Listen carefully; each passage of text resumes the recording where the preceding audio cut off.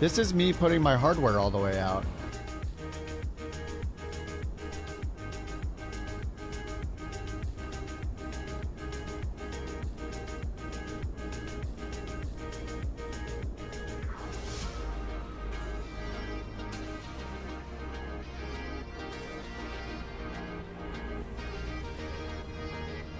Hello?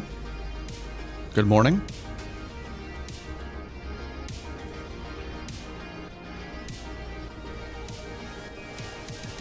All right, it's Starship time. I paid for it. Here it is. What's up, Brian? What's up, Jack? What's up, JT? This thing is so weird looking. I'm confused. Where's the front? Where's the back? It's like the Piaggio.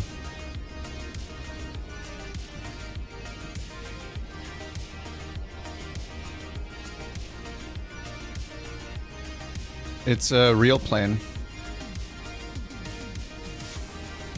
Canard, yes, thank you. It's Canard time. Right off the bat, let me paste a link to it. I bought it with my own money, just like every plane. Here is the link. It is $54.99 USD. Here are the images. Beautiful. There's also a 190-page manual. Here is a link to the manual in the chat. What's up, Conti? Good luck, thanks. I am going to take this very slowly. Midday stream. Yeah, I have a 4-day weekend. It's a holiday here in the United States. It's Juneteenth, and I also have tomorrow off, so I have a 4-day weekend. Kip's not going to read it. I will, if I need more than the checklist, I will eventually read it if I fly the plane longer than like today. But yeah, I know nothing about this plane. I barely watched one video about it, so this is the going in blind experience, so prepare yourself for frustration. Random failure button? I don't know. We'll see. We're about to find out. I have not powered it up at all. I literally just installed it. So just to get the compatibility stuff out of the way, if we go up here to debug, aircraft, and wear and tear, it does have 2024 wear and tear implemented, it looks like. So that's a good first sign. And also we'll check the dirt dust. No third-party plane has implemented the dirt and dust stuff, so I wouldn't be surprised if they didn't either. They might not be able to. Here's dirt and scratches. Yeah, nothing's happening with dirt, dust, scratches. I think maybe the devs just can't do it yet. Only the default planes seem to have the dirt and scratches and stuff. So that's fine. Yeah, I'll definitely kill the engine on startup 100%. And then just for the beginning here, I'm loaded in at a random airport at KTUP. I just used that next flight sim or next sim flight. Dude, this site is so awesome, man. Salty, thanks again for showing me this. So I just used this site. Here's the link to that as well in the chat if you guys want to load up the map or load up this summary page of... Theoretically, I'll be doing this flight, but we'll see what actually happens. All right, and I'm going to go ahead and turn on the FPS counter for now, just so during the startup and stuff, we can see the performance of this thing. Let me turn off max frame rate, and frame generation is off. And let me turn down the ground. Let me turn everything down to, it'll be a maximum. I'll just do this for a baseline. We'll do 100, 100. I'm mostly in the high preset, and I'll turn the dynamic settings off. All right, there we go. So we're at 68 FPS and kind of growing. All right, I'll leave that up for a little bit while I fumble through the checklist. So first of all, checklists. Let's see if they implemented them. Now, I'm guessing I think there are integrated checklists, but I'm curious if there are checklists here too. Yeah, these look like all custom. Wow, there's a lot. Holy crap. Okay. Yeah, they went all out. So this is at the expert level checklist. It looks like it doesn't change maybe which checklists are listed. But look at all these post-flight ones here. It looks like they put in a bunch of failures. So they have non-normal checklists in here too. Generator inoperative. So nice. Yeah, these look custom. So that's good. Pre-flight check. And nice they implemented the cameras too. This was the best thing about Flight Sim 2020 is, I mean, it's in 24 as well. Black Square is one guy? Wait, are you serious? There's one guy who does the entire plane? No way. With the modeling and everything? One dude? There's no way. Yeah, Clemson, what's up? Live stream, yep.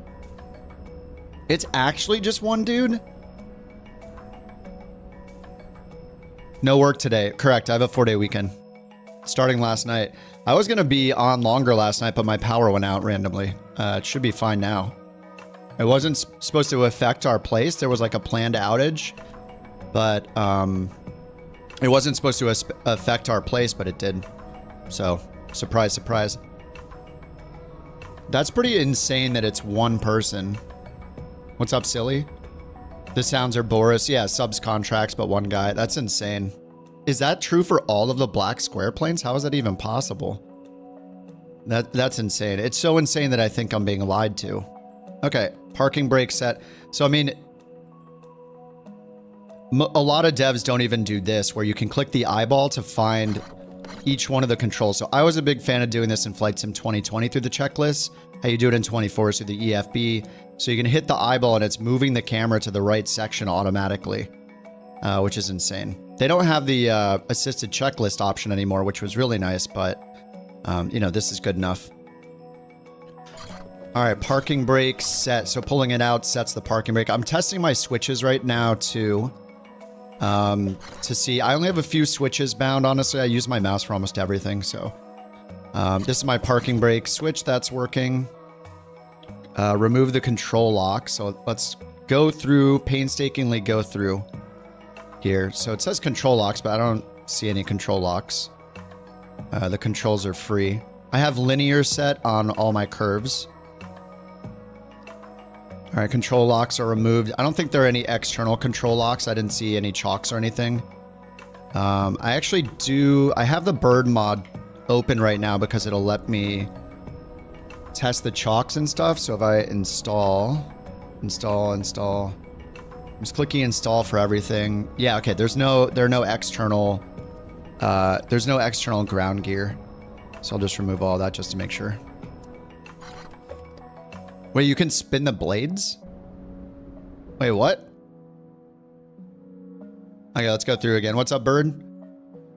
Speak of the bird. Okay, landing gear control is down. Battery on.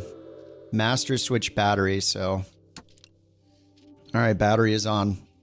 Let me turn the music off so we can hear all the sounds. All right, battery switch on. Pitch, roll, rudder trim set to neutral. Okay, those are all the way down here.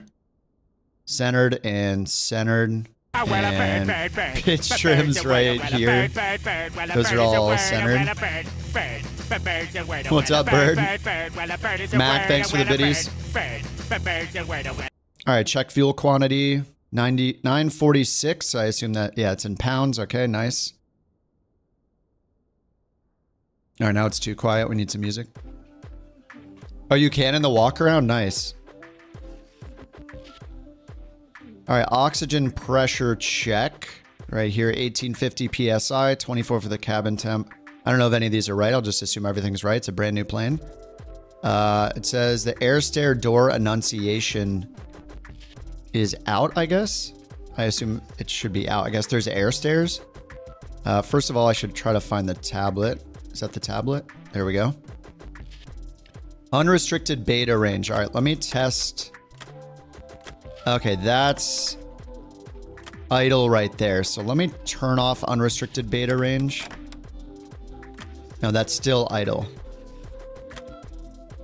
Okay. So I'll leave that on because that's a default. Beta annunciator. Instant beta on touchdown. Oh, nice. Hide the GNS 430.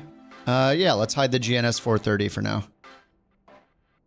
Cloud strobe effect. I'll leave these on. Show extreme cabin temperature lights. Oh yeah, I love those. Where are they? Yeah, here they are right here. Just like in the other Black Square planes. VR tablet. Oh, static position. VR options. Show Copilot, sure. Oh, okay, so there's probably the actual 2024 Copilot then. I can't set her. I have the Copilot turned off, but I'm guessing that the Copilot would work if I had her turned on or him turned on. So I'll just keep that off for now, I guess. VATSIM monitor, VATSIM. Oh, okay. Payload. Yep, this is very similar to the Beechcraft ones. We got the engines, electric system, cabin, and failures. No random failure button. All right, that's a 0 out of 10 for this. If there's no random failure button, then it's there's no point in using the plane. So yeah, if you guys could add a random failure button just for me, please. I'm no Conti, but could you please add it? Please. It's so fun. It's there? Where? I see failure rate, active failures. Where is random failure? Yeah, that's a failure rate though. There's no button to just trigger a random failure. I just want a button to trigger a random failure. Like the Phoenix and the iFly have. So you can hit it once and decide and learn one thing per flight or whatever. You know? Okay, I got my Cimbri flight plan here. I just did it based off the Avanti, the Piaggio P180. Just because that's another similar push style twin engine turboprop. So I'll just set the fuel based on that. It says to take 1,900 pounds of fuel for this flight. Total fuel. Where's total fuel? 1893. Oh my God, that's perfect. So we got 4 tanks. It's got like a bunch of passengers. Let's get rid of them. Oh, we can't.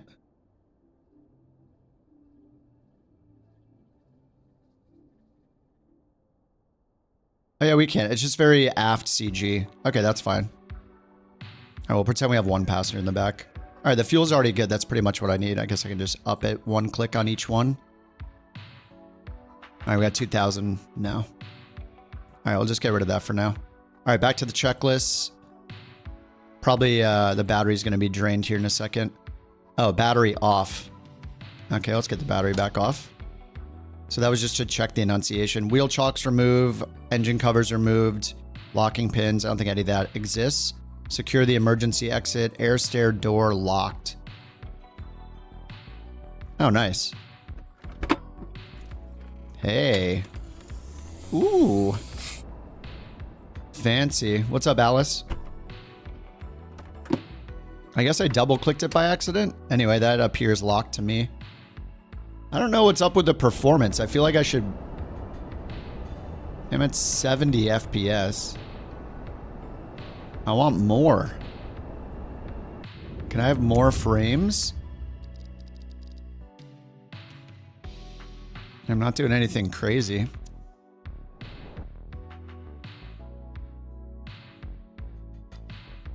Okay, let's continue. That's pre-flight checks complete. Before starting engine, circuit breakers all in. So I assume... Oh, whoa. Holy crap. Okay. Oh, because you actually have to click and drag to open and close this. You don't just click. Okay, yes, looks good. I assume they'll all be in. Are all of these functional? It looks like every single one of these works. All right, circuit breakers are all in. There are more down here. Okay, these are our lights and ice protection circuit breakers. Good Lord. Okay, yes, they're all good. Outboard reversionary mode? Reversionary panel. What's the outboard reversionary panel? Okay, no idea what any of that means. That's scary. Seatbelt's good. Parking brake is set. Let's see if it's still on. No, this is just a Microsoft problem. So I'll just click for the parking brake for now. Fly a VOR. Yeah, I turned off the GNS. We can do VORs.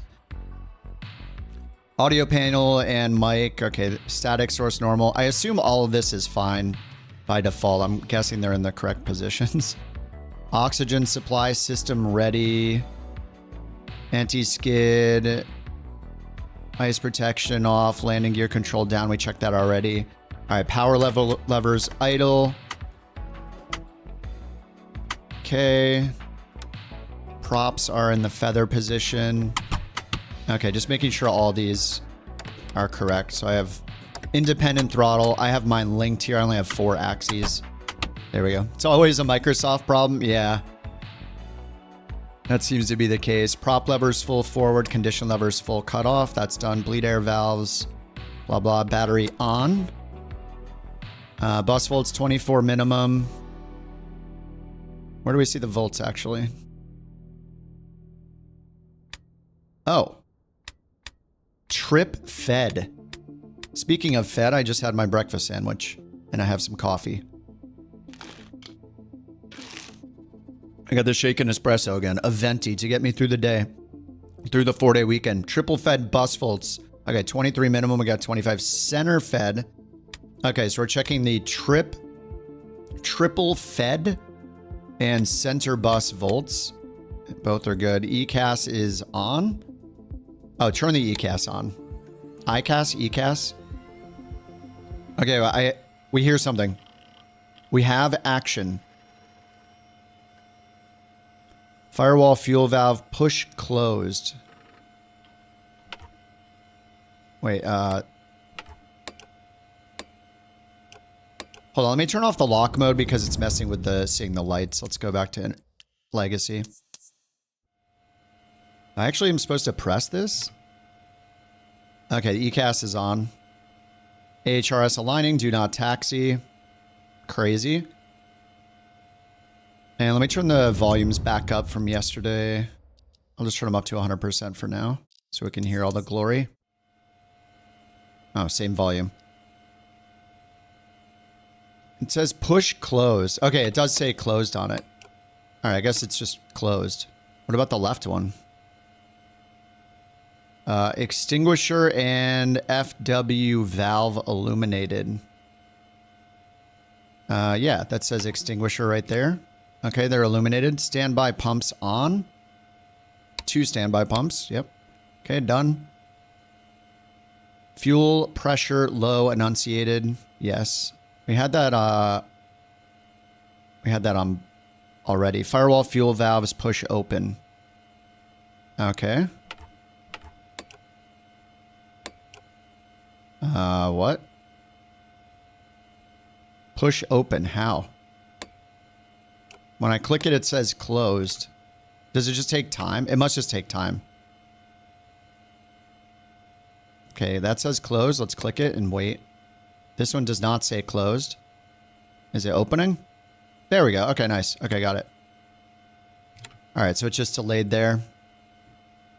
Extinguisher and... Is that firewall? Firewall valve? Yeah. Extinguished. Okay, fuel low pressure enunciation extinguished. Okay, so we just got oil now.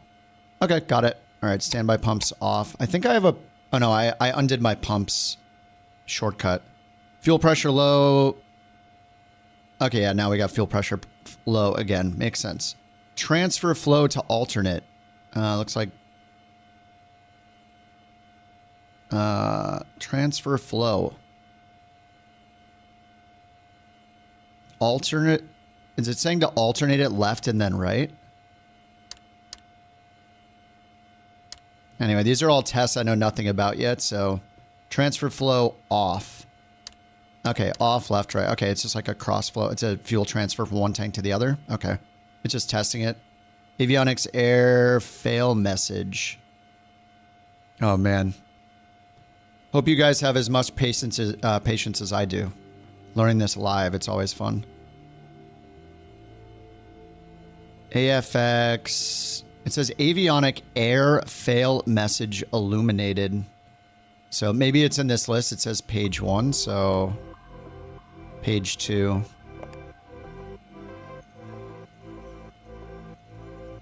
don't see it, but avionics alternate on. Avionics alternate blower.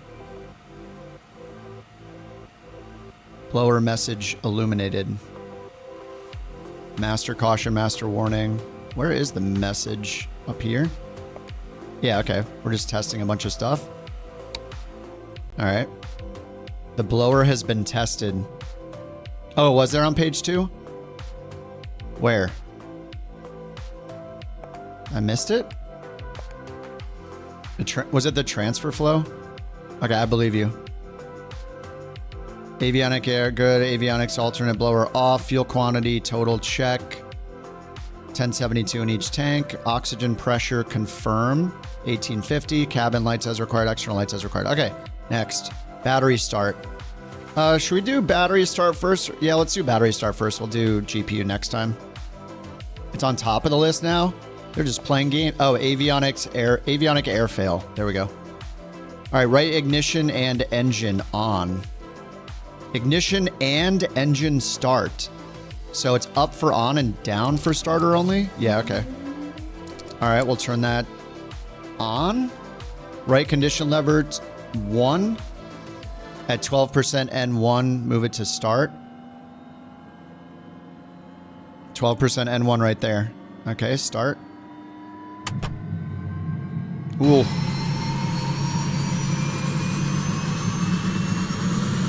Really? You just click it once? Amazing.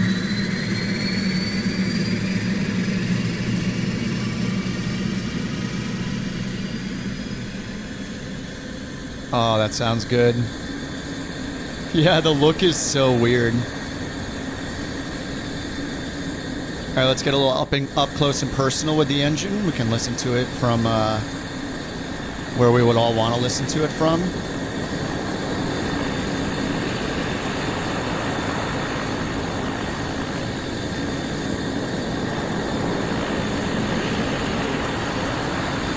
Wait a minute.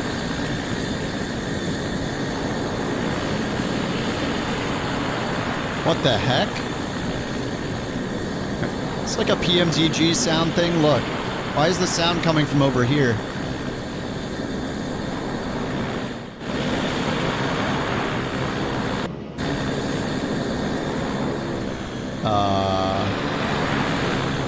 It's reversed.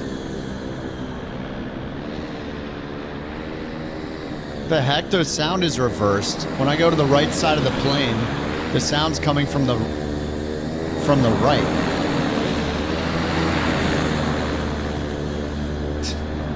I don't have my headphones on backwards, do I? Oh my god, I do. Oh my god, I have my headphones on backwards. Okay. Okay, it sounds good. It sounds good now. All right, let's try that again. Okay, yeah. Now that sounds good. Okay, beautiful.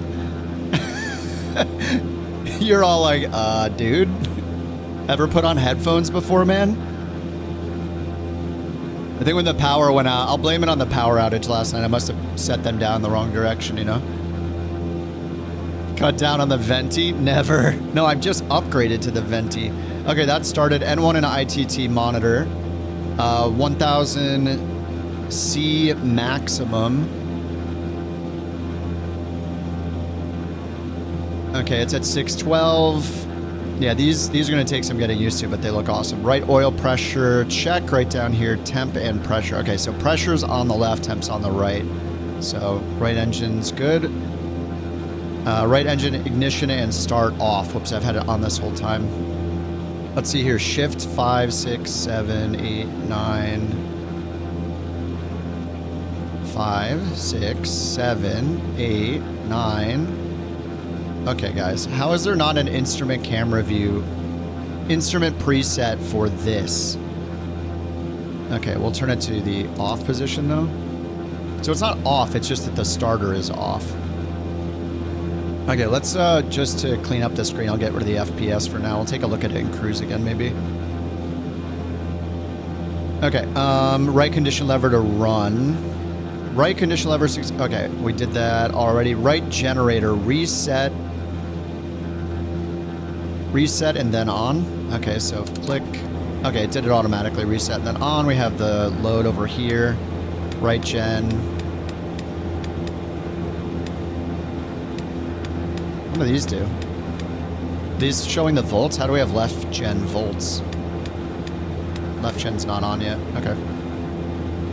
Right generator reset. Right gen volts 27.5 to 29. Yeah, I don't know how left is not showing 0, but okay. Charge battery until odometer less than, what the heck? Battery amps. Okay, so battery's being charged. Charge battery until it's less than 50%. Battery, oh, this is a percentage load. Less than positive 50%? Wait, this is checking the amp, right? When I let go, this is the load, so it is less than 50% load. Okay, I got it. Press for amps. By default, it's showing the percent load on the battery. So if I turn the gen off, we should see the battery load go up. Yeah, we got positive amps, but this still says 0. Shouldn't this start going positive? Now it's drawing amps instead of charging, so... Okay. I don't know. We'll see later. All right, I'll turn the gen back on. Gen load. Oh, is this the... Oh, this is left load percent. Okay, I'm done. So this is left generator load, and it doubles as checking the amps. So I can check the battery draw by pressing this. Okay, I got it. This isn't a battery load. This is left gen. Okay, good.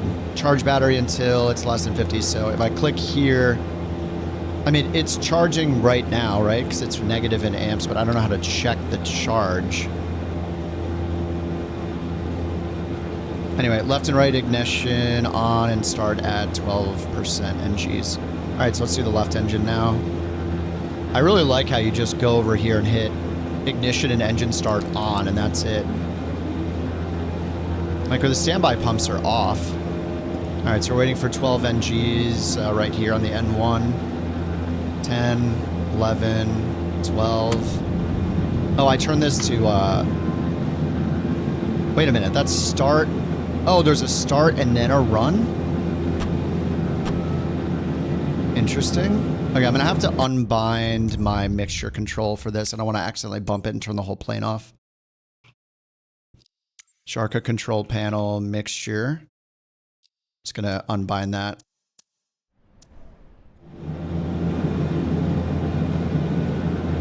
Okay, so I was supposed to move these into run, right? Start is interesting. So condition lever 1. Oh, right. Okay, I skipped out on the last one. So after you do all the checks, so you turn it to start, then you monitor the ITT in the N1, max 1000 on the ITT, and then when you're done with that, you turn it into the run position, check the oil pressure. Oh yeah, then start, check the oil pressure. Okay, then you turn this ignition off, then you move it to start. All right, got it. So starter on, 12 N1, turn it to start on the condition lever, monitor fuel flow or monitor oil pressure, temperature, and ITT maximums, turn the ignition off, and then move the condition lever into run. Okay, I'll do that right next time, hopefully. Okay, left generator reset and then on, so we'll go up here. Left gen is here, start and on. Okay, now we got load on both. Battery charging. Okay. Oh, I can do battery over here. Are they all just the same? Everything except trip fed is the same. Alright. Alright, let me turn the engine volume down now that we've heard it. Alright, left generators reset. Gen ties open. I do not know what generator ties are, but they are open. Left and right gen ties open needs to be illuminated. Yep, gen tie open. Left and right illuminated. Left oil pressure low. Oh, did I break the left engine? Oh, the oil in the left engine's dead. Probably because I went to start too soon, right? Or went to run too soon. Yeah, I already killed the engine, huh? Throttle's at idle. Okay, let me see if there are any failures active. I might have killed the left engine.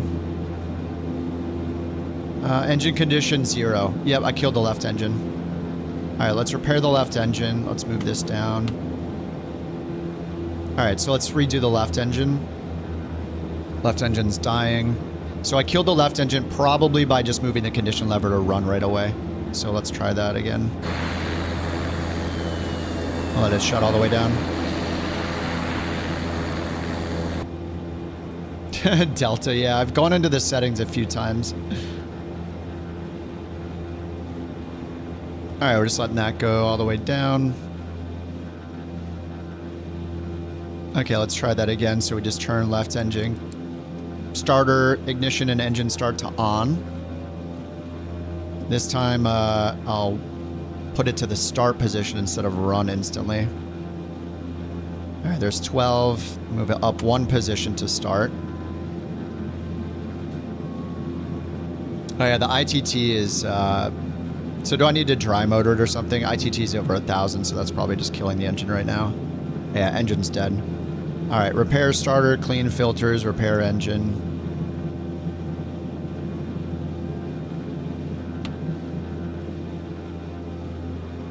So I wonder if I can, like, do I just turn on the starter to dry? Can I dry motor this thing?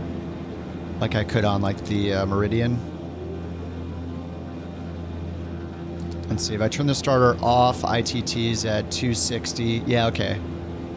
260, 259, 258. Now if I turn it to just starter only. Yeah, okay. So we're like dry motoring it, 240. We'll bring it all the way down as low as we can, like to 100 maybe, and then start it again.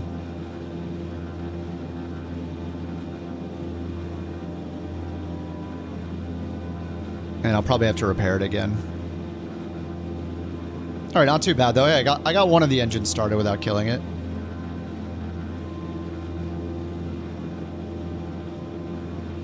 All right, it's going down slower now. 120. Looks like it got up to about 1,200 or something, so I probably need to bring it all the way down to like 0. It's just from trying to start it so many times in a row. All right, it's under 100. We'll turn the starter off. All right, let's try again. It's at 104. Oh, the tail number not showing? Where is the tail number on this thing?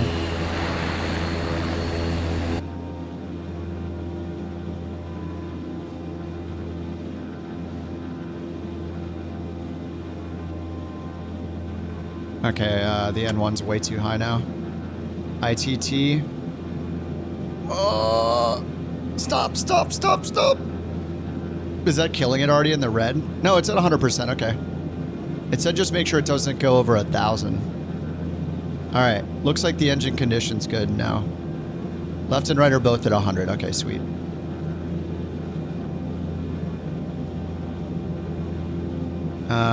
Oil pressure is toast, though. Did I miss something? Oh, the left gen is still on. That's probably not helping.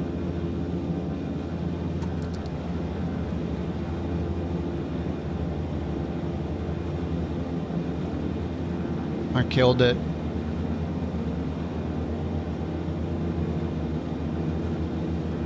Engine condition's fine.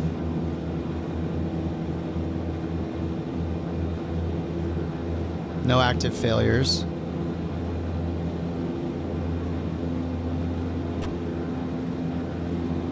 We should have oil pressure right before I put it into run, so I broke something. Left ignition still on.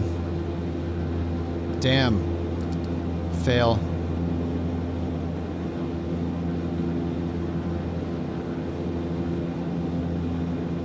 Yeah, I think I don't know. I don't know if it's a bug or what.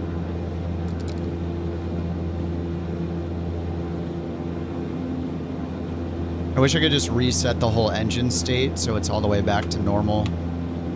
Back to cold and dark just on one engine, but I don't think I can do that.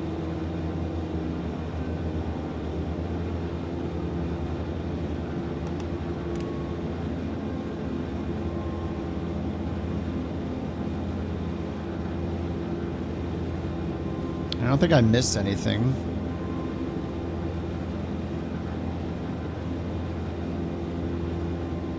Maybe they're just the left gen on and having the ties open. I think the ties are not until after both engines. Yeah, gen ties to open and normal, so I need to wait till I get the left gen on. All right, we're down to 85. I'll try one more time. If this doesn't work, I'll just restart it. All right, so that's in cutoff.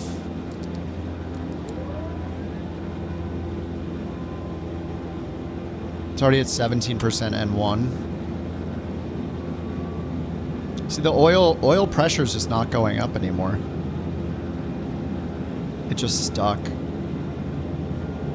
All right, let's just restart. Rip, I killed it. I don't know if that's a bug or what, but I can't get the oil pressure on the left engine after killing it, so. All right, let's try this again. So we just get battery on. We did the standby pump check.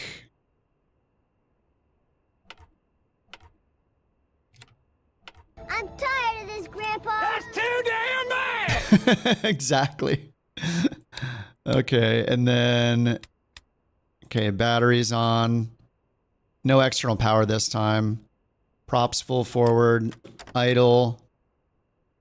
We had the ECAS on. And then I can get the lights on too. Where is it? Shift 6. Nope. Shift 5. That's anti-ice. Where are the lights on this guy?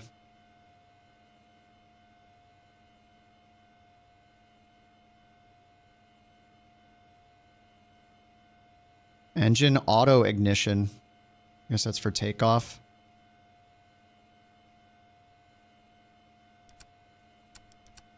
Oh, they're up above, aren't they? Oh, there we go. Nice. No smoking. Lights master, wing nose. Let's get nav. Anti-collision.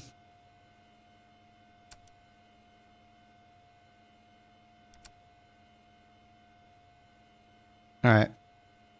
ECAS messages are on. I'm just going to start the engine right away. I think I can do that.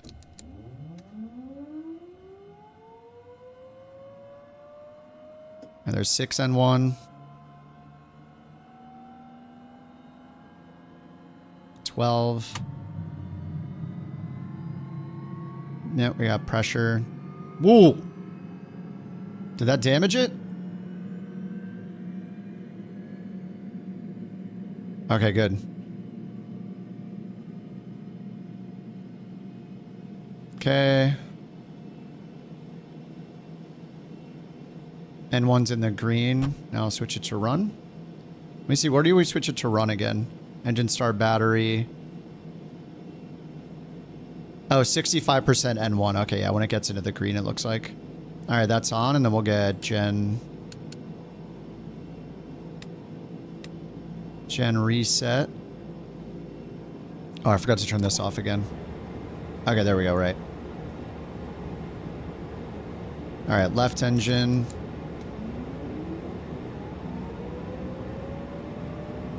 Okay, 6N1, 7, waiting for 12N1, and then move it to start. 12.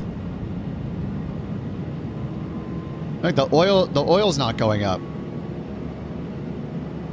Holy crap, why is that so high? It's dead again. What? What'd I do? Did the same thing.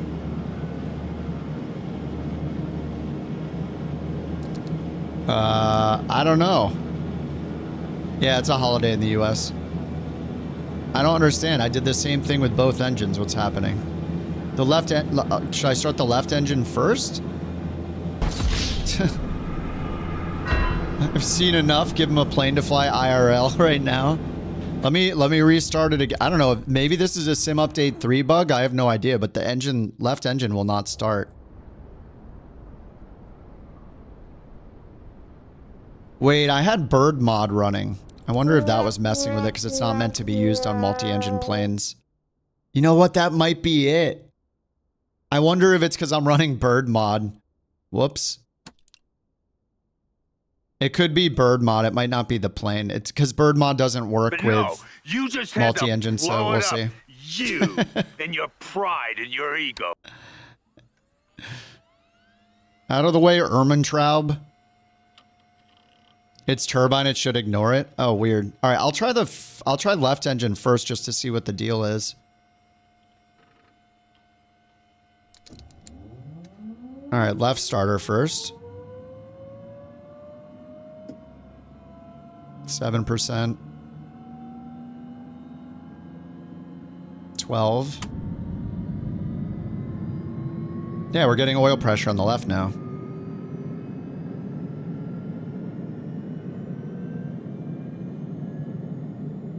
Okay, we're waiting for 65 and 1 in the green and then turn it to start.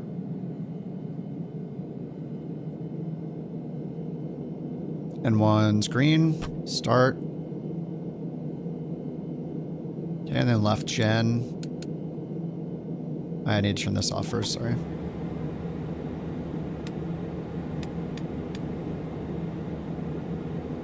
Okay, now we'll do the right engine, so ignition and starter.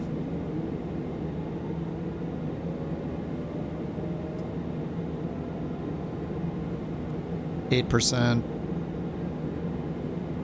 12.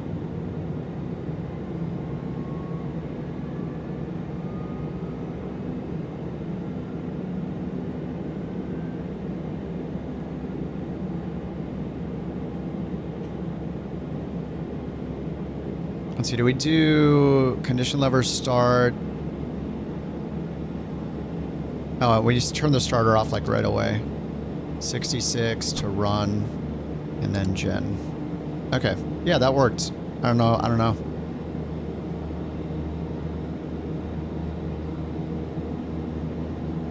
Why is the beta going so high on engine number 1 right now? What the hell? Oh, right. Oh, God. How do I make it not go into reversers? That's annoying. Am I gonna have to change just for this plane? I mean, the Beechcraft Duke did it the same way, where the reverser, pulling my axis to 0 puts it in the reversers, but I don't want it to.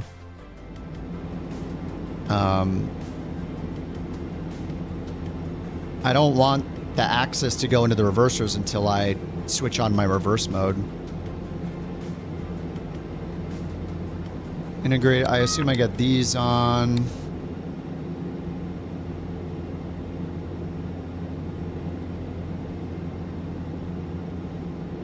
Unrestricted beta range didn't do anything either. Yeah, I don't, if it's this, then this doesn't do anything.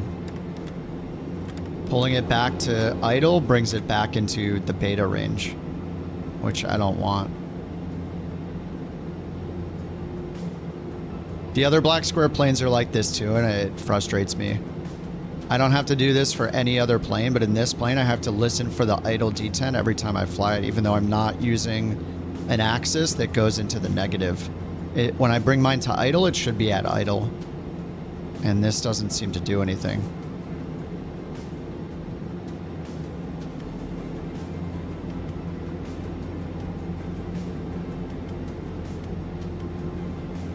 Alright, well, I'll just deal with it for now, I guess. Okay, batteries. So let's see. We need the bus tie. Gen ties are open.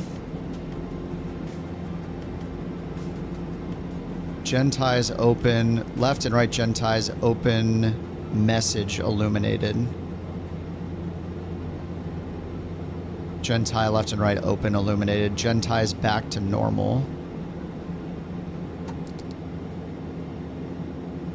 Okay, and then the message went away. Generator load paralleled within 10%. Stupid sun. Okay, yeah, they're within 1%. Okay, cool. All right, before taxi, pilot and co-pilot avionics on. I did that. Standby indicator, I did that. Bleed air valves both. Okay, yep. Bleed air valves on. What's our cruise altitude? Check sim brief, 33,000 feet. I guess that's automatic somewhere. I don't see a way to choose our cruise altitude. Let me see if the engines are good. Oh, the left engine's dead. Wait, what? Engine condition 0, but it's running. What? I don't get it. The engine says it's 0%, but it's running. Alright, I'll just repair it anyway. Weird.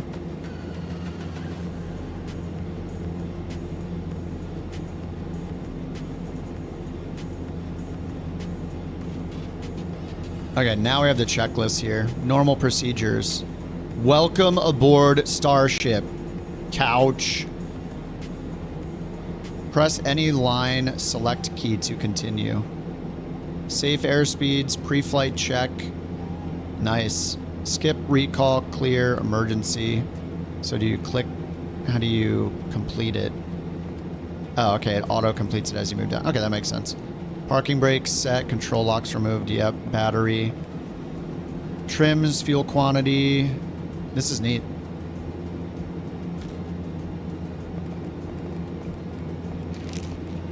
Alright, checklist complete. So I guess I go back to index. Oh, no. Is there a way to actually complete the checklist so it knows it's like done? Clear. Recall, skip. Oh, okay. Skip, skips, down, checks it. So how do I just go back one checklist or to the next checklist? I have to go index, normal, before? Do I really have to do that each time? Circuit breakers all in. We did all of this. Power levers, idle, yep, prop full forward. These are really nice to look at though. Bleed air valves, battery, yep. 23 volts, ECAS on. Standby pumps off, blah, blah, blah. Done. Fuel transfer, yeah, we did all those tests. We did most of those tests. Checklist complete. Can I hit skip? No. Recall? Clear? Oh, God. Okay, so yeah, it looks like you have to go all the way back each time to get to the next checklist. It's, what is this? Is this the iFly EFB? 10 million clicks to get, yeah, you have to hit index, normal, and then remember which checklist you were on, and then click that checklist, I guess. Unless there's like a secret button somewhere to skip to the next one. Okay, we got it on, oil pressure, yes. These are nice looking though. Definitely feel like I'm in the future. Okay, we did all this, parallel within 10%. All right, and checklist complete. Index, normal, down, before taxi. Avionics are on. Bleed air valves, both blowers and temperature set. All right, now I need help. All right, so these seem to match. Blower and temperature set. Okay, I'll just leave those alone. Temperature mode selector to auto. Lights as required. So we need our nav light on. Anti-collision light should have been on. And we'll just get the taxi light on now. No smoking and seatbelt signs on. Ooh. Pilot and co-pilot instruments operating. Looks like it. Flap forward wing retract. Flap / forward ring. Forward wing. Retract extend. Okay, what happens if I hit flaps? Okay, that's just flaps up and down is just that control.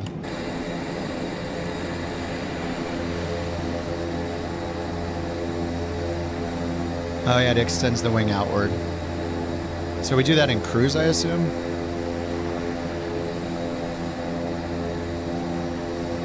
Alright, bringing it back in. Pretty cool. The iFly EFB is based on the Boeing flow. Maybe for the stuff that's not sim only, like generators on and off, chocks on and off.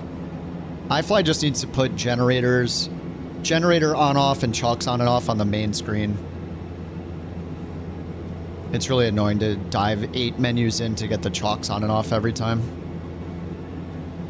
They should be on by default, and it should be like a simple main screen to click to get them off. That's the problem with the iFly. Just too many clicks for that stuff. Blowers and temperature set, temp mode, normal lights as required, good. Operating retracted. AHR alignment message is gone. CDU date, time, and position verify. Where is that? Oh, over here. Initialize system. What is this? Clock? Database expires April 7th. All data okay. Update position. Whoa. Accept current system position, sure. FMS index. This is cool. Route library. Cool. Oh, how do we go back? Select line or enter.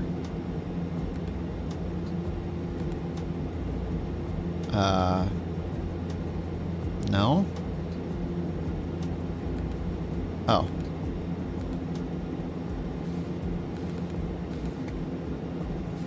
Sure. What the? How do I just go back? What the heck? I don't... where's the back button? Okay, what? How do I get out of this? What the? Keyboard? Sure, erase all waypoints. Oh my god. How do I get out of here? Bring me back to the home screen. Is there a button somewhere else? Clear? Oh, okay, okay. This does... Okay. I'm dumb. Index. Okay, there we go, there we go. For some reason, I didn't think this... I didn't think this interacted with this, but it does. Okay, index. Got it. Route library, initialize fuel management. Okay, FMS data. This is the FMS? This is so cool. Okay. All right, so we verified the date and time. Radar to standby. Radar control. Weather and turbulence. Turbulence only. Ground map.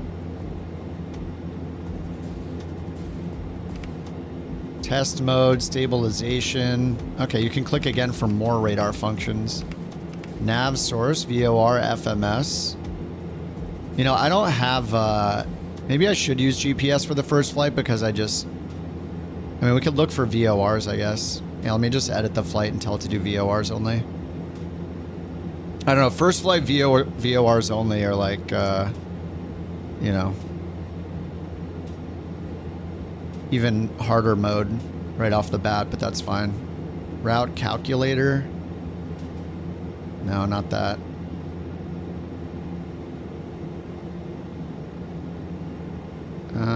Suggested routes. Where's the route finder? Did that get replaced by the route calculator? There used to be a thing where you could say, give me a VFR, give me a VOR only route. Is it analyze route? What the heck? Where'd they move the route finder?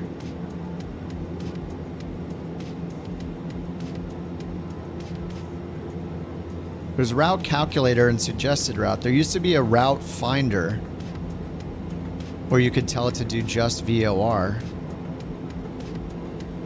Auto.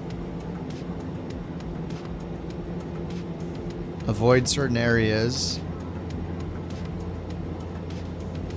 Alright, let's just, maybe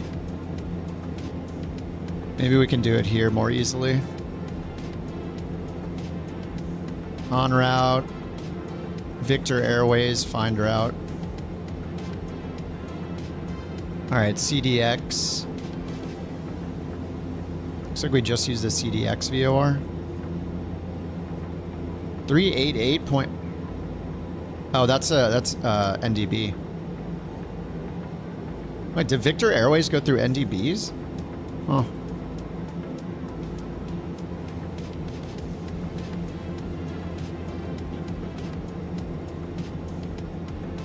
Why is it so hard to just find a VOR route?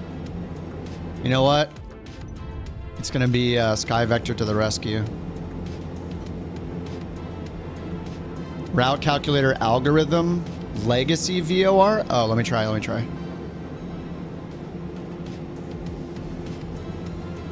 Route calculator, legacy. Oh, here. Oh, I see. Algorithm. Okay, nice. Thank you. Thanks, Gravity. 36,000 feet. Automatic.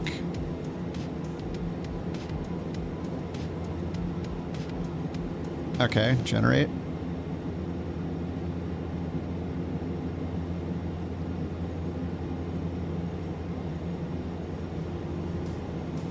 All right, MKL, FLM. Okay, there we go. Anytime on the checklist screen, course heading joystick can be used left or right to traverse all checklists in the same category in sequence. Oh, these down here? Wait, what? Oh, this little joystick. Oh. Oh, nice. Dude, thanks for looking that up. Wait, do we hit right? Oh, this does switch. Okay, nice. There we go. Nice. Thanks, Maddie. Yeah, that's this little joystick right here. That's cool. Okay, you can. This thing is... this thing is so cool. Okay, so I could, like, use this to... or this to... tick through them, and then when I get to the very end... Oh, this doesn't tick them. Oh, weird. What if you press it? Okay, maybe it looks like down button, and then when I'm ready for the next checklist, I hit right. Full before takeoff. Okay, before taxi. All right, alignment message done. Radar, brakes, released and checked. Checklist complete. Right on the joystick. Nice. Can I run Pac-Man? Dude, that would be so cool. You get a mod to put little games on this. That'd be like right up Fliggity's alley. Okay, so let's go to index again, route library, FMS data. So we have the waypoints in here. Nav source VOR1. Is this for HSI?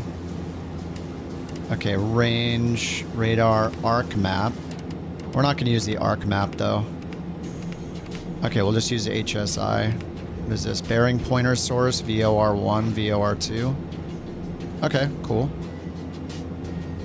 All right, and then over here, I guess we can get in our VOR1 frequency. So direct MKL FLM. I'm gonna hit import route and see if we can get the frequencies here. Yeah, okay, there's MKL. Frequency is 11485. VOR1, VOR2,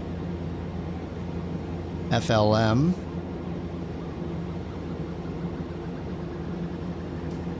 FLM's 1170.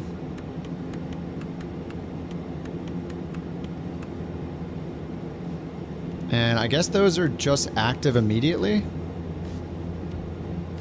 360 VOR1. And we have DME over here. Okay. MKL 0 nautical miles. Is that actually right on top of us? Oh no, it's north of us. Pressurization's below the radio panel. Oh, there it is. Yep, got it. Nice.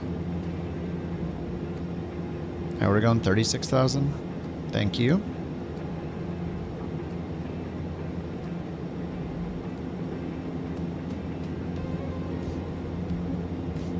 $35. What the? What are these increments? Where's 36? 35, 36, 37, 45, 7, 9, 40? No, they're not. Is it 1.5? 2.5? 37.5? No. What the heck? 5 divided by 4. Okay, I mean, it's somewhere in there. VOR2 frequency? What did I do? FLM 1170. Thank you. VOR1, VOR2, 0 DME, probably just because we're on the ground, I guess. Okay, bearing for VOR1. Dude, these instruments are so crazy. So VOR1 is nixed out over here. Okay, this is how you change the source. Cool. Format. Ground speed track.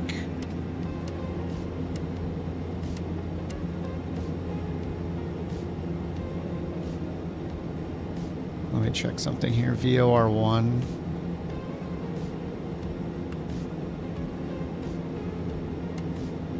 Okay, well, it's got the identifiers here. MKL, MEI. VOR 1 and 2. Alright, let's hit comma. This is selected altitude. We'll just go all the way up to our cruise. Can this thing go up to 38,000?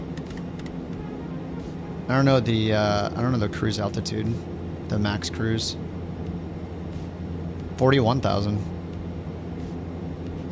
Alright. I'm gonna skip all the tests for now because I'm lazy and I want to fly the thing.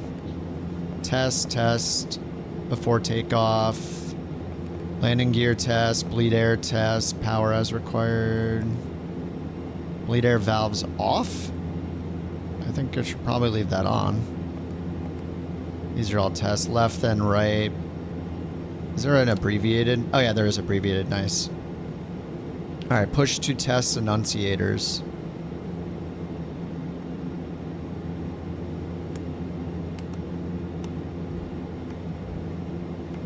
Nah. I'm getting impatient. I want to fly. There's unlimited time to go through all this and learn more. Pressurization 1,000 above cruise. I don't know, be in there somewhere. It's so weird that those dashes are not one tick or in any logical 35 blank blank 40. Rate knob in the 10 o'clock position. Okay, that's done. Manual cabin control normal. That is on normal. Avionics check and set. Autopilot engage. That's an autopilot test. Pitch roll rudder trim set for takeoff. Okay, I'll give it some nose up. Let's put it right in the middle. Black Square Starship maiden flight. Flipping switches like I know stuff. Engine screaming. And I think I just armed the ejector seat. Let's send this luxury missile to Jesus. Auto feather arm. This is all before takeoff, so I'm just ahead. Before taxi was already done. All right, taxi light is on. Parking brake is off. Ooh. All right, we need that beta mode.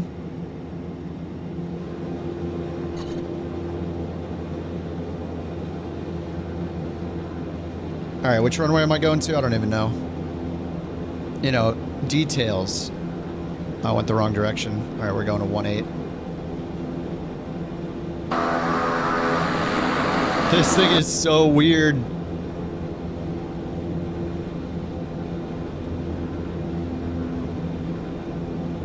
What the heck? Man down.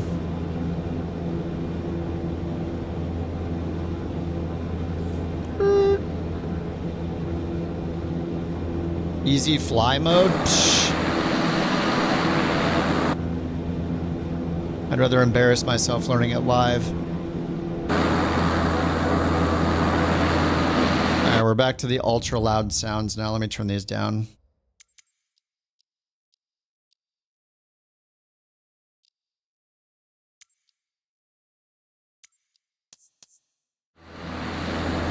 Alright, that's a little better. Oxygen not armed. Oxygen not armed.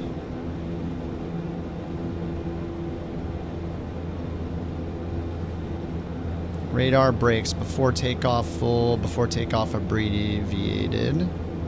Rate knob, I did all that. Where do we push to test enunciators? Oh, down here?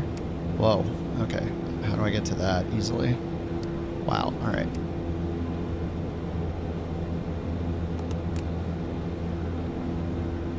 It says oxygen not armed. This is on temp mode.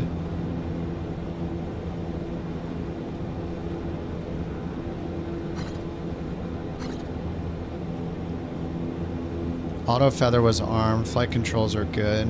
Trim is good. Set the standby altimeter. I did those automatically.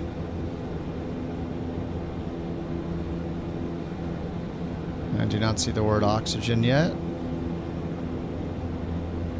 Sys oxygen lever behind the yoke. Oh, down here. Oh, wow. Oh, okay. Sys ready, this one?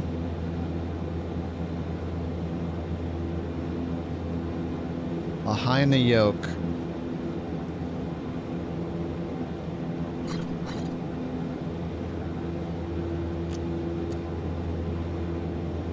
That's just like a push button. What am I missing here? Ice protection. I don't know the outside air temp. It says oxygen system ready. This is like a click button. Oh, there we go. That is weird. Okay. Okay, nice. Got it. Okay, cool. Thanks, Gravity. Okay, anti-skid in-op and power brake in-op? Is it in-op, or did I just not do something? Okay, this checklist is done. Before takeoff, abbreviated. Auto feather is armed. Standby altimeter is checked. Flight and engine display is check.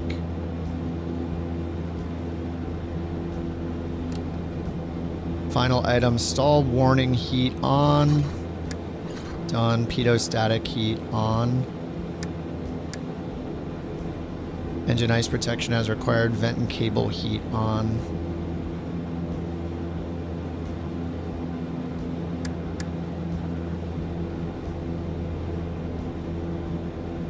Okay. Ground ice test.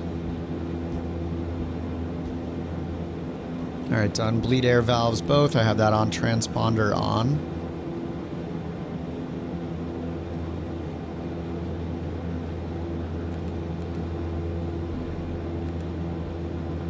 Transponder standby. Test, return, altitude. Altitude on. Standby. Altitude off. Standby.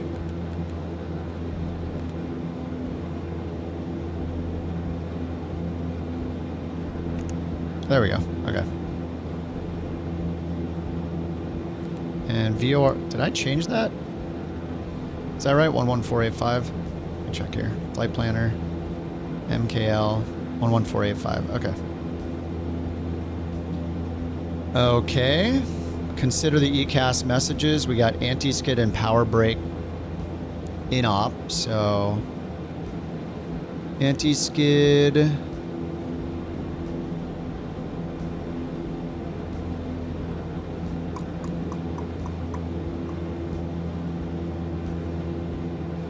Oh, there it is. I think you're handled. Thank you. And power brake. Oh, that's it. Okay, nice. ECAS messages are gone. Or ICAS. And what's going to be my radial? Okay, heading to MKL is 358, then 055. 358. So we have the bearing pointer source over here, but those are off. Do I use this to set the... to router waypoint number? VNAV advisory. I'm not going to mess with any of that. So we have HSI, nav sources on VOR1. Probably turn the parking brake on.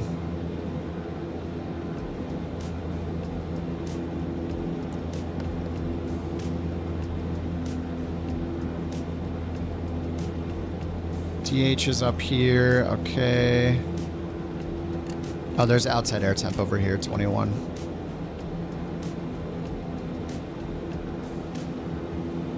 All right, annunciators ECAS, external lights as required. Landing. Okay. Course, oh yeah, these course knobs here, yeah. Right, right.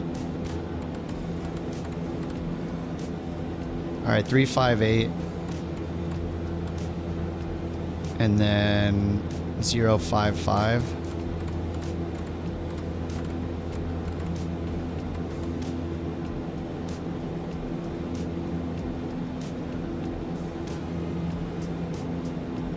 But I think I can only turn on one bearing pointer, right?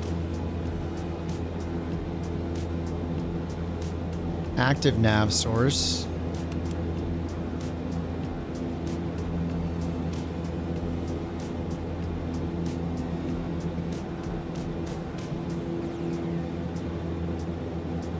So we have DME for both here. Oh my god, how do I turn on the bearing pointer? This thing is going to take so much getting used to. Everything is so different. Radar control. Oh, bearing right here, VOR2. Oh, you can only turn on one? Yeah, okay, you can only turn on one bearing pointer, I guess.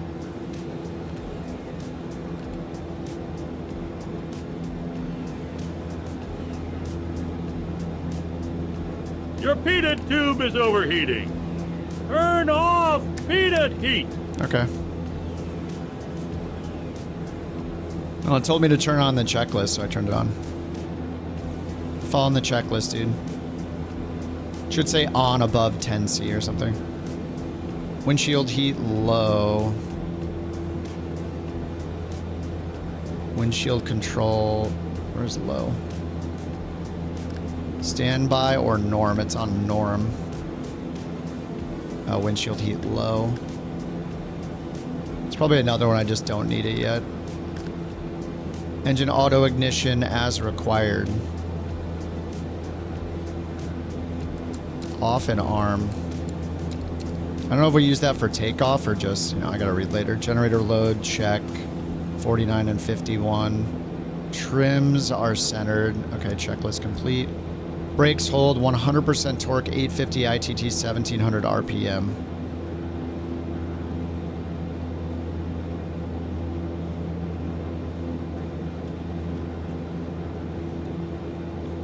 Alright, parking brake off. Okay. Let's mess up this first flight.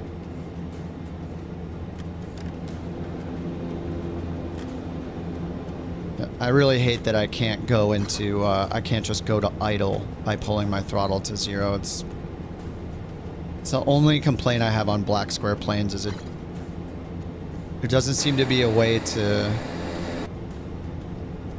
have idle equal idle. Whoa. A little fast there. Alright, let's not kill the engine.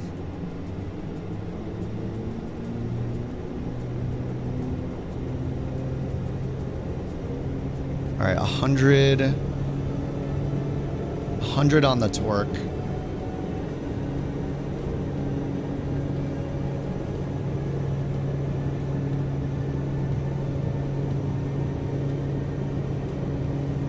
It says 100% torque, 850 ITT. Okay, ITT is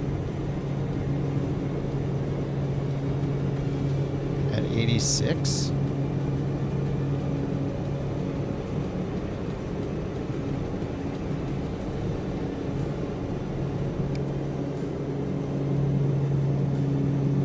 Oh yeah, the ITT, whoops, I'm looking at the percentage instead. So if I put it all the way, okay, it does let me go over 100. Okay.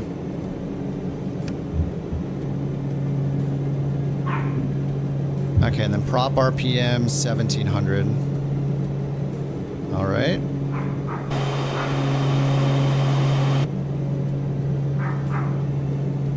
It's at 8-degree pitch up.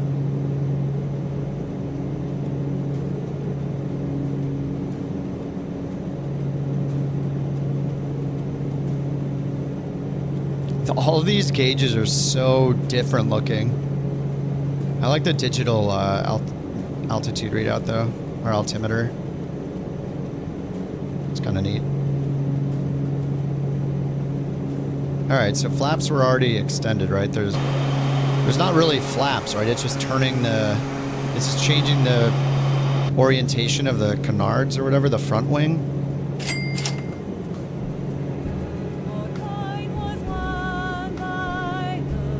AFX enabled. I don't know what that is. AFX message illuminated or on ICAS. Okay. Brakes release and takeoff. VR speed. Landing gear is up. Flaps retracted. I already had them retracted. Climb yaw damper on.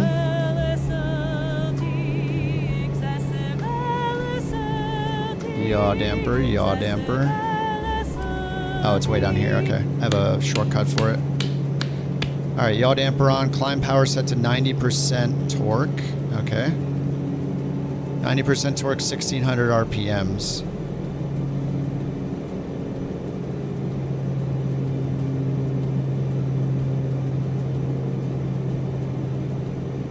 I'm guessing it'll be in the green. Yeah, okay. RPM's in the green. Prop sync on.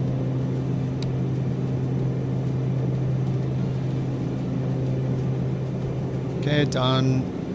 Engine display monitor. Cabin pressurization monitor. Yep, cabin altitude's climbing.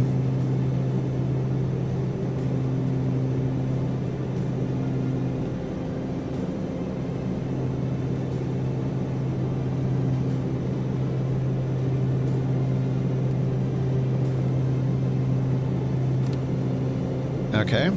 Alright, let's try the autopilot out. I'm just gonna set the heading bug straight ahead. Heading mode.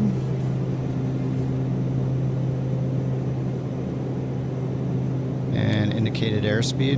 Can we set the indicated airspeed over here? Oh yeah, looks like we can.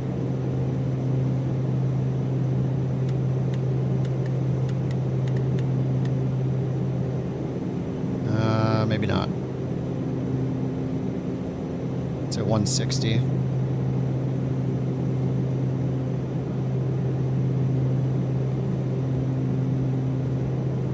Okay, it's pitching down now.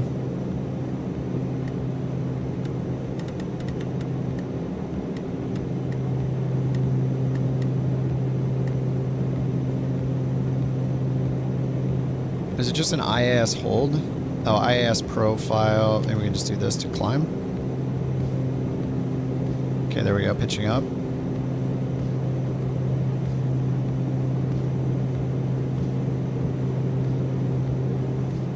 Where's this taking me with the heading? Heading mode selected 153. Heading mode is on. Flight director's on.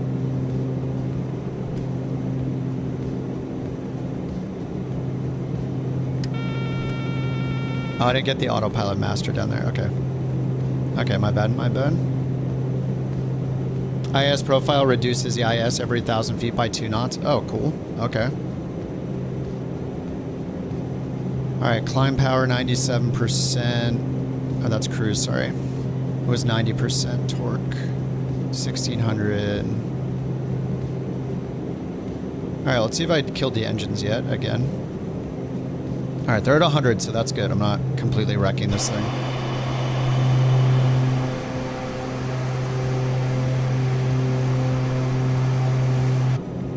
So is this my push off?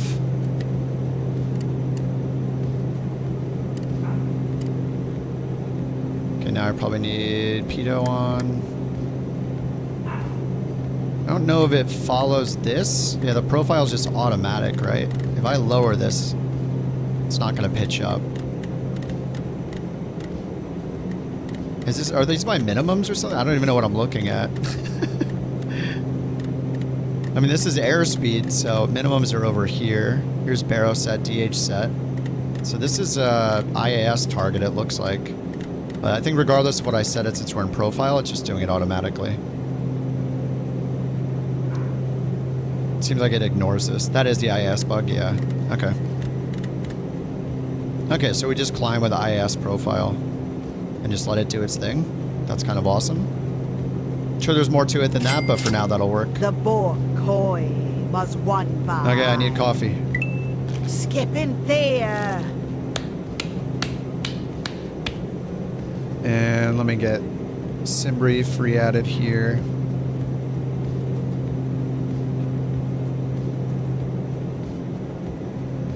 Alright, we're going the totally wrong direction, but that's fine.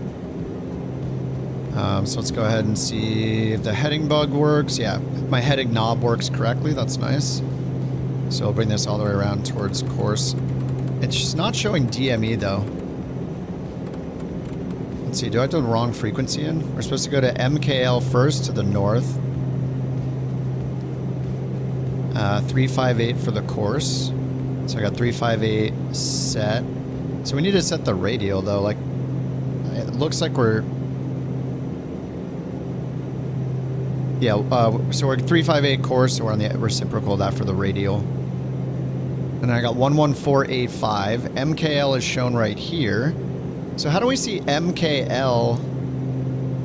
Okay, what's... And then MEI. So I must have a wrong frequency in. MKL frequency is 11485. Over here I got 11485 for VOR1.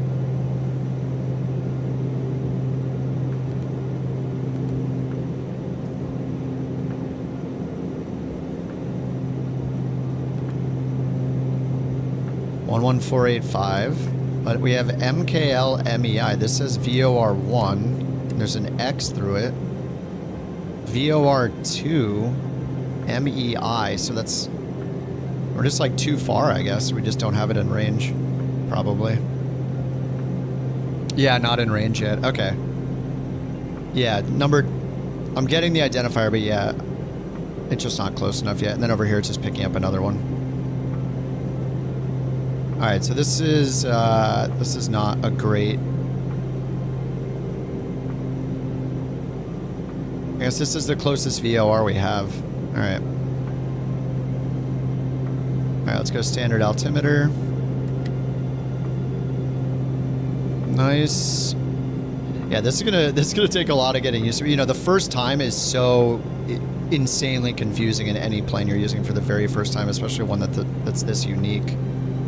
So I'm okay with how it's going so far. It's only gonna get just easier and easier.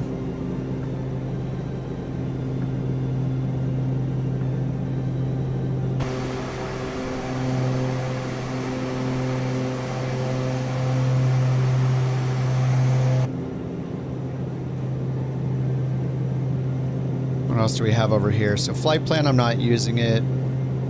Auto leg, manual leg, sensors, VOR DME sensors. Want the GNSS WAS disabled.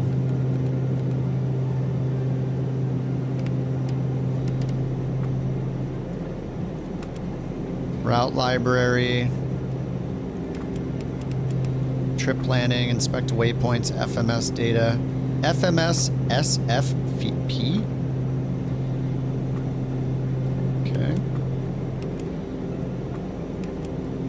Oh, you can do all this over here. Nice. Oh, nice. Okay.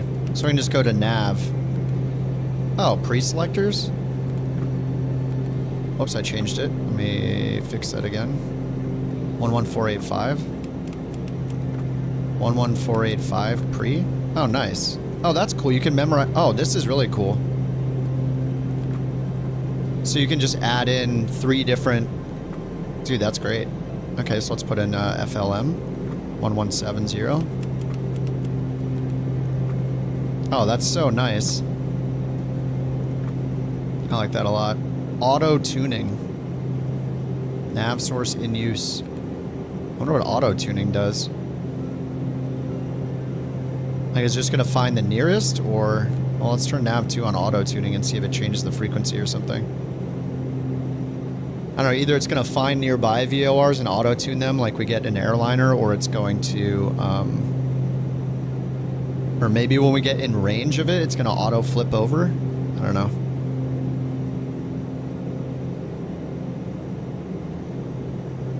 Alright, we're at 25,000. It's got us at 134 right now. I think is it changing this, or did I change that? Oh, it is following the selection, but it's probably changing it based on the profile, right?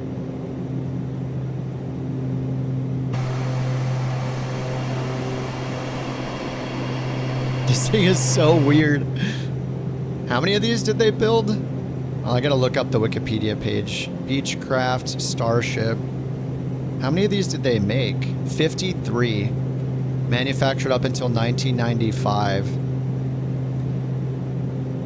This thing is just so insanely different. It's awesome. I mean, I thought the Avanti was crazy. Just the inside of this is awesome. It does feel very Starship-like. Okay, yeah, so it did auto-tune. Okay, so auto-tune is just auto-tuning a nearby VR. We have Hab over here. I wish I could get 2 bearing pointers. It's kind of... It's interesting I can't do 2. Is there a way to do 2 bearing pointers at the same time? Like, I guess I just have to go over here and put it on this side.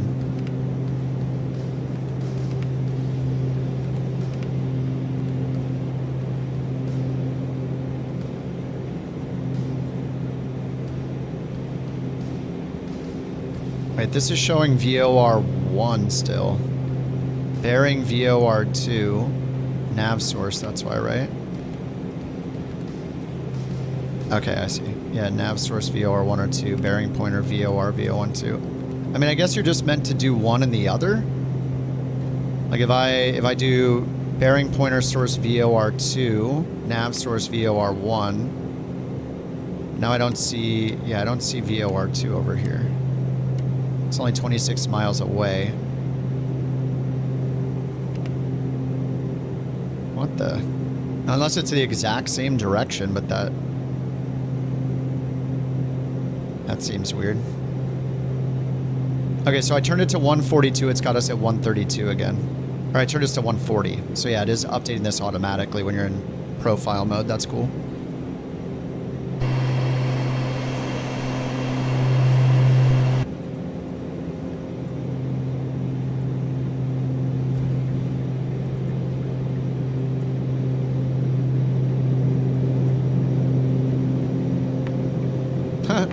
Nice.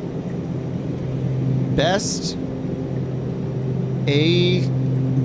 aircraft the Co ever built.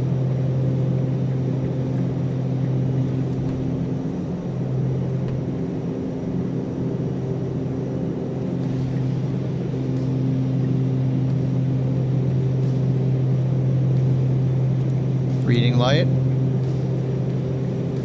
Is this a bring me a cigarette button? I know it's just a no smoking sign, but if you use profile, set 180 on takeoff and then let it deal from there. Will it increase? I know I got a lot of reading to do, obviously. Toilets? I don't even see a toilet. What toilet? I'm so glad there's no toilet. We don't need a toilet. What the heck? Sweet. 5 1/4. Wait. Wait a minute, this doesn't seem accurate. Wait, what the heck? What?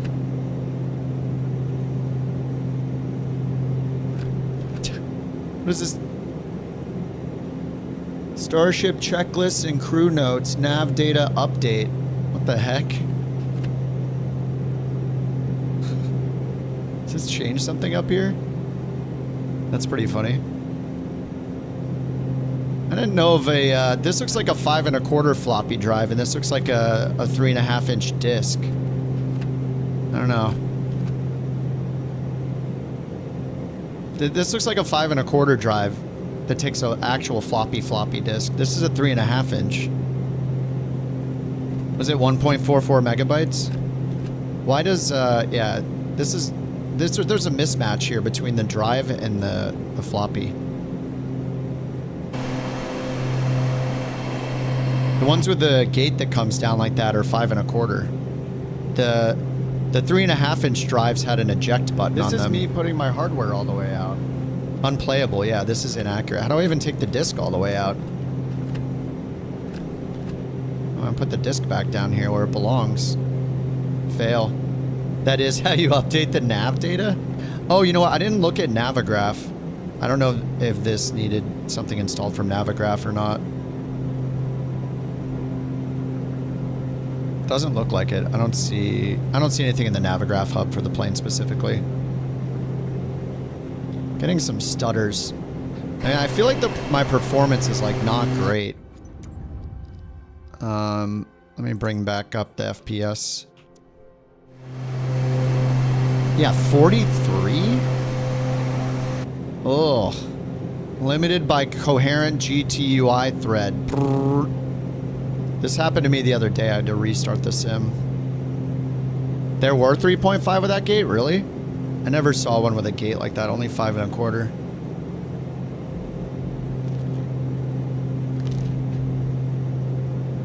This might just be a Sim Update 3 beta thing, but this GTUI thread thing is not great.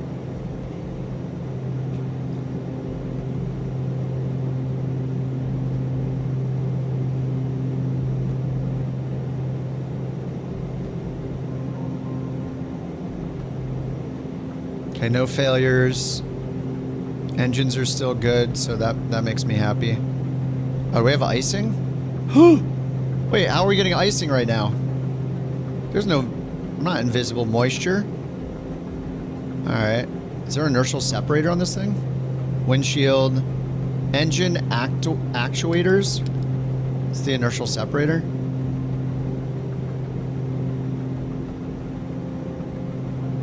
No. Oh, main. Standby main. Oh, it's down here. It is. Okay, yeah. There's the inertial sep. There was a little bit of... Yeah, and we're not in icing anymore. Alright, let's close them.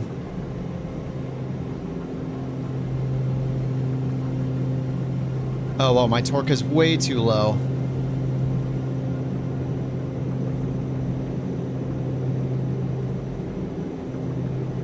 That's so... The vertical speed indicator is so weird right here. 1,000 feet per minute. Just that inner ring right there. Oh, the ITT is way too high. Okay. Here we go. Hopefully I didn't kill the engines. Nope, they seem okay. Yeah, this performance might just be because of the Sim Update 3 beta. I'm not sure.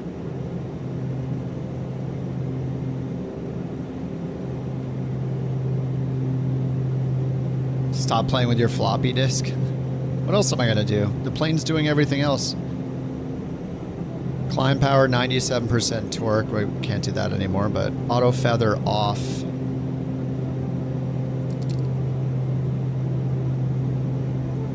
Auto feather off for cruise. Oh, we're not quite in cruise yet. Got 2,000 feet to go. So this can go up to 41,000. It's got us climbing at 130 knots. Indicated. Outside airtime negative 41. Okay, we got the VOR in range now. Nice. Alright, let's go ahead and head towards that. Turn on nav mode. Oh, it just turned on nav mode instantly. Okay. I guess we're close enough. I don't believe it. Yeah, we're not quite that close. I guess it'll just let you turn on nav mode even though we're not close, unlike the Garmin type stuff. Alright, cool. It's gonna intercept. Alright, 358. So it's a 178 radial. Whoa, the performance. This has got to be... I don't know if anybody else tried using this on Sim Update 3 beta or not, but this has got to be a Sim Update beta 3 thing, right? Like, look at all the yellow here in coherent GTUI thread and whatever this manipulators thing is. Yeah, the manipulators. It is wrecking my performance. Let me try turning it to medium on glass cockpit rendering instead of high.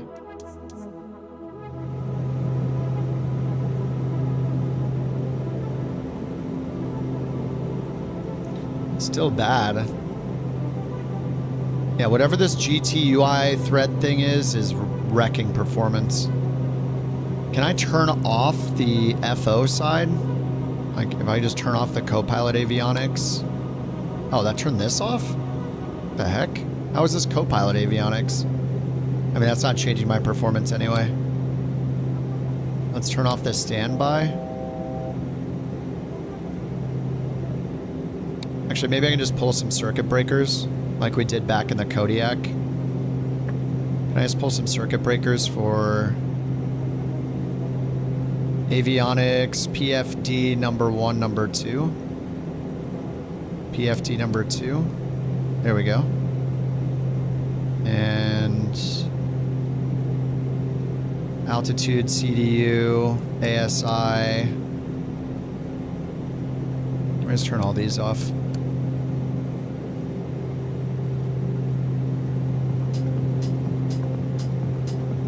Performance still sucks. Okay, that doesn't help anything.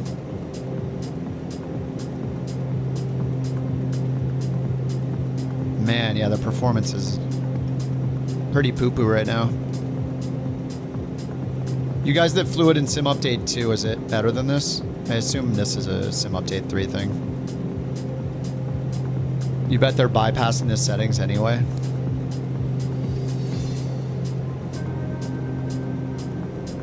Yeah, this doesn't seem to help anything.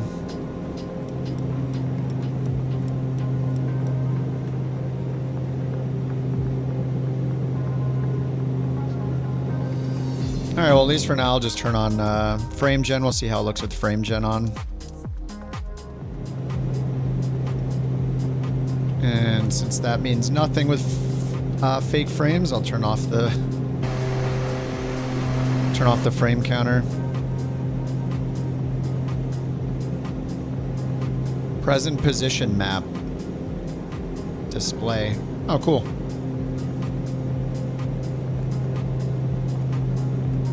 That's neat.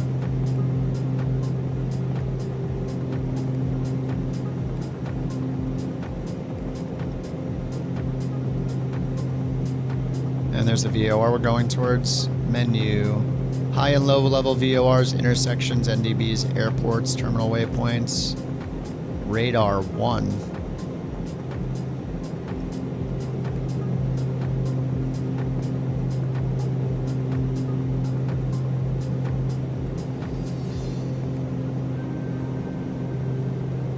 It's emergency checklist. Nice.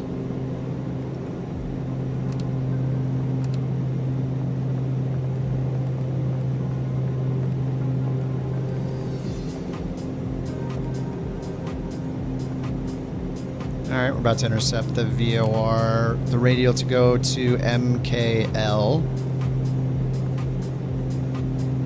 This is so neat.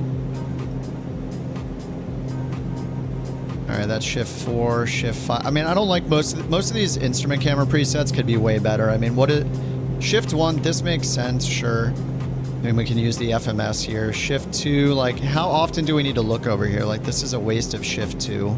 I'm on the left side, so this is shift 3. This should be shift 2. So here, this should be 1. This should be 2.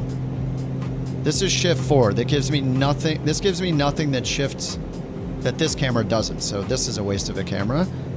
This is fine. These are 5 and 6. This is also fine. I don't know how often we're going to use this, but sure. And then we have the overhead, and then we have the annunciator panel. But what we don't have is a camera that looks here. I don't know how there's no camera that looks down here. We need this for startup. We need this for autopilot modes.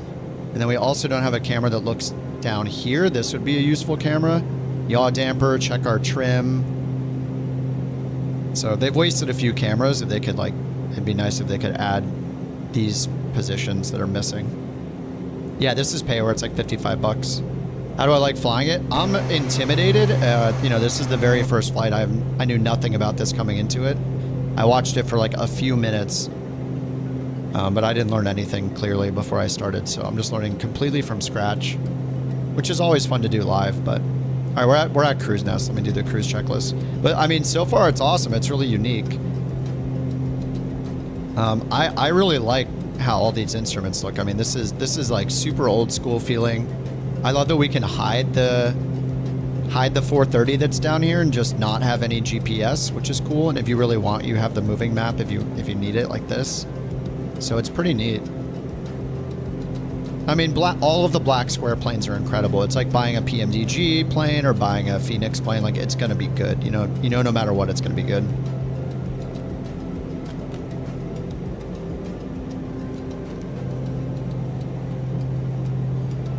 FMS performance.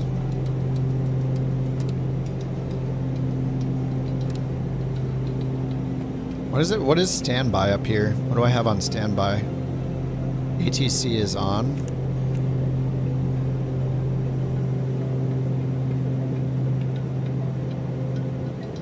Anyway, let's go to the cruise checklist. Climb power, 97% torque. Wait, is that the torque is 45, right? That's the torque number. How am I supposed to do 97% torque?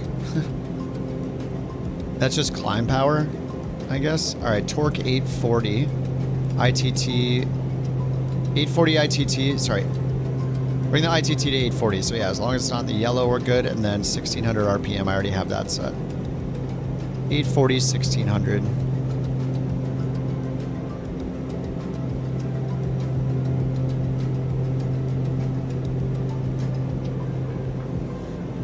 All right, then auto feather off, which is down here. Auto feather off, check. Lights as required.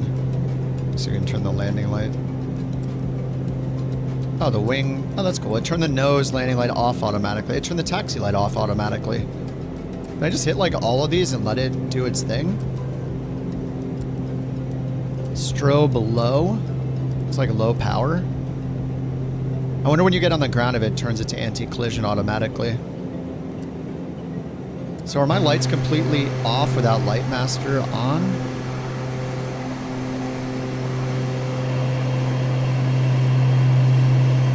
I see a light right there. So I don't know what Lights Master is. Maybe that's interior Lights Master. Re-enable nav mode. Oh, it messed up when I did breakers. Oh, thanks. Nav, altitude. Yeah, thanks. I'm just here playing with the computers, okay? Okay, so I guess what makes sense... Okay, I guess... You know, since I'm flying with my nav source set to VOR1, I get that pointer, so I would want to go to bearing and monitor VOR2 or another point, so... Just interesting you don't have anything on the right... I don't know what the right side's dedicated for. We got our wind there. Brightness knob. Local time. Oh, trip time is automatic. That's cool. Right select. GMT. Is that an hour off? It's at 19 GMT right now? What's the current? Maybe my clock's off. GMT current time. Yeah, it's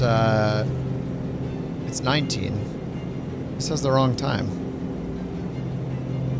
I'm in live time, aren't I? Yeah, is this wrong? Isn't it? It's 1935 GMT right now, or 1928 GMT. Nothing you can do about the throttle having the beta range? Lame. As long as you keep unrestricted beta range option on the tablet off, it won't activate midair. Oh, I see. Even if you pull it back to idle. So as soon as you touch down, it's going to be in beta range? Yeah, it's just kind of weird. It's so non-standard. Like, we can't, like, a lot of us, me included, do not have detents in our physical throttles, so it's very confusing to pull it back to 0, which you can physically feel when it's at 0, and not be able to have that be idle. They shouldn't, like, they should just rely on the reverser, somebody explicitly setting the negative reverser axis if they want it, or the throttle axis that goes to negative 100. Or they should let us use the reversers. Like, they should just do it the standard way. There's no reason to reinvent this. 0 should be idle. 0 should be idle because I don't want... Yeah, I know you can hear a click, but I want to physically pull my throttle to 0 for idle because that's what I can do without looking at anything. So, I don't... That's the one thing I just don't like about Black Square planes. But everything else is great, but... It is a nitpick, but at the same time, it's really frustrating to deal with that on every plane. Having to very slowly move your thing, especially if you're doing the left and right throttle lever independently, you have to make sure you're clicking both of them exactly at the same time, and it's just frustrating. There's no reason for it. We have all the reverser controls in Flight Sim 20 and 2024 built into the sim since it came out. There's no reason to not just use those settings. I should be able to use my reverser settings like I do on every other plane, but I can't do it in the Black Square planes because of that, so... I think they should change it and do it the way that everybody else does it, which is just... I can set an axis that includes or excludes reverser within the settings, and they should honor that setting that I'm using. I am using the setting that does not go into the negatives, but it doesn't act like it's overriding that, so... They should not. They shouldn't reinvent the wheel with the levers. It's pretty much all my complaints about most planes is when they do things that aren't standard. Like the iFly Max, there is no reason you should be right-clicking switches to turn them on and left-clicking switches to turn them off. That has never been a thing in Flight Sim 2020 or 2024. It's confusing, and it leads to other problems. Like, I was just right-clicking the other day to move my mouse, and I happened to accidentally be over a switch, and it right-clicked it and turned it off. And if it was the fuel switch, then, like, there goes my engine. So, like, there's a reason why there's a lot of you just follow the standards of the sim that you're building the plane for. Don't reinvent things. You're just putting more work on yourself and making the plane more confusing to use. But that's really my only problem with Black Square planes. It's the same in the Duke. I love the Duke turbine, but we literally already have 2 throttle settings to choose between if we wanted to access the beta range or not. We have throttle 0 to 100. This will go into the beta range. And then we have the regular axis, which does not go into the beta range. So this is the reason why there's 0 to 100. So you can use that if you wanted to. And then we also have all of these options for reverse thrust. And we can also use decreased throttle to get into reverse thrust. So we can set something to trigger reverse thrust if we want it. They just need to do it the standard way, and it'll be a lot better.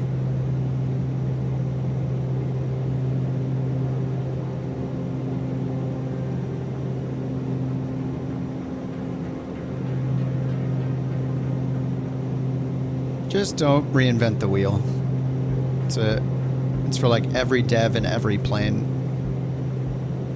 But yeah, anyway, that's my only complaint. Everything else is fantastic so far. It's more like I just need to learn the plane more than you know, there being any limitations on the plane. All right, so I'll bring up the I guess we just cruise 840, 1600. Just keep the ITT out of the red. Engine display monitor, yep, fuel quantity, monitor. Then we have our descent checklist next. Yeah, some of the cameras can be improved too. Like some of these the instrument cameras, I use these constantly. It's the easiest way to move around in planes, but some of these are just a waste. Like this one right here, these two. This one's great.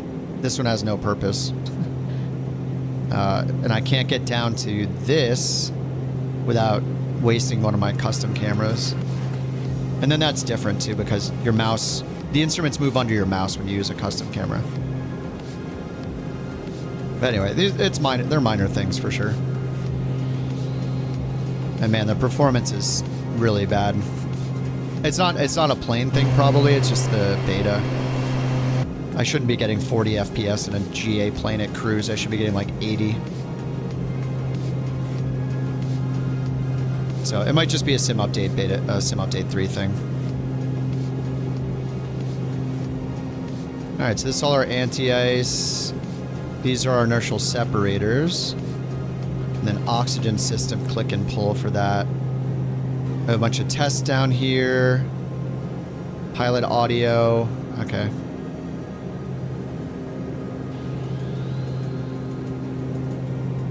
Yeah, I mean this is overall, it's cool. It's definitely cool. Beep boop.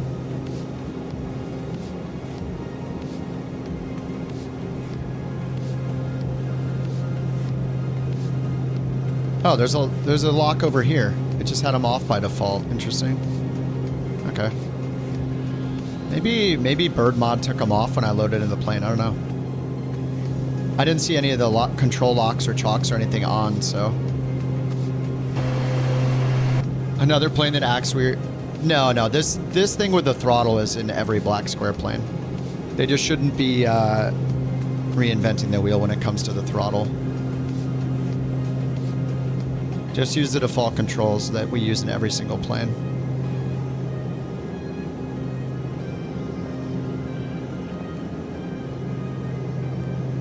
This is really cool though.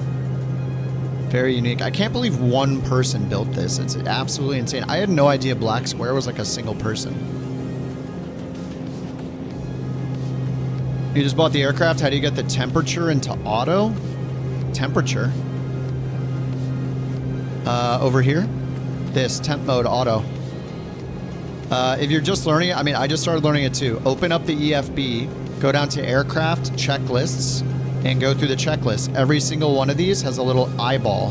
When you click it, it'll show you the spot to do the thing. So this is the easiest way to learn the plane.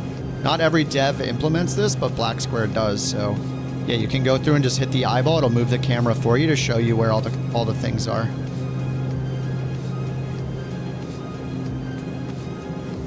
It's very useful.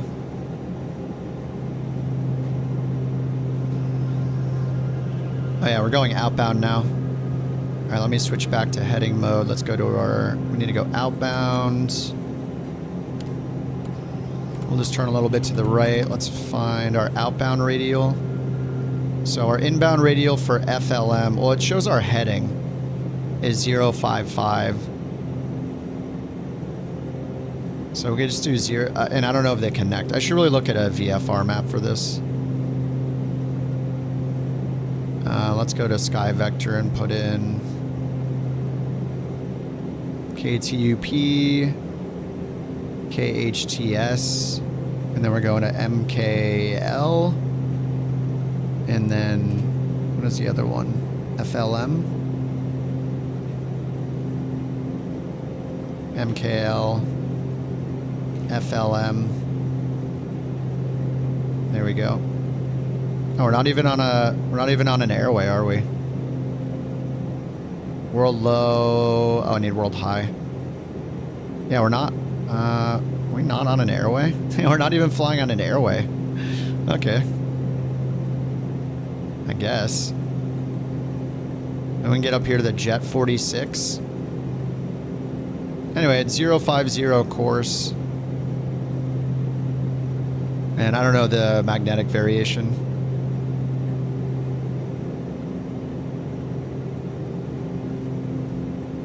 So let's just go, we'll just go 055 on the course for now and see how it goes.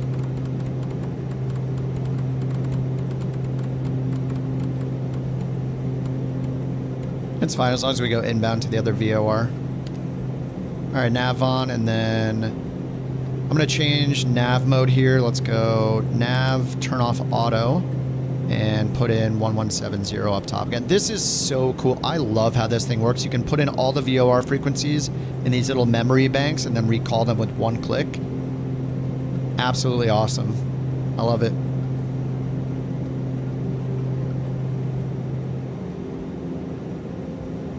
Yeah, the beta range feathers the prop. So with a lot of turboprops, because they run at such high RPM, as soon as you can fly the Caravan or the PC-12, you'll get the same thing. As soon as you release your brakes, if the props are just in the idle position, the pitch of the prop is so much at with high RPM that it's going to just cause you to start rolling forward immediately. So you pull it back into like a beta range that will feather the prop slightly, so it doesn't take as big a bite of the air. So you pull it back in a beta range on the ground to reduce the pitch of the propellers, so it slows you down. So it's effectively like just, yeah, you're, instead of riding your brakes, you're just reducing the pitch of the prop by pulling it back into the beta range. But normally how you do that in other planes is you use either the 0 to 100 axis, if that's your choice and you want to do it that way, or you bring it to idle and then hit a reverse button, and then when you move your throttle forward, it removes it into the reverse or detent, so you have a lot more control over it. And you're explicitly telling it to go into the beta range by using the reverser commands. The problem with this one is that even though I don't choose to have my beta range on my throttle, it forces me to do that. As soon as I bring this down here, it's going to go down below idle into the reverser section, and it's very annoying. So the other Black Square planes do this, and I really dislike it. I don't want to have to look down, listen for the clicks, or look down, especially when you're independently controlling the two throttles. It's even more of a challenge. And I would guess most people do not have detents on their throttles, and if they do, they probably have them set up as detents for other planes, like an Airbus or something. So it should just use the default controls. I don't like that they reinvent the wheel with their throttle.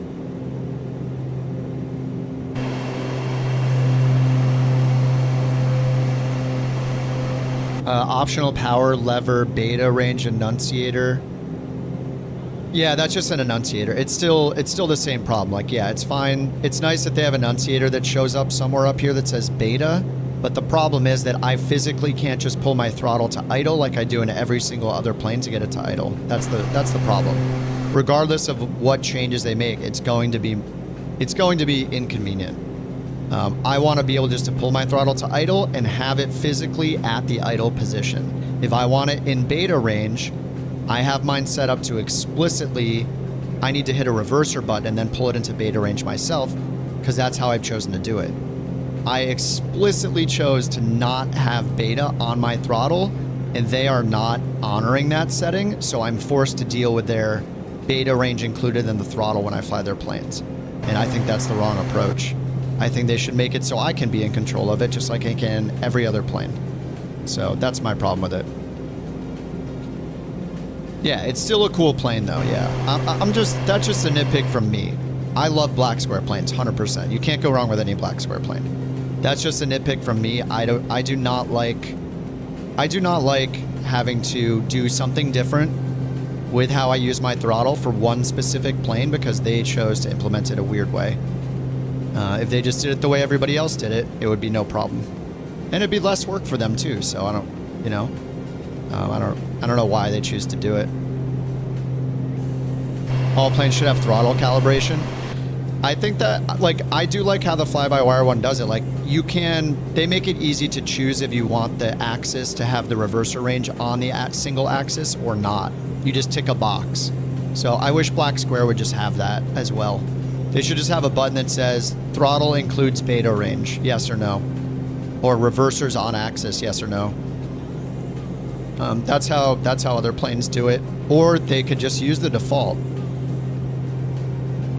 They can just use the default settings, which is I already have the ability to decide if I want the beta range in my throttle, and I chose not to. And they're ignoring that setting.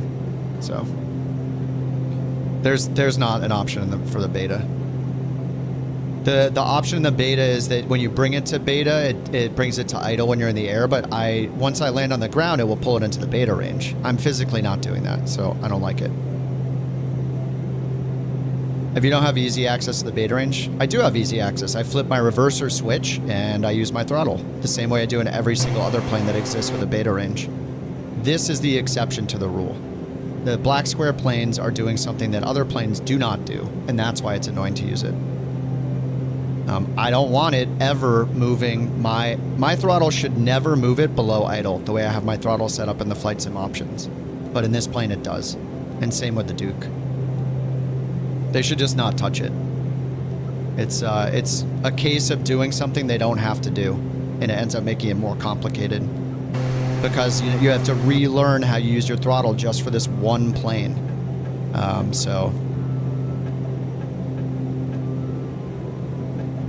Yeah, I know beta is not reverse, but I'm not, like, I want to pull it back into idle. If I want idle, I want to pull it to 0 and it be in idle like every other plane. I don't want it to be in the beta range.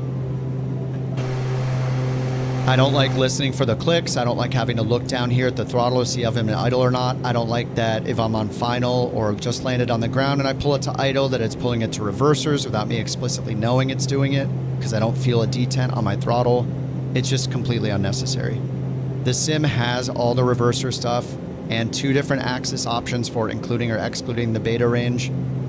That's why those options already exist. They didn't have to do anything different, but they did. So they just need to not do that. They're making work for themselves and they're making it more complex. Yeah, they're overcomplicating it. That no other plane has to do this, so why do they have to do it? Like, this stuff is already built into the sim. You do not need to reinvent the wheel. It's the same reason I complain about iFly with the left and right switch clicking thing. It's super weird. Left and right click. And they didn't implement lock mode in that plane correctly either, even if you set the option in their settings. So they just didn't ever need to do it.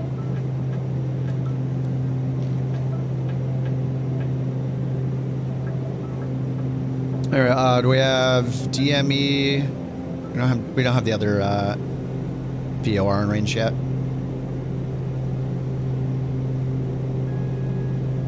Yeah, you can go... Wait, what do you mean? Without external software, you cannot go into idle with idle? Do you mean to prevent it from going into reversers, I need external software? Because in Flight Sim, there are two different throttle axes options. One goes into reversers and one does not. So I use the one that does not go into the reverser range, or the beta range. And even though I use that, it goes into the beta range. Weather's gonna be spicy, is it? Oh, let me check over on Elevate. Oh yeah, it is. Sweet.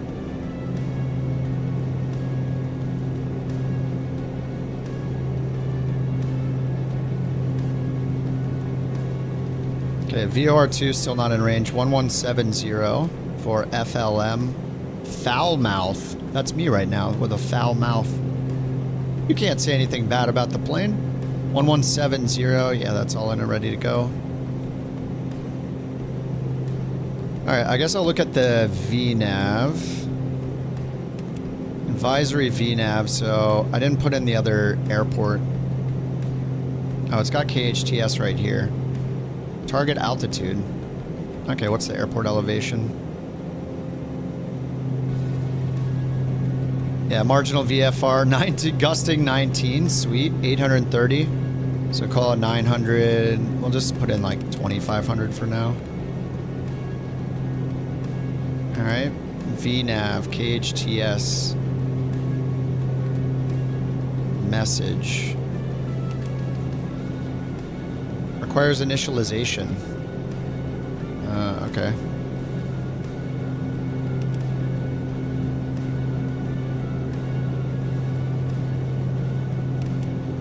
Enter route or waypoint number.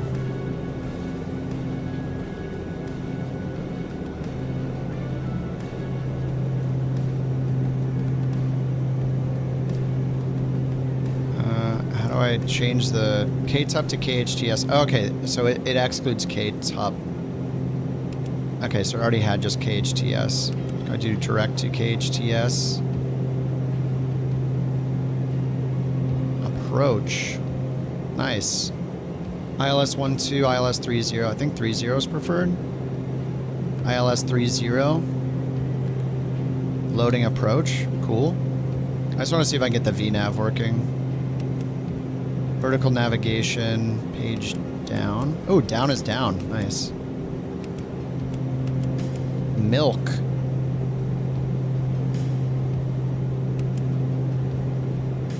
Clear altitude. VNAV advisory. So did it not pull any altitudes in?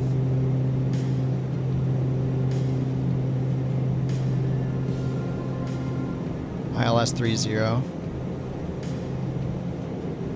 Kurt 3600.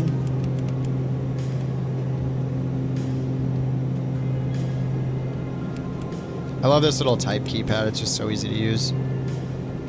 3600 at Hattie. 3600 at Hattie.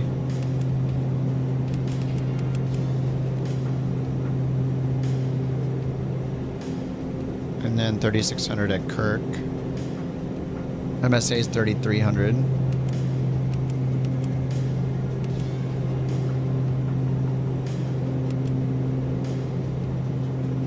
Direct to.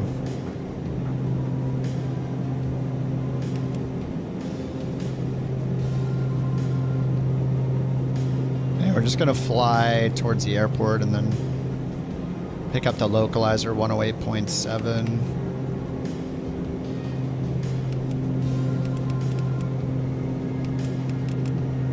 (1087).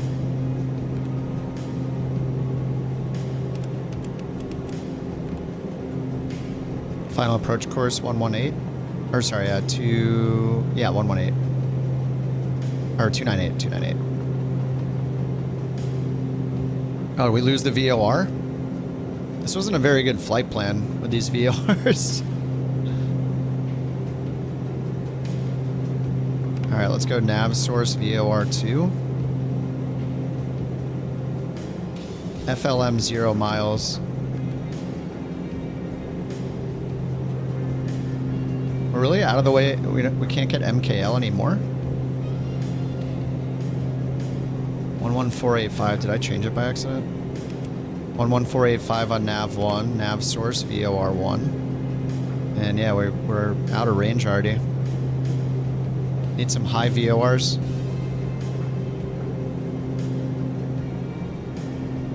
On the ground, if you put the throttles full back into the bay, will it actually move backwards?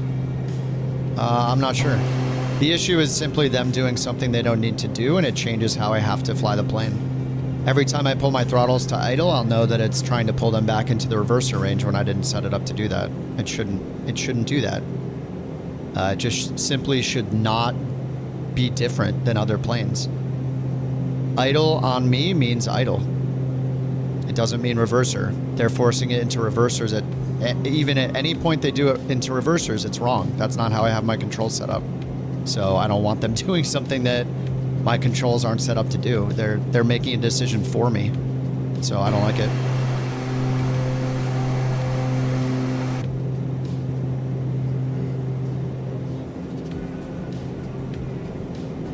I actually have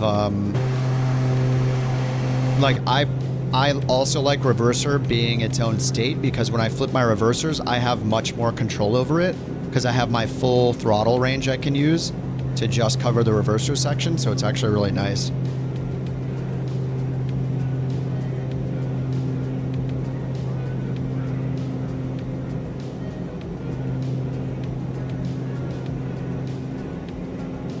Alright, so can I get a TOD with VNAV? I guess it's just advisory, and it gives me... It's just giving me my required vertical speed.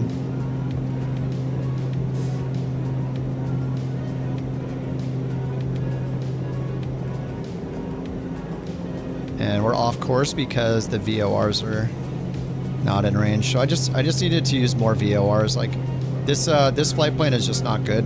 I should really just switch which VOR I'm going to. So let me go back over here and we'll just use this one in the middle. The blue lick. Blue lick. Alright, that's not what I want. I want this VOR. The Louisville or Louisville VOR 114.8 high VOR. So let's do 114.8. 1148 on nav 1. Okay. And we're just going to go directly to it.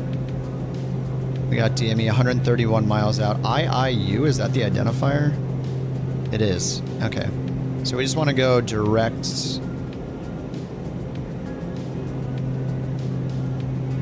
to IIU. Okay, so we'll just turn the course knob until the needle gets centered.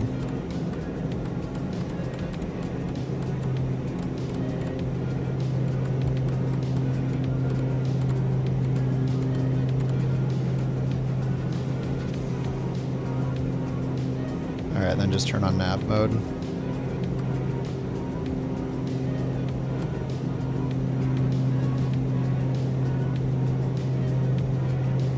And will it show me my current? Might show my current bearing to it.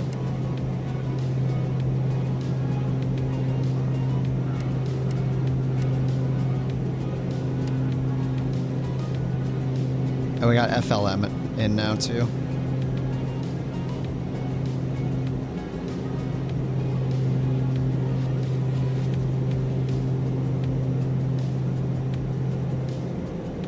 Okay, nav source is VOR 1, 114.8.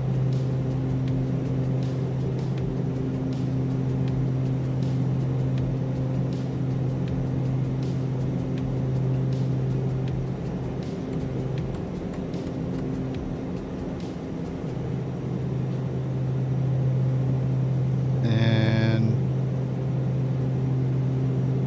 yeah, this just it didn't set me up going on airways, so it's kind of weird. I mean, really, I should go over to this VOR. We should go over to Nashville. and then head up from there.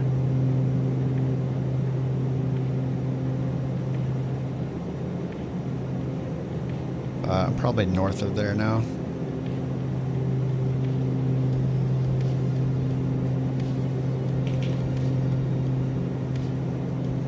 Add that, add BNA.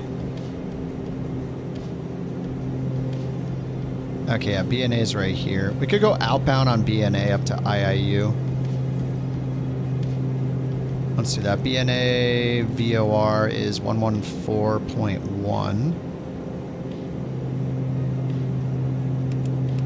So 1148 on standby here, 1141 up here. And then if we want to get on that airway from BNA, it's a 028 outbound radial, so 028 course. Change our course to 028.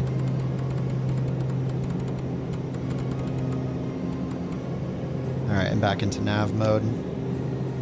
Alright. I just assumed that the route they gave us would be good, so we'll do this and get on the... It's a Quebec airway, but that's fine.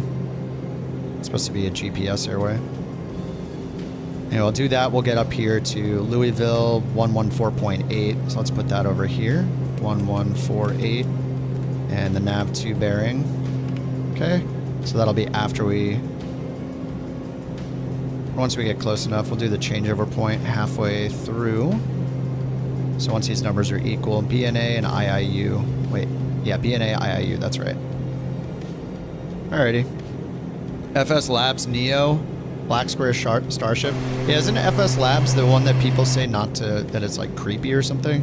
There was some spyware crap they put on devices, or I don't even know. There's some controversy around it, right? Did anybody get it?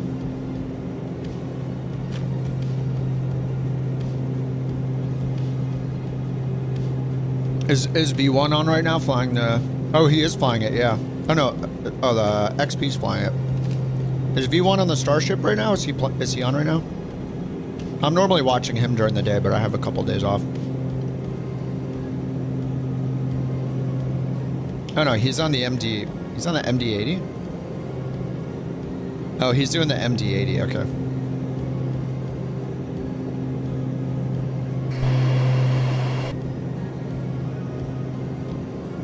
Yeah, this plane you do get for both sims. When you buy it on Just Flight, you get the 2020 and the 2024 version. They give you 2 installers.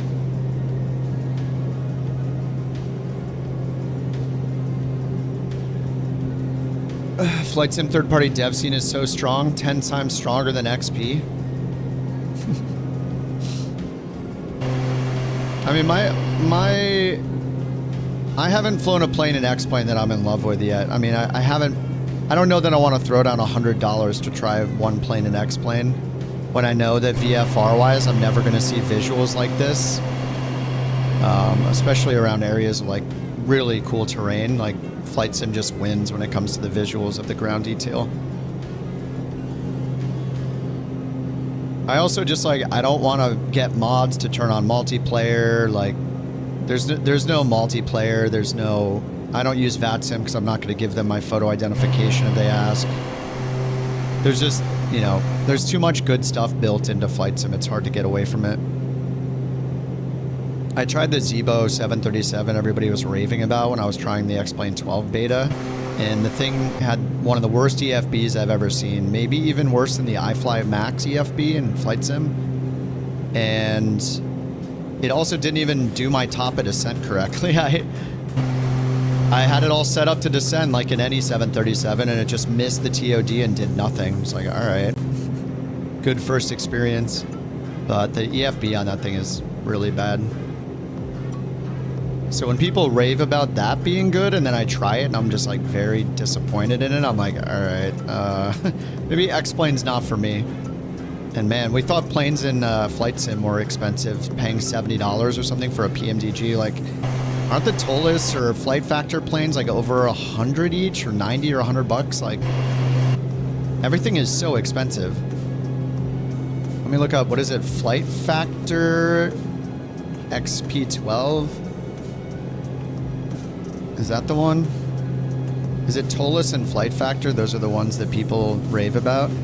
Flight Factor 777 200ER, $104. Engine expansion, $15. V2 Ultimate, I don't know the difference, $89. So, I mean, people are upset about a $77 PMDG 777. This one's $104.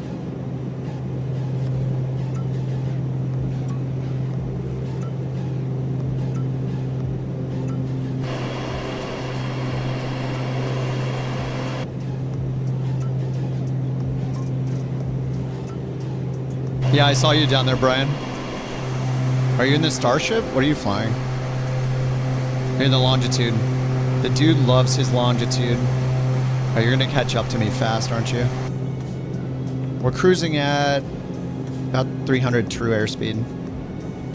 No, 32 knot tailwind. Wait, what's going on with my VOR here? I'm still trying to get onto course, I guess. We were pretty far off course. Yeah, okay, we're going for this line right here.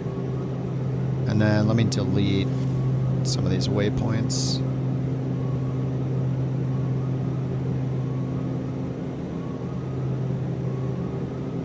BNA to IIU. Let's delete this one.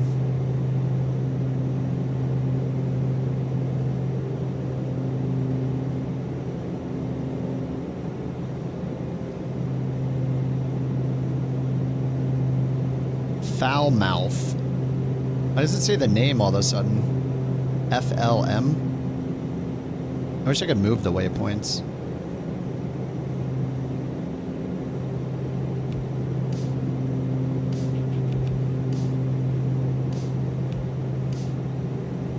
Alright, there we go. That's what we're going for. Wait. What the heck? Put in the wrong waypoint. FLM. Phlegm. Add. Okay, there we go. That's what we're going for. Wonder how my fuel is, though. 636 pounds.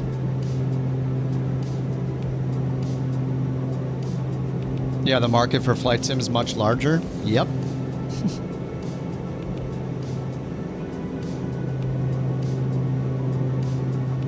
I absolutely can't stand a few things in X-Plane that just absolutely kill it for me. Even besides the graphics, like the camera system is so bad in X-Plane, I just can't deal with it. I have a thumbstick I use to look around, and I can't even bind it to look around in X-Plane. You can only use your mouse to do this. Look left, let go of it, and it stays there. Move, it stays there. Move, it stays there. Can't do it in X-Plane. I even tried using the X camera thing, and it doesn't do what I want it to do. All the cameras in Flight Sim are better. You basically get 3 independent cameras in Flight Sim. Wherever you leave the external camera, it stays there. In X-Plane, it resets it to the back every time you switch to it. And then you have the 3rd drone camera you can also position wherever you want or fix it onto the plane. And again, it's independent, so it stays where you put it, and you can just switch to that camera whenever you want. X-Plane cameras, I can't deal with them. So here I have my cockpit camera. Look, I'm looking out to the left. I switched my external camera. It's exactly where I left it. I go back in. I'm still looking to the left. I go to fixed camera. It's exactly where I left it. So you have 3 independent cameras. The X-Plane cameras are a nightmare. Like if I go outside an X-Plane and leave it here because I want to have a side view, I go back in, I go switch to the camera again, it's going to be behind the plane. It just forgets where I put it. It's very weird. I don't like it at all. Oh, he's doing he crashed the MD-80 on the side of a mountain last time. Oh god. Nice.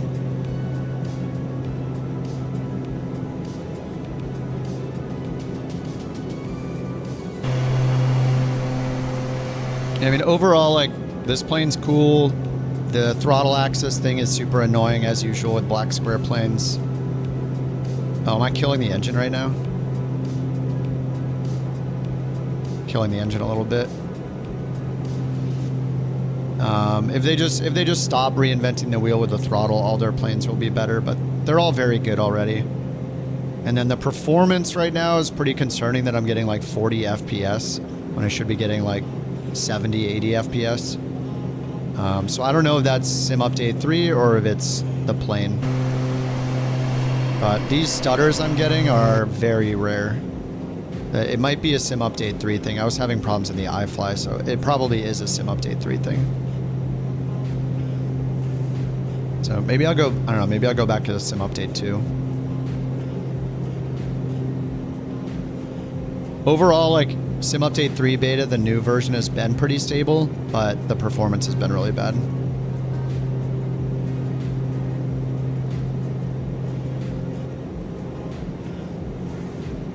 But this thing is, assuming that that's the problem, my only complaint is just the complaint I've had with every Black Square plane, which is the throttle.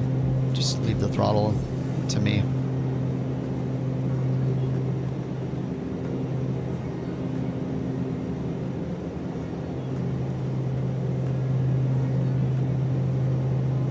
It's cool, there's just a button that says descend.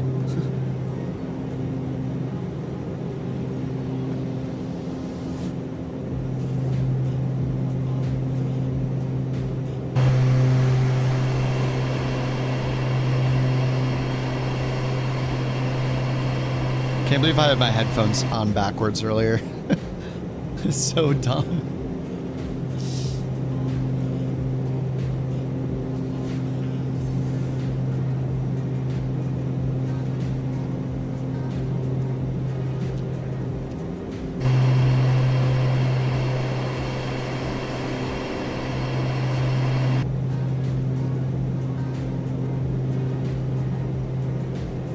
Yeah, these, I think I need Sim Update 2 if I'm going to have better performance. This is just, oh my god, they just, yeah, the cameras just need to be fixed too. They also, the fixed cameras, there are no passenger views. I don't know why every dev, besides fly-by-wire and PMDG, why every dev refuses to give us good external camera views looking off the wings, and forces us to make our own presets every single time. Like, this plane is the same. Like, all of these fixed camera, like, these are useless. Maybe if I'm on the ground for a little bit, it's fun to use it, but in flight, I want to look outside the plane. So these, like, I don't know why devs refuse to make good fixed wing cameras that look outside the plane for multiple windows for a passenger view. Besides, you know, fly-by-wire and PMDG do it, and they're so nice to use. Phoenix doesn't even do it. They just all look at the plane. Like, you can add like 30 fixed cameras. Just give us more. Like, give us the perfect wing views out of the plane, not just staring at the plane. It's always so strange to me. It's like the ego. It's like ego cameras. Like, we know the plane's beautiful, but do we need, like, this isn't. I don't want to stare at the engine during the flight. I want to look outside. Like, this one's okay. This one's, you know, 2/3 of the screen's covered by the plane. This one's like way too close to the wing. So I don't know why they just don't make fixed cameras here, right outside the window or inside the window. Yeah, it's just such a pet peeve of mine. I don't know why they don't do it. It's probably, I bet it'll take them like less than an hour to add those cameras. Oh man, the stutters.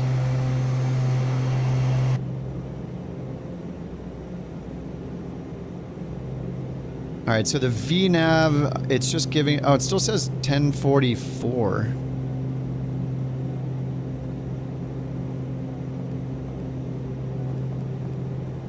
So let me update the flight plan here just to see if I can get the VNav. So this is the approach. Flight plan. Origin, destination. Okay. Direct to... Can I type here? So we're going from BNI to, what was it, IIU? IIU? How do I enter a waypoint? Flight plan. End of flight plan. From. Oh, insert after. Okay. IIU. Is it IIU or IUU? Louisville. IIU.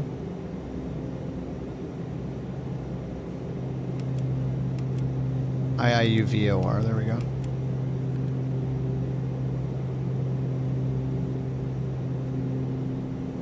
Okay, and let's put BNA before this. Insert before. Insert waypoint after, no change. And then we got BNA.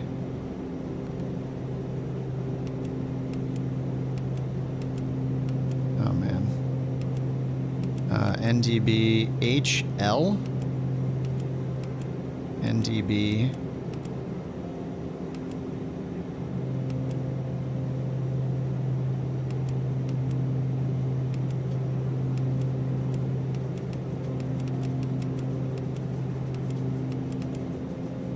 I don't know which one it is. Is it this one?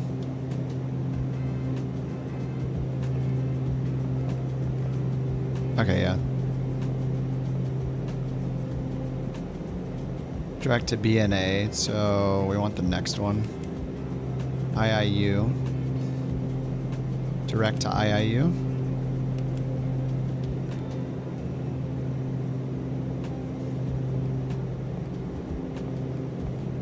Oh my god, this is this is so cluttered.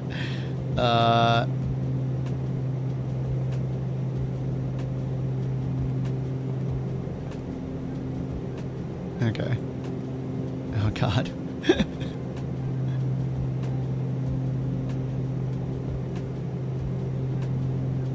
And that's this thing's gonna take some getting used to. Yeah, wake turbulence. Yeah, I think my wake turbulence is off. I didn't turn it on. Unless they forced it on again. Yeah, it's off. Wake turbulence off. Yeah, that usually does kill the performance, but I do have it off right now.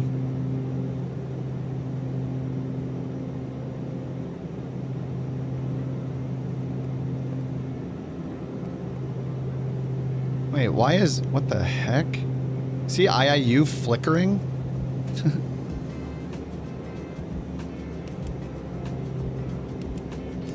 Wait, where did my waypoint go? Oh, there it is. Okay, IIU. Map incomplete?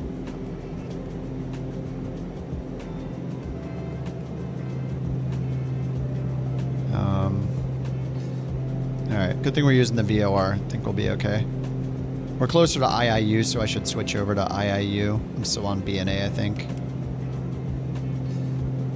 So IIU, I'm just going to use good old Sky Vector. Yeah, Louisville IIU is 114.8, so we're going to swap to 114.8. And the inbound course, it's 210 on the radial, so that's 030 for the course. Change the course to 030. And turn nav mode on again.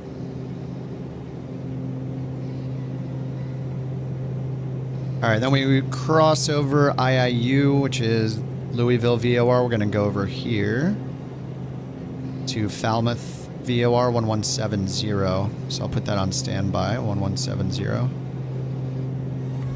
That's 100 miles out. And then after that, Huntington Airport is right here. Here's the info.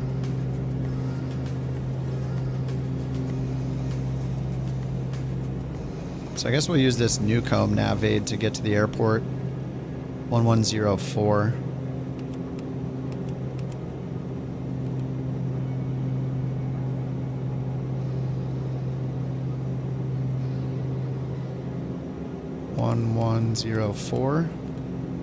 And then 1087 is the localizer for the approach.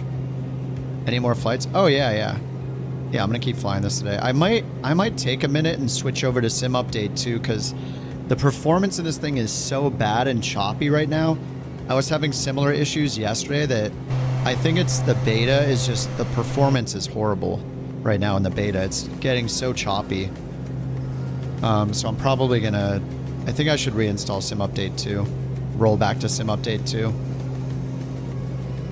And see if that's the problem.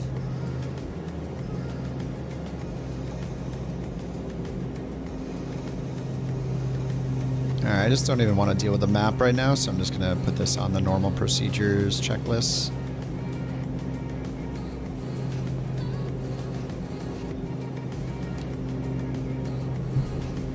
Yeah, I'm guessing, like, all the Black Square planes have really good performance, so I'm pretty sure that the problem I'm running into is just a Sim Update 3 thing.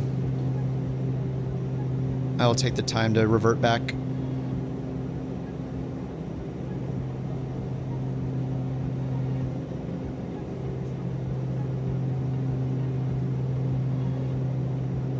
I really like this instrument though. The double DME indicator here is pretty cool. You can choose the 2 bearing pointers. You can choose between DME, VOR1. You just have the bearing pointers only. And then there's this double one where you can do 2 bearing pointers. DME view points to them and shows you the distance. It's really nice. That's so nice for just changing over from one VOR to the next. So for the next changeover, I should just do, we got nav2 and FLM. I should just go to nav source and switch over to VOR2. And then bearing VOR2. So can I change, if I change course 2, I have VOR2 over here. So if I change course 2, I wonder if that'll affect, when I hit VOR2 here, I wonder if it's going to switch over to use that course I've selected over on course 2. Hopefully it will. So if I want to do that, after we cross over Louisville VOR, we're going to go to Falmouth 1170, the inbound course. Let's see. It's not on an airway, so we just have to go by this. So it looks like it's 060 outbound. So if I just change course 2 to 060.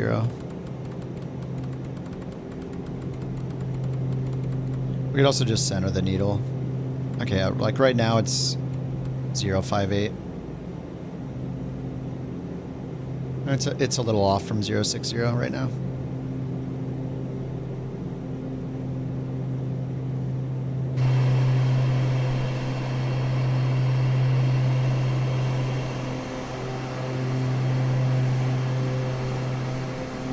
Yeah, see, just all the choppiness happening is pretty nuts.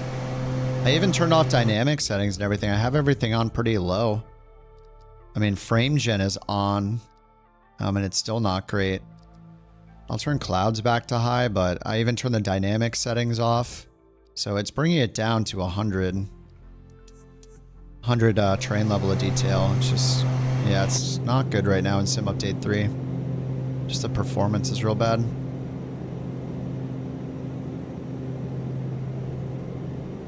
All right, 85 miles to FLM, IAU, not, wait. Oh yeah, we're going to IAU right now, right. So once we cross over II2, we're going to make a right-hand turn.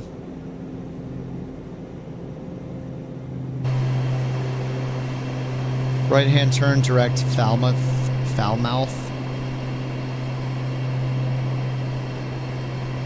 Hey Jaybird, how's it going? Hey Tommy. Hey Brennan.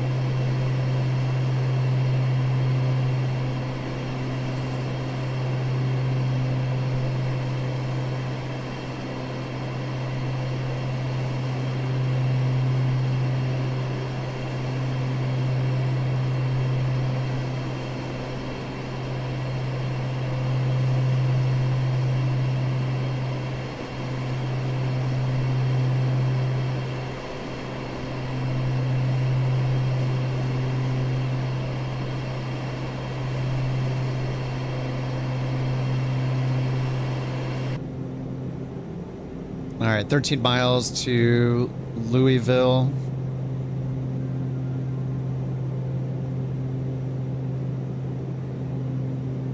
Yeah, Sim Update 2 is more stable. Are you guys on Sim Update 3 beta also getting this really bad performance? I mean, this was even happening in the 737 yesterday, like way worse performance, like laggy. I don't know, it's acting really weird. Something is very bad in Sim Update 3 for me with performance. Island hopping via VFR flights, nice. I wonder when this will be added to New Sky. I would like to track my flights in this plane. I'm guessing it's not in New Sky yet. Let's check airlines, fleet.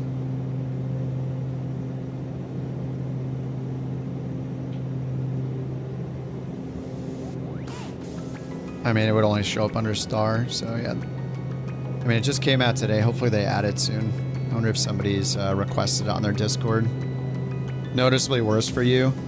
Yeah, 3 seems pretty bad. You swapped to 3 and noticed performance was worse.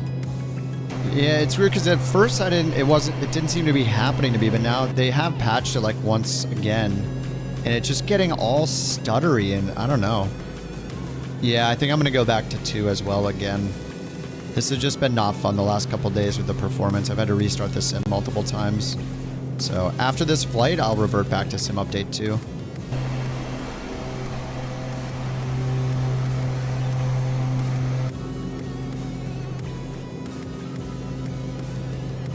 Alright, we are flying over IIU right now.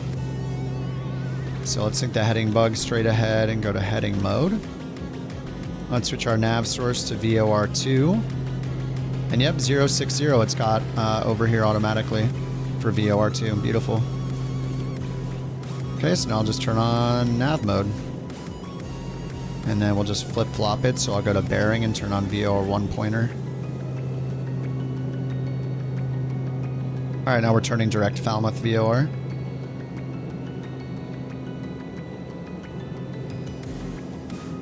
Okay, and then once we cross over the Falmouth VOR, we're going to go outbound over to here.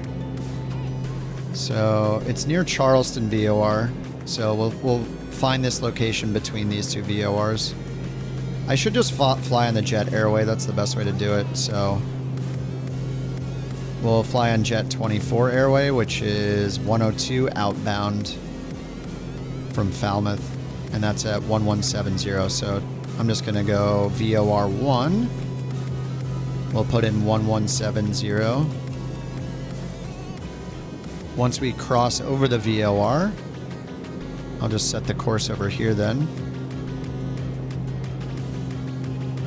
Nav source over here will be VOR1 for now, just so I can set the course. And then we'll do that outbound course 102. Oh, this isn't course 1. Oh, this is course left. Alright, that should be 060, right? 060, okay. Okay, course 2 really means FO course. That's weird. You would think course 2 would change the VOR course 2, but it doesn't. It changes whatever's on the FO side. I don't know if that's a bug. So then we'll change that to the outbound course 102.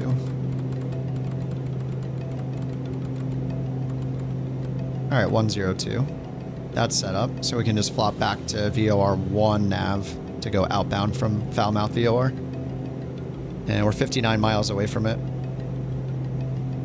Starship on Xbox? I don't think so. I think they might. I don't know if they're going to put it in the marketplace. Some Black Square planes are in the marketplace.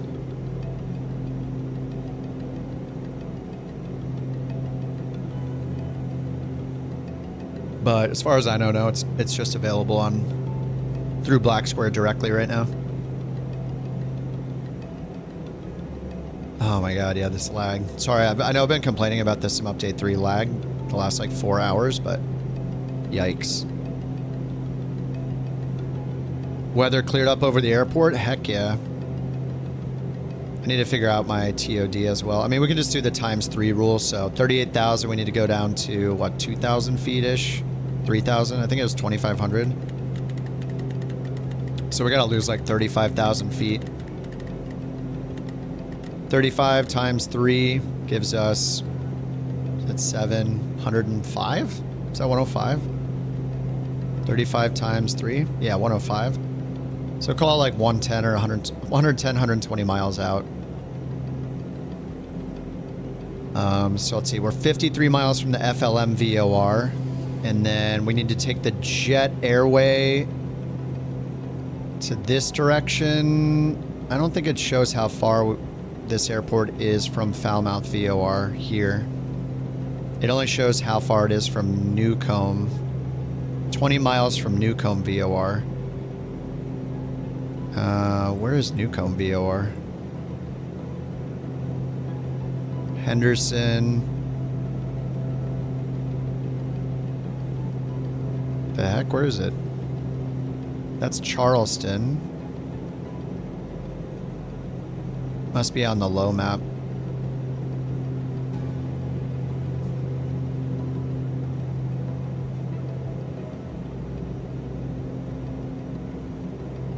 Elkins 122.2.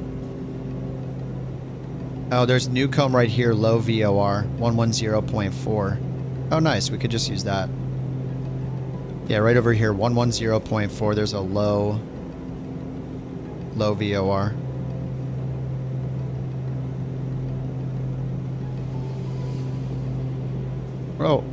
Oh, what's up, Mark? Have I always used a side stick? No, I had a Honeycomb Alpha briefly, but I just I prefer a side stick because it takes up less space. You're gonna end up flying the yoke with your left hand anyway, the majority of the time. Like if you're flying left seat, you're just gonna be using one hand on the left side of the yoke, so it's not really different than using a side stick, really. I mean, the only time you're two-handing a yoke is like for takeoff and landing, maybe. Not even for landing, right? Just for takeoff, like just when you rotate, once you know, if you're flying an airliner, I think that's the only time you put both hands on the yoke. So in general, like just having a left stick, it's the same as having a yoke. Adapt the Turbine Duke for 24. The Turbine Duke works well in 24. I don't know that they haven't updated it with the wear and tear and stuff like that, but I used to fly that a bunch. So I've had good luck flying the Turbine Duke in 2024. But Mark says, my Velocity 1 yoke developed a problem in the X-axis. It's going back to Turtle Beach. Yeah, I prefer the stick just because, in general, if you're flying left seat in most planes, GA planes, you're going to be flying with your left hand almost exclusively, right? Your right hand's going to be on the throttle. Also, assuming you're right-handed and you use a mouse with your right hand in the sim, I don't want to use my right hand on anything other than the mouse and the throttle. So I have left hand on my stick mounted, right hand for my mouse, so I can fly the plane and manipulate any control I need to while I'm still maintaining control of the plane. And then it's usually just left hand on the stick, right hand on the throttle. So yeah, I'm a fan of the left hand side stick. So the Airbus side stick, I used to use that right on my desktop for a while. Over the years, I've upgraded to VIRPIL, and I have my VIRPIL stick mounted to my left, VIRPIL throttle, like control panel, mounted to my right. Having nothing in front of me except my keyboard and mouse, I prefer. I don't want to have to put my keyboard on top of a yoke. I don't care about it not being accurate if the plane has a yoke and I have a side stick, because like I said, you're just going to be holding the yoke with your left hand anyway. So yeah, I don't mind the side stick off to my side. I guess with a yoke, it's more in front of you. So having your arms not like cocked out to the side like I do for my side stick, that might annoy some people. For me, it's fine. I've gotten used to it. But if I really want, I can move my side stick closer towards me. I can scoot my seat back a bit. I can move the side stick to be like in between my legs if I want.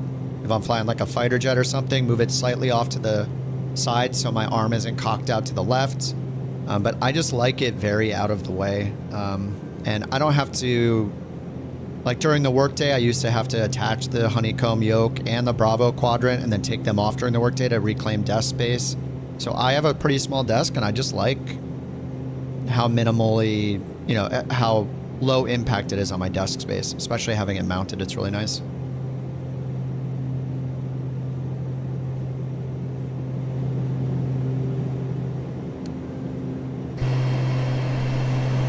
Plus, the VIRPIL stick is such high quality, too, that I just... I'm very, very happy with it.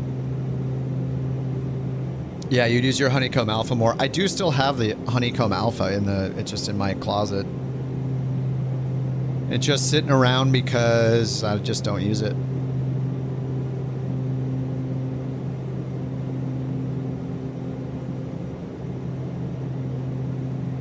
All right, so we are 25 miles from this, and then let's see, how far out? It's 84 miles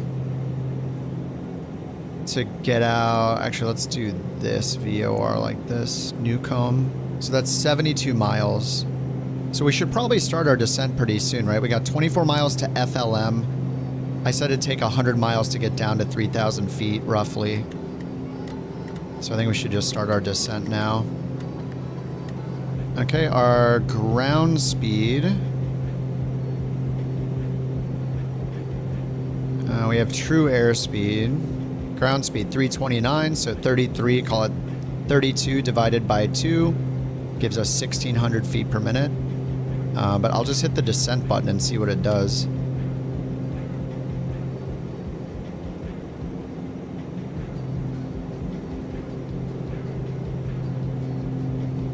Alright, it's got us at about 1,500 feet per minute right now. So this is our VSI right here. There's no number associated with it. It's just this green line.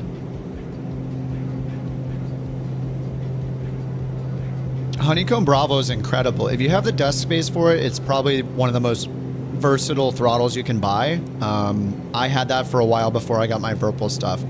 It's pretty incredible. It has a physical trim wheel, gear up and down, flaps up and down. It's got an autopilot section with like 7 or 8 buttons and 2 encoder knobs that you can set up the autopilots for. It's got 6 axes to use with a variety of things. You can do, like, you know, you can set it up for a 747. You can set it up for anything, and it comes with all the handles and stuff. It's really nice.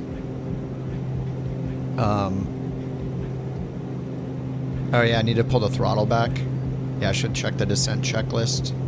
It just says power as required.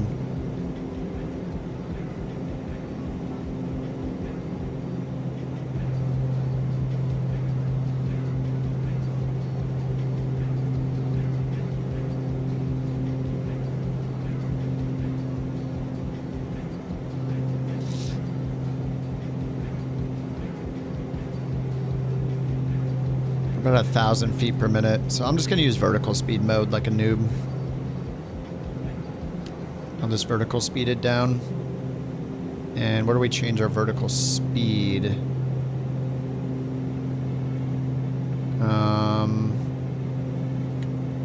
Oh, right here. Nice. Okay, nice. This is our vertical speed. All right, we'll go, what did I say, 20? Need to pull the power way back.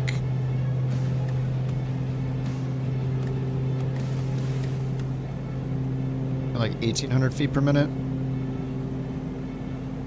And we'll just watch our airspeed. Oh yeah, I pulled it back to idle. Okay, so it does stop it in idle when we're in the air. But about 10 to 15% of my range is now stolen from me. So I can't be as accurate as I should be able to, because right now I'm moving my throttle and it's not moving. It's another problem with this. Now that I'm at like the 15% mark up on my physical throttle, now it's starting to move the throttle. It's just annoying. They're basically taking away my precision by doing this too. Not a fan.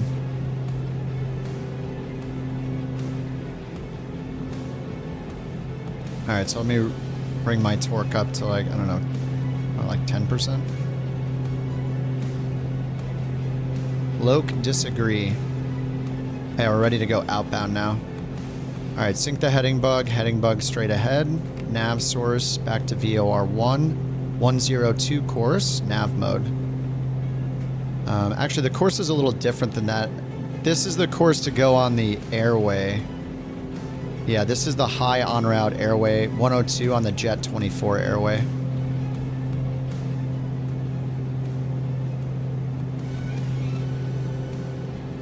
You consider getting a Bravo, you just want to mount it under your desk. Yeah, I was mounting it on top of my desk, just the normal way. And, yeah, I was not a fan of how much desk space it took, but man, functionally, the thing's incredible.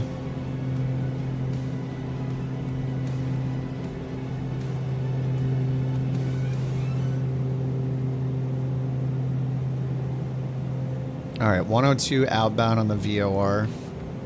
Probably need to descend faster than this.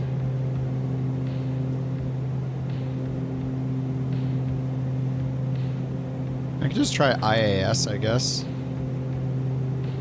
IAS, bring us down to almost idle.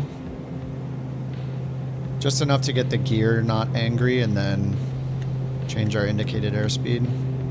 Let's go like 180. Oh, we're going way too fast, all right.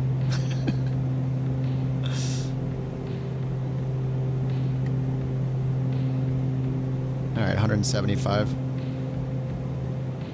You got the Bravo a month ago. It's been great. Had some issues and had to RMA it. I had to RMA my Bravo too, actually. I forgot about that. But yeah, they just sent me a new one. It was really easy. Did I ever use third-party handles? No. Oh yeah, I got one Piper-looking throttle handle that was like 3D printed or something. I just got it so the mountain could use it when she was practicing flying the sim, just so it felt more like a normal throttle handle, but mostly not, though. I never got detents or anything like that for the Bravo.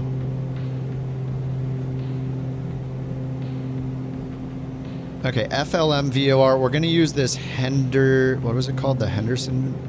Let's go to world's low.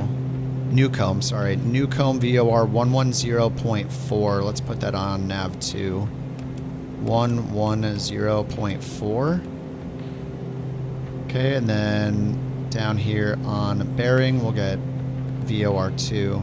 ECB, okay. Once we get closer, this is a low altitude VOR. 110.4. Okay, yeah. That's good to go. I'm going to enjoy this a lot more on the next flight when I get back to Sim Update 2. I'm pretty excited to revert back.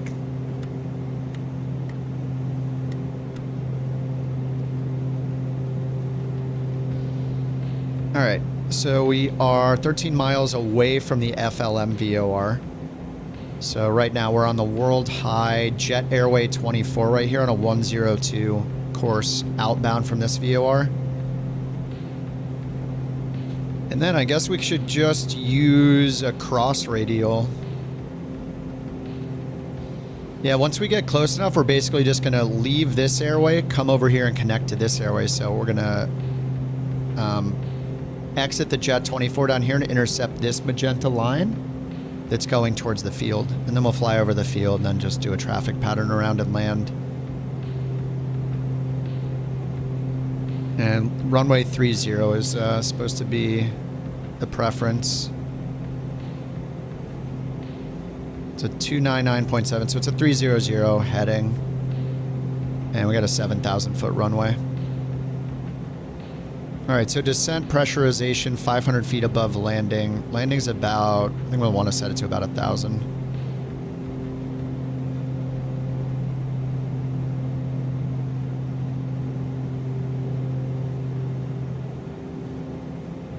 So we set the pressurization altitude 100 above landing, right? So I would need to set it to like 100, well, like here? Or is that 1,000? That must be 1,000. Altitude in feet time at that times 1,000. The cabin altitude is going to be in thousands as well. Landing elevation is, I think it was like 800 feet. 830, so we'll set it to 900, so just a little before 1,000. No, it says 100 feet above that. 500 feet above that. So 1,300, 1,400. All right, so right around there.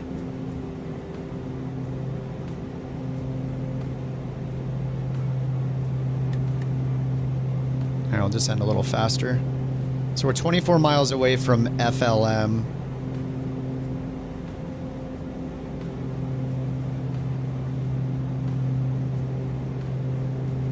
We're just going to wait for that Other VOR. Oh, there it is. It's 48 miles away. All right, so if we look at the information page for that, if we use this Newcomb VOR, it says it's 20.8 miles away on a 059 radial. So we'll just plug that in over here for nav source 2, 059 for the heading. Wait, what?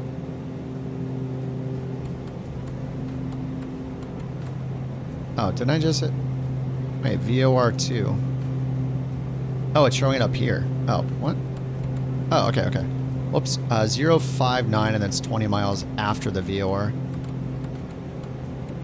All right, 059. And then on the bearing over here, we have VO2, VOR2 shown, VOR1.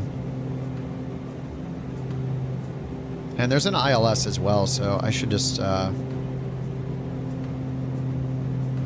Yeah, we'll see if we can get the local how far out we can get the localizer in. And the weather is pretty crappy, right? So I should just set up for... Oh, it's VFR now. I'll still set up for the 30, 108.7 for the ILS. So we also have that on the pre-selector down here, 108.7.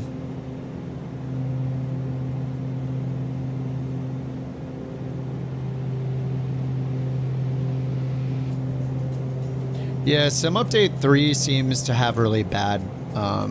the performance seems really bad. It was bad last night. It's pretty bad right now. We have a master caution with no ECAS messages. Alright, rate knob as desired. Standby altimeter set. We're at 22,000. The altimeter is 29902. Nice. It's just staying where it is.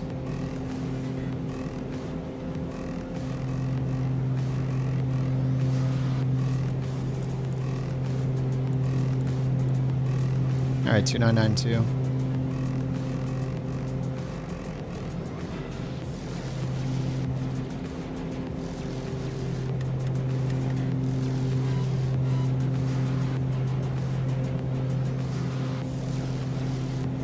Smoke and seatbelts as required. Checklist complete. Before landing, approach speed confirm. I have no idea.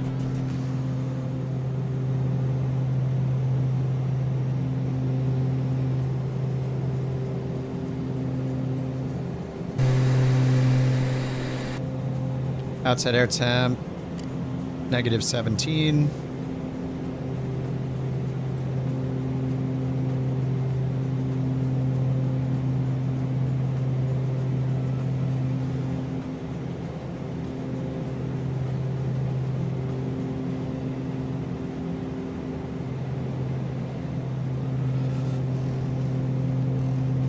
No smoking and seatbelts.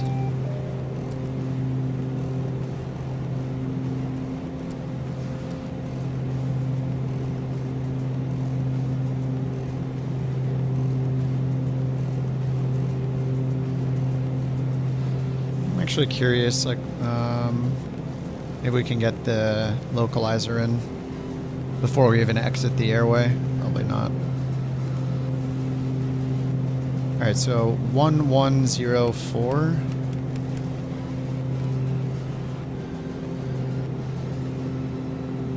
This is the localizer, 1087.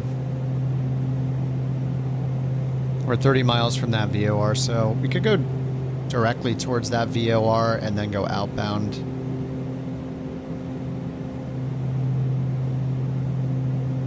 On that 059 course. I'm just going to do that. So let's, since we have it in range, I'm going to switch to heading mode. Sync the heading bug straight ahead, switch to heading mode. Nav 1, we're going to change over to 1104. That's ECB. Okay, and then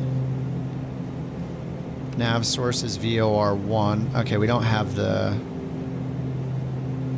It's on DME only, right? I just want to go directly to it. So I'm just going to go right a little bit. Get off the airway.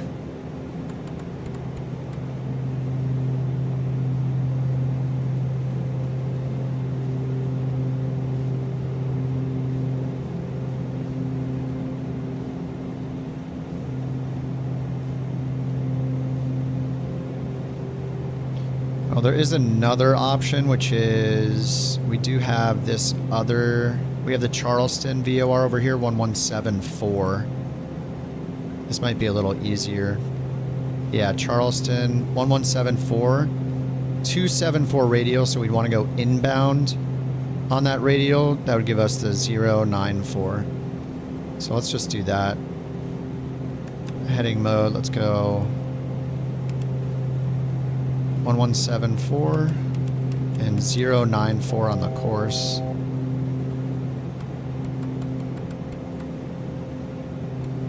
And then nav mode. And then we should be at the airport when we're at 37 DME. So when this reads 37, we should be at the airport. MPDE, nope, I don't even know what it is. All right, we're on local Barrow 2992. And then on standby, let's put in the localizer frequency. Nice, we have the localizer. All right, and then select heading for the localizer. It's for runway 30.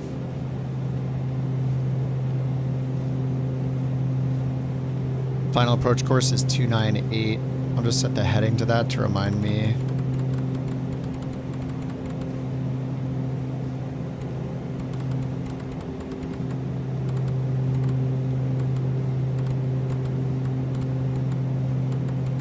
All right, 298.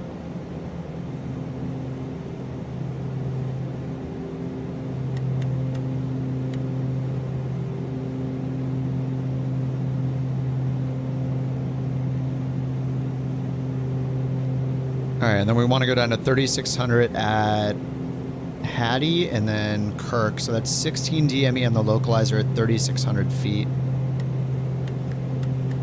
Minimum safe altitude within 25 miles of HTS. 3,300 feet. Okay.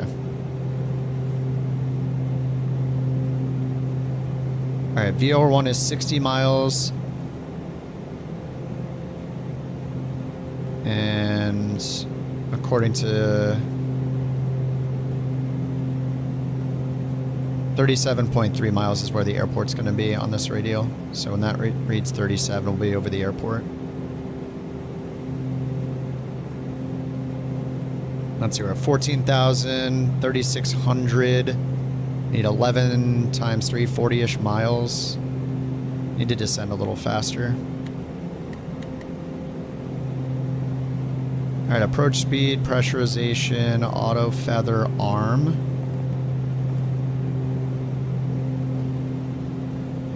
Auto feather armed. Flap and forward wing extend.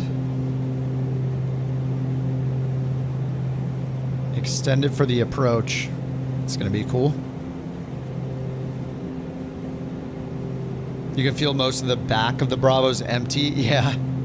Yeah, they made the same mold as the Alpha. Yeah, it's always weird. The Alpha makes sense, right? Because the whole, like, the mechanics of the yoke go all inside that, inside the enclosure or whatever, but yeah.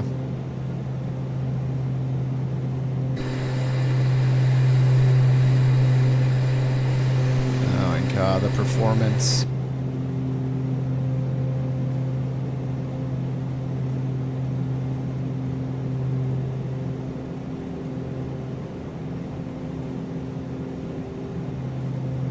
All right, we're at 13,000 feet.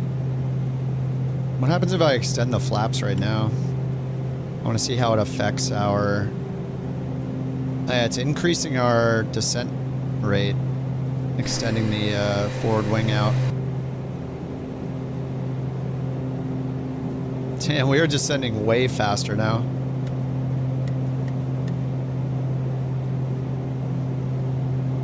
That's pretty crazy. Hey, Logan. What a weird plane. Alright, flaps extended, lights as required, autopilot disconnect, propeller sync off. Alright, so we're at 49 miles. And we need it to be 37. So, about 12 miles out. ITUU, that's the localizer. So I think I'll just go ahead and switch back to heading mode now. We'll change over nav source to VOR. Well, I'll just leave it on VOR1, but let's just change it here. Let's do 1087 here and 1174 over here. Okay, now we are on Loc 1, ITUU, and the final approach course is a 29er 8. All right, course 1, 29er 8.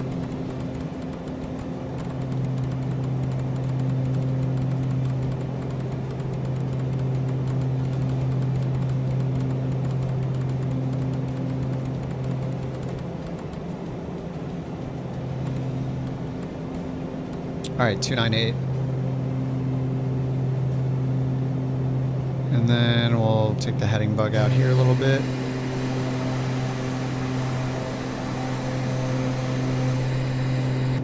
All right, then we got DME for the localizer, so we're going towards it right now. The airport should be right in front of us. Yeah, there it is right there. Nice. All right, so we're gonna go past the airport. We're gonna turn around and intercept the localizer. What's up, Mach 1? How you doing? Found you last night while studying for instrument ground. Currently in flight school yourself. Nice, dude. I have never flown an airplane. I just play the video game, but that's rad, man. I don't have the balls. I don't really know what it is. I just don't. I don't have an interest in flying a real plane. I don't know. I'm just a gamer. All right, let's slow our speed down to 180. I don't know the flaps. I don't know what our approach speed should be in this thing. All right, it says to turn propeller sync off, so let's do that. Prop sync is off. Radar as required, yaw damper off.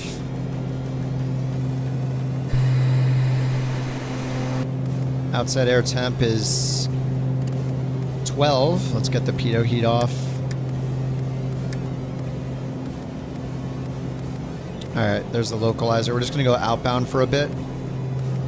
We're still at 6,000 feet, so we're descending down to 3,600. And we're going to get down to 16.3. That's the identifier for that waypoint. Or we can turn around to Kirk, 12.6 DME. We're at 2.6 DME. This number is going to go up as we fly away from the airport. And then we'll turn around once we're at 12.6 DME. All right, numbers going up now. We just passed by the localizer. Here's the airport right there. Then turn left a little bit, a couple degrees. We've got a crazy tailwind right now. But once we turn around, that'll turn into a nice headwind. Where am I out of? LA. My girlfriend has her PPL though, so I've gone as a passenger with her. All right, less than 1,000 feet to go. Crazy, I'm obsessed with this sim. I just got into it because my girlfriend was doing her flight training for real. And I've just been a gamer my whole life, so I was like, hey, I'll build a PC. I haven't had one for a while.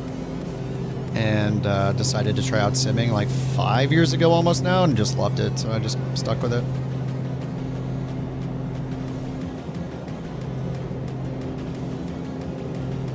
Alright.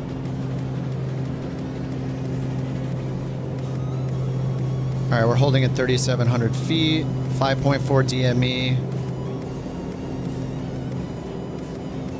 Let's get rid of the music. Alright, we're going 170 knots. I've never landed this thing, so this will be fun. But when we're ready, I'm going to turn around and intercept the localizer. We're at 6 miles DME. We're gaining in our distance. And then we'll turn around at, like, I don't know, 13, 14 miles out, turn around to intercept Kirk. And then we'll descend down to 2,100 next. Let's set 2,100. All right, altitude hold, heading mode, 2,100.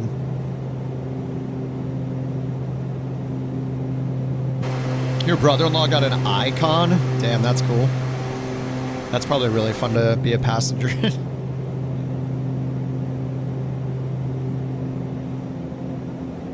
Yeah, I am going to take... There's going to be a little break between... The stream will stay on. I'm just going to chill while I change to Sim Update 2 again after this flight. The performance is just so bad. I want to confirm that it's the Sim Update 3. Sim Update 3 having the issue. Alright, we're at 9 miles DME. And minimum safe altitude was 3,300 feet, so we're good here. We have a radar altimeter in this thing.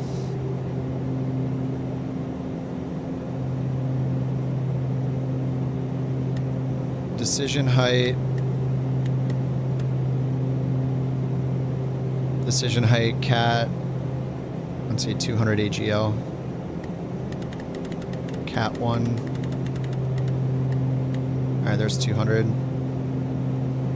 It's funny, it still says back course. Why does it say back course? ILS Loke? 1087?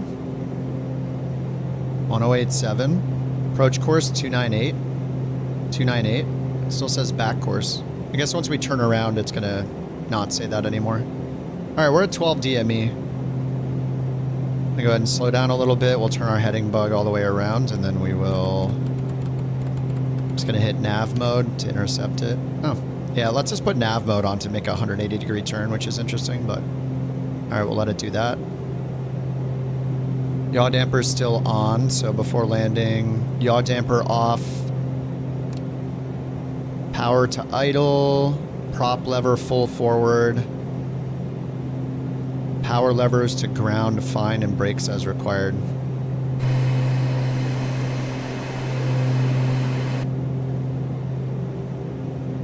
Alright, so we're at 13.7 DME. Once we get to 12.6, we can descend down to 2,100 feet. And then we'll intercept the localizer, or intercept the glide slope. You can see the glide slopes here above us. We will wait for 12.6 on the DME. It's 13.4 right now. And then I'll just hit the descend button, see how that goes. 13.2.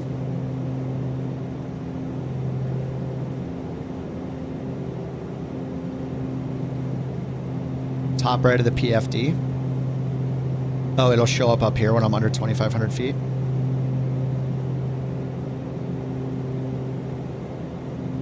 Or up here, rather.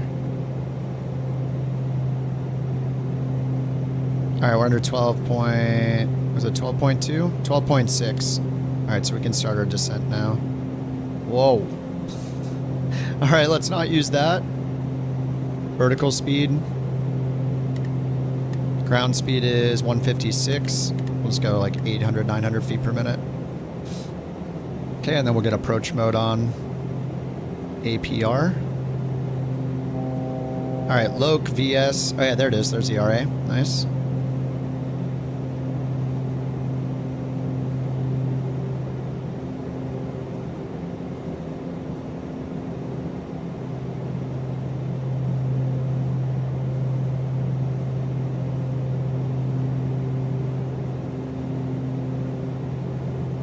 Loke 1. So 298 was from the chart. Let's check the actual... let's check the sim data for the runway heading just in case. Yeah, it's 300 on this, so I'm going to change it to 300. Alright, almost at 2,100.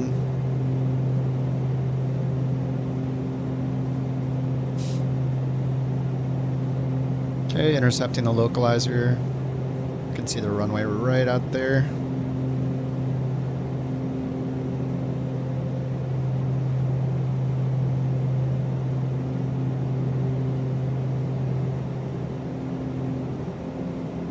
Okay, sync the heading bug straight ahead.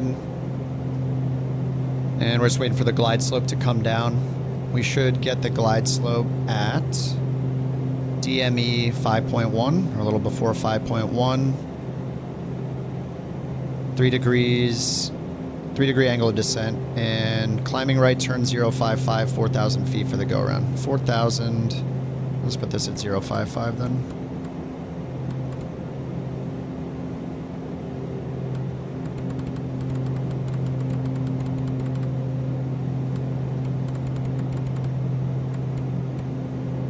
Alright, 055, once we're on the glide slope, we'll set 4,000 feet. There's the runway, all nice and blurry.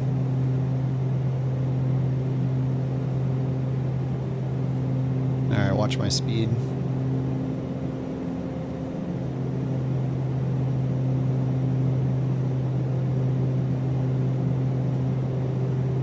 All right, glide slope's 1 dot above. Let's get the gear down. Add a little throttle.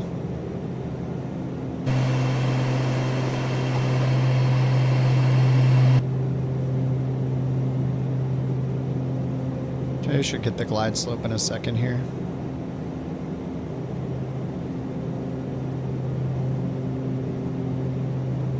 Okay, capture GS. Set 4,000 for the go around.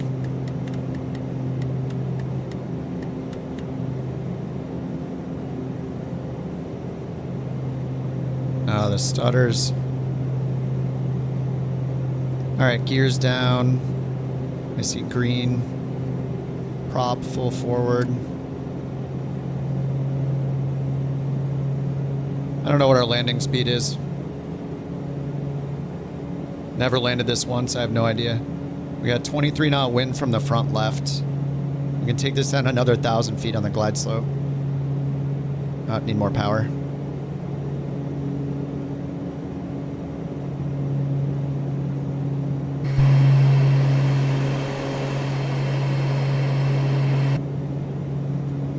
Alright, winds are 14 knots from the front left.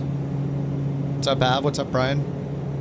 Oh, the stutters. Alright, autopilot and yaw damper off.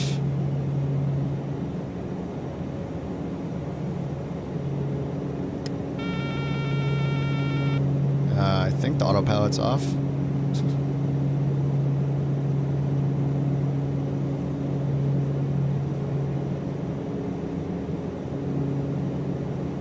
God, the stutters are so bad.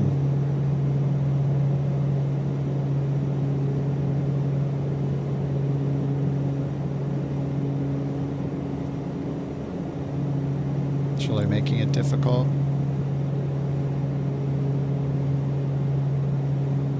A little tornado on final, as always, Microsoft style.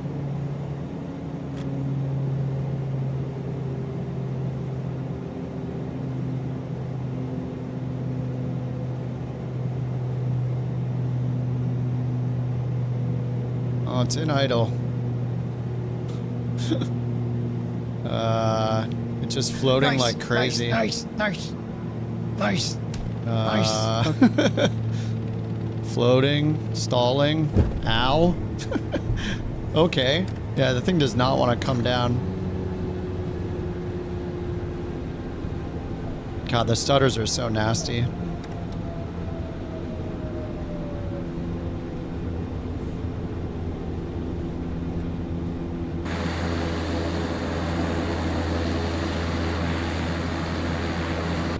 I have to deal with this stupid Black Square throttle.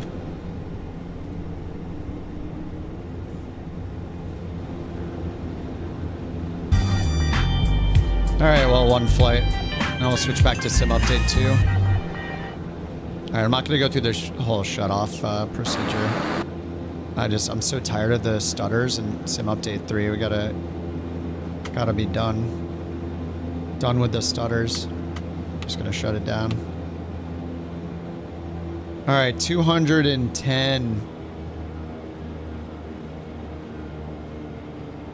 Alright, tracking is done. I'm gonna reinstall Sim Update 2 to hopefully get rid of all these horrible stutters. Actually, before I do that, I think I need to go in here. Aero bundle free upgrade from the marketplace. Oh, nice. Get for free. Sounds good.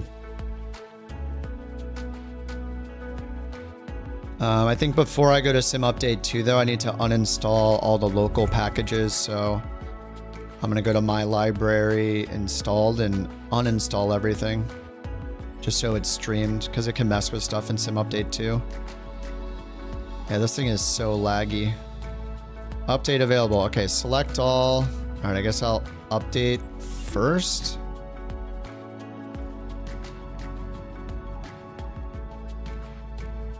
Is it downloading everything? What? Never mind. Select all, cancel. Select all, uninstall. All right, reclaiming my disk space. You'd have a bit more mind on the throttles? Nope. Every other plane, I am in control of when my axis goes into the reverse detent, except for Black Square planes. They are the exception, so it's a problem. If they just didn't have to be special with their throttles, it wouldn't be an issue.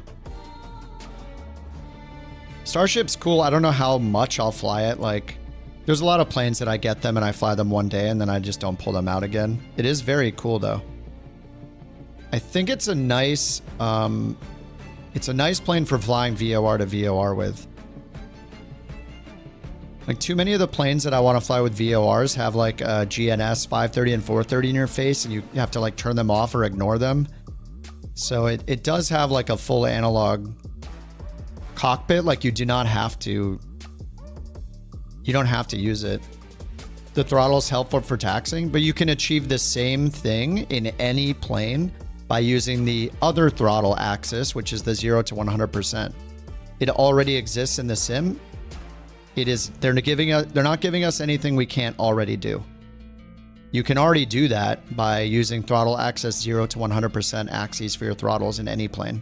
It will pull it back into the beta detent on your linear single throttle axis. The other option is to do what I do, use the normal throttle axis that brings it to idle, and then you flip a reverser switch, press a reverser button, press decrease. There's a ton of ways to do it. Yeah, that'll go full reverse, yeah. It just goes to full beta. But what's the difference? If you pull the beta mode all the way, if you pull your physical throttle on the plane all the way to the bottom position, that is full reverse, right? Physically. So wouldn't that make it inaccurate that pulling it back doesn't go into full reverse? It should match the physical throttle in the plane.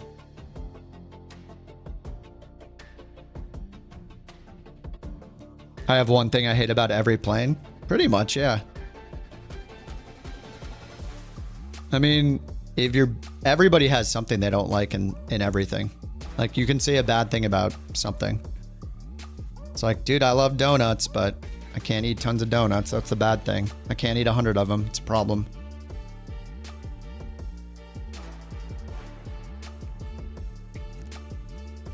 The problem is simply that they're doing something they don't have to do in any of their planes. They do not have to do any special behavior with the throttle, and they're doing it. They don't have to do it. They're forcing me, even though I've explicitly chosen to not have the reversers on my throttle, they are forcing me to use the beta and reverser, the beta range on my linear throttle when I pull it to 0. I don't want to. I can't not use it. It forces me to go in reverse on my throttle, and I hate it. I don't have to do that in any other plane. That's why it's wrong to do it. Yeah, people not following standards. That's the point of this, is they're not following the standard, which is we already have all the tools we need to use reversers, use beta range, or not, mattering our peripheral setup. And they are forcing me to use their way, and it's very frustrating. It's the same thing in the Duke. Those are my only complaints about the Black Square planes. They just never needed to do it.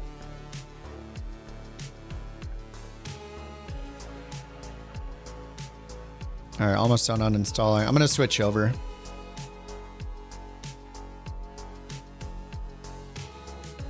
Jewel, the point is that I have my setup set, so when I pull my throttle to 0, it should be in idle. Nothing lower than idle ever. And they are forcing me to be lower than idle when I don't want to be. That's the problem. I chose to use the throttle axis that does not go below idle. And they are ignoring that, and it's going below idle. I want to explicitly flip to reverser mode for me. Getting a car where letting go of the gas was full ABS brakes. Oh, it's like a Tesla, isn't it?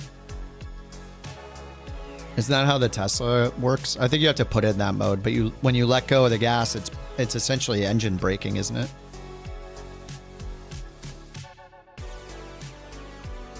It's like when you let go of the gas, you're braking to 0, I think, when you let go of it on a Tesla. I've never driven one, but that's what my buddy was saying about it. I think he put it in that mode, though. Just a little, not a full lock. Yeah, yeah. The thing about airliners, they have the option in the EFB, or you can do it either way. Exactly. Some of the airliners might need to implement that, but the sim itself has 2 throttle axis options for a reason. One is 0 equals idle. The other one is 0 equals fully down position, including reversers, beta range, etc. We already have the option, so they didn't need to do it. And yeah, I like how a lot of the airliners do it, where they just have a toggle switch that says, do you want the reversers on the axis or not?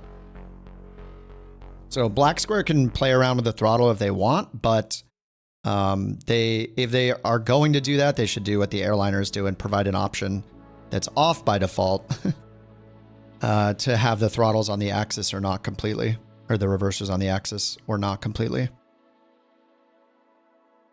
Yeah, you have your control set to 0 equals idle. Yeah, exactly. Any plane with reversers, I want to explicitly flip into that because I can't feel the detent. I can't physically feel when I've pulled my throttle because it has no detents. I can listen for it, sure, or look for it, but that's annoying. I want to physically know when I'm at 0, when I'm at idle. So without a detent, the way I do that is 0 equals idle. Then I flip my reverser switch, and then I move my throttle up to pull it back into the reversers. And I have more control over that anyway because I have the full range of motion when it's in reversers. So that's another thing that I like that I can't do. Is Twitch lagging like hell for anyone else? I don't know, is it?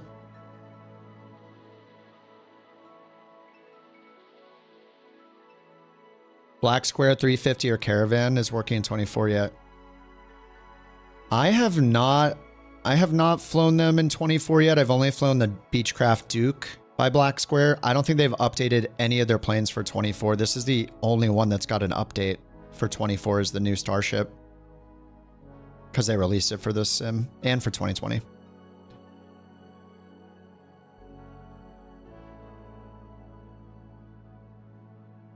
Yeah, your throttle has no detent. Most people do not have a detent in their throttle. I mean, you have to have a Honeycomb Bravo with throttle detent add-ons, or the Airbus TCA pack that has hardware detents. Most people probably do not have detents.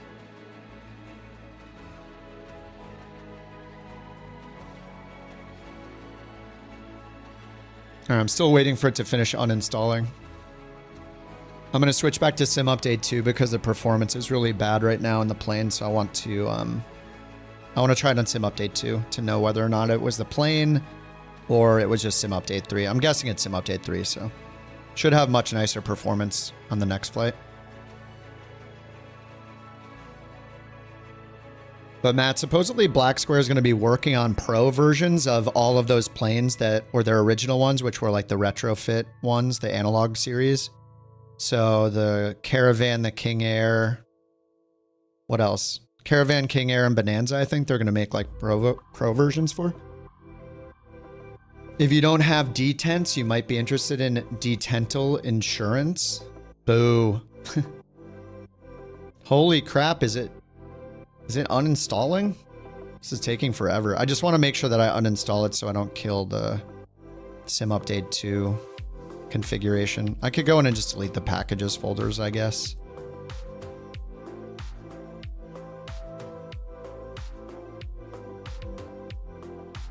And is not happy uninstalling all this. I did install a lot of stuff. I mean, it might just be frozen. I don't know.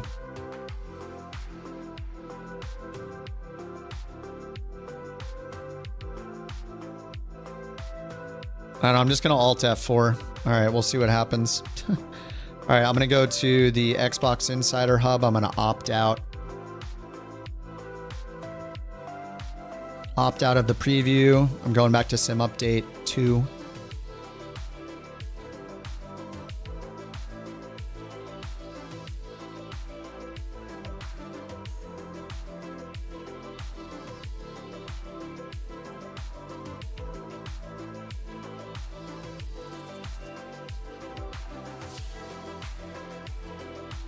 All right, previews. Flight Sim 24. Manage. Leave preview. Continue. Pending. Okay, I'm going to open up my community folder. I'm going to delete a ton of crap. I'm going to delete the official 2020, official 2024, and streamed packages folders. And I'll delete the rolling cache. And I think I'll delete the WASM folders for a couple planes too. All right, it is trying to leave the beta. Still says pending. No pun bans.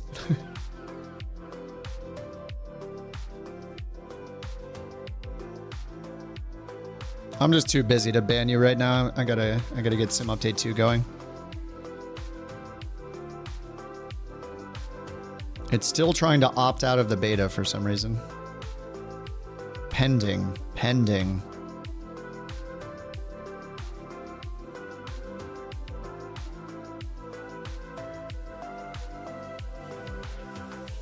Okay, there, it opted out. All right, done. I'm going to delete all of streamed packages, official 2020, official 2024. I'm going to delete rolling cache. I'm going to delete scenery indexes. Let's see, I'm going to go up to local state, WASM.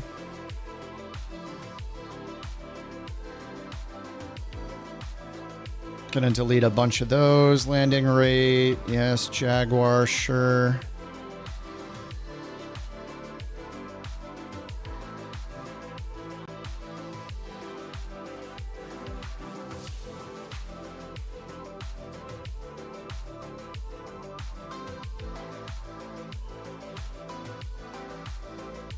It says the rolling cache file is in use by another program. What? Flight Simulator 24 EXE is still running. Weird. All right, there we go. Now it's deleting. All right, deleting 400,000 files. Yes, permanently delete. Deleting 360 gigs of files.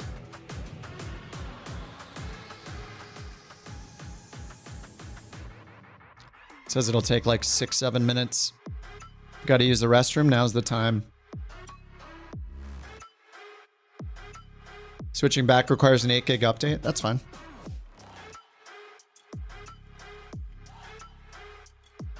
No big deal. I'll just get that started at the same time. Checking for update.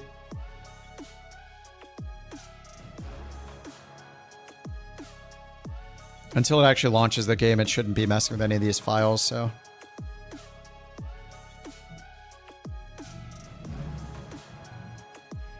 Okay, yeah, it's downloading the 8 gigs right now. 55 megabytes per second.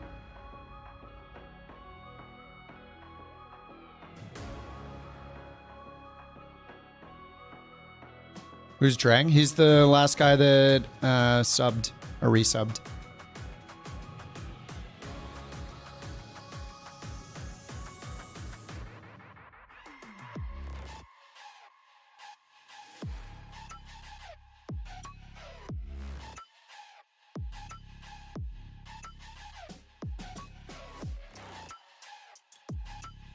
It just says public Twitch avatar.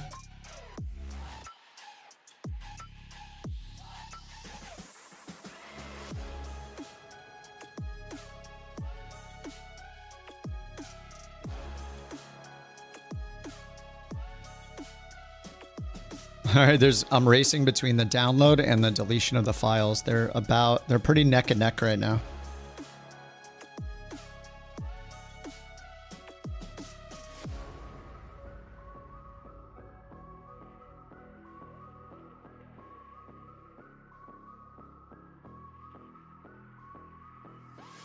Is it spam or a joke? I don't know. It's got profanity filter or something on it. I can't even see what it says.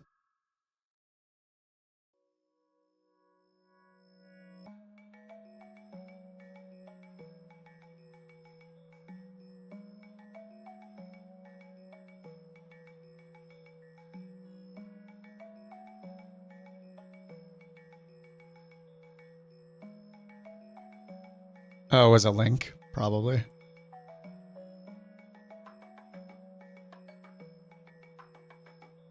Count me in. Just go to star, star, star. Oh, not a link. It was a joke. Yeah, Twitch spam is going to be pretty low. I think I have like phone number required and all sorts of stuff to even type. So it really cuts down on the spam.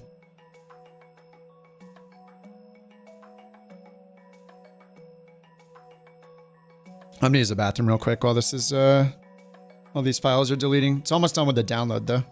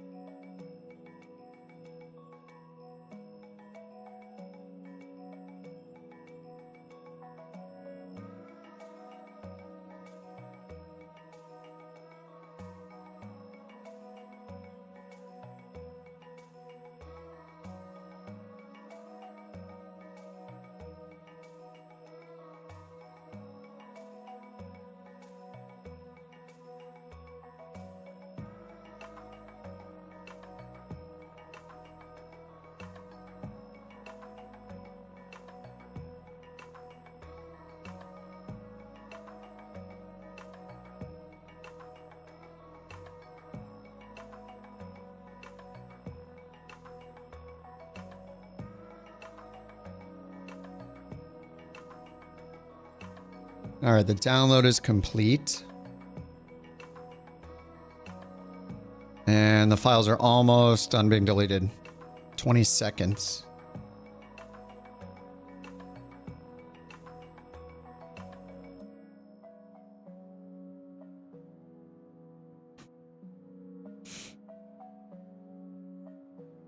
All right, we'll see how well it is and how good it performs in Sim Update 2.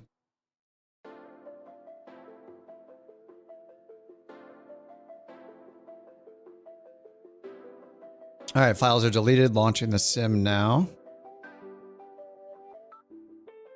And I'm sure I'll have to go through and enable and disable things, so that might take a minute.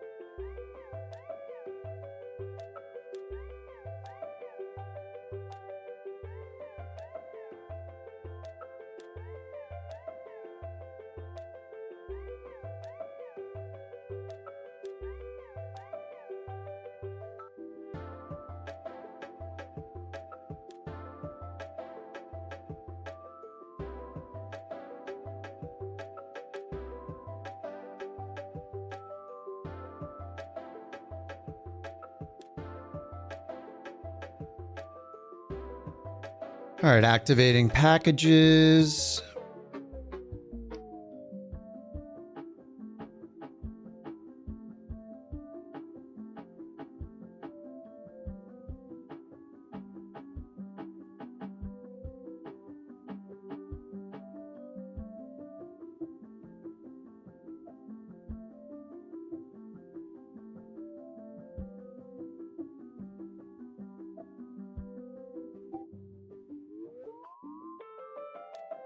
This will take a bit.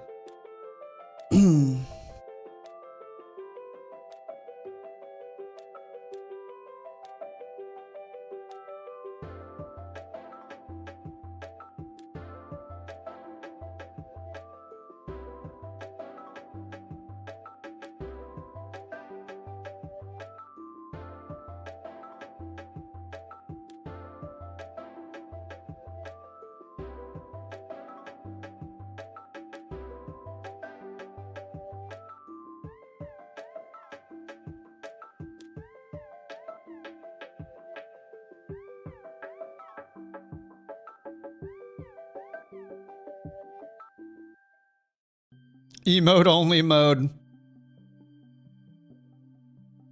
Bird has been the first one to spend 3 Bork coins to turn on emote only mode. It looks like it works.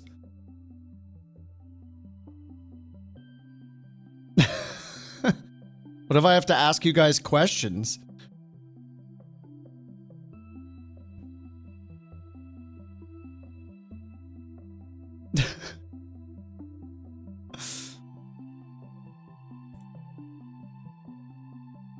All right, loading world data. Anything about the EFB not working on Xbox? No, I don't. What is that sniff emote? What the hell?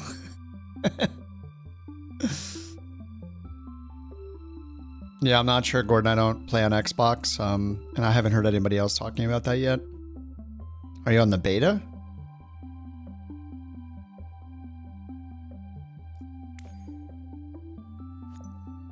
All right, let me check the marketplace to see what it enabled in the library. I think I probably need to go to community folder and enable all that. Okay, no, it's enabled.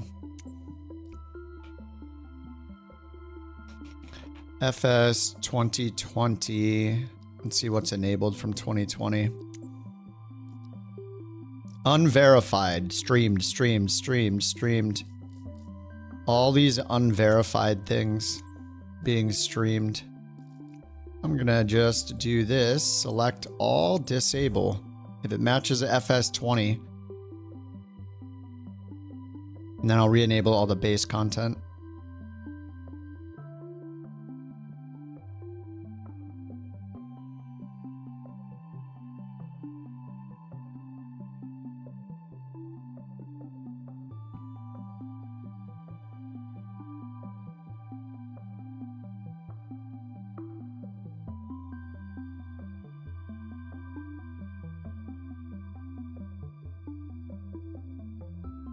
All right, there we go. Now let's go to disabled only.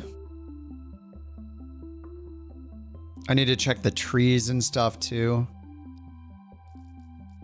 Okay, so base content, I'll enable all the base content.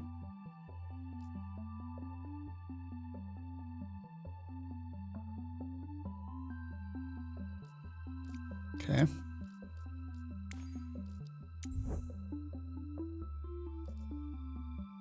Okay, and then we'll go to bundles and packs, disabled only. And I think I want all this enabled.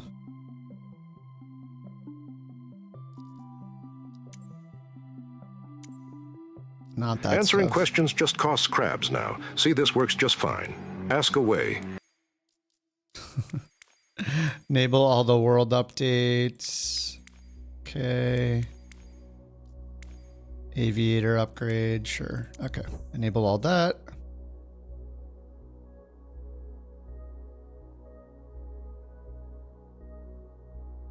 And then I just need to check the trees and stuff, those miscellaneous mods I have.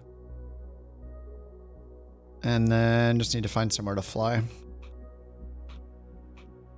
Next sim flight, random route. This is me putting my hardware all the way out.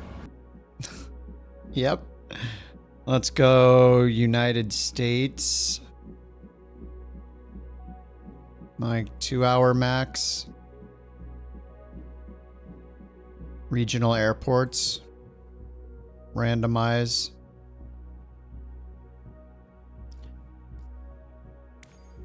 All right, enable that. Okay, now takeoff.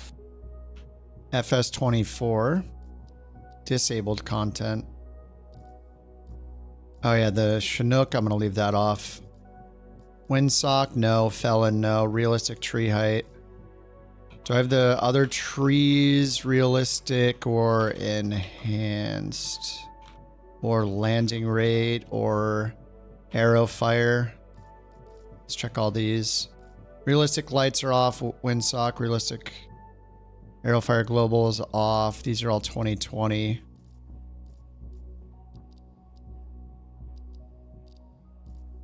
Okay, arrow fire is streamed. Enhanced airport graphics. I don't need the runway lights. I don't need that. Smaller trees global, okay. I'll leave the enhanced airport graphics. All right, I think we're good. That takes forever to go through all that. All right, let's go to free flight and get back in the Starship. What did it pick for us here? Alaska. VFR to marginal VFR. I hate it. Oh, okay. No. Let's go somewhere else.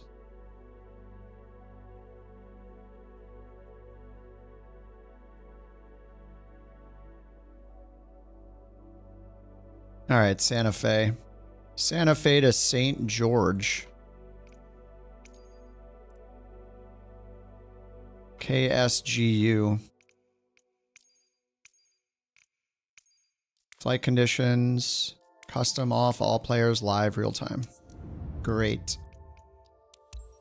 All right, ramp 51. And then I'll go over here and get the sim brief going.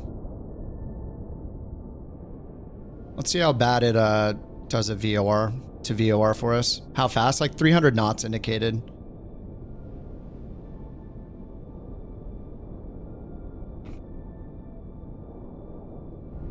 I'm just going to do the Piaggio for now. Oh, they have the Starship. Oh, they added it already. There it is, Starship. Heck yeah. Beautiful. Okay, and then analyze route. Let's just find a route here. View all routes. Do I have anything that's just... This has a departure and 2 VORs. We could do this one, right? VOR to VOR. It goes to Tuba City VOR and the Gallup VOR. Alright, generate flight plan. Alright. Let's see how the performance is now that we're not on the beta.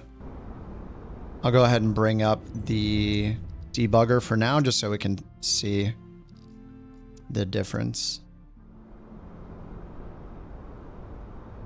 Yeah, okay. We'll see how it is in flight too. Let's see if I have my graphics settings limited. 100% monitor refresh rate, that's fine. Frame generation's off. Dynamic settings are on. Frame rate target 55, 200, 100, 100. That's usually on high. Okay. All right, we're back in Sim Update 2. What's up, Slamry? How you doing? Emote only mode should come off soon, right? Has it been 10 minutes yet? It's all Bird's fault. He paid for it. Okay, Sim brief. Let's check it in here. I need to sign in again.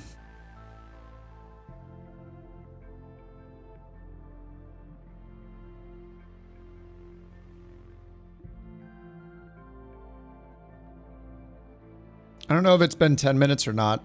Either the thing is broken or it hasn't been 10 minutes.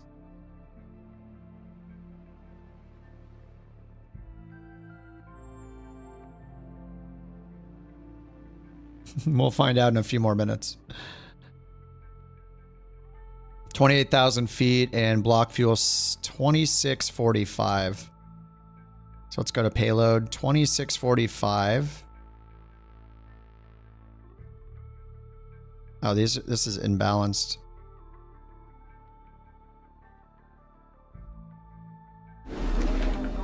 All right, 2680. It's been 84 years. It's been in emo mode so long. Let's get rid of these passengers. I don't want them. Yeah, I guess the chalks and stuff are off by default. Okay, yeah, you can turn them on here if you want. So let's do chalks, and we'll do external power this time. Do the GPU startup in the checklist. And I think GPU power is down here. I saw a switch. External power. There we go. And we'll get the battery on. Let's get all this stuff on.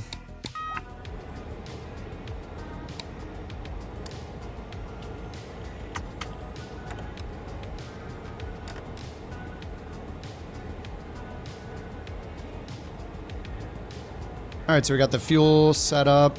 We can just close that.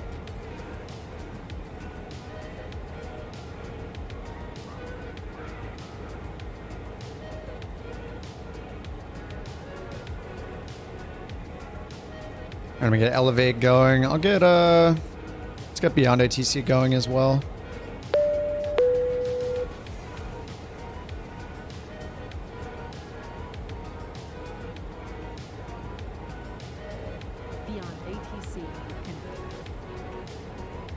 Alright, well, we're at 60 FPS still. I'll check in on that later.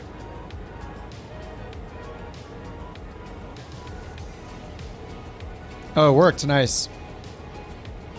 Emote only is off. Good job, Bird. Flight out of CYTZ. Maybe for the next one. Gusty wins. Just what I need in a plane I've never flown. Or I've flown once. Okay, initialize system update position by lat long entry. We'll accept current position.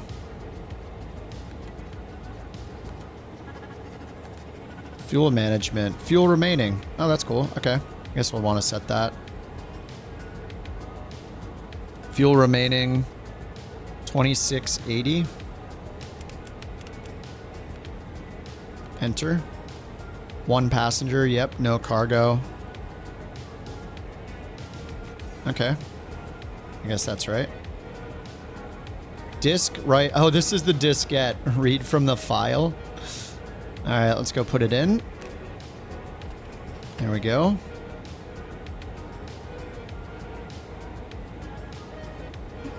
Read file from diskette. Reading directory. This better be mini games. Update database. Select file. Flight data na? Flight data non.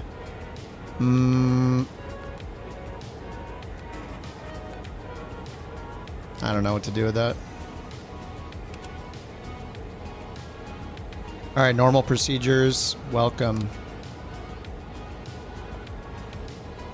Safe airspeeds. Engine limitations. Pre-flight checks. Alright, let's go. Parking brake is set. Control locks removed. Landing gear control is down right there. Battery on. Yep, we're gonna do GPU start this time. Trims to neutral. Neutral. Neutral. I'm sure they're neutral, right? Does it remember? Anyway, those look neutral. Alright, shift 3 for this camera. And do I have... I do not have frame gen on. It feels like it though. Yeah, NAN, not a number. Alright, fuel quantity check. Fuel is down here, 1340 in each tank. Great. Oxygen pressure check. Where do we check oxygen pressure? Oh yeah, right there. Yes, checked. Air stair, door, annunciator. We're not using the air stairs. I don't even know how. If we just click this, is it gonna... Whoa, there's a little control panel down here. What is this? Oh. Lights. Turn all those off.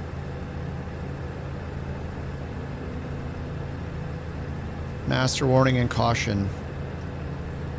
So what is AFX? I don't even know what that is. I'll have to read about it later. Wheel chocks removed. Wait, didn't I do all this? Engine covers removed. Gear locking pins stone. Emergency exit secured. And air stair door locked. Checklist complete. Okay. Goodbye, everyone. Beep. Goodbye. Don't forget me.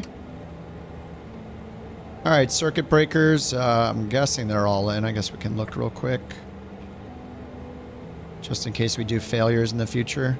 Those are in. Those are tests. Those are all in. Alright, beautiful. Outboard reversionary panels. Sure. Static source normal. I haven't touched any of that. Oxygen supply. Pull on. Okay. Oxygen masks test. Ice protection off. Anti-skid switch. Anti-skid. I missed that last time, huh? Standby instruments on. Yes. Prop full forward. Done. Condition levers. Fuel cut off. Yep. Bleed air over here is off. Temperature mode is off. Batteries on. Bus 23 volt minimum. 22 and 23 volt. 27, 28. ICAS is on. Firewall fuel valve is push closed. Do I have to... If I press it, does it open or does it close? Closed. Closed. Extinguished.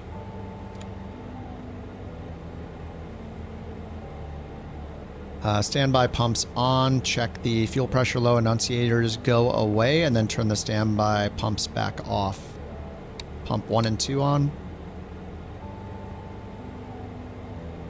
Wait for the lights to go off.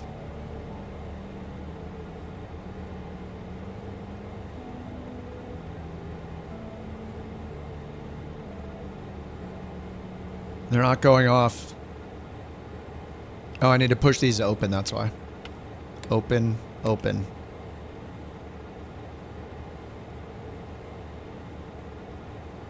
Now they extinguished, okay.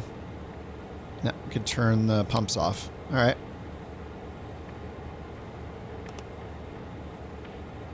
Alright, that's done. Transfer flow alternatively left and right. I'm not going to test that. Transfer flow off. Avionic air fail message. Illuminated. It is not. Avionics alternate blower on and alternate air blower message illuminated.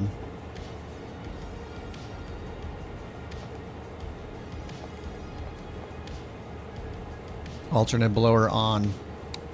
Blowing completed. Fuel quantity, we already checked that. Oxygen pressure, we checked that as well. Lights as required. Checklist complete. And we'll do the external power one. All right, let's turn on nav, anti-collision.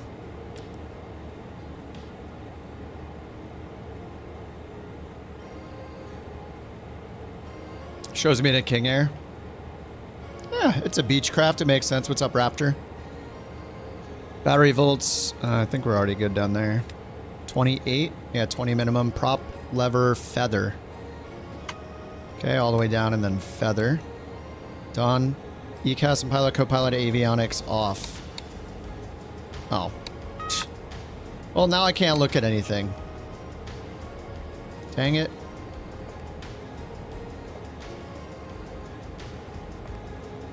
Left and right gen off. Battery on. Connected to airplane. External power volts 28.1. Power switches on. ECAS on. Right ignition and engine start on. So I guess we're supposed to turn off all of these for now. But now I can't look at the checklist, so it's kind of annoying.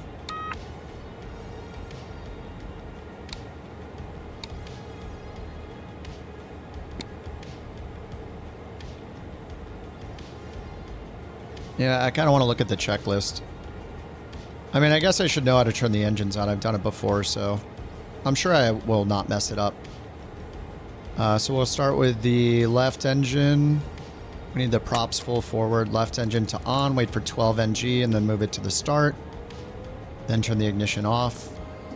Then wait for green NGs or N1 and then turn it to run. 11, 12, start.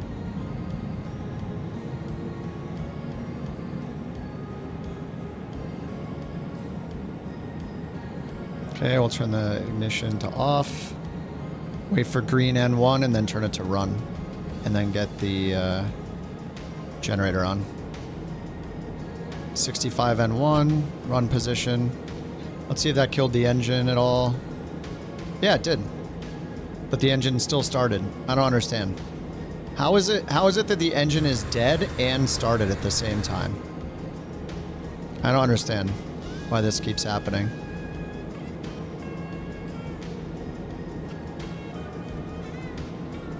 Yeah, we got everything's fine. Like the ITT went high, but Alright, whatever.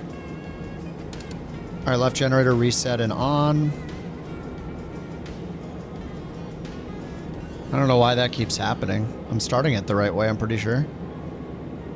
Right engine ignition on.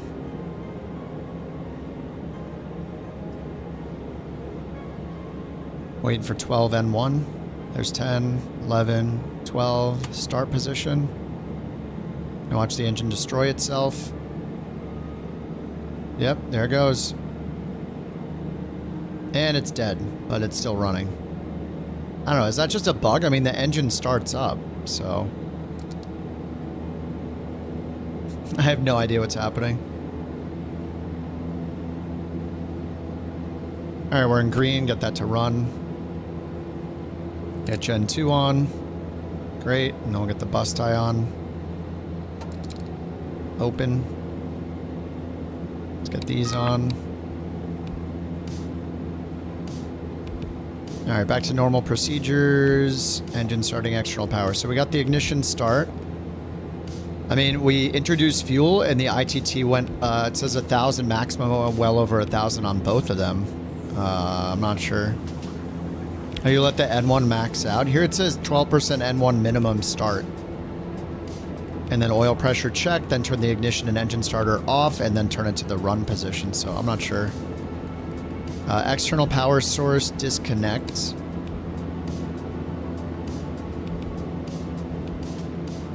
Okay, done. Right and left generator are reset and on. Gen ties are... Oh, gen ties normal. Parallel within 10%, yep. Left and right gen tie message open extinguished. Oh, you're just testing it, right? So, where was that? Gen ties to normal. Manual, closed, open. There is no normal. It just says close. I guess the middle position is normal. Gen ties normal. Ties open. Anyway, I think that's right. Generator load, good. Prop full forward. That's done. Okay, checklist complete. Next checklist. Avionics are on. Standby indicators are on. Let's hit comma. 3020 on the altimeter. Bleed air valves to both. Done. Temperature to auto. Blowers temperature set. I'll just leave it alone. Lights as required.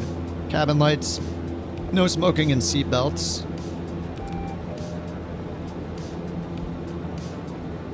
Flap forward wing retract. It is up by default. AHRS aligning mission extinguished. Display temperature. Display temp. Do I need the avionics alternate blower on to get rid of that?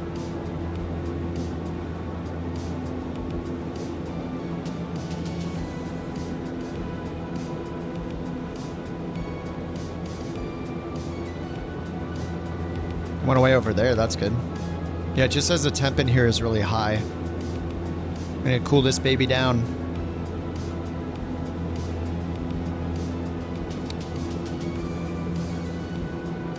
Where are our temps in this anyway, down here? Manual increase or decrease temp. Where do I see what it's set to? Oh, cabin temperature right there. 43.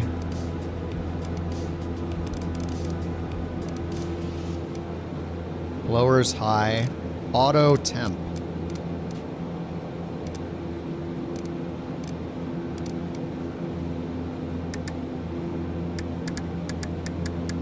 (41 degrees Celsius, holy crap.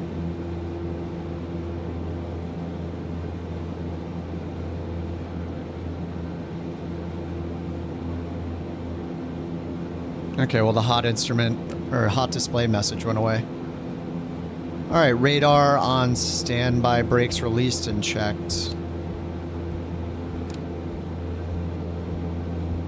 Alright, let's get rid of this now. I think the engines are not dead, so that's good. I don't know why they die every time. It's the ITT goes super high.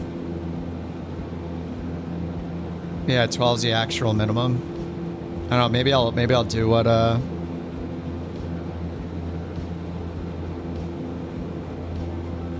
maybe I'll do what Max said next time.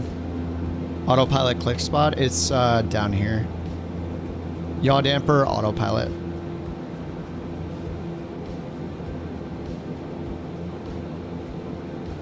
Okay, let's grab the Simbri flight plan. We're going somewhere. Let's go to Santa Fe ground. We'll let the co-pilot do the clearance. Couch 323 on our way to St. George Airport.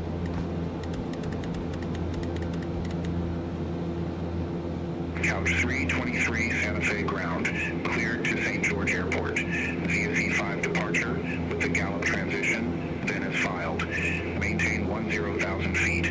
Departure frequency 132.8, squawk 2224. Cleared to St. George Airport. Zayas 5 departure with the Gallup transition, then as filed. All right, 2224. Maintain 10,000 feet. Departure frequency 132.8. Squawk 2224. Maybe I'll just use GPS this time. Couch 323, read back correct. Call me back when ready for start or taxi. Wilco, Couch 323. All right, let's import it and see if that works.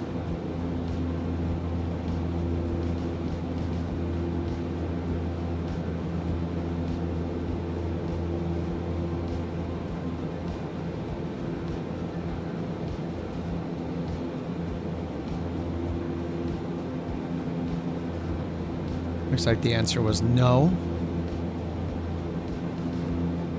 What's up, Eric?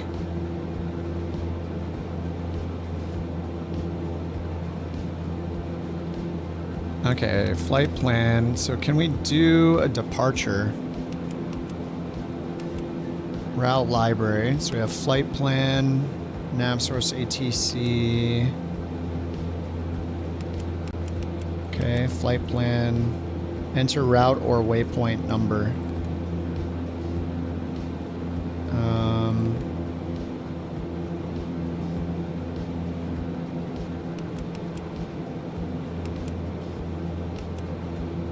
Route library. Enter route number or waypoint. I guess I'll just do KSAF.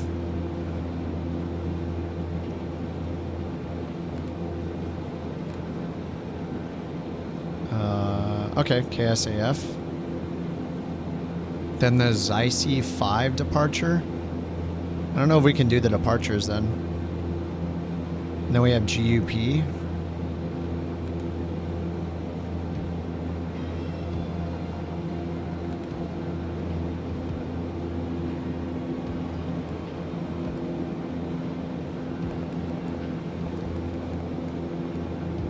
GUP VOR. TBC VOR.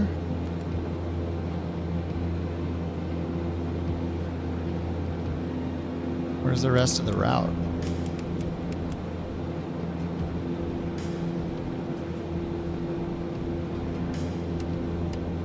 Enter route number or waypoint. End flight plan. Oh. Oh, this is weird. Replace waypoint. KSGU.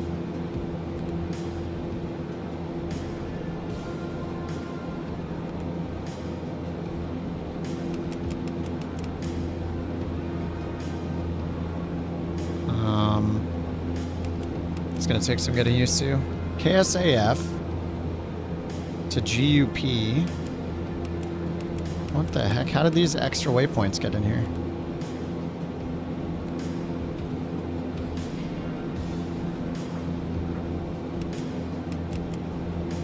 From KSAF to alright, this is in here second time.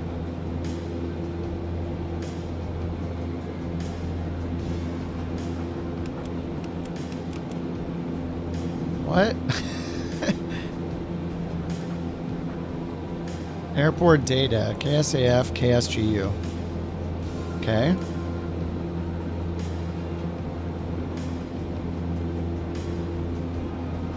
From KSAF to KSAF.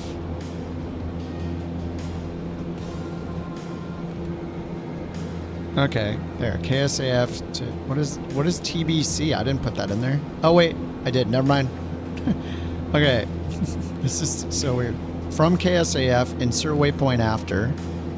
GUP. Okay. Okay. Okay, KSAF, GUP, TBC. KSGU. Okay, got it, got it. Select course. And then here we have airport data. Alternates is KCDC.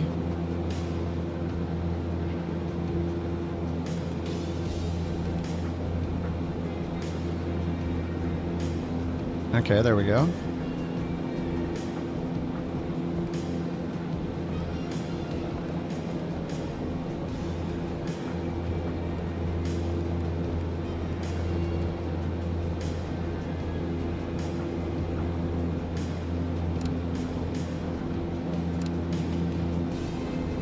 Okay, I think that's fine then.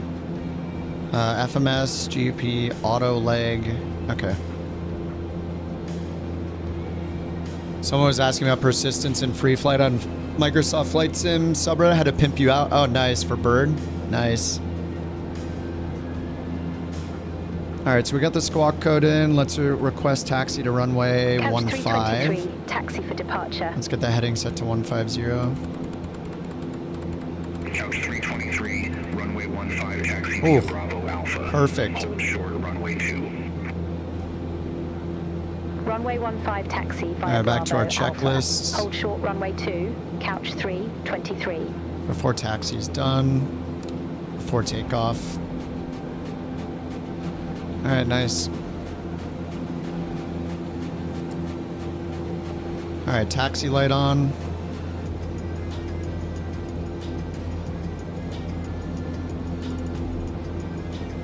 And I don't know if we can put in the departure procedure. I guess that's the reason why we have the 430. So if I want to put in the departure procedure, we have to turn the 430 on. Let's see if they're synced up.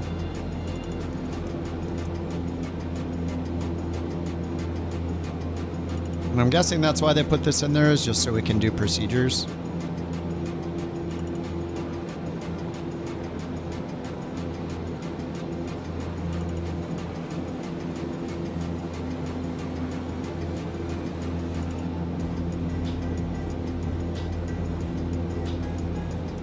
Oh yeah, this is the flight plan is not here though.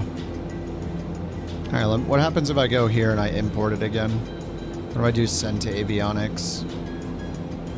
It doesn't affect this. Doesn't affect this either.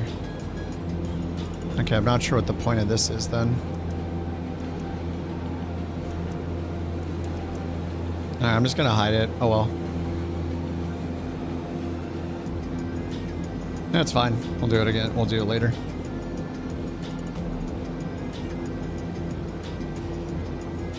Alright, annunciators. We can test that right here.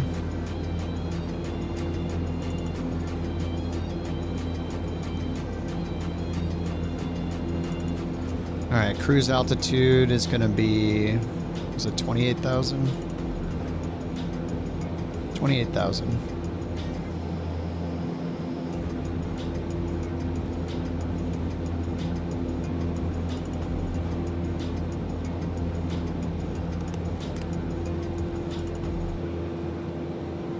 Alright, taxi in, hold shorter runway 2. Alright, parking brakes off, taxi lights on.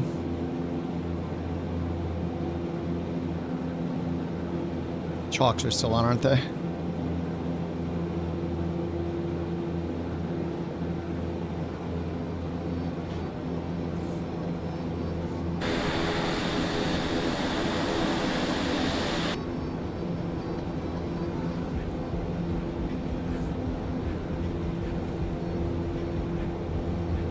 Yeah, I got it in the air. The landing was not super pretty. Oh yeah, whoops, we're gonna go around this way.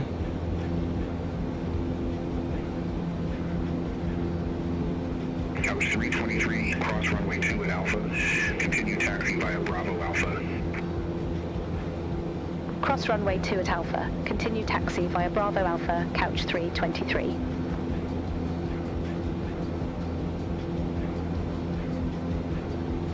Alright, if I want to do VORs again, I guess I could just do TBC. Where did GUP go? Up here, add waypoint before. Gallop VOR. Yeah, I said add waypoint before.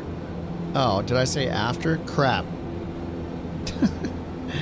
GUP remove waypoint.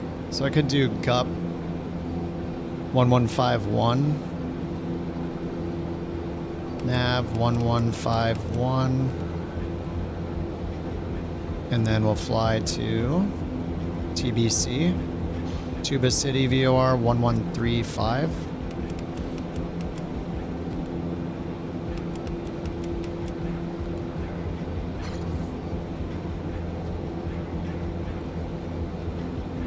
Nav source VOR1, bearing pointer VOR2. The BorkCoin was won by Tommy 009. Alright, 258 for our first heading.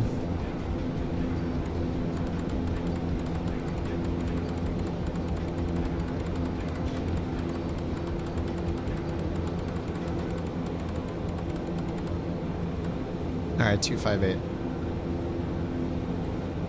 10,000 feet. We'll use heading mode first.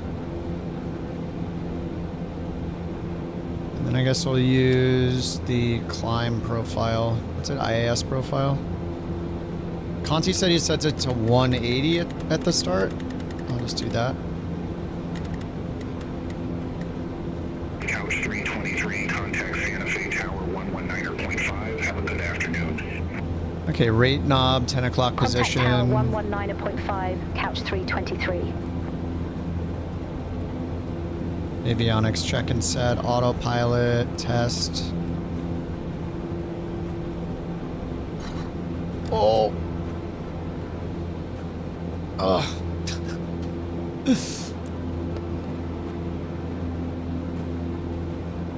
Alright, request departure. Couch 323 holding short, runway 15. Auto feather arm. Standby altimeter check, flight engine displays check. Wind 140 at 19er, gust 27, runway 15, cleared for takeoff. Let's see outside our timer. It's 33 degrees. We're not going to use our anti-ice yet. Vent cable heat on. I guess I'll turn those on. Transponder is on. Bleed air valves on both. Annunciator ECAS. No messages. Cockpit lights.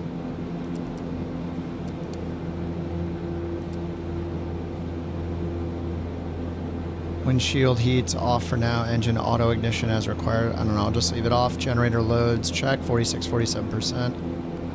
Trim set for takeoff. Okay, checklist complete. Brakes, torque. 8 degrees, landing gear up, and retract the wing. So it said as required. So I don't know, do we normally take off with it extended or retracted? I guess I'll try it extended. I have no idea. It says as required. Last time I did it extended. I guess we'll do it last time I did it retracted, so we'll do it extended this time. Just see what happens. I don't know, maybe it's a horrible idea. I guess I'll learn.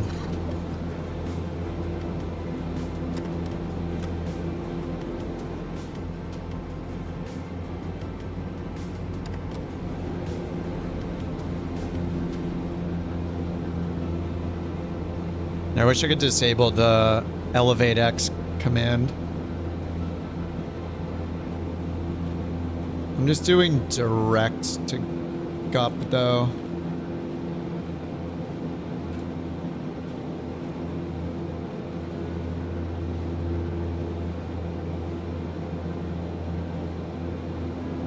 Let me turn off that route command for Twitch since Elevate X always does it. We'll see how that works.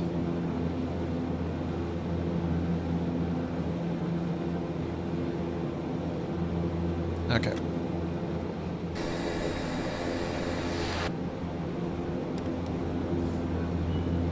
Alright, I said clear for takeoff 15.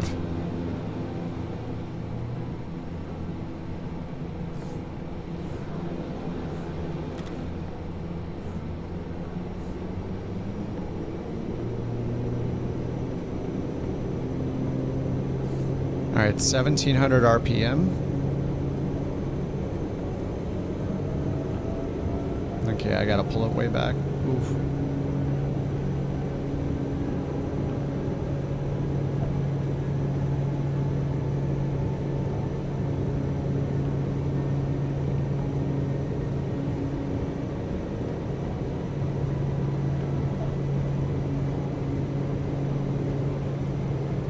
I don't know what the rotation speed is. Is it that D10 right there? Is that like a V2 D10? Whoa. All aircraft be advised information. Oscar now current. Altimeter tree 017. Couch tree 23. Contact Albuquerque Center 1 tree 2.8. Contact Albuquerque Center, 132.8, Couch 323. Have a good afternoon. Albuquerque Center. All right, Couch retracting the wing. 6,900 feet. Gear up, wing retracted. Couch tree 23. Albuquerque Yaw damper Center. on. Good afternoon. Radar contact. Climb maintain flight level 280. Climb maintain flight level 280, Couch 323. All right, let's go heading. Yaw dampers on, autopilot's on, heading mode. I want the torque to 90 and the prop to 1600, it says. Oh.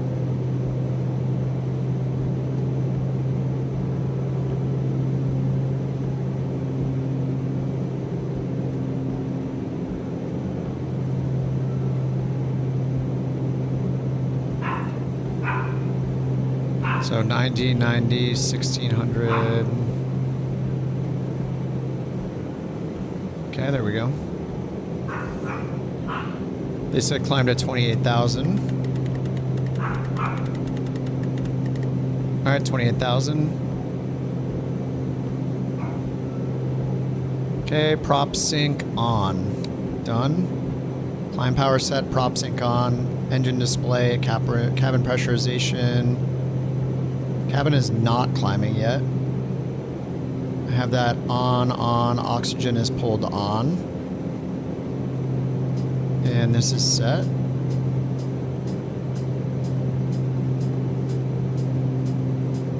$19 degrees in the cockpit. The BorkCoin was won by Stupid 26.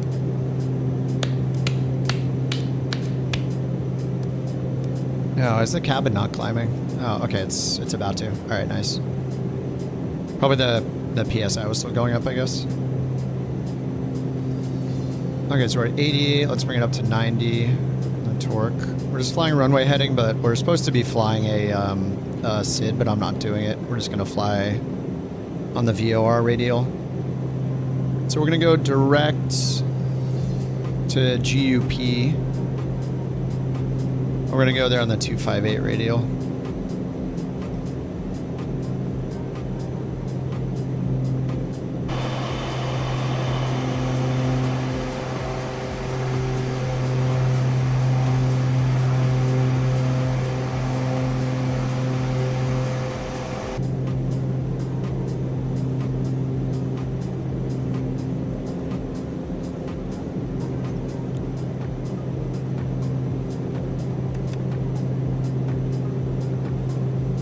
Wobbly VOR needle. All right, 137 miles to GUP. Monitor pressurization. We're at 14,000 feet. Hopefully that'll start climbing soon. Cabin temp is 19. What's a good temperature Celsius for humans? 20, 21, 22?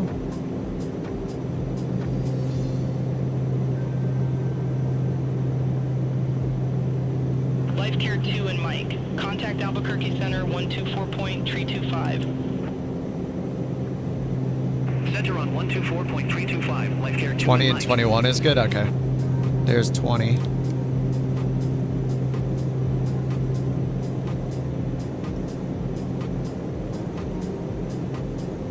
Kind of interesting. We have 2 sets of autopilot controls too. I guess it's just 2 different autopilots. So we have redundancy. Yeah, this profile climb mode is awesome. How it keeps changing the IAS automatically as we climb. Pretty nice.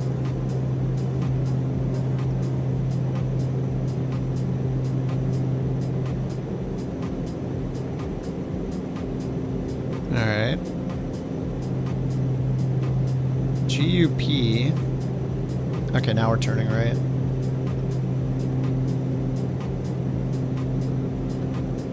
It'd be nice if we had a VOR planning tool in this, like VOR to VOR, because this is direct to a VOR.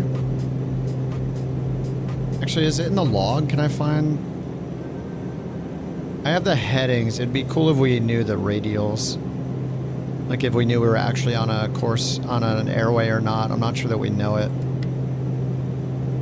Now let's set these to 2992.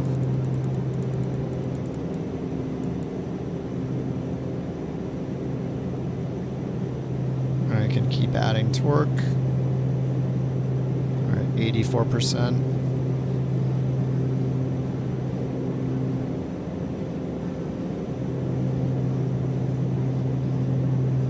All right, 90, there we go. Hi, I'm Kippen, actually. Fahrenheit is easier to understand for human comfort because it's easy to remember 0 is very cold and 100 is very hot. Change my mind. Exactly. He's right. All right, no smoking and seat belts off. Checklist complete. How's our pressurization? Is this just bugged? Oh, you can tap it. Wake up. I mean, it looks like it's climbing. This thing is just broken. 0 freezing, 100 boiling. So when you go outside, you think to yourself, I'm a human, and therefore what I need to know is the boiling point of water. I'm not talking about boiling water. I'm talking about, is it comfortable for me or not? And that's where Fahrenheit's better. It's just simple logic. If 0 to 100 is easy to remember for the boiling point or freezing point of water, then by that same logic, Fahrenheit for your comfort is easier to remember because it's just 0 to 100. That's my argument. So you have to apply the same logic.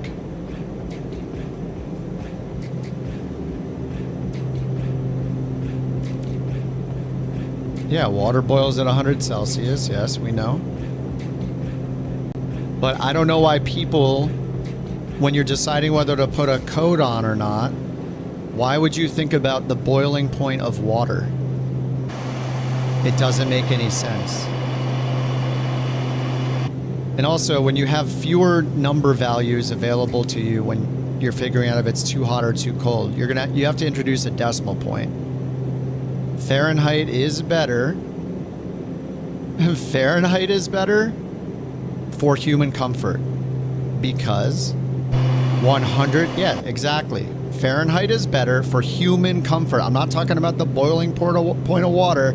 I'm talking about, is it comfortable for me to go outside or not? And the why it's easy to remember is because 0 is very cold, 100 is very hot for a human. I don't care about water. I am not water. I mean, I'm mostly water, but you know, I'm not concerned with the boiling point of liquid water. So it makes no sense to use that when the context is human comfort. When you're talking about boiling and freezing, then yes, Celsius makes sense. Like with airplanes, we want to know when it's close to freezing.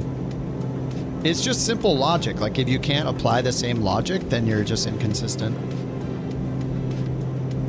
And yeah, HPA is also less accurate. You have fewer, every 4 turns of a change in inches of mercury equals 1 numeric change in hectopascals.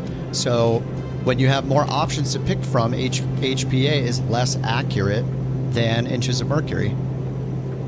It's the same thing. You just have to apply the logic equally everywhere. Would you rather have a 4 times increase in precision on choosing your atmospheric pressure or not.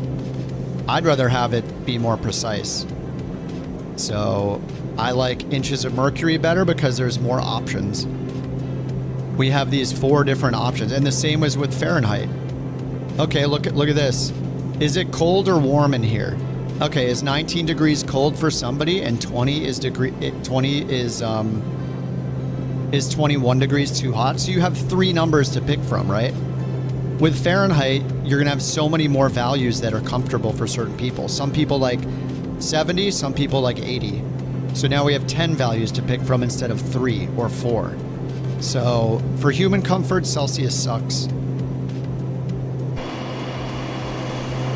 The logic is flawed.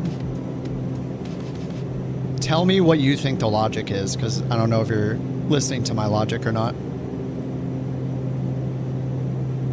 Celsius not even good for science. It is convenient for the freezing and boiling point of water because it's 0 and 100. So when I look out at OAT in Celsius, I'd rather look at OAT in Celsius than I'd look at it in Fahrenheit, because I don't want to remember 32 versus 212. This is easy to remember 0 and 100. That's why it's superior, because it's easy to remember 0 to 100. But I'm not talking about water. I'm talking about going outdoors. With Fahrenheit, it's easier to remember 0 is cold, 100 is hot for a human. That's it. If you think that it's easy to remember 0 to 100 in Celsius for water, then you should also agree for human comfort, it's easy to remember 0 to 100 in Fahrenheit. It's the same exact logic. So if you can't apply that logic consistently, where 0 to 100 is a good scale to use, then you're just inconsistent. Like, for me to ask if it's comfortable in here, we only have a few numbers to pick from in Celsius because the change is so much more drastic at these values. 18 to 22. What is 18 to 22 in Celsius? Celsius. 18 degrees Celsius is 64 degrees Fahrenheit. 22 degrees Celsius is 71 degrees Fahrenheit. So you have 4 numbers to pick from with Celsius. In Fahrenheit, you have 8 numbers to pick from. So it's twice as accurate for human comfort at this level, at like a room temperature, what is comfortable. So yeah, you have to introduce decimals, exactly. So here, where's the decimal? Show me the decimal. Oh, you can't, it's not there. I don't know what temperatures were between. There's no decimal. So yeah, so Celsius, you have to introduce decimals to multiply it by 100 to give you, or by 10 to give you more options. Fahrenheit's already there.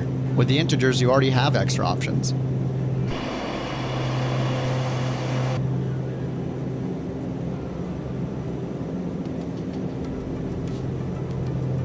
Go ahead, introduce the decimal for me right now. Can't do it. Fahrenheit would be easier to use. And also, anybody can intuitively think about Fahrenheit without knowing anything other than 0 is cold, 100 is hot, and they know the exact scale. It's very, very easy to remember. That's the entire argument. 0 to 100, easy to remember. If you say that for water, boiling, and freezing, you should say that for Fahrenheit, cold and hot for a human. It's just simple. If somebody says, hey, explain what's cold or hot in Fahrenheit. 0 is really cold, 100 is really hot. If it's 100, you want to be ready for the heat. If it's 0, you better be bundled way up.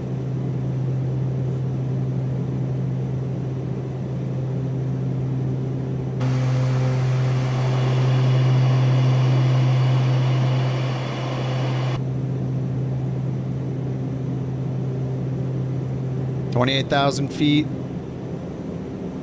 How far out do we have here? We're 99 miles from the GUP VOR. Oh my god, my ITT! I've been killing the engines this whole time that have been educating people on why Fahrenheit's better for human comfort.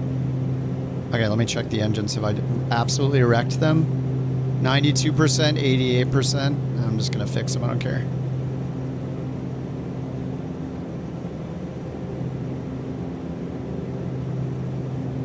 All right, cruise, power, 97% torque, 1600 RPMs. Auto feather off. Cruise. Why on the cruise checklist does it show climb power 97% torque?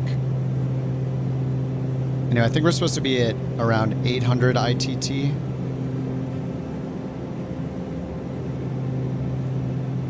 I guess it's just kind of up to us. 1600 RPM, we're still in the green.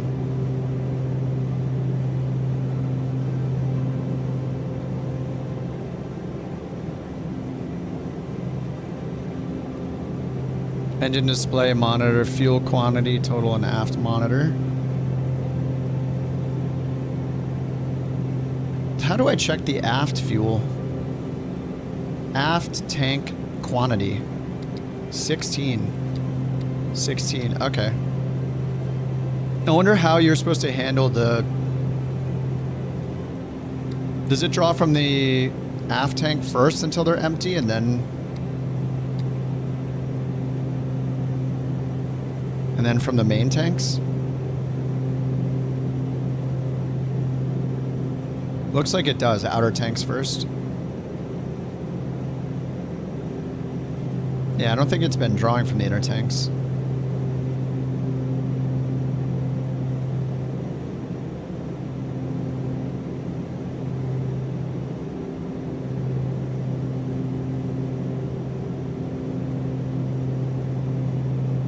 Couch tree 23. Contact Albuquerque Center 2 for tree 25. Contact Albuquerque Center 2 for 325, couch 323. Yeah, the 0 to 100 arguments for Fahrenheit's the same people make for meters. Yeah, exactly. They're just unwilling to say, make the same argument they claim is superior for everything else in the metric system, or Celsius is 0 to 100 so easy, but they refuse to recognize that 0 to 100 with Fahrenheit is easy. That's how you know somebody's not being fair and objective, is because they can't apply the same logic to two different things. So they're just going to be like, no, it's superior because I use it. It's like, well, no, it's not, because 0 to 100. What's a kilometer? I don't know. Isn't it based off like the length of some hair or something from hundreds of years ago or thousands of years? I don't even know how long. I mean, everything is based on some arbitrary unit of distance to at its tiniest level. Somebody made a choice at what the base unit was for the thing, and then that's it.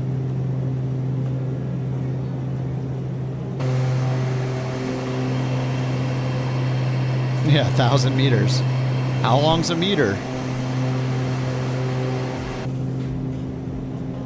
Kelvin, anyone? I mean, we're not dealing with things that we need to use Kelvin, so it makes sense. We're concerned with the boiling, with the freezing point of water. So that is why we care about Celsius when we're flying. Because of safety. So that's why we use Celsius. Makes sense.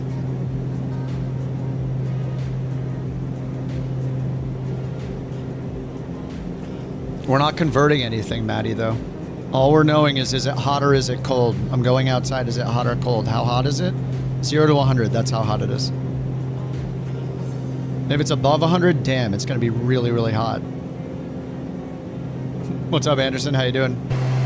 Yeah, the Starship. Oh yeah, let me check the FPS. So it seems to have been a problem with the sim update. So yeah, performance-wise, it seems like you should not use sim update 3 still. Yeah, look, wasn't I at 40? What was I at on sim update 3 the first flight before I switched back? I think I was at 40 something, 30 to 40, and now I'm at 66. So there's a problem with sim update 3's performance. We are still getting it a bit here, though. It's not quite as bad. Look, it's saying coherent UI. So maybe this is Starship specific, but this coherent UI thread peaking like this all the time, I don't know. But my frames overall are much better in sim update 2 than 3. So if you want your performance to remain good, just stay with sim update 2 for now.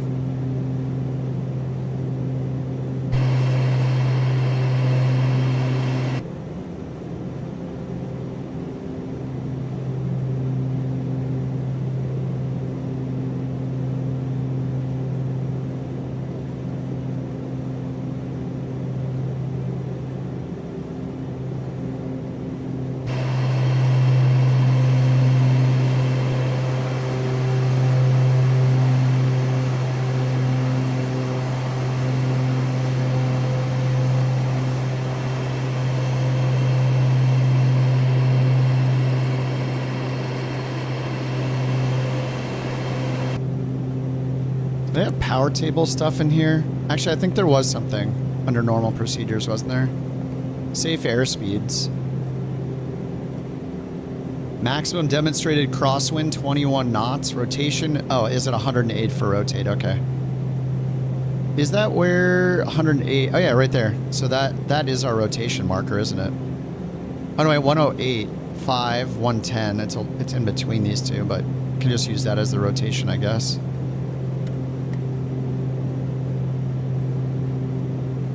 $130 cruise climb, 115 2 engine. Oh, best rate of climb 2 engines is 140. So our VY is 140, VX is 115. Cruise climb to 10,000 feet at 180, 160, 140, 130. Maneuvering max or min maneuvering speed 180. Descend and maintain 16,000 feet. Altimeter 3010. SkyWest 3176. Turbulent air penetration 170. Bulk landing. Approach VREF is 121. Alright, 121 approach VREF. It's so nice they have all this here. Minimum control feathered, no flaps. Windmill. Alright, that's cool to have all those. Oh, there were torque limits and stuff there too. Torque takeoff cruise. Okay, engine limitation in cruise is 97%. I'm at 59%. So the ITT is going to be our limitation. Southwest for 98. Contact Albuquerque Center 132.9er. What is it? 840 it becomes red, I think? Center on 132.9er. Yeah, it looks like Take care. I want to keep it below 840.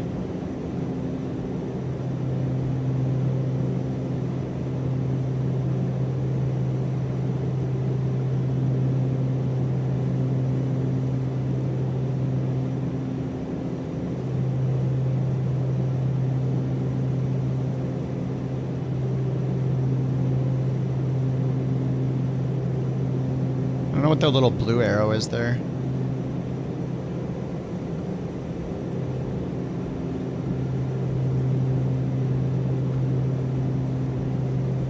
Alright, that's close enough.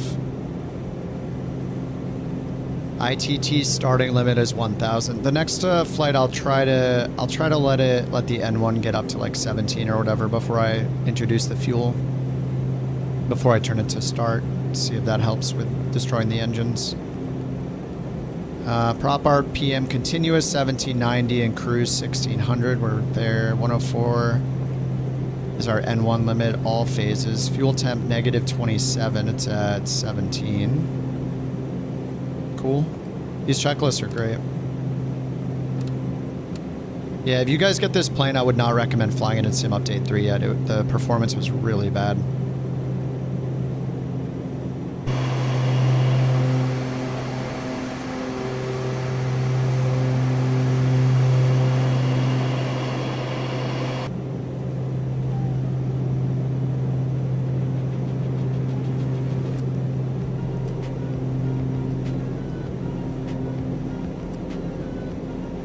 It's cool. I think all these are just automatic. You can just turn everything on except like wing light.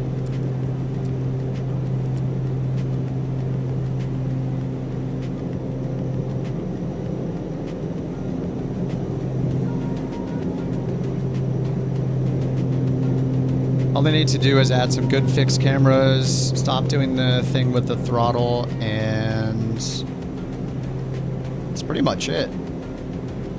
This thing's great.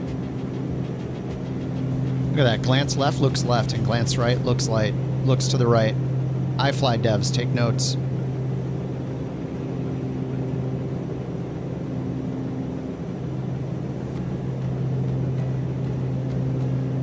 What's this? Oh, is there another disc in here? There's another disc down here. Anomalous signals and station frequencies? Wait, what the heck? What is this?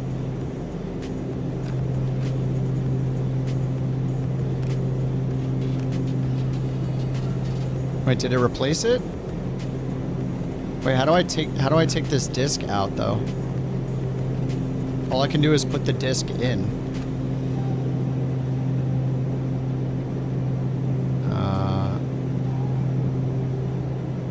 LifeCare 2. I don't understand. Albuquerque Center. Expect radar vectors. Runway 5. When I click the disc over here, it puts it down here. I click it and it disappears again. How do I put the other disc in? And Mike, contact Denver Center. 118.575. Does this disc go over here? No. Center on 118.575. Life care 2. Dang it. How do I get this out of here? Once you put this disc in, you can't take it out of the slot. There's got to be some special click spot somewhere to get rid of it.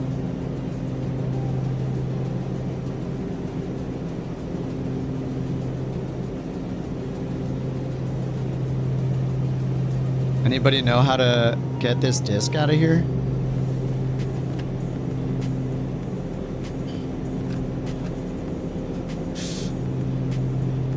Is there a way to eject it up here?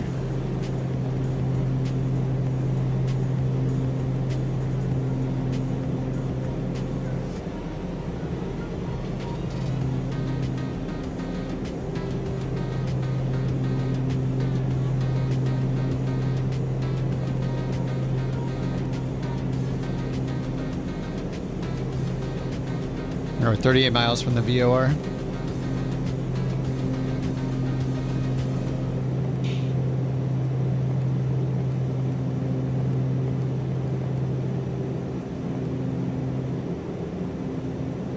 Yeah, clicking the other disc puts it back.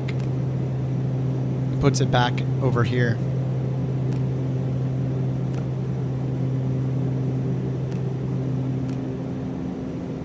Wait, it changed the label. Starship checklists and crew notes, nav data update. When I click this disc over here, I can't click it now, it says nothing. If I eject it, I can click over here. Oh, it swapped it in the color. Oh my god, that's confusing. I thought this one was orange. Oh, it is in there now. Okay, I didn't even... This is the old disc. Okay, I'm dumb. Okay, that did put it in. Okay. How did I get to that before? Was it under routes list? No. Was it on this one? Yeah, disk read write. Read from disk. What do we got? Number stations, digital and more signals. Number stations. What do I use this for? Uh-oh.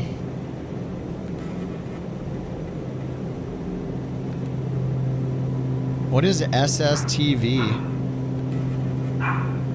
Thank you for the Borks. Digital plus more signals. Where do I put these?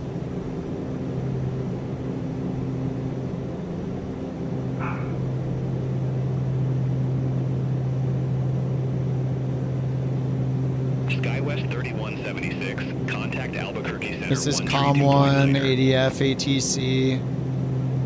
I mean, 28 megahertz. SkyWest 3176.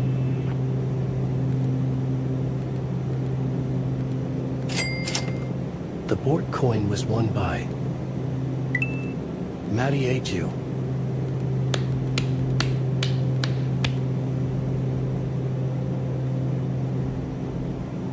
Southwest 2480. She's a little Borky right now, yeah. 132.65. Take care.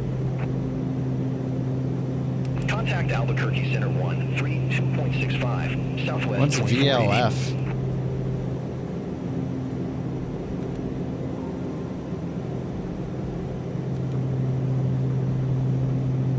Sensor control?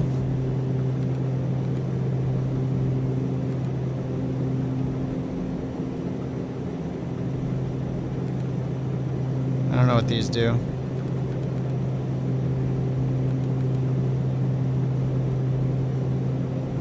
Turned off GNSS and WAS. Australia? What is all this, dude? What is VLF? I've never used high frequency stuff. Time to read the manual?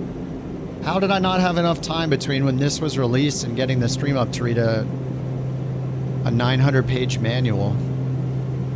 The mysteries of life. Maybe you should have spent 2 days reading the 900-page manual before you tried the airplane. Sorry, 192 pages. Sorry, I'm gonna have to turn this stream off. I'll see you guys in 2 days. Indeed. Make sure you don't fly an airliner without a real life co-pilot. You can't do the comms yourself, so you wouldn't fly an airliner solo, so you better not do it in the sim. Don't let it get caught. If you're trying to fly an airliner without somebody next to you doing the first officer responsibilities, you're not allowed to fly it.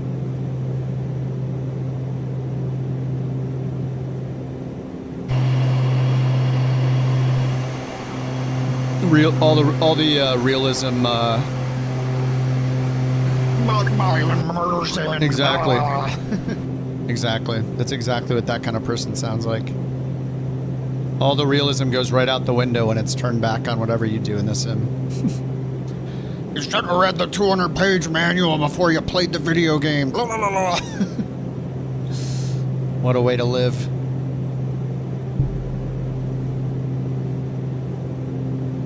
Oh, I love reading manuals, but I'm not going to sit here for like 6 hours reading the manual. I can hop on and try flying the plane for fun the first time and learn it live. It's just the fun of it.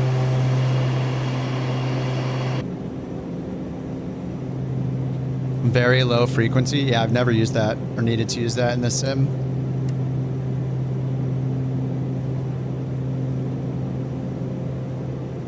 The old Omega stations, 8 of them are around the world. Oh, that's cool. Yeah, I've never heard of or used them in the sim. Has anything else used those? Any plane in the sim used those before or been able to use those?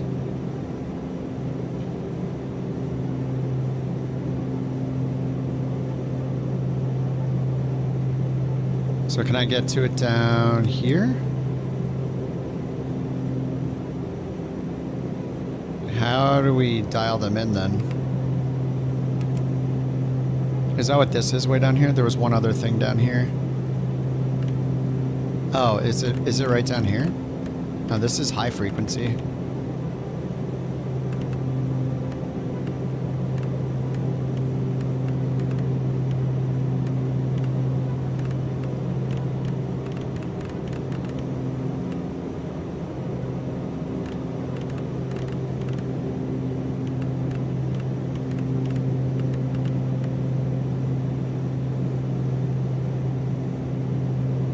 Five weeks after you first install the aircraft, the CDU will warn you of an outdated navigation database. During initialization can be ignored by pressing the line Use expired database. Database can be updated by following the menu prompts, updated database, inserting the navigation, and performing the disk read operation. Wait, so does it actually... without any ill effects. So the database actually is not outdated. It just says that as like a mini game. It's just like a fun thing to do, I guess. Is that what it's saying? But it's cool they stuck this other little disc in here. Omega. Something about the plane's ability to use old school ground stations like Loran or something. I'm not sure. I mean, if I decide to fly this more than today, I'll learn more about it, but it doesn't say any more than that. Yeah, it sounds almost like it's just a like a fun thing. All right, let's switch over to the other VOR. Nav 1135 TBC. Actually, we should stay on this one and go outbound.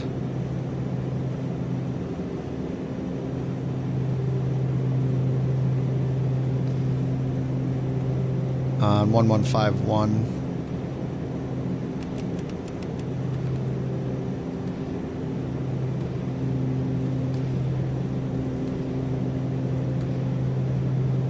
TBC.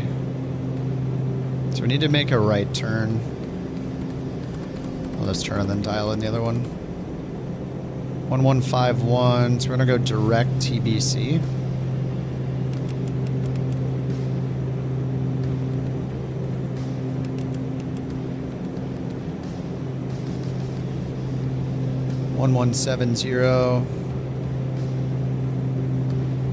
What's the course it had here? 279 heading. Alright, so we'll stick with this one. So 279 I don't know if it means heading or course. It probably means course, so we'll do the 099.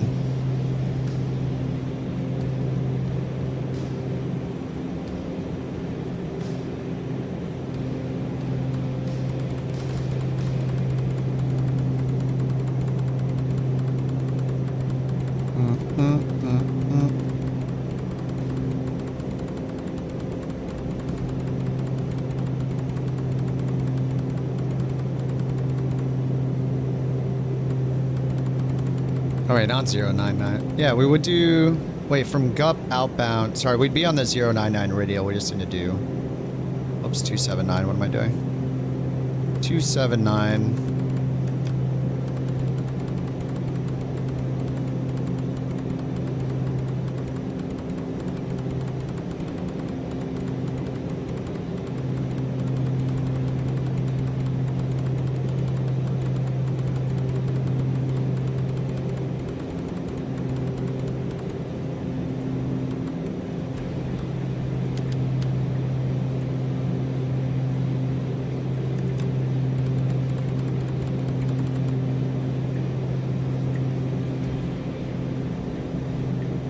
Yeah, which is, it says heading. I mean, it must just be the course, so.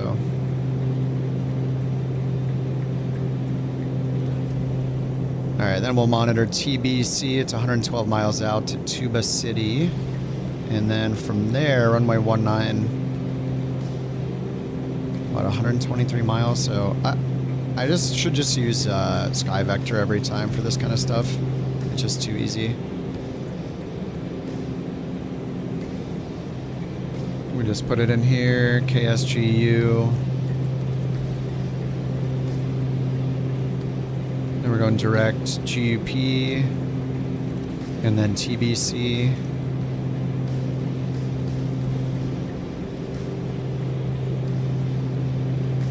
All right, so our radial outbound. Oh yeah, we're not on a, again, not on a high. Yeah, we're at 28,000 feet, so. There's no airway between these two VORs.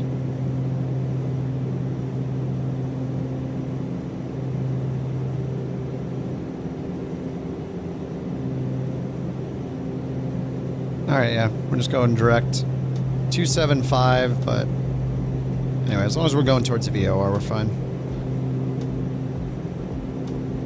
So we'll change over when we're at the halfway point. At, well, like 60-something miles. There's an LDA or an RNAV for one. Oh, sweet. We should do the LDA.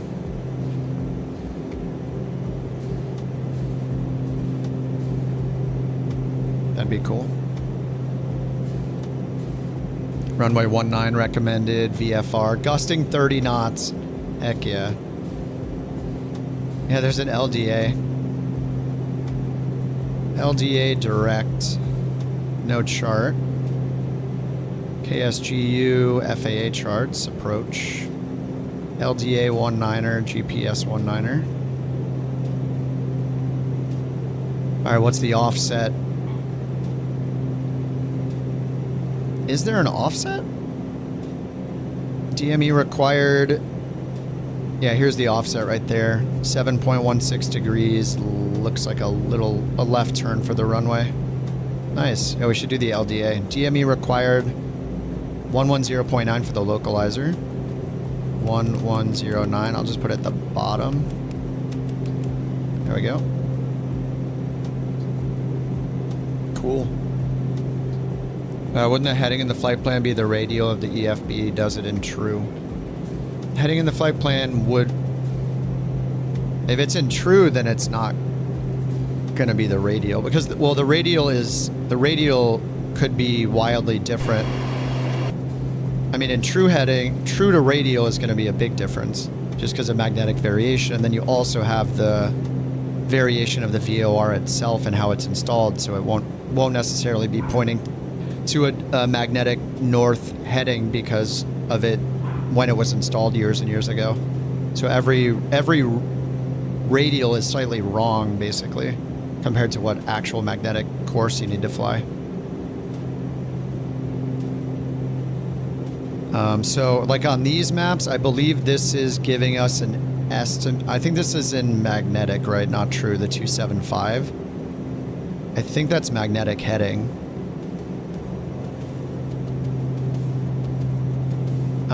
But if you compare like 275 here to like this is 260 on this black line. This is 270 right here. See how the 275 is like, looks like it's more like 274, 273 maybe. There is a way to find, how do you do it? There, I forget how to do it exactly. There's a way to find a VOR's current magnetic declination or variation or whatever. So where its true north is, or where its magnetic north is. Like even these two, like this, wherever this this barbed arrow is pointing is the magnetic north as far as that VOR is concerned.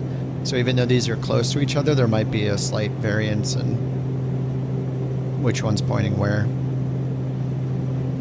Especially if we look for like an airway that goes north to south and see the difference. These are 180 degrees apart. But sometimes I remember seeing that for the first time. I was like, wait a minute. And especially if it wasn't too far away. Yeah, like this one between these two VORs, it's a 219 and a 037. This says 037. The reciprocal would be what, 217, but on the other end it's 219, even though these are so close together. Like that's not far enough east and west to be a 2 degree difference.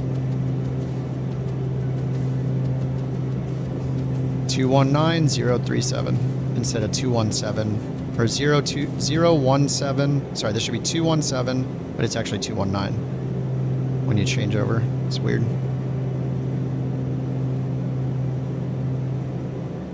Oh crap! Sorry, I didn't turn it on. Do you think you're showing us something? I was like, what does that mean? Where is it? Yeah, like these two right here. Like these are pretty close together. So the difference in them east to west is probably not that huge, but this one, the outbound radial is 037, so the course would be 217, but the inbound course is 219 according to this VOR, so they're off by 2 degrees. Just because of the variation with the VORs, like calibrated magnetic north. But there is somewhere where you can look up, I forget exactly where it is, it's some supplemental FAA sheet, and you can look up the info on each VOR and see what its current variation is. Yeah, the arrows point to north, but they don't point to magnetic north. They point to what that VOR thinks is magnetic north. So you could find two, like these two, you can see this one's pointed a little more to the left. This one's pointed a little more to the right. These are slightly different. But every VOR has its own, yeah, variation. So if you, I guess the easy way to see the difference is to look VORs that are close together. Oh, damn it. VORs that are close together, or ones that go north to south. Like these are off slightly. 325 would be a 145, and up here it says 144. It is possible that this is the. It is possible that that's where it changes, but yeah, I don't know. Anyway, it happens to every VOR. It drifts over time.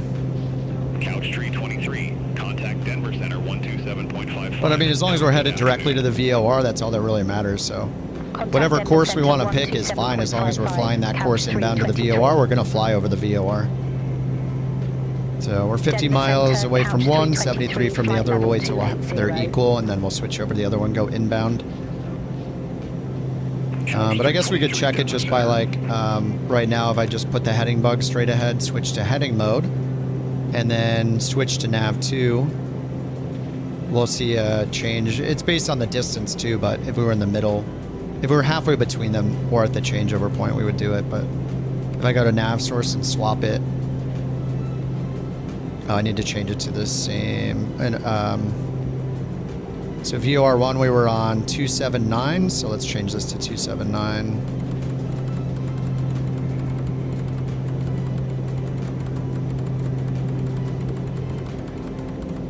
All right, 279.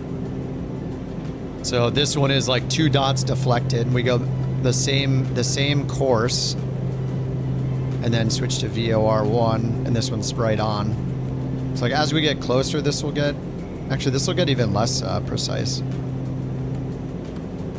But we'll need to go a couple of degrees until we center it.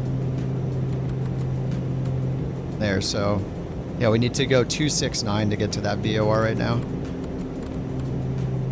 But if we go back to VOR1 and we fly directly away from it, the course to fly directly away is around here, 279. So it's like a 4-degree difference or so between the two VORs. I guess it'll be a little more accurate once we get to the halfway point though.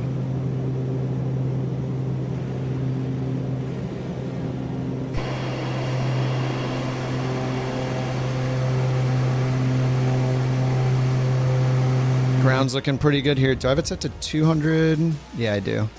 I could raise it up a bit. Let's go to 300.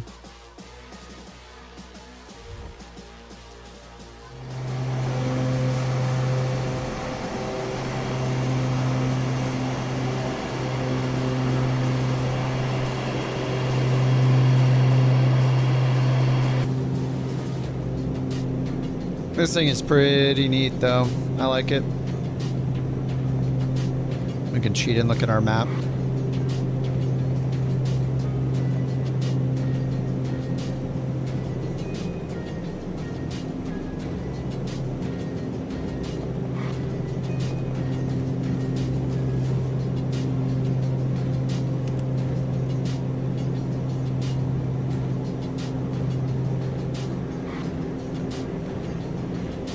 Enter password.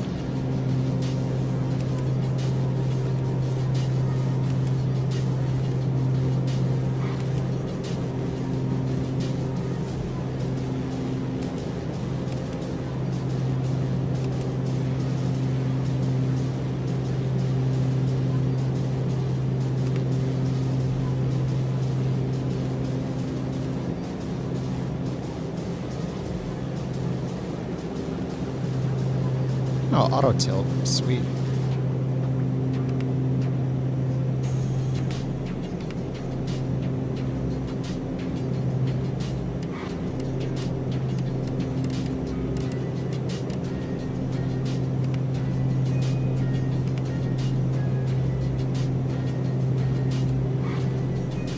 Ground map? Oh, does that work?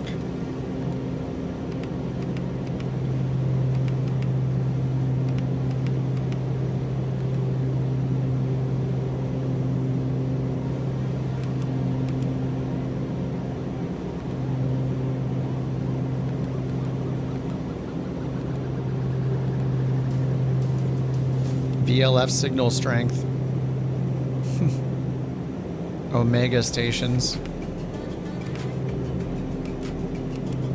It's cool, man. I still can't believe one dude makes the Black Square planes. It doesn't make any sense.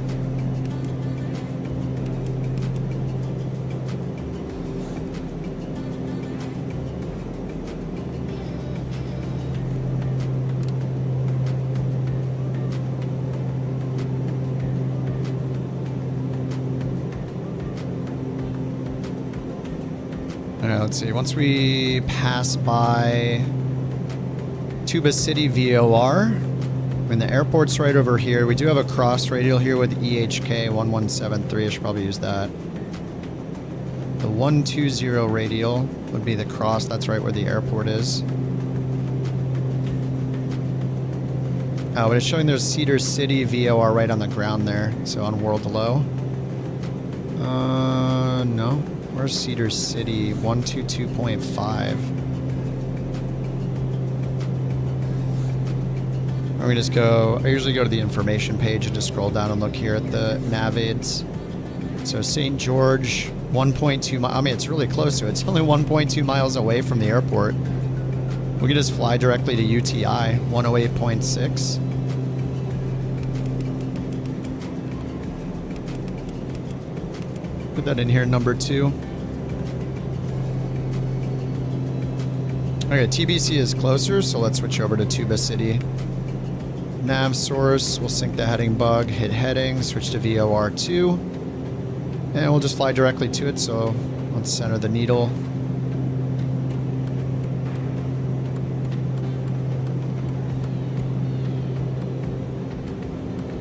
That's right where the bearing is, of course. Now I'll just do nav mode directly to it. Alright, direct Tuba City. And then, yeah, let's put in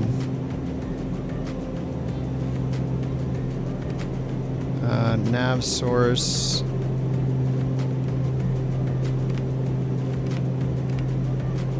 We're on VOR2 right now, so I might as well switch to VOR1. Let's do 1135. Nav source VOR1. Center this again.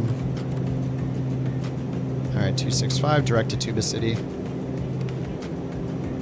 Okay, and then bearing VOR2. So let's put in on VOR2 the 1086. Alright, that's UTI. It's not in range yet, so once we cross over Tuba City and we're outbound, we'll hopefully pick up UTI. And then it says that UTI St. George is 1086.005 radial. Will lead us directly to the airport, but it's only 1.2 miles from the airport. We can pretty much go directly to it. So we go world low. Yeah, I mean, here's the VOR right there. That is their VOR. Sweet.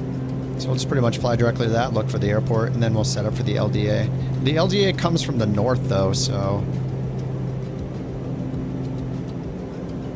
yeah, I think LDA runway 19, so we'll just swing out and intercept the...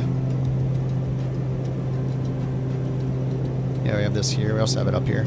We'll just intercept the localizer. 1109, and then that's an offset, 7-degree offset approach. We'll turn left.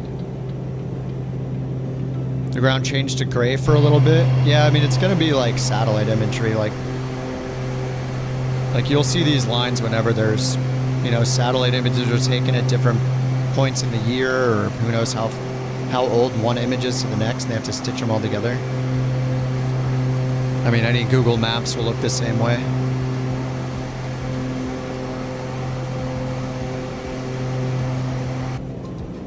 But yeah, it's kind of funny to see. There's a way to sequence the VORs and switch over automatically. There's the auto nav tuning, which when I've turned this on, it will find like a nearby VOR, it seems like. But there's a way, there's a special way to sequence them.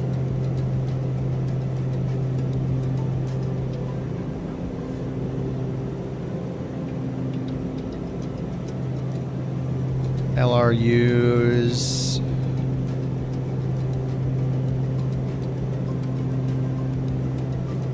Engine operation. Tablet, checklists. Hardware input output, FAQs.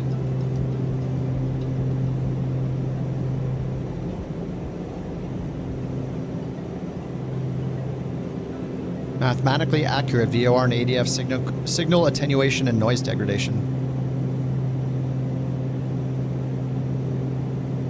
VOR DME status screen. Sensor control. Which sources of position information are used in the estimation of the aircraft's position?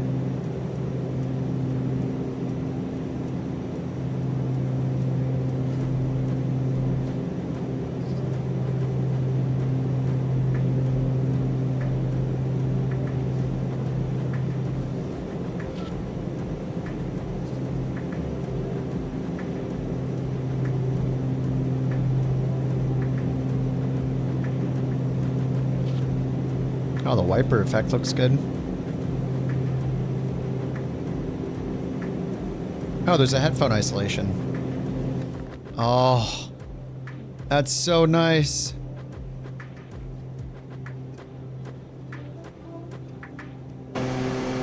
Loud, quiet. It's actually nice to not listen to that for a minute.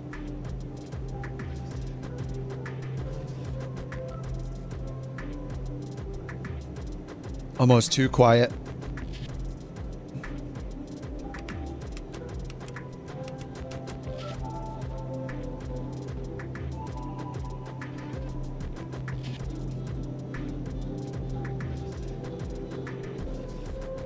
All right, we are 20 miles away from TBC, Tuba City.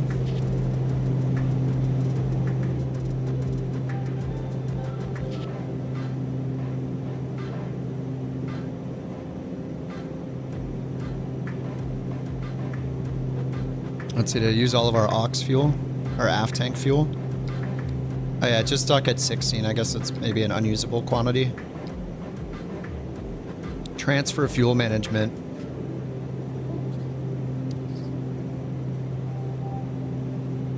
Transfer flow.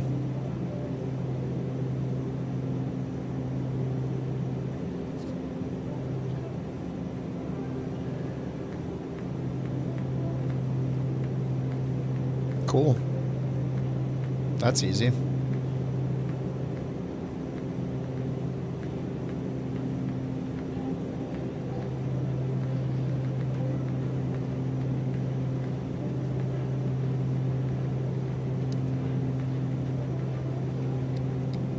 Super.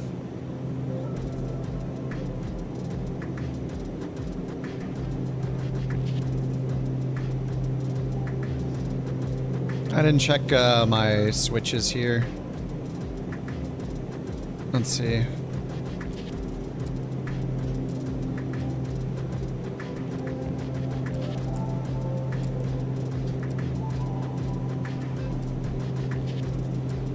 Yeah, it pushes some of the buttons. I feel like you can just hop in and just literally turn on all of these, and then wing is optional. Because it's got the taxi light off automatically, and I think on the ground it went to anti-collision instead of low strobe. Is that just like low intensity strobe maybe?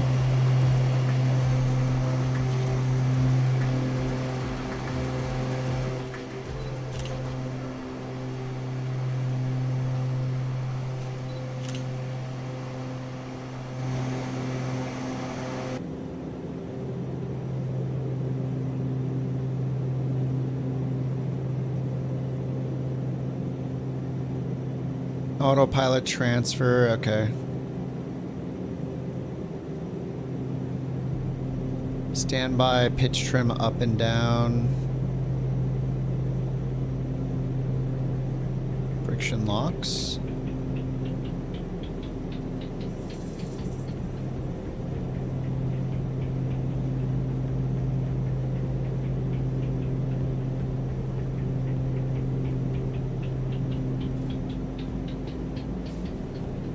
Faster than a Vision Jet? Yeah, we're going 320 true right now.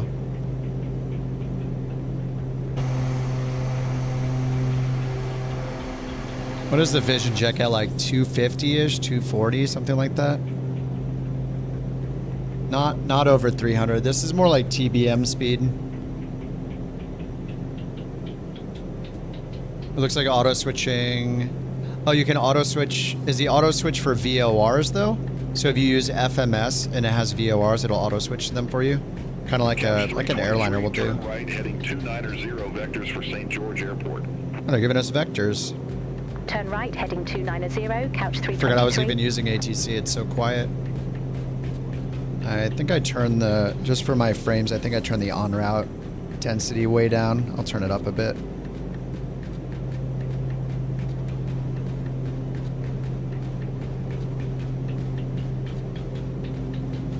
They want us to turn 290. All right, let's go 290. We are 4 miles away from TBC VOR now. And I'll just put the LDA in on nav 1, 1086, and then we'll monitor the St. George VOR. Oh no, sorry, 1190 and 1086, like that. Alright, so we got the LDA, the we have the localizer for the LDA approach, then offset approach to runway 19er. And the final approach course for the LDA is 198. Let's set that on nav 1. Course 1.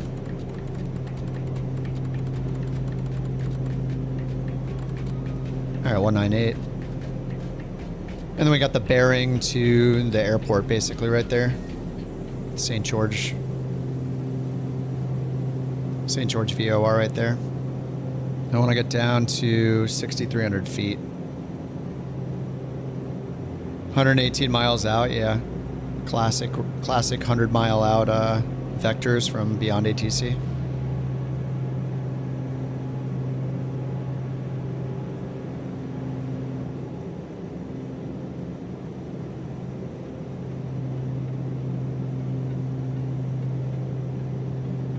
Page 114 for flight planning.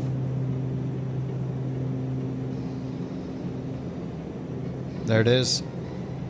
Yeah, that was a little weird using it. I probably need to go to page 2 first. Enter route number or waypoint.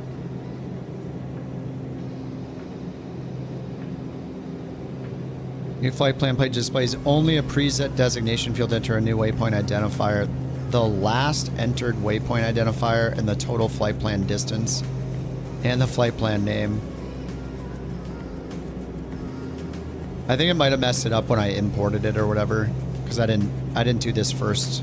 I don't think I did this first one from scratch. Yeah, and then you hit OK, enter route or waypoint, repeat the process until all desired waypoints have been entered, then hit end flight plan.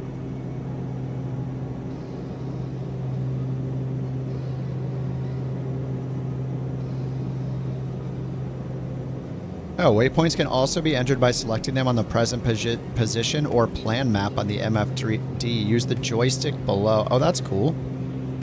Wait, so index, plan map, display. You can use the joystick. Oh, nice. You can use the joystick to point. Oh, that's so cool. What, do you push it? Menu. Huh. CDU 1 and 2.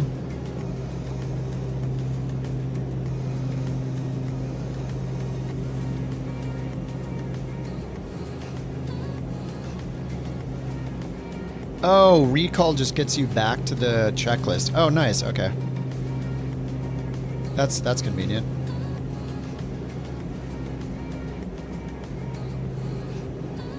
That's convenient, man. And then you can save your route library, enter route number.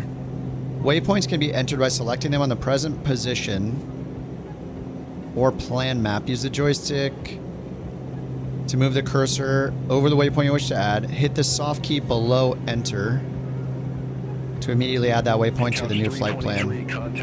Cursor can be used to enter any identifier into any appropriate field on the CDU. Center on 124.85, couch 323. So we're over here on the flight plan screen. Good afternoon. And then I go to the map. Couch 323, Los Angeles Center. Good afternoon. Couch 323, Los Angeles Center. Expect radar vectors, runway 19er.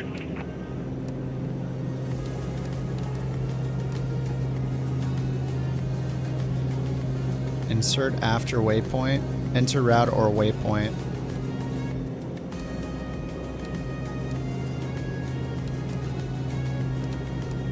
And then we hit the enter button. Couch 323, Los It said joy and then it put it in. Oh yeah, that's cool. It looks like radar vectors for runway 19er, couch 323.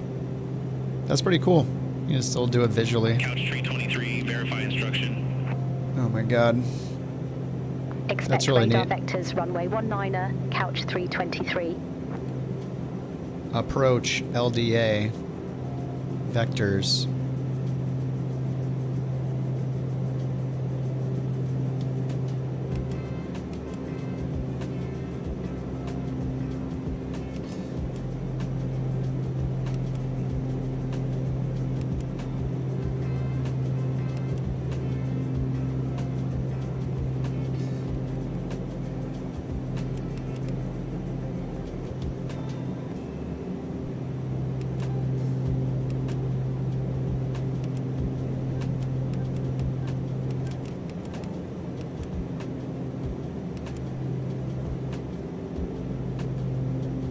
Cool stuff.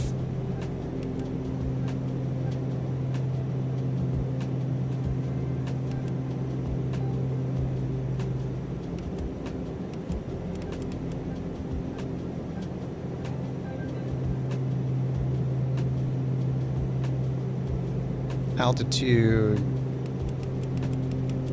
at iPod Watla 9800.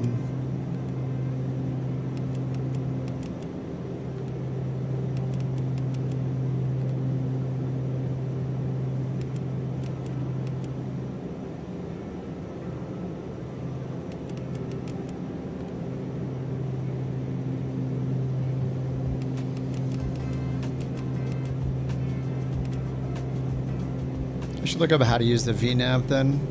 Like, where does it give us a TOD? I need to find that out. I mean, I'm not using the FMS, but...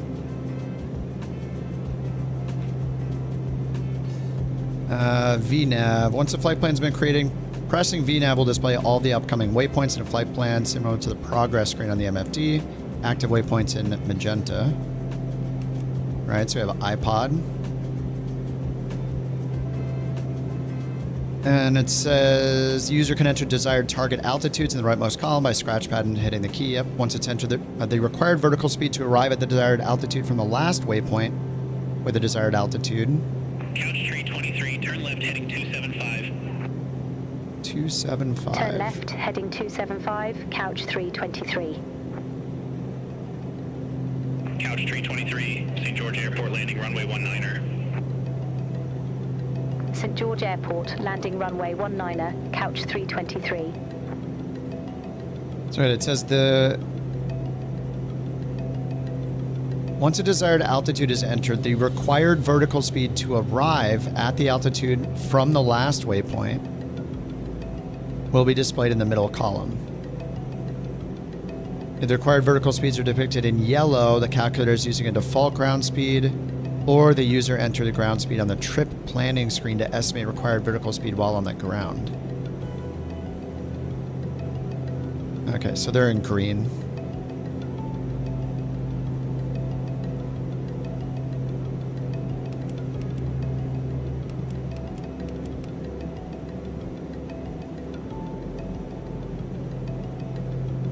So I should just go like direct to...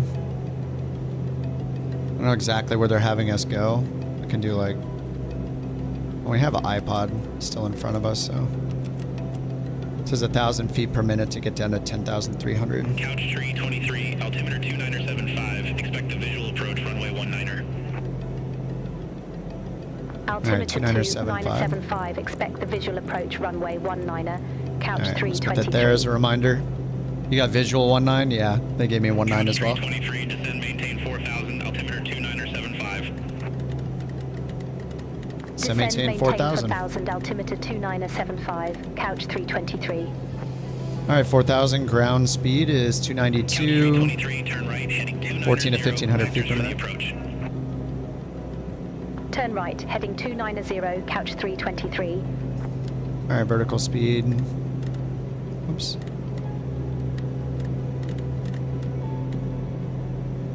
All right, 1,400 feet per minute and pull the power. Turn right 290, they said.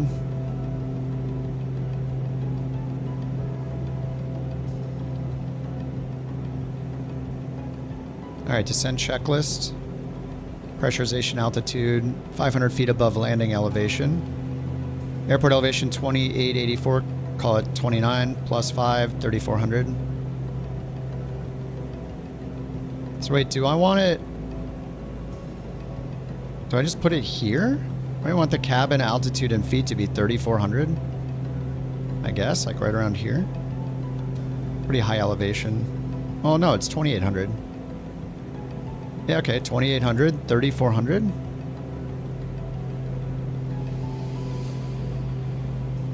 Yeah, I guess that's what we want. Alright, it's descending. Anyway, it's only at 4,000 right now. 124.2, couch 323. Alright, they're switching us off Los Angeles again. Center, couch 323. Minimum safe altitude coming from the southeast is 7,900. Couch 323, Los Angeles Center.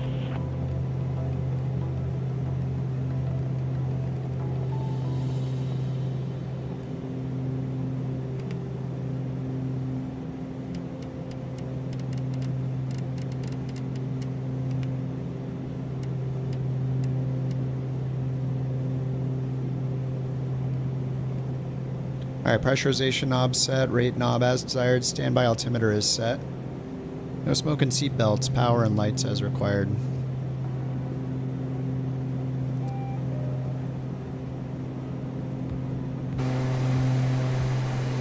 Oh man, I want this on New Sky so I can start getting credit.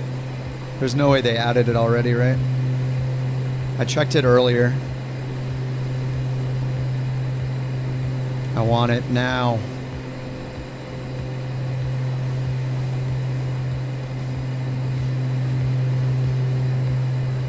Come on, guys, add the Starship. We need it.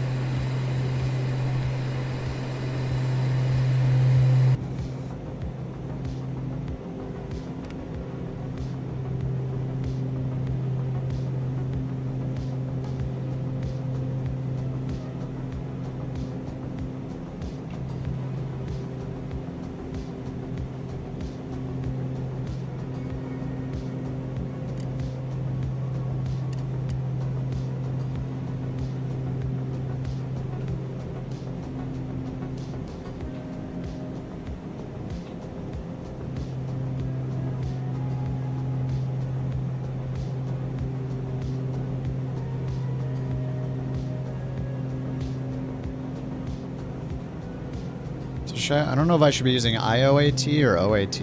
It's indicated, that's like total air temp basically.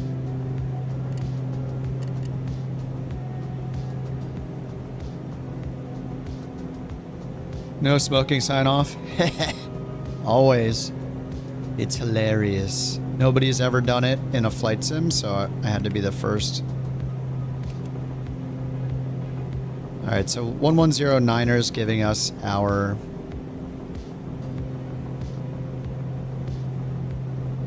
that's giving us the localizer.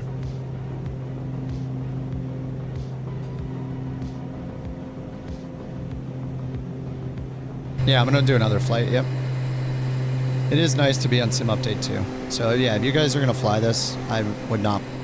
In general, like Sim Update 3 is cool to test, but Sim Update 3, I was having performance problems last night too.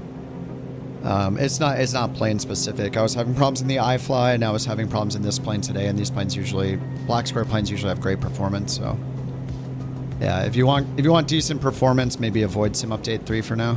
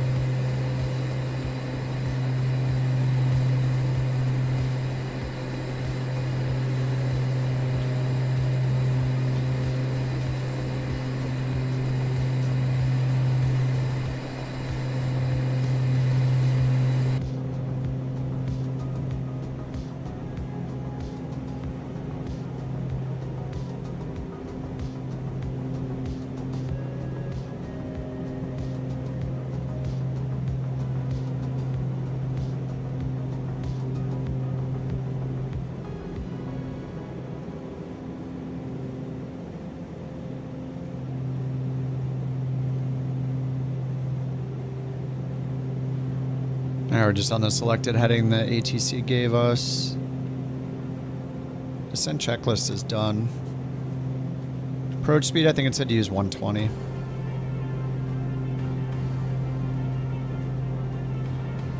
Oh, nobody requested it yet? You're gonna make one? Heck yeah. Did you get the plane too, Maddie?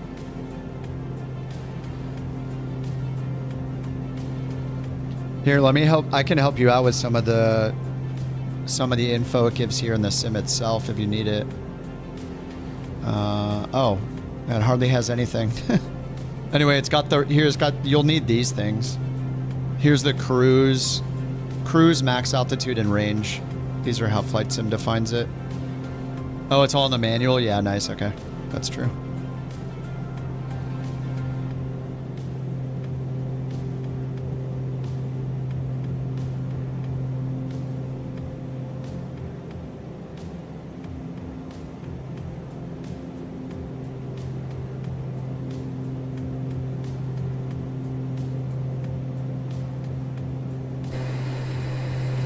Yeah, it'd be fun to fly this. We gotta get those new sky flights going. Gotta keep it going. I'll never stop until we're number one.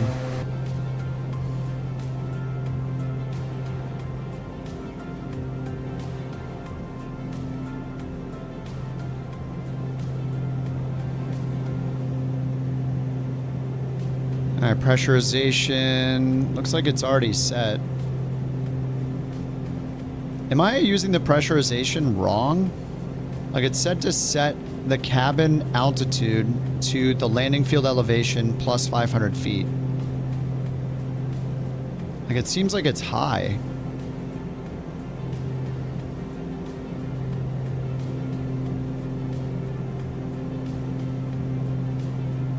Because right now it's set to...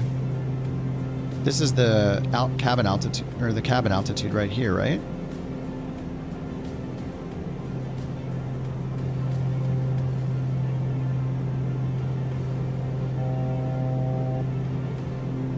I should double check.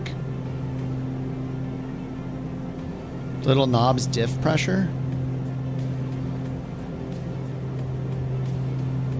The little knob. Oh, the ring.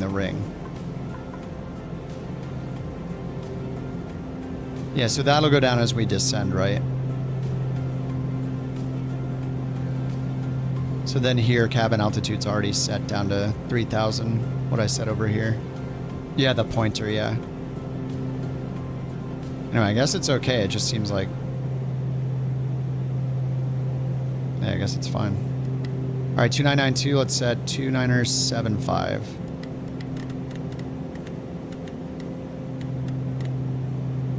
Alright, 2975 going down to 4,000 feet. Go a little bit faster. We're at 16,000. We need to lose 12,000 feet. We're going 270 knots, so that's what, 4 miles a minute? 4.5 miles a minute.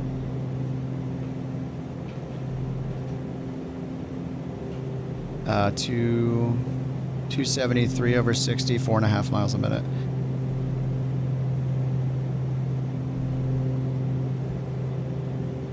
$1,500 feet per minute. We need to lose 10,000, 11,000 feet. 7 minutes.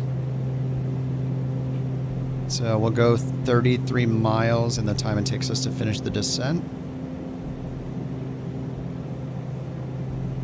And the VOR is 31 miles away. Oh, we're still gonna have to turn around a little bit. I'll descend a little faster just to make sure we get down there.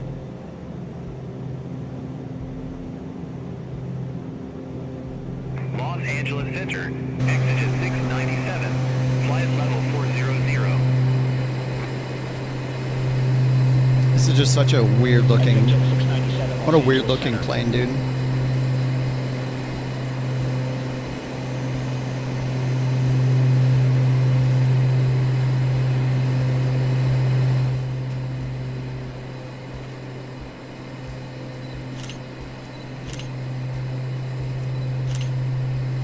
A fire out there? Nope.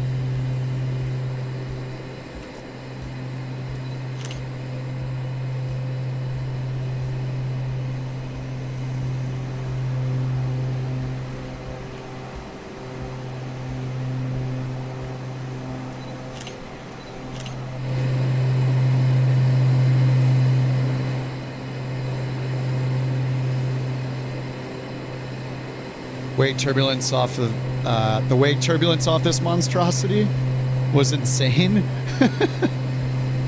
This monstrosity. It's so mean. It's pretty.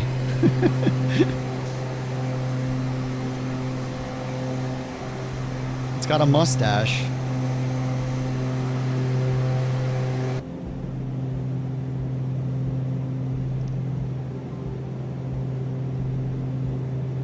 And it says confirm approach speed. I'm just going to follow its recommendation, and the speed's there for 120.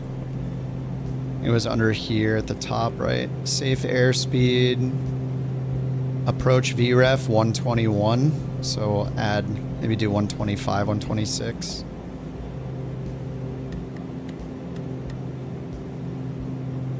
It's gusting winds though, right? So I want to add the gust factor. KGSU weather. 16 gusting 25. So we'll add 5 more knots. 131.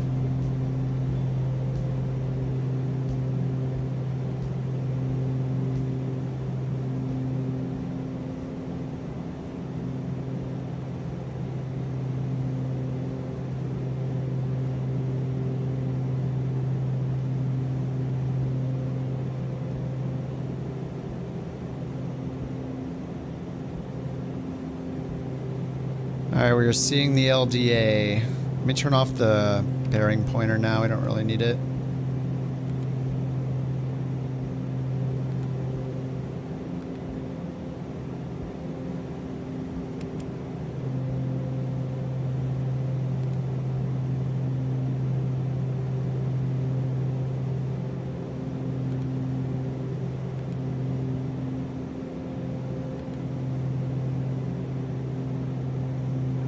Can I turn off? I don't want to see... I don't want to see the other pointer either.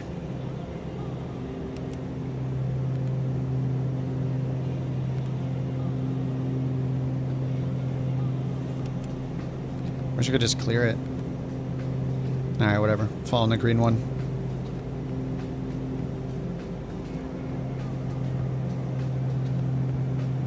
What's the caution for?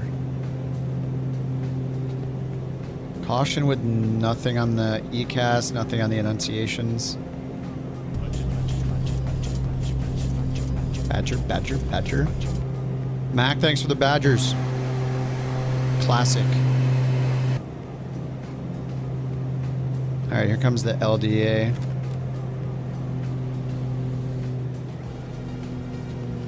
Alright, we'll get the wings extended.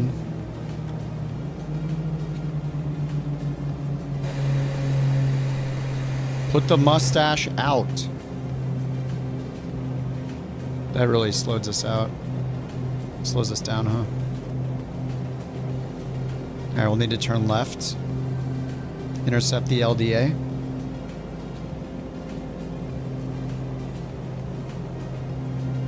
Just gonna hit nav mode. LDA final approach course. 198. Couch 323, airport is at your 10 o'clock, 17 miles. Report the field in sight.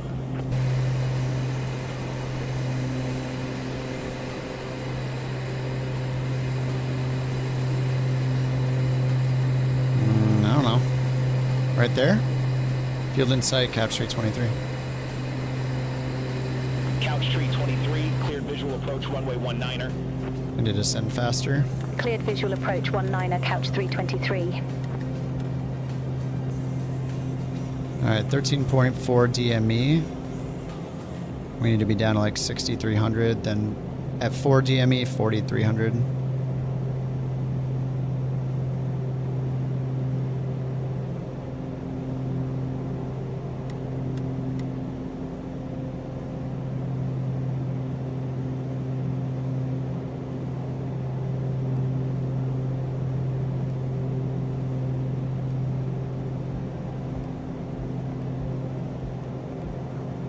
Alright, pressurization, auto feather arm.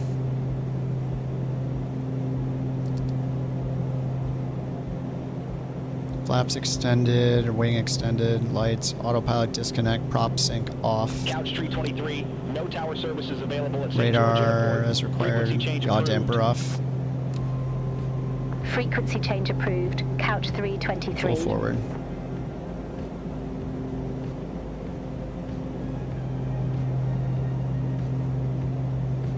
All right, 5,000 feet. DME is 10. Let's stop it at 4,300 then. Yeah, 10 DME should be 6,300. I'm too low. All right, let's hold 4,300.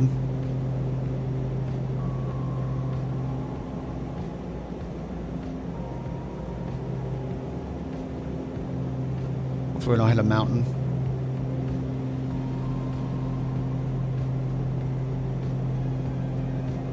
I don't... FS2 crew, I don't think I do. I was using Flight Sim First Officer the other day, and it's pretty cool, but it worked fine in the Phoenix, FSFO did, but I didn't have any luck with it in the iFly. But the iFly just got released on 24. I need to try it in the 777 still. I thought FSFO was cool. I'm guessing FS2 crew is similar. I don't know. I haven't used it.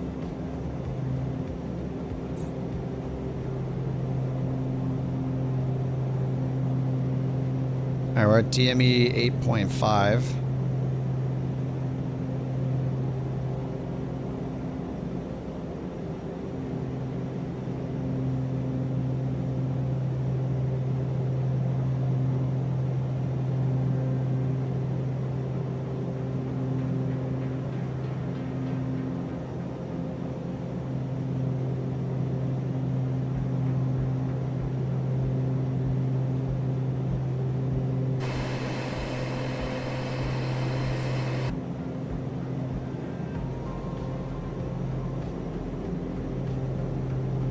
We just crossed the localizer.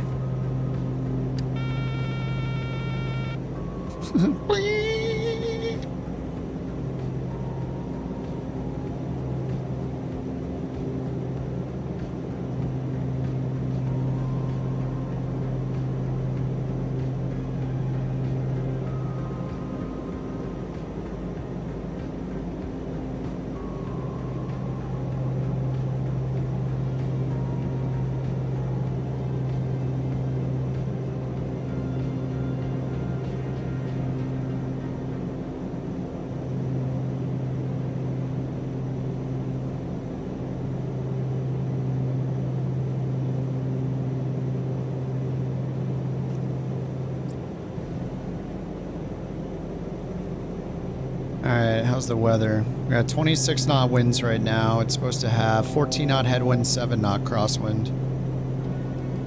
Landing number 2 coming up. United 1981, contact Salt Lake Center 125.5. Go around altitude for the LDA approach is 9,800. 575, United 1981.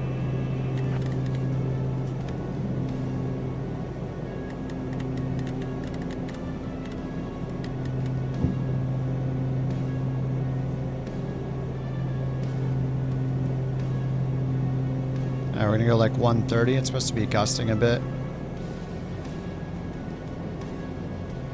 Prop full forward.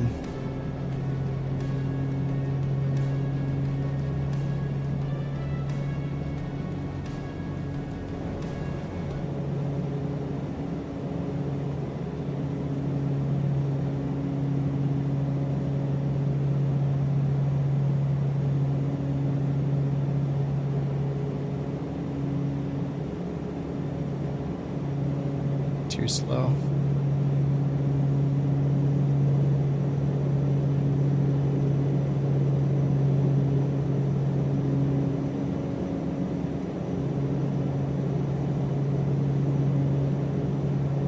We got the crab going.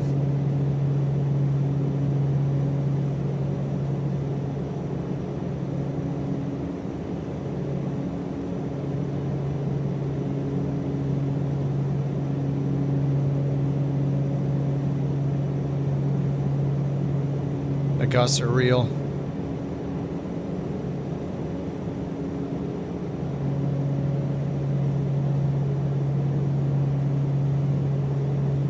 on 150 now.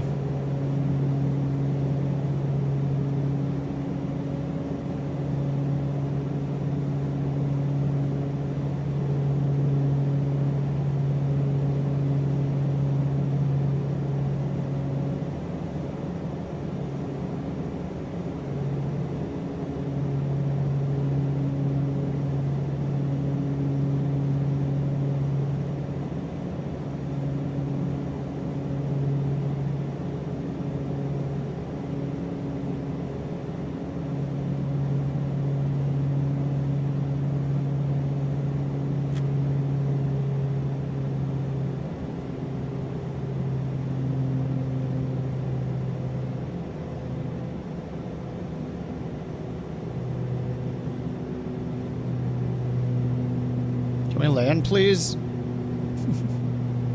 It's in idle. Oh my god. Stalling. I keep stalling. Like, it just doesn't want to go down. Alright, 179. I think the first one was 200 something. This thing is really weird to land. It just, like, floats for days at idle. This does not want to come down.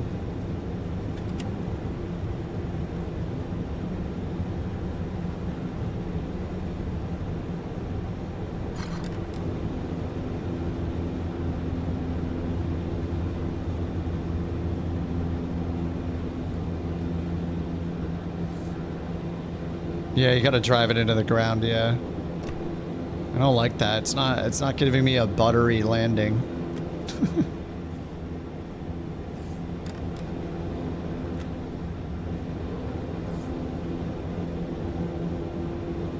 It floats forever IRL, V1 said that. Oh, with the dev said that it floats forever IRL. Yeah, it definitely feels like that.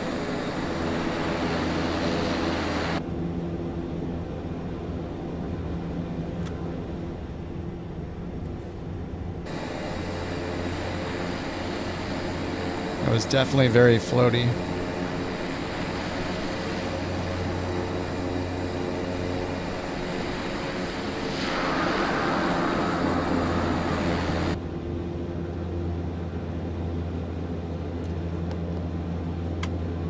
All right, let's look at the secure checklist here, the shutdown checklist.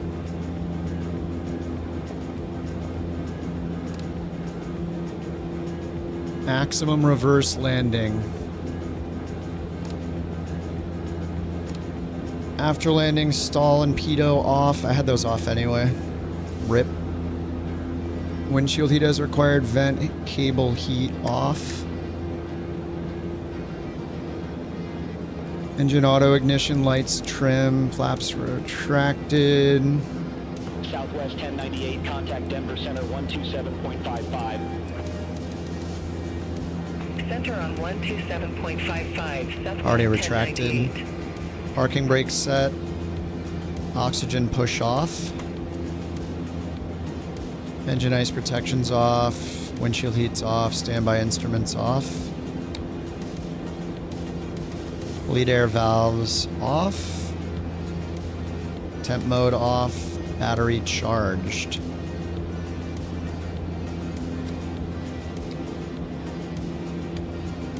Yeah. Seems right. ITT stabilize at minimum for 1 minute.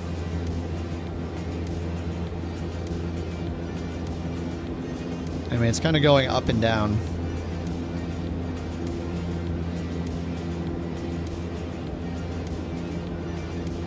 Condition levers to fuel cut off. Props feathered.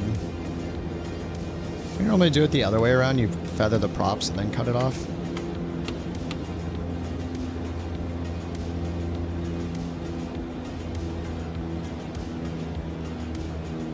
Alright, monitor for fuel cutoff. Overhead panel switches all off.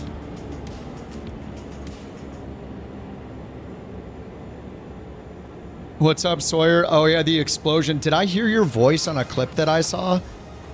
I think I heard your voice on the clip. Were you on the broadcast when that happened? Pretty sure I heard your voice. Yeah, I did. That is crazy, dude. That is wild. Alright, we'll just get all these off. That's off, off. Standby bumps, pumps off. Standby bumps, all off. Anti-skid off. Wonder if it remembers the positions of these things. Let me leave anti-skid on and we'll see if it remembers on the next flight. Oh, is that rock that just landed? It is. 697 Los Angeles Center, expect Disney 6, runway 20 right. Expect Disney 6, runway 20 right, exigent 697.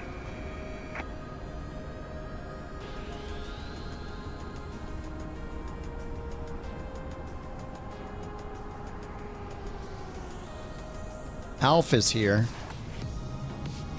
The Alf actor. Alf actors. Oh, the C-90.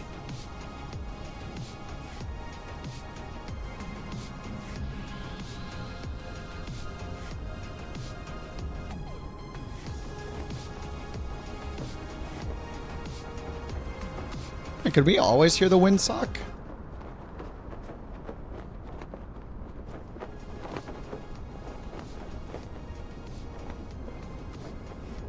Forget. Let's see. Where are we supposed to fly to? Maddie asked to go to from CYTZ or fly into CYTZ.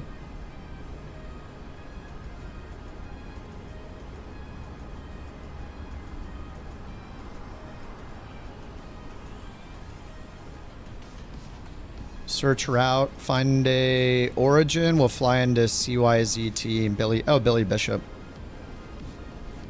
All right, we'll fly into there. What's the weather? Marginal VFR, or should we fly out of there? I'm on Sim Update 2 again because the performance is really bad in 3. I was on 3 for my first flight, then I switched back to 2.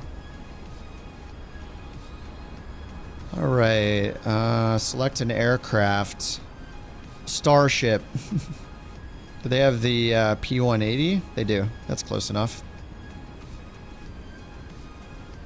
Sure, 1 to 2 hour flight. Any weather conditions? Actually, we can do any commercial airport. Hour and 32 minutes from Reagan, Philly. What's this? I have no idea where that is. Chapais? Yeah, Maddie. Is this what you need? Black Square Starship. The sim name? Sim name is this. Black Square Aircraft Starship. Flaps and extension.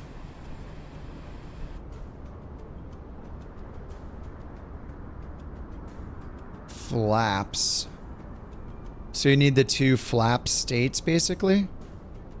Gear state, weather, radios. Okay, flaps extension is 0. Let me power it on again.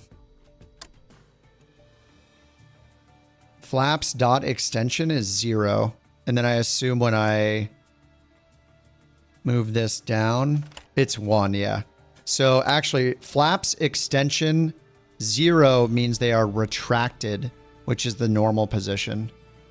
Flaps dot extension, when it is 1, that means it's extended. Yeah, I guess that makes sense. So flaps dot extension.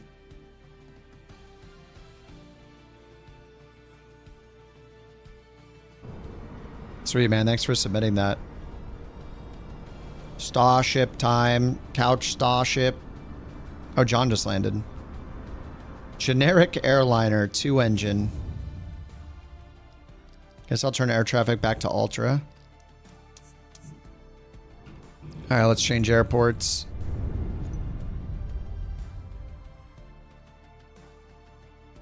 Where do we want to fly from?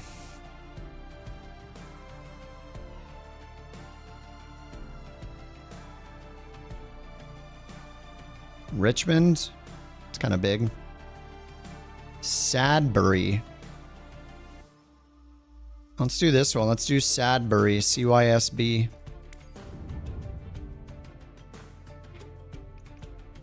CYSB to CYTZ.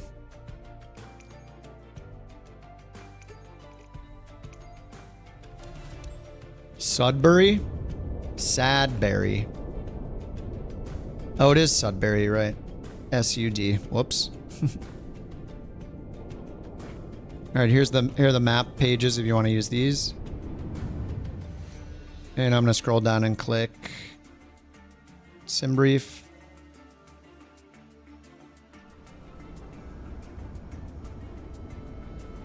Couch 323 with the Starship.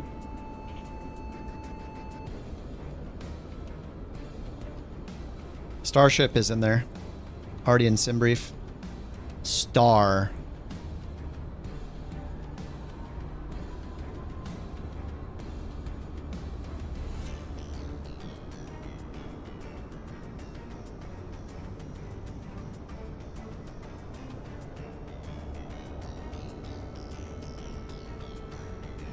All right, restarting beyond ATC.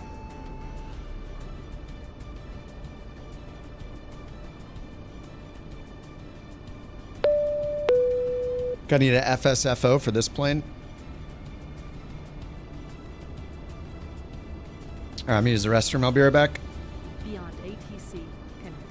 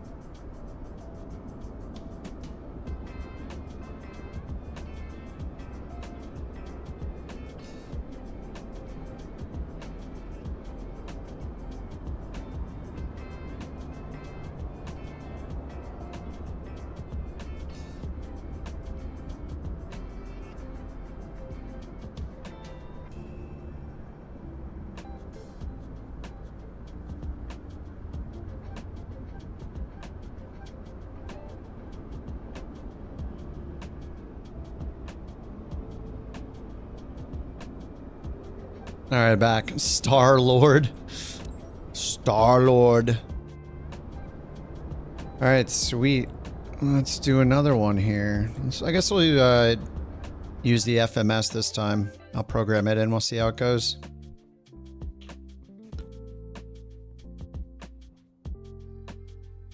Yeah, they really need a camera to look at this. I don't know how they used it more than 0 times and they weren't like, hey, maybe we should have an instrument camera for this whole center panel you need to interact with for the whole startup sequence.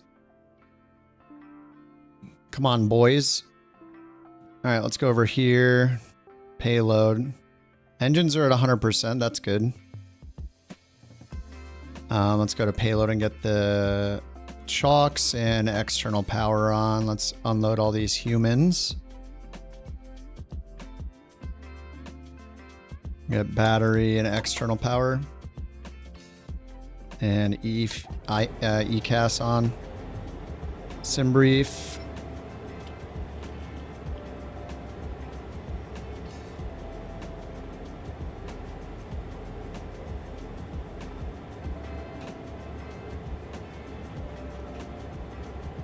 Okay, 23,000 feet. We need 2,039 pounds of fuel.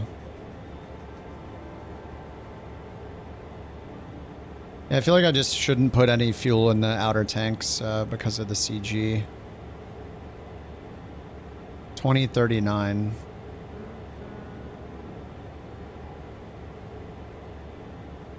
All right, we'll do 2144.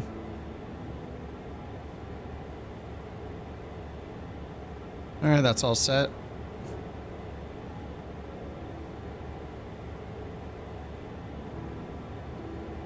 HRS aligning.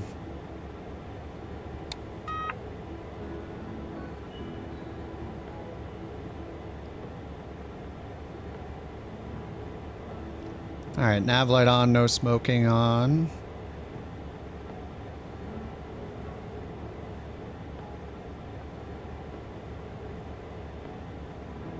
Oh, thanks.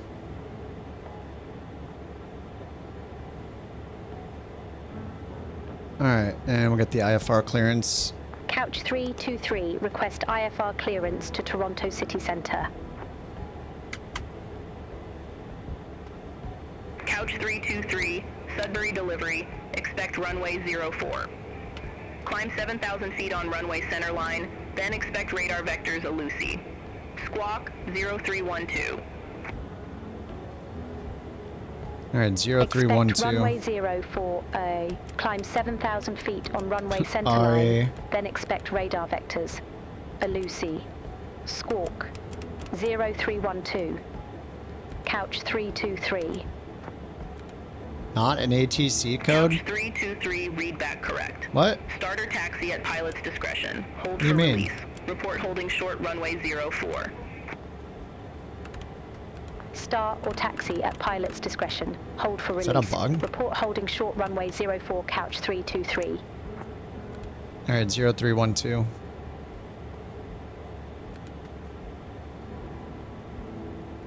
And altitude clearance 7,000.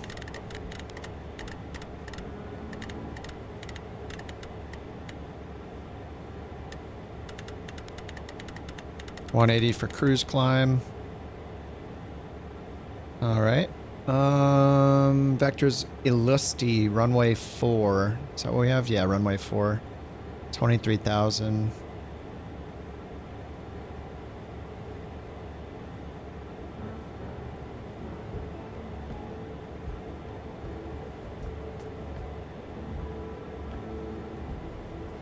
Okay, let's do the FMS, see how this goes.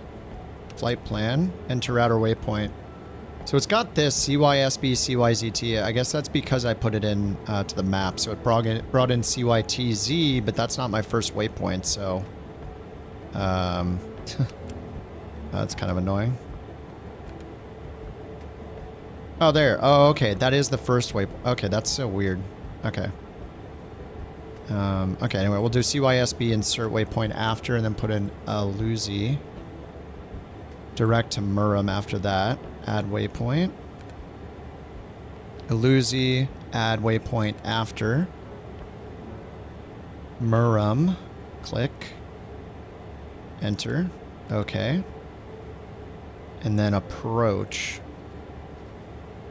So how do we do an arrival? I don't know that we can. Origin, destination. Yeah, we just have simple... Add waypoints.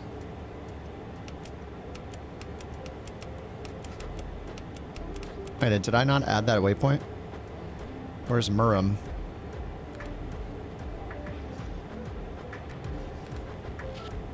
Okay, there's Murrum. Luzi, Murrum, CYTZ.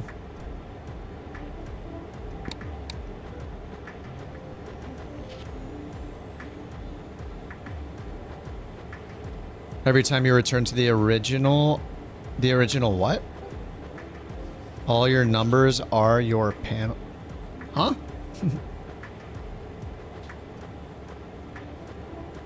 Wait, you flew sideways all the way here. There are four of what? For these planes? What do you mean you return to the original all tracers?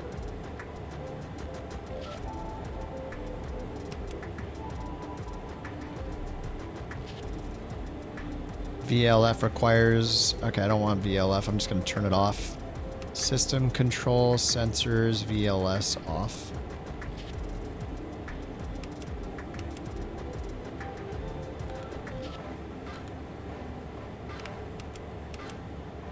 Lucy Murum. So I don't know. I don't think we can do a star, right? I mean, how would I do a star?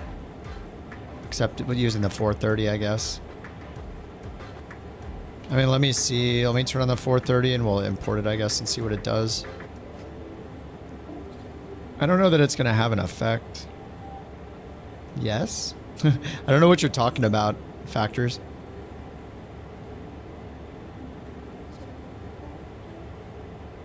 Like, maybe they only added this just so we can add the procedures. Select arrival. So I need to put in the flight plan. CYSB.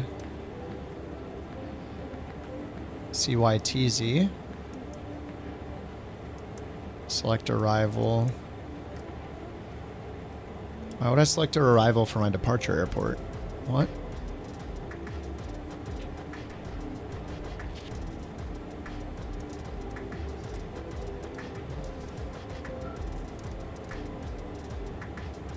CYTZ.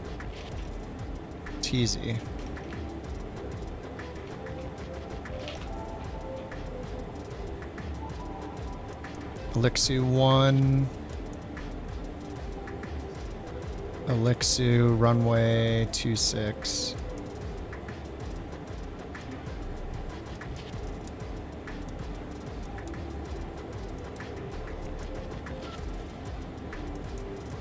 Load.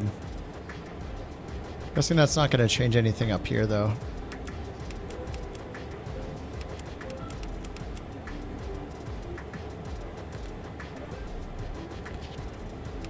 Looks like it erased the flight plan. I don't understand what the point of this is. Is it just to get the arrival information, maybe? I'm just going to put these in, manually, I guess.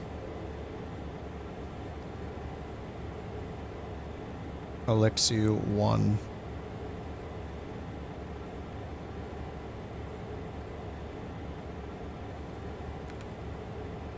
Alright, CYTZ, enter route number or waypoint.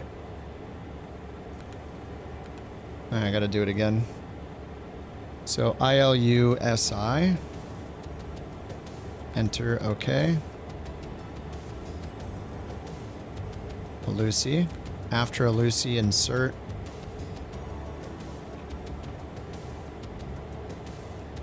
It says direct Murum. And then after that, we got VIPRI.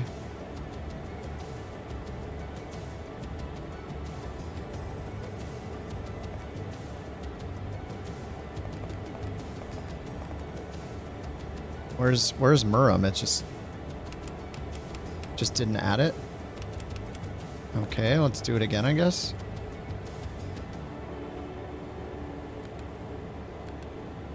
Okay, now it added it. Okay, Murum, insert after. VIPRI.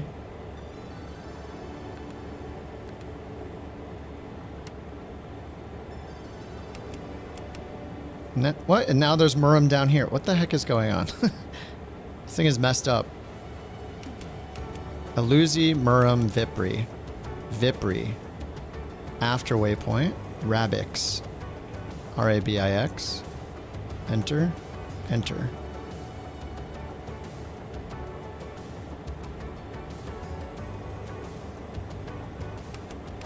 Hello? Where's Rabix? What is happening? I do it twice and then it puts it in the wrong spot or something. Okay, let's do it again. Rabix.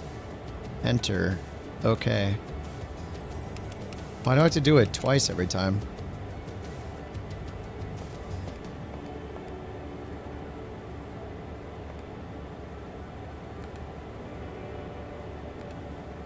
Okay, and then after Rabix, we have Zidek, Z-I-D-E-K.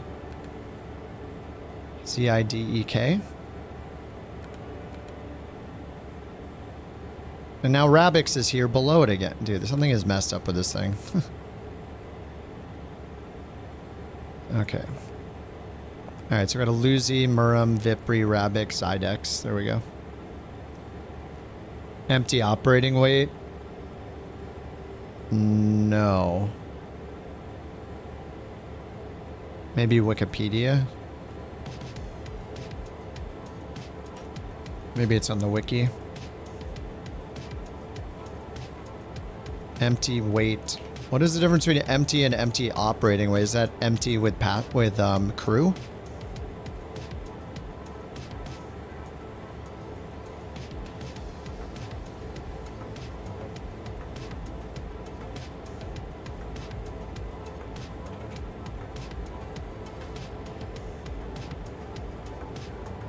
Yeah, empty operating weight. The weight of an aircraft when it's empty of cargo includes the weight of the crew and their baggage. I mean, I don't know. Is this a single pilot or two pilot? I don't know. It matters. It again, I guess, matters. This is the problem with stuff like that is like, what do you use for the pilot weight and baggage weight?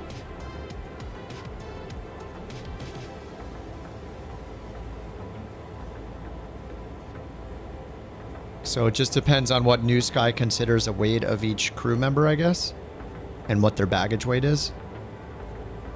Otherwise, I think we're just guessing. All right, so we got all those waypoints in. And then I guess for the star, I should put in the restrictions for VNav then. We want CYZT.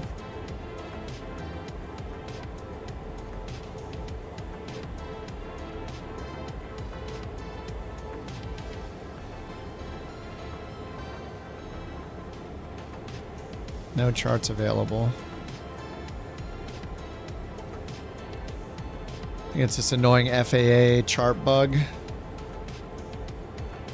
So if I choose LAX, charts, yeah, it's on FAA. It gets stuck on that. I don't know why they hide it. They should just leave it there. Okay, now in here, I need to go to CYTZ again. Charts. There we go. Arrival. And we want the Eluxy. Right, this is Hollywood. This is not this airport. The Angel 4. This is showing LAX. Hello? No charts available.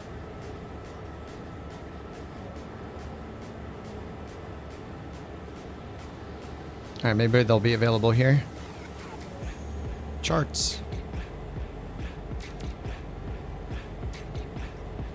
Okay, we have the... This is just airport information. No charts. This is where Navigraph's nice. I could try ChartFox, right? Whoops, I typed in ChatFox. That's different. That's a different website. I don't know if I can sign in. I think my VATSIM account got deleted again because they verified I made a second account. It's just so stupid. These people are weird. Anyway, I'll see. I'm going to try to sign in right now.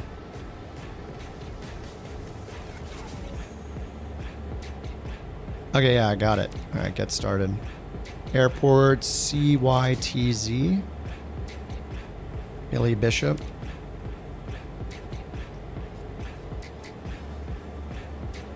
There we go. RNAV arrival. Nice.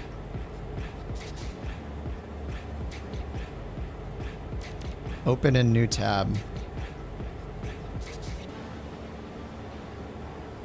I need to rotate it.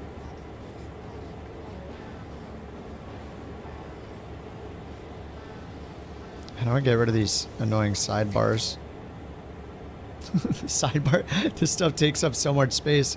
I'm not using the dock. How do I close it? I think I ran into this last time. It was annoying. Okay, so... I'm going to put these in as altitude constraints. So let's see. VIPRI, we got ChemV.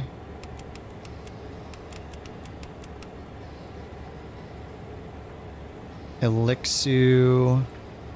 Do sub is 1400. Did I put that in? Well, I didn't see that in the list. UCPAG 7000? Maybe I need page 2. UCPAG. Oh, there's Murrum. There we go. 5,000 at or below at Murrum. VIPRI is as low as 2,000. So I'll put 5,000. Murrum, 2,000. VIPRI. And that's it, actually.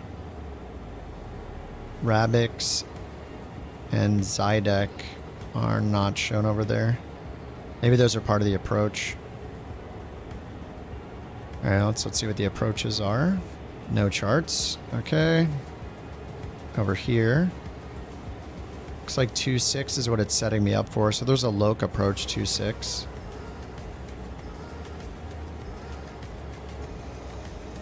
Rabix, Zydek, are those here?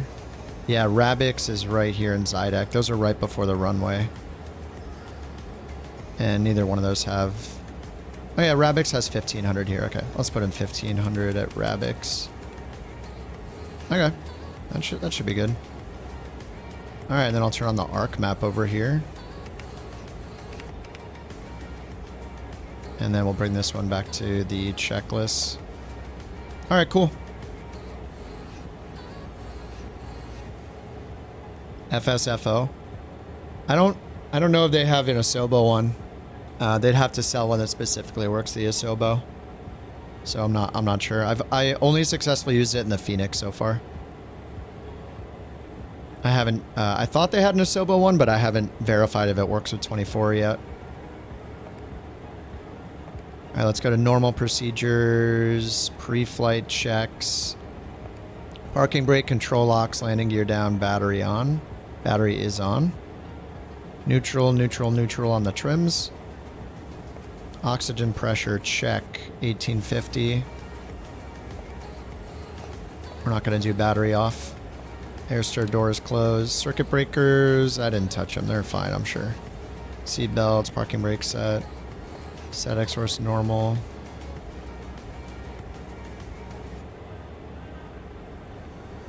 Yeah, it's over there, normal, okay. Oxygen mask, ice protection off, landing gear control down, anti-skid switch to anti-skid. So I did have that on and didn't, so there's maybe no state saving. Standby instruments on. Prop full forward. Power idle. Condition of fuel cut off. Bleed air valves are off for now. Battery is on. ECAS on. I'm going to skip these tests. Fuel valves push open. I think they're open when they're empty, right? So, and there's nothing here for those shown.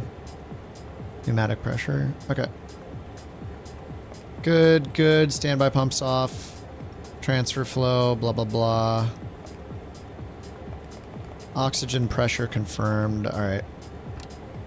Starting engine on battery. Now we're going to do starting engine on GPU. Battery volts, prop feather. Whoops.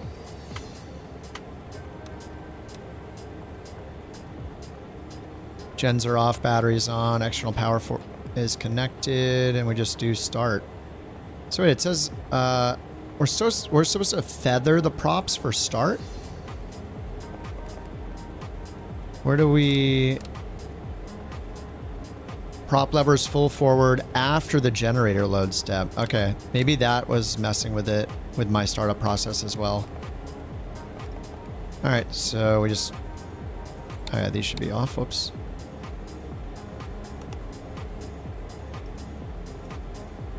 Okay, let's start with keep it feathered and go to engine number 1 on. I'm gonna wait for like 15, or I'll wait for like 17. But it's probably because I didn't have the props feathered. Let's try it at 12 and see what... Alright, it's at 13. We'll see what happens. Yeah, it got to 960. Okay. And we get the ignition switch off.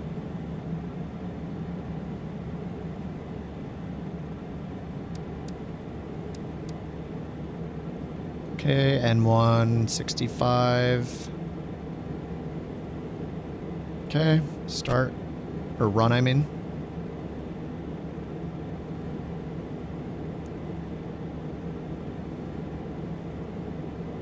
Okay, and then generator 1 reset. Generator 1 load.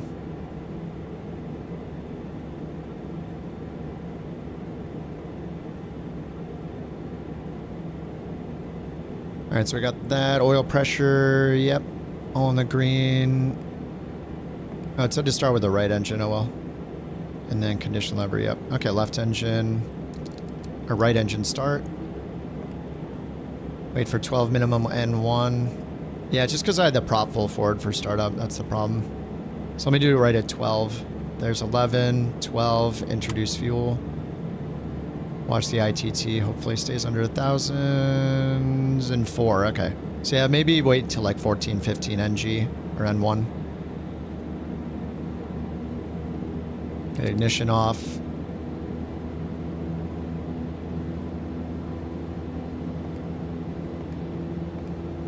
%65%. There it is, run. Alright, external power switch off. Then the generators. Alright, both the generators are on. Gen ties on normal, yes. Gen tie message extinguished. Yeah, there is no message. Generator load within 10%. Yep. Prop levers full forward. Checklist complete.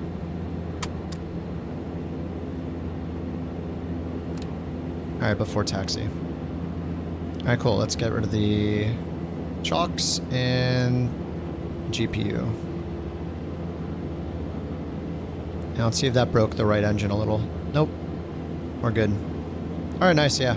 Prop feather on start and then full once the gens are on. Alright, right bleed off, so we'll turn the bleeds on to both. Temperature to automatic. Oxygen over here.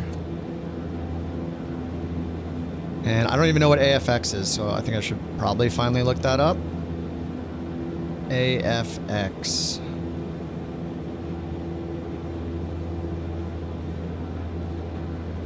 What is it?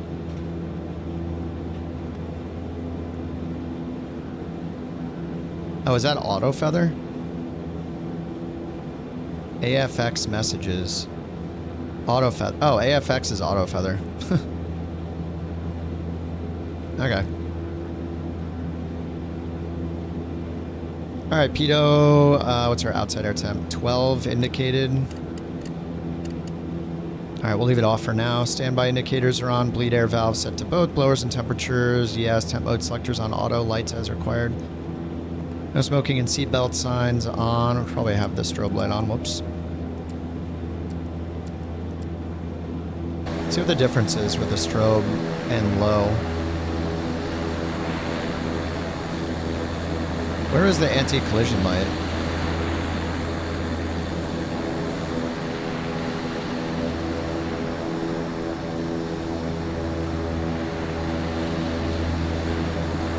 I don't see any lights.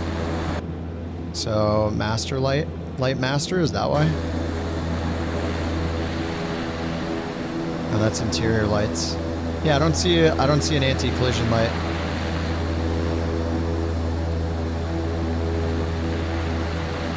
See the nav lights, barely. Alright. Was there an update? I don't think there was was there an update yesterday? I think there was a beta update yesterday. I'm back on Sim Update 2 though. Because the performance in Sim Update 3 is really bad. Unfortunately. Flaps forward wing retract. So it is in the retract position. Yep, retracted. Oh, roll trim. Ooh, roll trim is supposed to be in the takeoff? I don't even have roll trim set.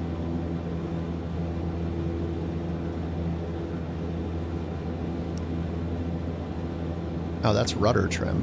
Why does it say no? Okay, nose left and right. Is this roll trim? Oh, this is just roll left or right. friction lock.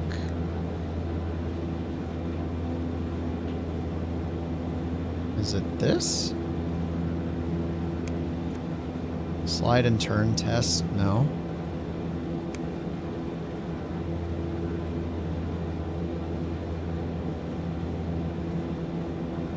It's up on the stick, maybe?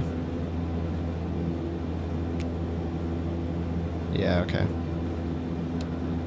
Okay, there we go. I might need to set a roll trim then.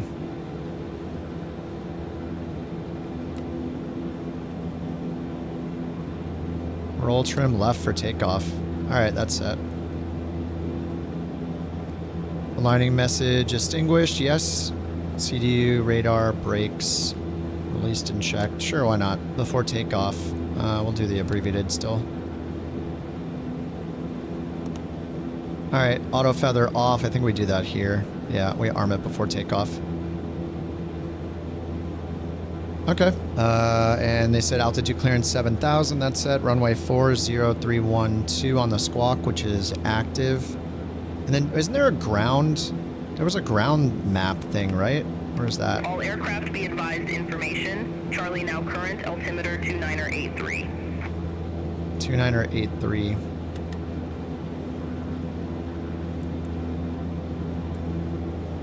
There was a ground thing somewhere. Was it in here? No. I swear somewhere I saw ground. Some kind of ground map thing. There's the arc map, bearing pointers, HSI radar. Let me look it up in the manual again.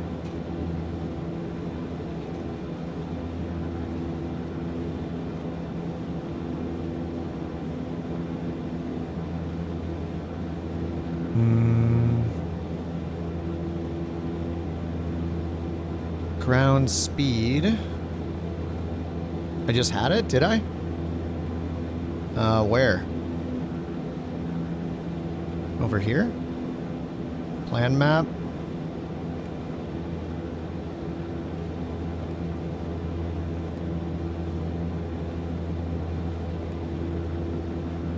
Just decrease the range? Oh, is it on this? No. Or decrease the range over here? Plan map display.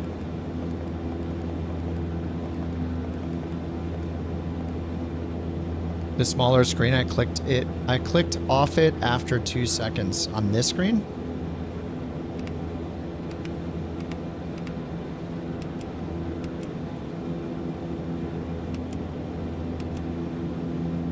I swear I saw it somewhere.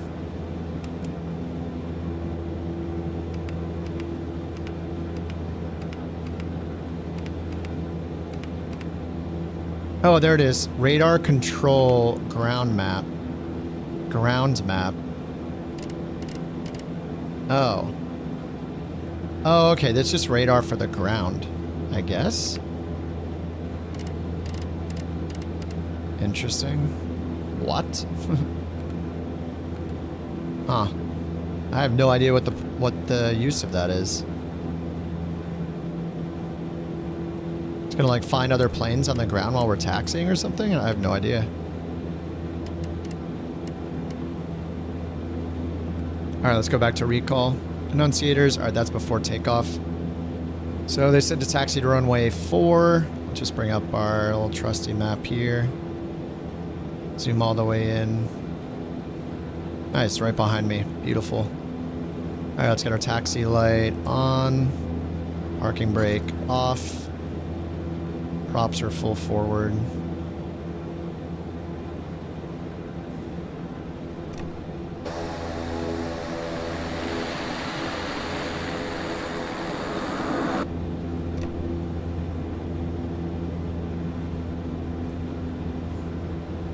I wish it had an up view. If I hit up on my hat, it should move me forward in the seat for a landing view, but it doesn't.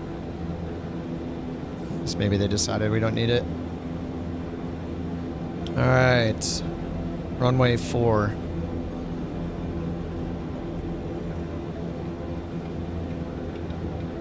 All right, let's set the heading to 040.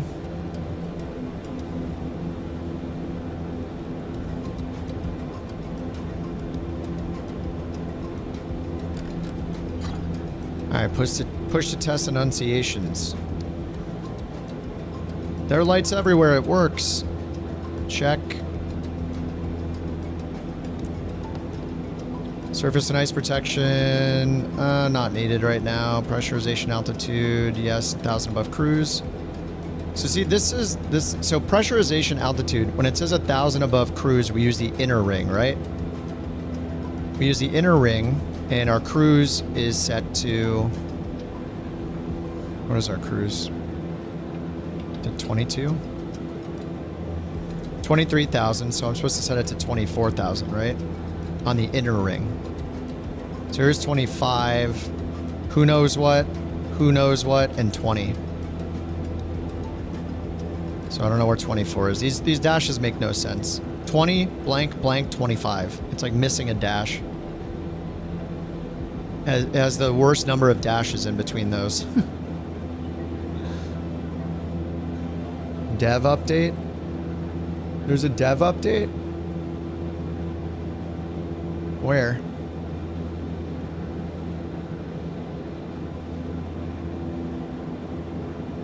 I love that Reddit thread. What's up with the VATSIM scam? Guys, like, that guy said he's a lawyer and he's like, there's a lot of weird stuff that they're doing.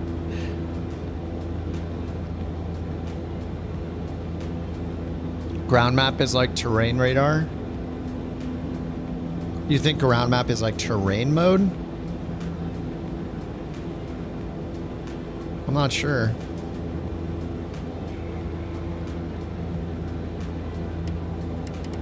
I only see it when I zoom really far in.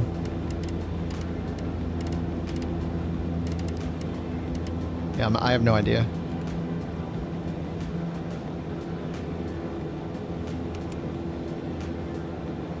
Okay, let's continue this. Pressurization is set. Rate knob, I have never touched. We'll leave it alone. Cabin control is set to normal. Avionics, check and set. Autopilot, engage. We're not going to test it. Auto feather, arm. Standby altimeter, check.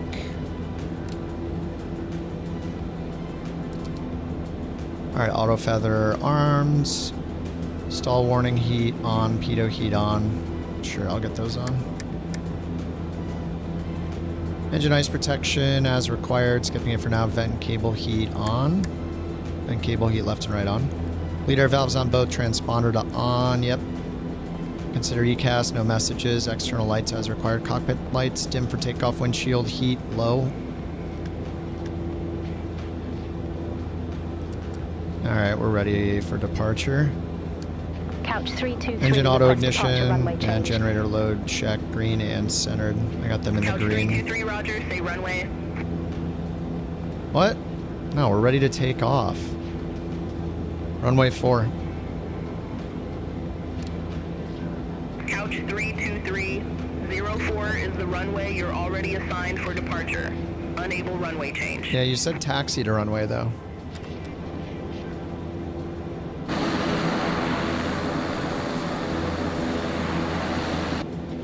More M scenery planes? Oh, heck yeah.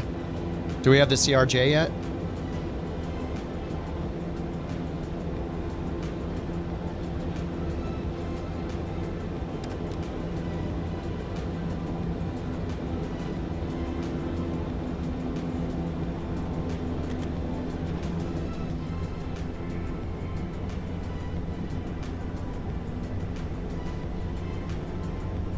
All right, let's go.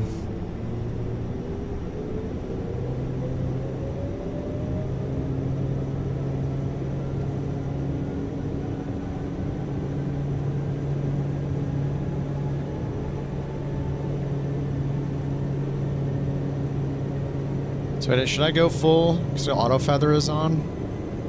Oh, whoops, as long as the ITT is good. All right, 120.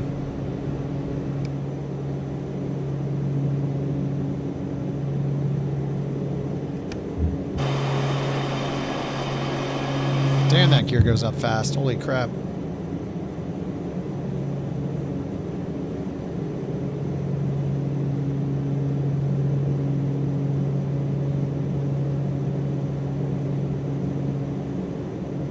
yaw damper on.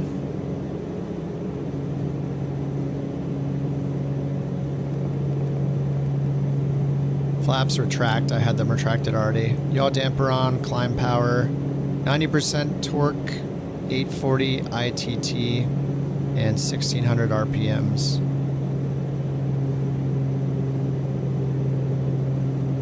Alright, I couldn't ask them for takeoff clearance, so we're just going to go to center and check in. Toronto Center, couch 323. Good evening, I was looking to my other monitor. 3,600 feet. Alright, let's turn. Alright, prop sync needs to be on. Toronto Center, good evening. Identified. Climb to flight level 230. 1600 on the Climb prop. to flight level 230, couch 323. 230. Couch 323, turn right, heading 165. Expect further clearance in about 4-9 miles. Turn right, heading 165. Alright, couch 165. 323.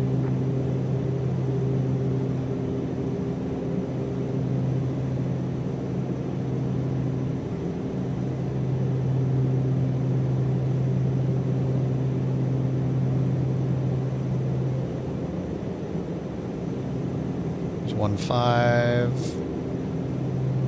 Alright, 165.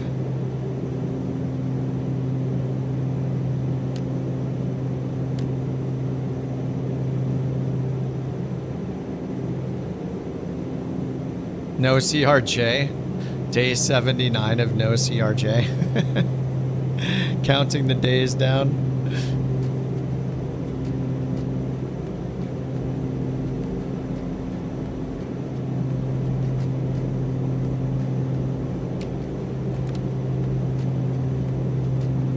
Alright, I want to center the roll trim.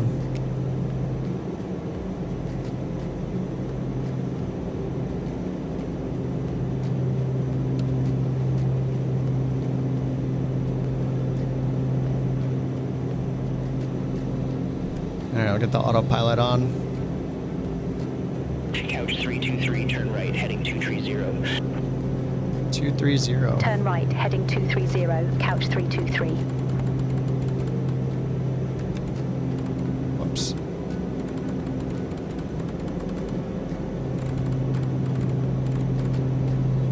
Alright, 230. We're going this way? Alright. Alright, climb power is set. 1690 on the power, under 800 for ITT. Under 840 for ITT. Prop sync is already on. Engine display pressurization. Slightly climbing.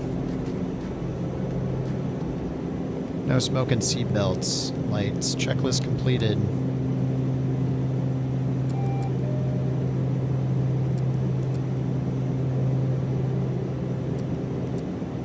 Windshield wiper.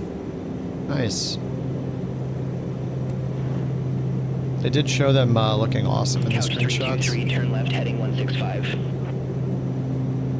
Turn left, heading 165, couch 323. Alright, 165. So they're going to give us direct to Lusty.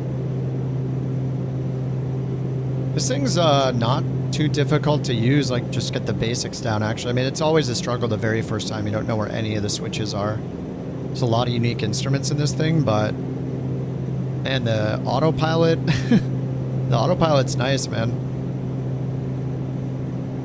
This profile climb, it's very nice.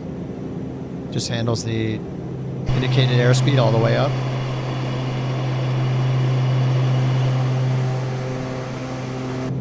Thing is so weird looking though.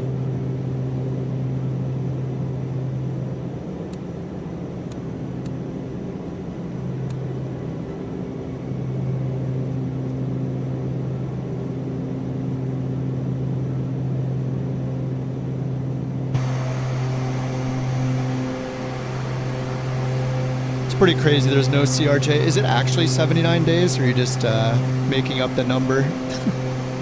Nice, nice, nice, nice, nice, nice, nice. Oh. Thanks for the biddies, Campbell. Am I the only one flying the Starship?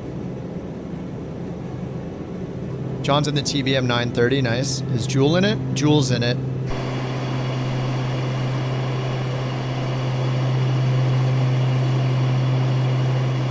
Rocks in the 930, I think.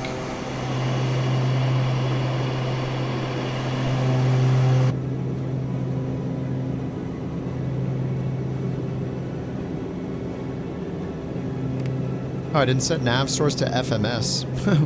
Whoops.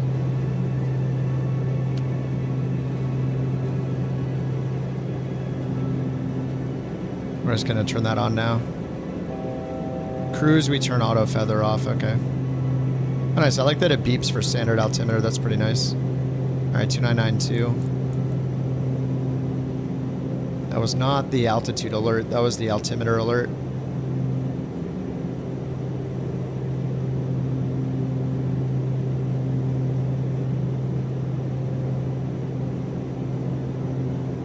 OAT -10. So I guess indicated OAT, that must be more similar to... So wait, is OAT not from a probe or something and IOAT is from a probe? Is OAT just like based on some weather data it has remotely or something? Anyway, we're at -11, we're going to keep the MTS on. 20,000 feet. We've got 3,000 feet to go, we'll see if we're above the clouds. What? Expect radar vectors. Let's see what she says. Expect radar vectors, couch 323. Okay, it says arrival runway 6. Expect radar vectors. Dice roll? We're not flying the Phoenix. I turned it off.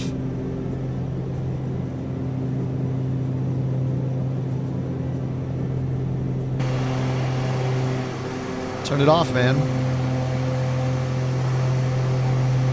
This thing doesn't have a random failure button anyway. Maybe they'll add one. That was funny that Randazzo was in the chat when I was flying the 300 and said they'd think about putting in the random failure button. That would be so awesome. Icing. Oh, we got an icing alert. That's cool. All right, let's get the inertial separators on. Wing, what do we got? Pitot. I don't know the difference. Oh, those are on norm. Okay.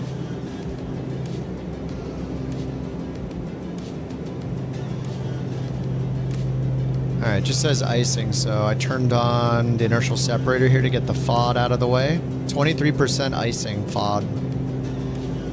So we turn on the inertial separators to get it out of there. Get it out of there! Didn't damage the engines yet, so that's good.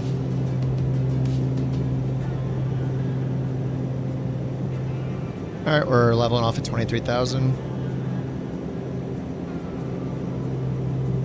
And then I guess if we go to normal procedure, airspeeds, cruise, minimum control, maneuvering speed, turbulent airspeed, normal engine limitations, torque for cruise 97%, ITT for cruise 840, prop for cruise 1600. So 840, 600. So as long as our ITT is under 840.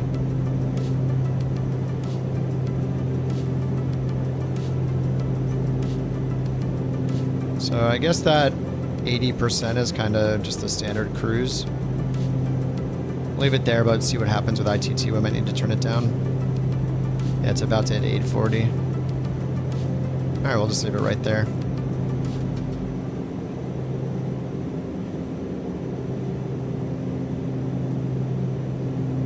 You panicked? I just want to turn it off when I'm not flying planes that you know, when I'm flying planes that don't have... I don't want you guys using it on, or if I'm learning, like, I don't want to deal with it all the time. It's a lot of work. It's stressful.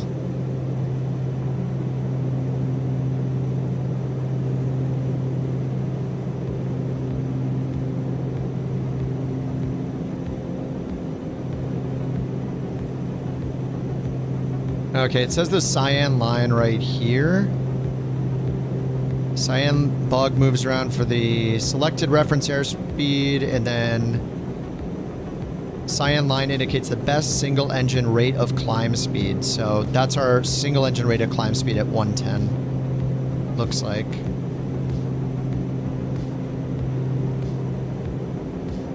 And I'm curious.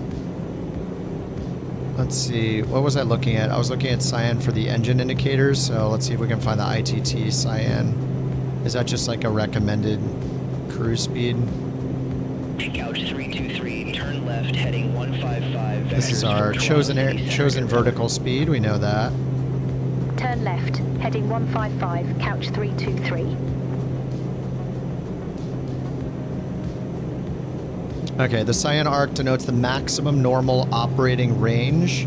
Oh, for noise compliance.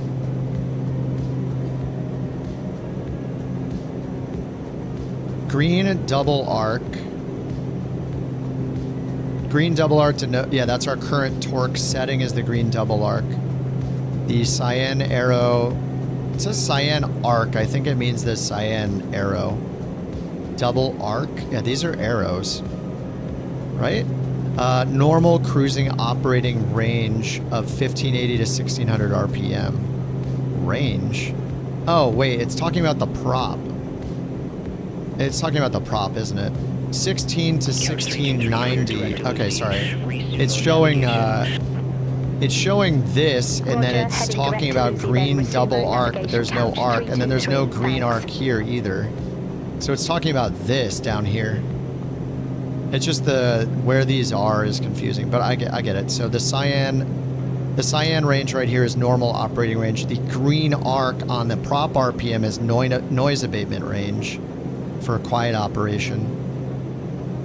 But it did say 1600 for the prop and cruise as a maximum, so that's technically still green.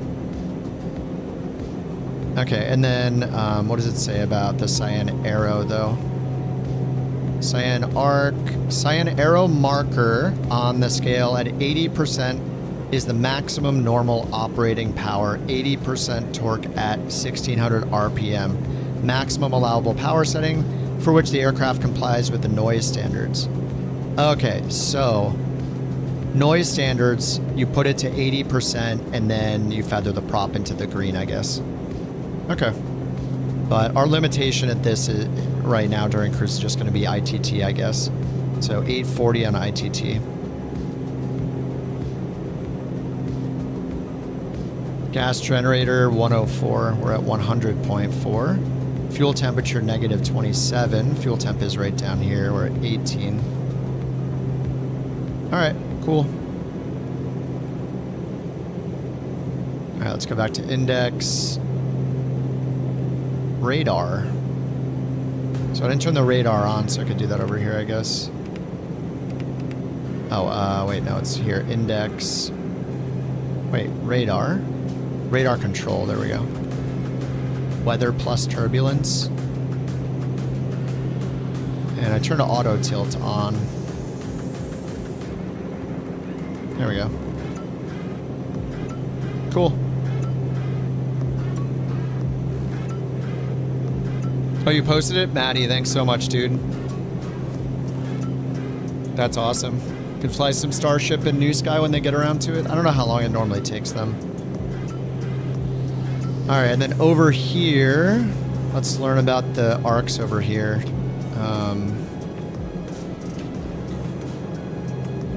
So that's prop. Where's the airspeed indicator arcs?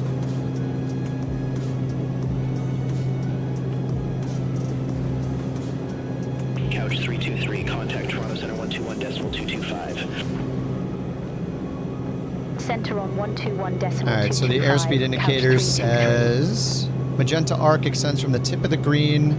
Toronto Center, couch 323. Hollow green needle displays the indicated airspeed. And then, yeah, in the middle, it's digital, 211. Hatch, the Barber pulse speed, VMO, is right here. It says the Barber pulse speed is continuously adjusted by the ADC, the air data computers, in relationship to pressure, altitude. The needle will remain steady at 245 knots up until 10,000 feet, and then go up all the way to 265 by 12,000 feet. Remain steady until 29, blah, blah, blah. Reduced to 173 through 41,000 feet, which indicates with Mach 0.6. Okay, it says indicated airspeeds is displayed numerically in the center of the screen. Yellow test flag indicates it's performing a self-test. Outside airspeed scale is adorned with the customary red line to indicate single engine minimum controllability speed, VMC, right down here. So that's single engine controllable speed. Single white, the cyan line indicates the best engine rate of climb speed. So we lose an engine, we climb out at 110 on one engine. The double white arc denotes the flap extended stalling speed. So that's, I guess, this double white right here at like 95 knots or so. White rectangle marks 200 knots, indicates the maximum landing gear extension speed. Okay, so this is our gear extension speed right there.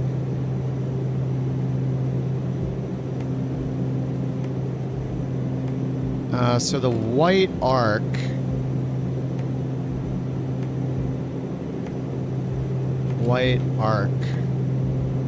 denotes, oh, flap operating range, right? So 180 is flap operating range, and when the flaps are extended, which means that the wings are in the extended position, this is our stall speed way down here at like 95 knots.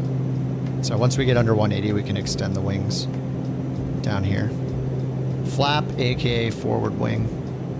Neat. Yeah, this manual is so thorough. And then this one's pretty self-explanatory. I think we have our altitude in the middle of the altimeter. This is our selected altitude using this knob. Our barometric down here. This is our vertical speed with this knob if we're in vertical speed mode.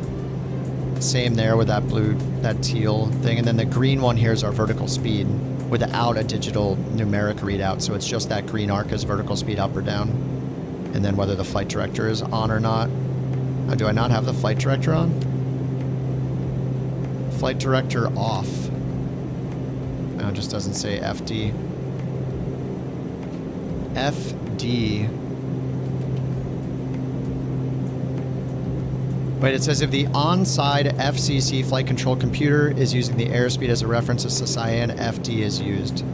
Oh, so that's not just... Okay, hold on.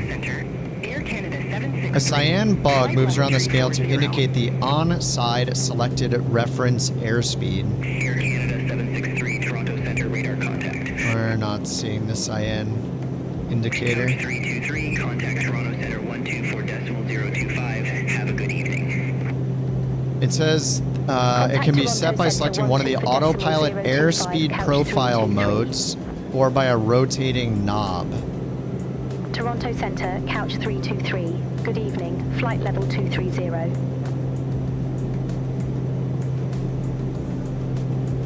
Couch 323, Toronto Center, radar contact. Oh, you can set the MDA.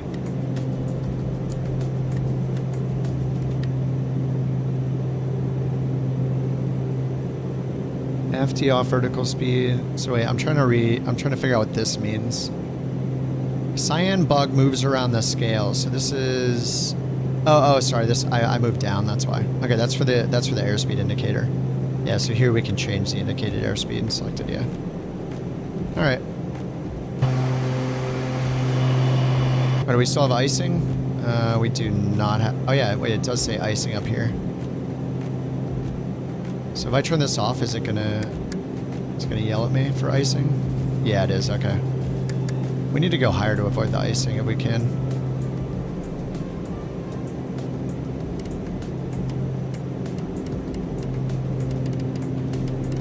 Right, did I lose our flight plan? Where am I? Am I going the totally wrong direction right now? I'm sitting here staring at the... Oh no, we're still good. Okay. I guess the next waypoint is just too far out? Oh no, okay, I see. Alright. Did I hit that? I don't remember hitting that. Okay, we're good. Oh, that's cool. When you turn the weather on, it's over here too. So you can get a big map over here if you want the plan style map. This one just doesn't show our position, I guess.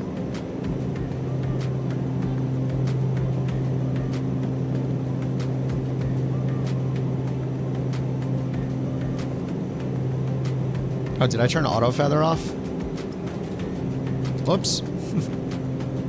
Auto feather off and cruise. Lights as required.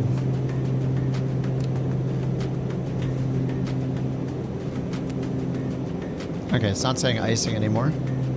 Left and right engine anti-icing on. So inertial separator, it just said vane fail. Oh, there it goes. It's back. It's going to say icing again any second, though.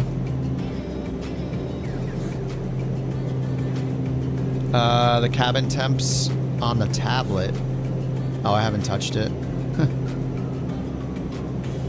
Ooh, Fahrenheit.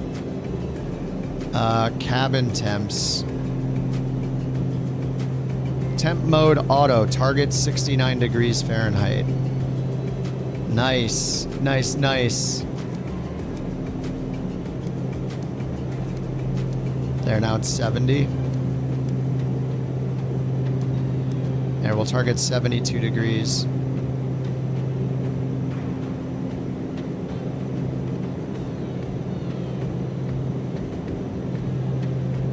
Ear discomfort.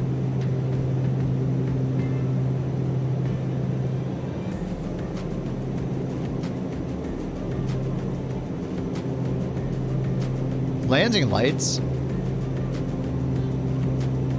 Wait, I have a... Oh, that's why the landing lights weren't working.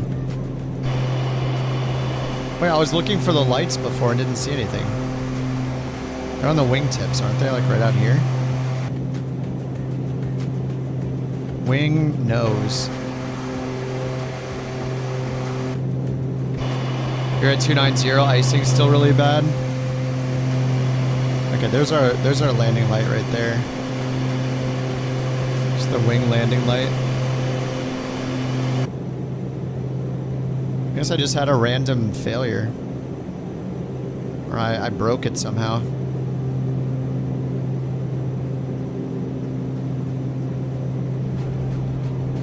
Now, what's the difference between like the bleed air? One's magenta and one's like a little more red. Is it just the temperature? This thing is rad. I mean, I'll get used to the throttle. It's fine. It's just a little weird. Oh, 840 ITT. That's why.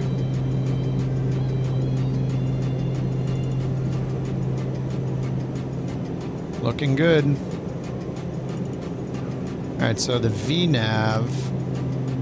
We're on our way to a Lucy. So this is saying after a Lucy, we need to descend at 1,027 feet per minute in order to get to VIPRI at 2,000 feet? Or do we... this is what we descend at now to get to this at 5,000 feet, I guess. Yeah, so this will keep going up. Yeah. And with a ground speed of 336, 33 divided by 2, or 34 divided by 2 gives us 1,700 feet per minute. So when this reaches 1,700, we'll want to start our descent. That should work. I like that it has icing indicator too. That's great for a noob like me.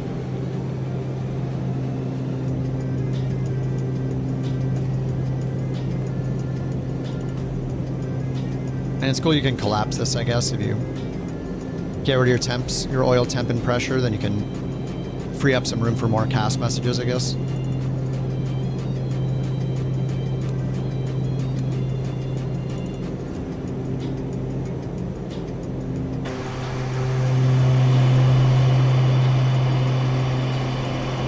I think it's pretty cool. What do you think about it so far, Jewel?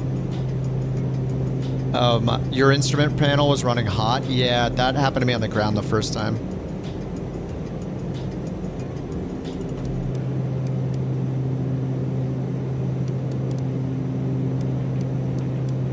I got the blowers in the middle.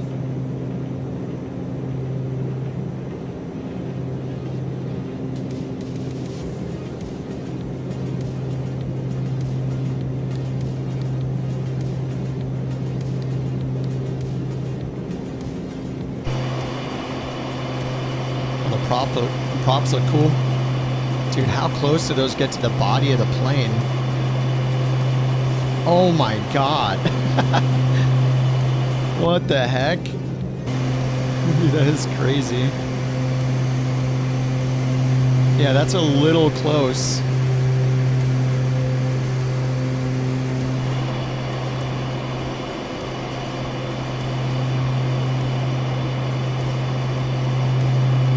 First flight in, just trying to keep it up. Oh, trying to keep up. Yeah, I mean, my first one took a while to find the switches and stuff, and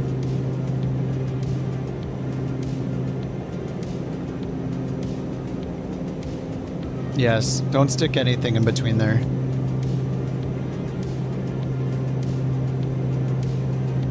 Wish I could reset this easily. Like I can click it here, but it's not a reset. Oh, that's a little to the right.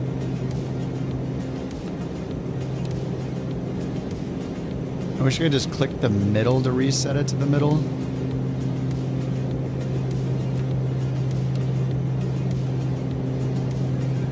Yeah, that's good enough, I guess.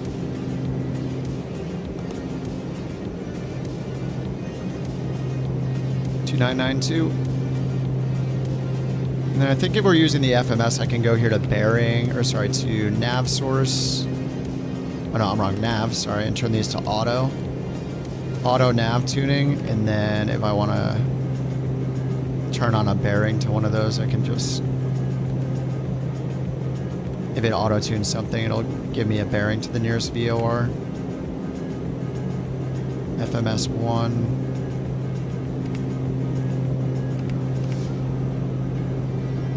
Yeah, this thing is pretty neat.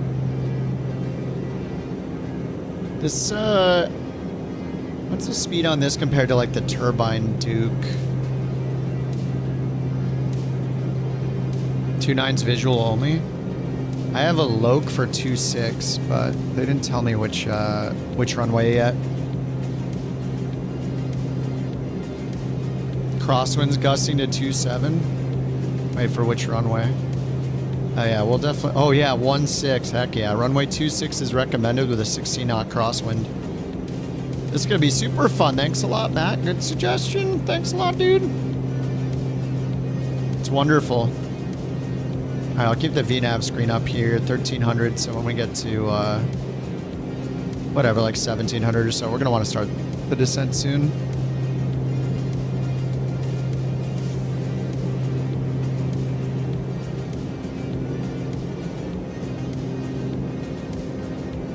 You got runway 6. Runway 6 with the 19-knot crosswind and the 3-knot tailwind, instead of runway 26, which is like twice the length. More than the max demonstrated crosswind at 21. No, this is 16. 16 is less than 21. But we can demonstrate a stronger crosswind though, that's fine. We will be the ones to demonstrate. Max demonstrated crosswind 21. Oh, without the gust. Oh, true. With the gust, it's 27. Let's see. 19 gusting 31. So if the winds are 310 at 31, what would the crosswind component be? 310 becomes 410, or 310 becomes 320. METAR TAF shows that. Crosswind calculator. Let me see.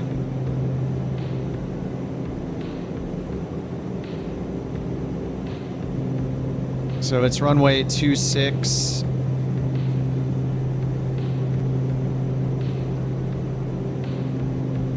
Runway heading is 261. Wind is 310 at 19, gusting 31.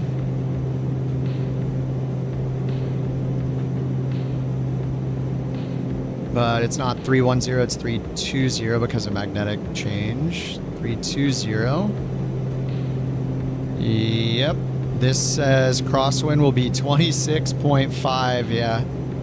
That's cool that METAR TAF gives you the gust factor with it too. METAR TAF. Let me check.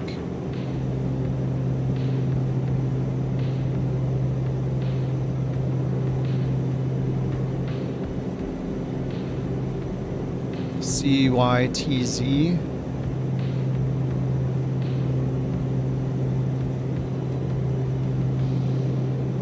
Change runway 26. Where does it show the crosswind component?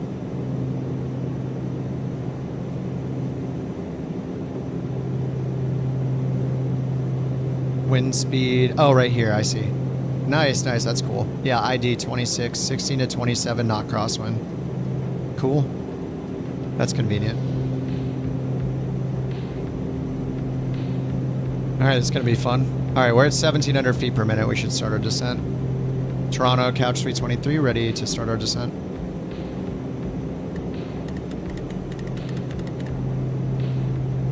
Couch 323, Toronto City Center, landing runway 06. Wow, thanks for that information. Toronto City Center, landing runway 06, Couch 323. All right, I'm going to hit descend and see what it does. Couch 323, descend to flight level 200. Okay. Descend to flight level 200, Couch 323. Oops, descend. So does descend... Couch 323, contact Toronto Center 13 for decimal Okay, it descends at 235 indicated. Contact Toronto Center 134.25, Couch 323. 237. So descend automatically changes our indicated airspeed Toronto for the descent. Center, Couch 323. I'll just pull the Good evening. torque down to 80. 225.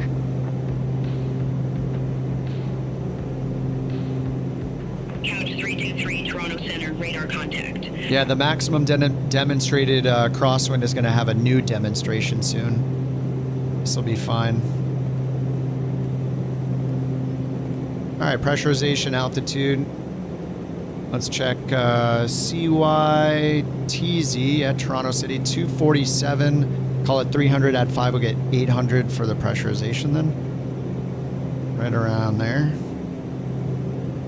All right, cabin pressure's descending. They told us just to go down to 20,000 feet so far. Center for Charlie Alpha, contact Cleveland Center. All right, rate knob, standby altimeter set. Altimeter is going to be 2971. All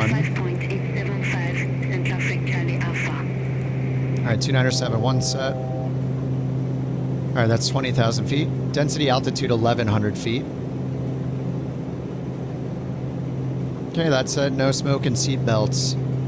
Smoke and seat belts. Haha, we're leaving the no smoking sign on. I mean off. Lull. Power as required. Lights as required. Underwater funnel you can walk through to get to the airport. Underwater tunnel. Funnel. Why did I read funnel? You're sure News Guy's gonna love this? Wait, oh, because you're in the TBM.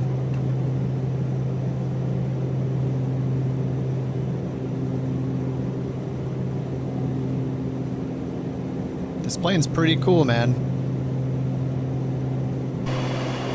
And Black Square implemented the wear and tear in this thing. Imagine flying this thing with bird mod.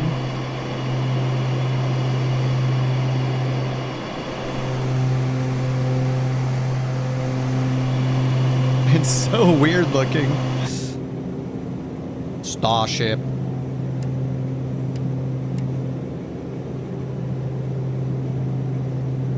So I guess I just don't need the 430. I mean, if I look up the star and I just look up the altitudes on the charts, like, we just don't need the 430. I don't even know what effect it has, really. I guess maybe it connects to the COM2 FMS? Or is it in here? Is there FMS 2? Yeah, so I guess we could use FMS 2. I guess that would work with the 430 if you really didn't want to use this one. But maybe I'll try that on a future flight. We'll program it in on the 430 instead, just to make sure that's how it works. A bird strike on those blades. Ugh. All right, we're at 20,000 feet, but we want to descend more, please. Yeah, I don't really want to go 2,400 feet per minute. Couch 323, contact our approach 133.4. We're just going to go down to 5,000 feet next. Contact our approach 133.4, Couch 323. 5,000 feet, descend. Couch 323. Aw, Flight level 200. something is wrong with the TTS. Aw. Couch 323 approach. Altimeter 2971, expect radar vectors for... Oh, we'll expect radar vectors for... Altimeter 2971, expect radar vectors for couch 323. And we're just gonna do runway 26. Descend to 7,000 feet. Altimeter 2971. Descend to 7,000 feet.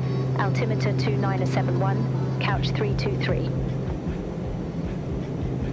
Yeah, so the approach we have, there is a GNS. I mean, we're just going to do the localizer approach. So I do have the chart pulled up here. Let me open it. Here's the link to the to this approach if you guys want to do it. Links in the chat for the localizer approach.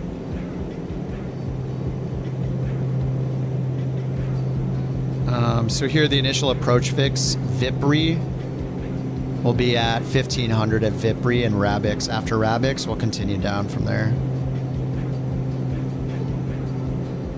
Missed approach is climbing left turn 2000 direct Musset.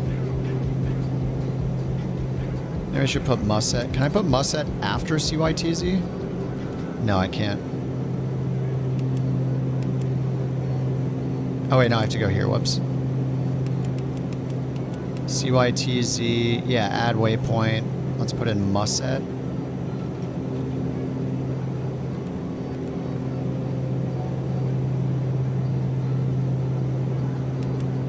I don't know where it is.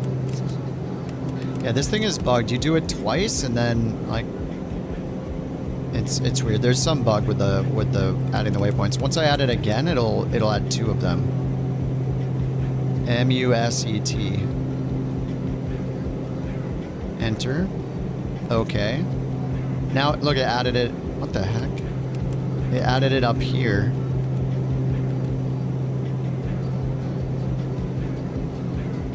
I don't understand. Delete Musset. Delete the other Musset. It added 2 of them. Yeah, there's something wonky with adding the waypoints in this. Anyway, the rest of these are fine. Alright, we need to do 3,700 feet per minute. So let me reduce my throttle by a lot because we're way too high. 3,900 feet per minute. Alright, time to dive. Just pulling the throttle. Toronto photogrammetry is cursed. It got worse when they updated it. Did they update it today or something?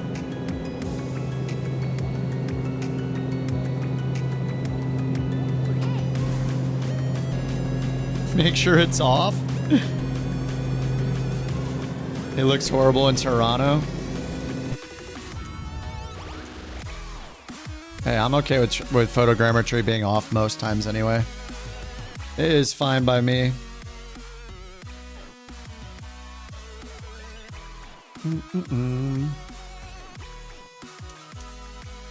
Less things to load.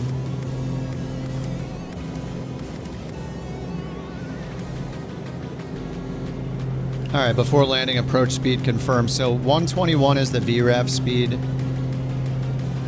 And then we normally add 5 to that, and then the gust factor. So 126, and then the gust factor is insane.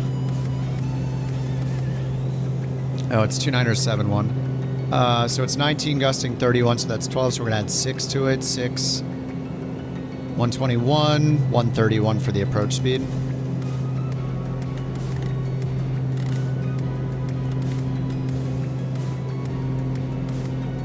I'll just set this one over here to 131 as a reminder.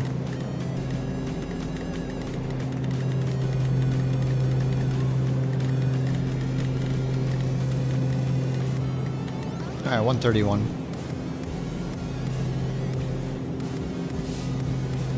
All right, we're not descending fast enough to make this waypoint at the right altitude, but we can get down to 1500 or 2000 by VIPRI. Actually, it's 1500 at VIPRI.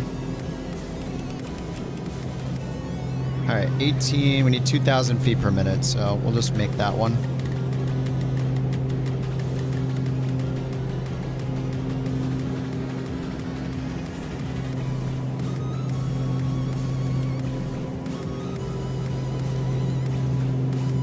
All right, I'm starting to like this thing now. I'm getting a little used to it. Is this only my second flight? Or is this the third flight? I already forgot.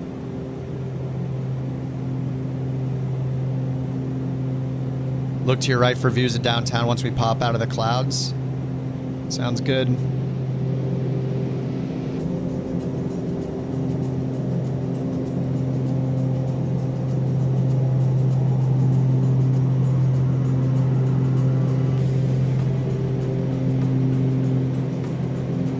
Couch 323, descend to 6,000 feet.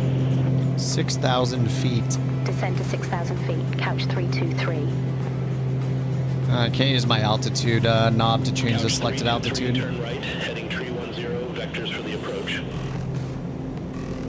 Turn right, heading 310, couch 323. We're just going to follow the waypoints. I already got them in. It looks like the auto-tune is working. Over here we got YYZ, YTP. Down here on the nav, auto-tuned. So it's just automatically tuning nearby VORs. So I guess we could go here and go to bearing and turn a pointer on. Yeah, we got one of the pointers right here. Cool. This thing's pretty rad, man. And it's automatically selecting our airspeed as we get lower for the descent. Also really cool. Alright, VNav. Turn right, heading 010. Does it say 5,000 feet per minute Turn required right, now? Heading 010, What couch the? 323.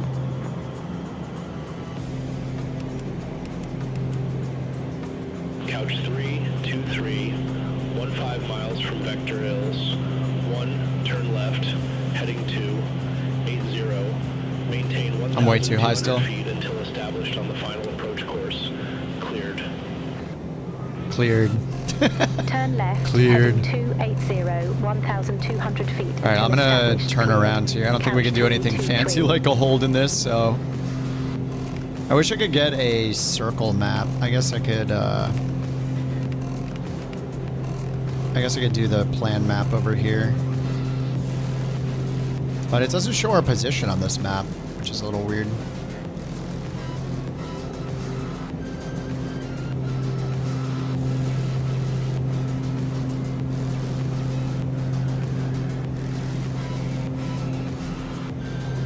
Alright, so I'm just going to turn around here. We're at 7,000 feet. I need to keep descending, so... I'm just going to turn us around. Couch 323, contact We'll just do like a 360 or something. Contact Tower 119er, decimal 2, couch 323. Have a good evening. City Tower, couch 323. Couch 323, City Tower, wind 320 at 19er, gust 31, runway 06, cleared to land.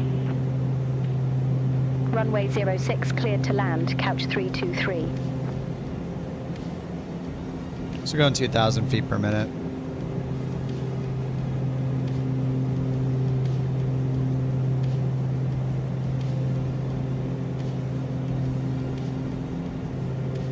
And we'll just go towards this waypoint again, and then just turn around again. Alright, 2,100 feet per minute's required now for Rabix. Verdict? It's pretty awesome. I think it's pretty awesome. I mean, the learning curve is pretty steep for the first flight. Is this flight 2? Or I forget. I think I'm on flight 2.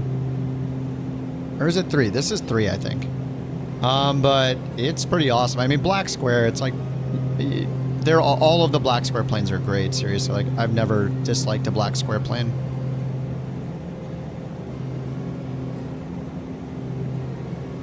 Alright, let me switch to vertical speed mode now.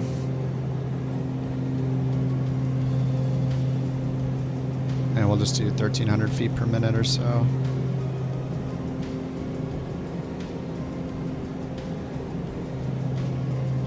That'll slow us down, then we'll turn around direct to Murrum again.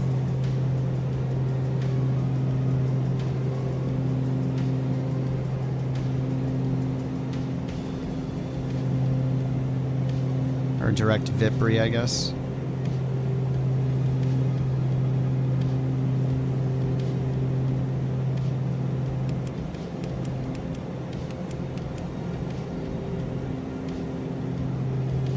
go direct Vipri.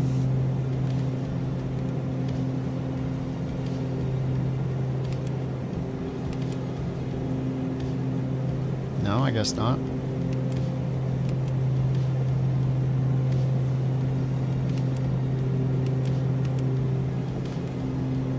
There we go, direct Vipri. Back to nav mode.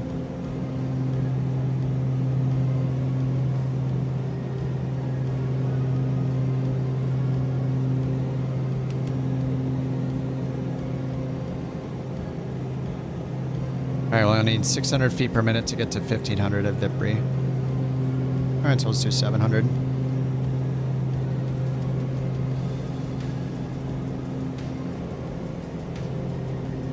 Alright, there's radar altimeter. Let's see, our minimums, category A are 720. 720 MDA.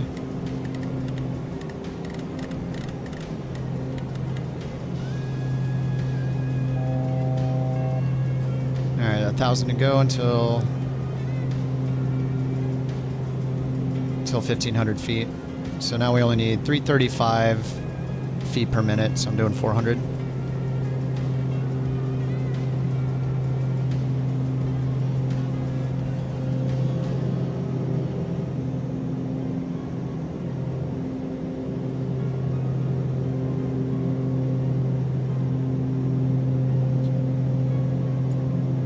Screen's degrading performance, maybe a little bit. I was on Sim Update 3 on my first flight, and I switched back to Sim Update 2. The performance in Sim Update 3 is much worse in general.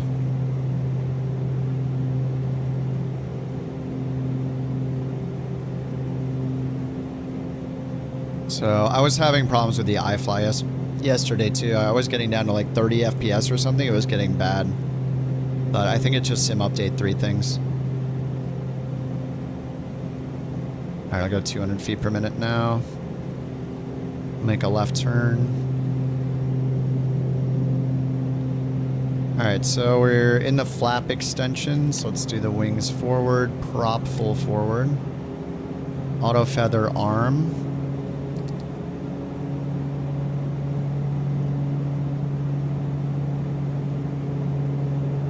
That is so weird.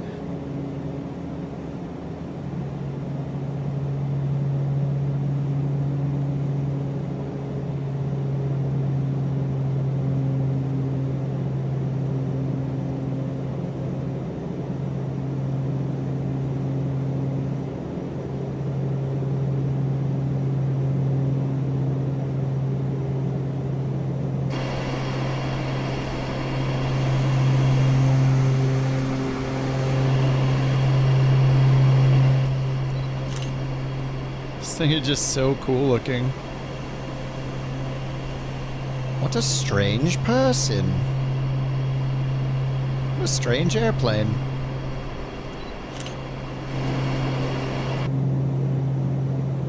Alright, left turn. They already cleared us to land. Lights are on. Great. No smoking. Bar? Wait, where's there a bar? What?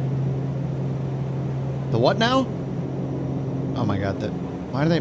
God, the camera is so messed up when you right click. Even in Sim Update 2. Is this the bar? Oh, is this the bar? The bar's over there, Lebowski. Bar? Or is there like a bar of lights? That's the toilet? No.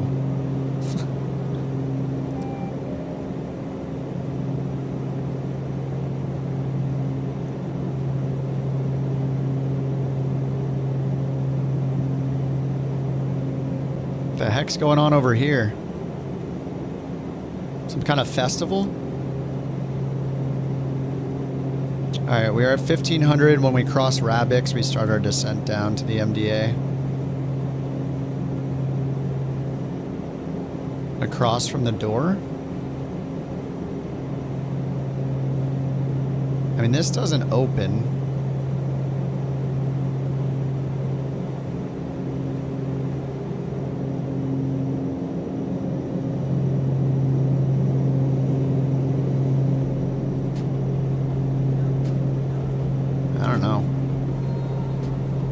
JT's disappointed this plane doesn't have a toilet. Listen, you can't have everything, okay? Well, I guess JT can have everything.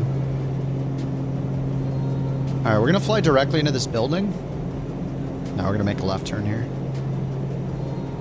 Is that the runway right out there or right here? Probably right here.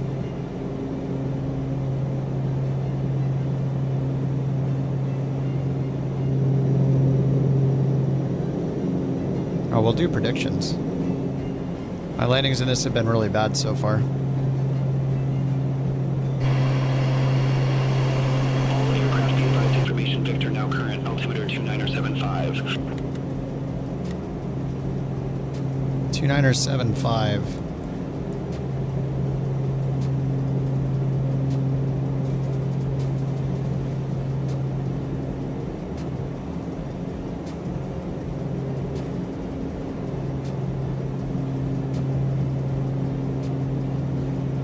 Uh, 110.15. I didn't even put that in for the localizer.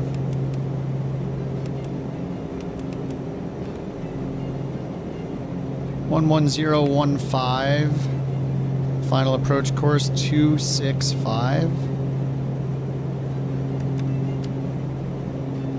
Nav source VOR.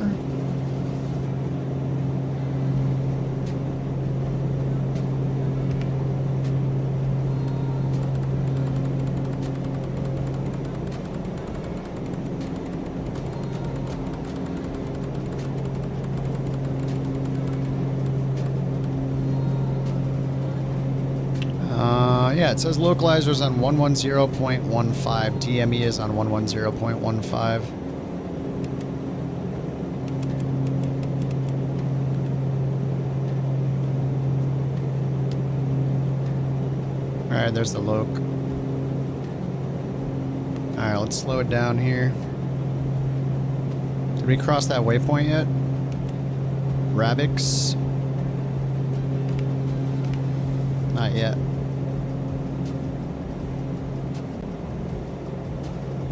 Once we cross Rabix, we can continue down below 1500.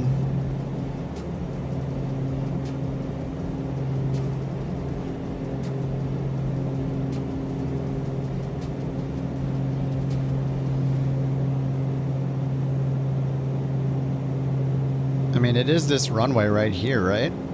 This is, we're flying right over this. Kind of weird.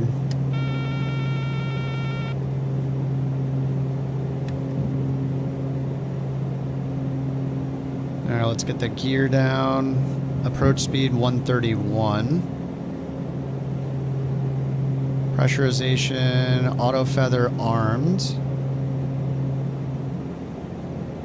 I think we turn prop sync off, yaw damper off. Those are both done. Yeah, this is sweet. Alright, 131.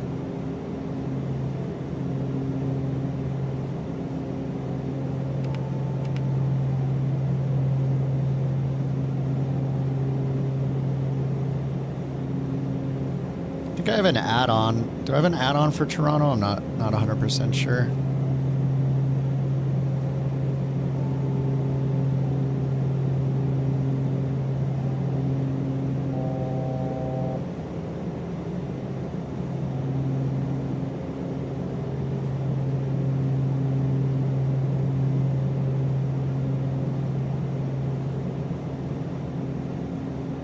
Nice crosswind.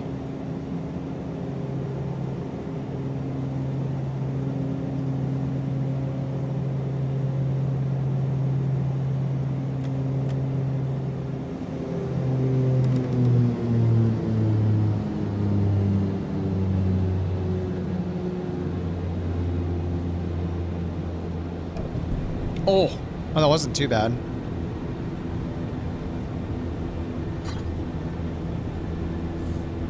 (114 feet per minute).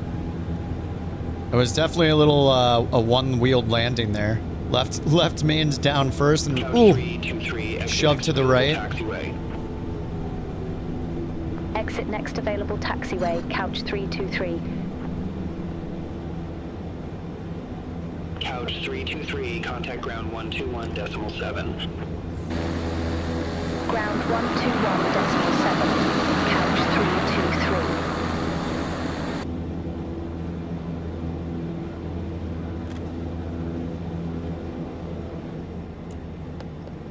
All right, parking brake. 114.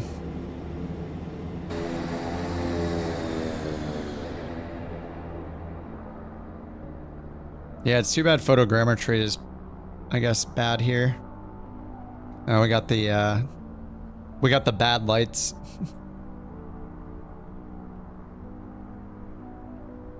Try photogrammetry. Salty said it looked okay. Hopefully this doesn't take 20 minutes to turn it back on.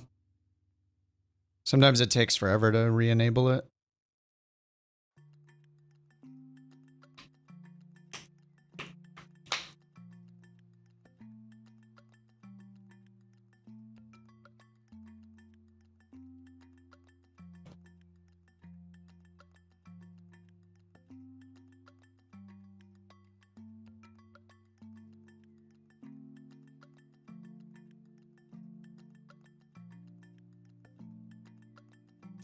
Do. Come on.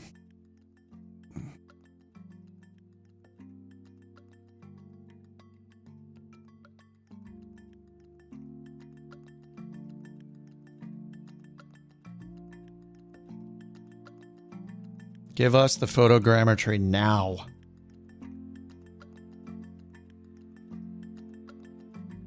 Doesn't look like a corrupted PS1 game anymore. It does sound like an improvement.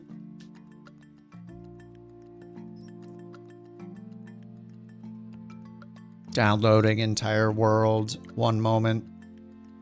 Why is the background color all like blue like that?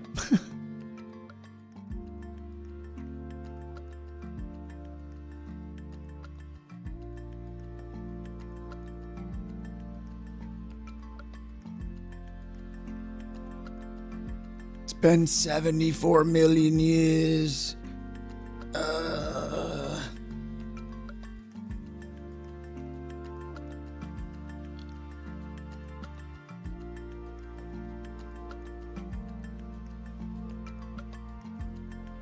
Sheriff, he's over here. God. Yep.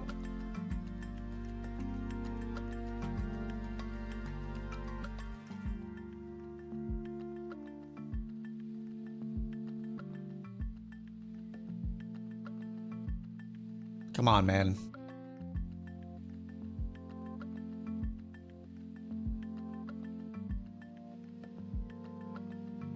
I'm falling asleep here.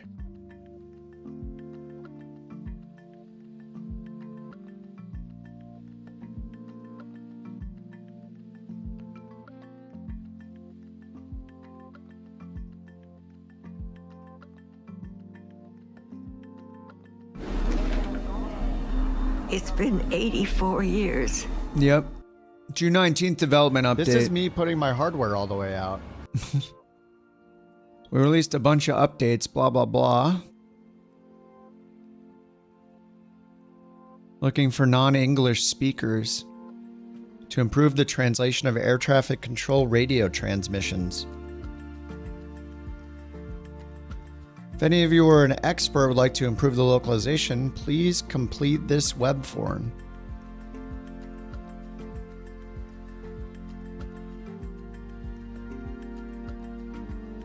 Looking for language experts. Enter your forum username, the language you can help with. What experience or knowledge have you etc. So I don't get it. Are they going to pay people? They're not trying to crowdsource free translation services, are they? I mean, I assume they're paying people for experts in translation. Doesn't say anything about it. Thrilled to announce a special promotion with Pimax. Oh, God. They're going to do a giveaway.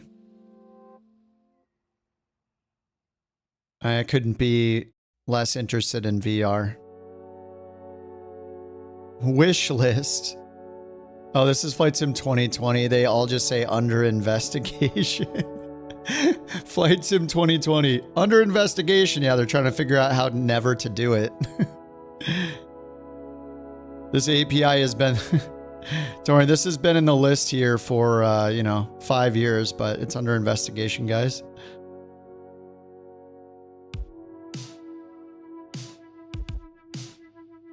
FPS for performance, blah, blah, blah. Is there anything new in here? Light bloom at night, not fixed. Plan for Sim Update 4. Global time not progressing. Plan for Sim Update 4. It's already in Sim Update 3, though. Extreme flickering and stuttering with frame generation. I mean, that's frame generation. Bugs. Yeah, G1000 still.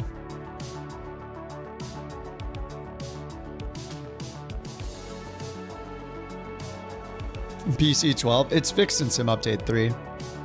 Whatever that means. You still don't have to hit the oxygen button as far as I can tell. Vision jet bugs. Wake turbulence does not seem to work. Fixed in Sim Update 3.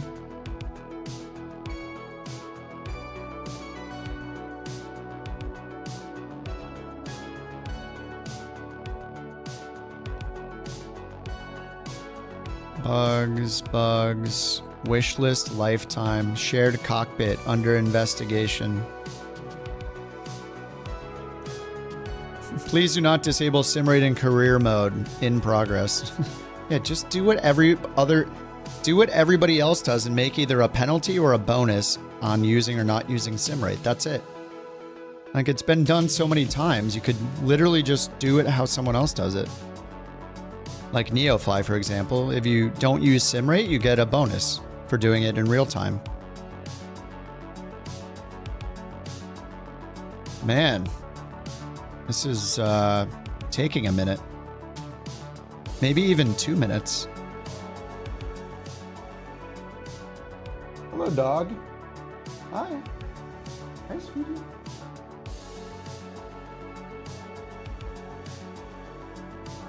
Applying settings.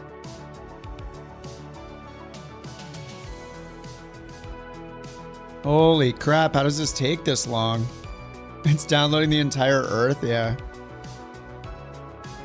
It always takes this long. Every blade of grass, yes. It will finish though. Whenever this happens, I'm like tempted to close the sim, and I just am patient.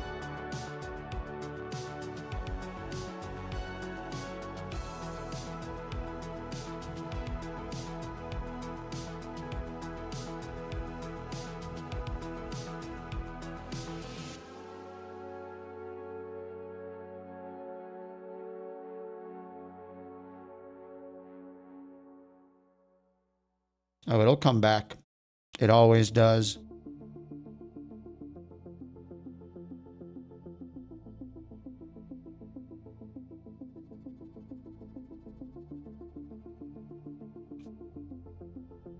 All you have to do is wave your mouse in a certain pattern look. You start here near the A. Above. Below. Then you move over to the I in settings and touch the dot. You double click. I just double clicked it. Then you have to follow the circle, but don't let it catch you. There we go. And then in the middle. And then you trace an outline over the top edge here. The bottom edge is next. And then over here where it's got this little thing, you just put your mouse in the center of it without touching the edge, like operation. So if you touch the edge, it cancels. You have to move it back into the middle of the circle. And then when you leave it there, it'll finish.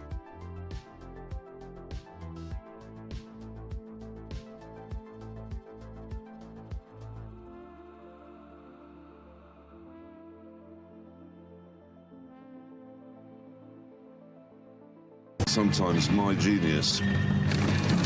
It generates gravity. I mean, I did the code. Now I'm just leaving in the circle in the bottom right.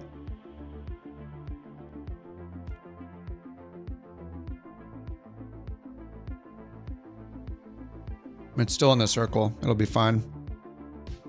My genius. Thanks for the bits, Mac.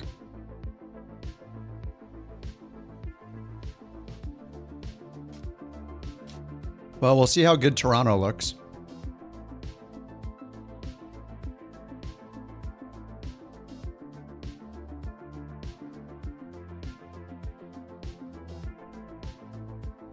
I can feel it. It's going to come back any second now.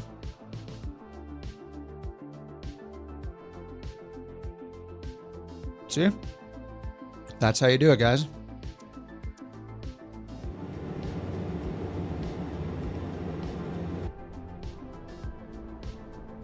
That looks pretty good.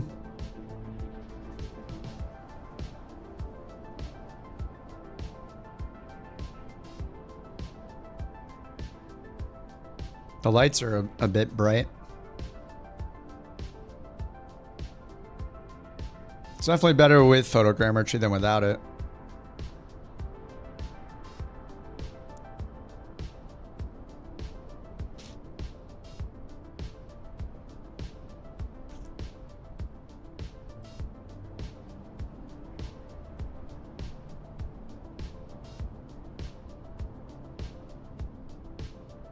Yeah, it looks pretty good. It's better than it was before. I mean, all the lights being exactly the same color looks funny, but whatever. That's fine. There's a flight simulator. It's fine. All right, where are we going next? Yeah, it turns it into an apartment building. That is pretty cool. I would live there.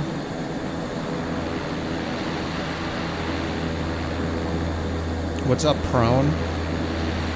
Where do we want to go next?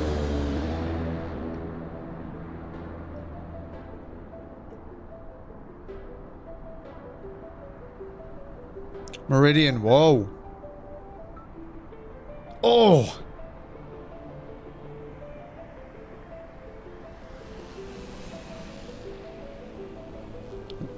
Nose is almost hitting the ground.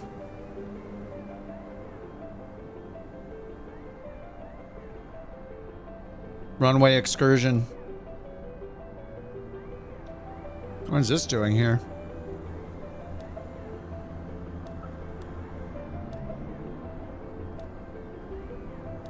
This plane's just randomly here?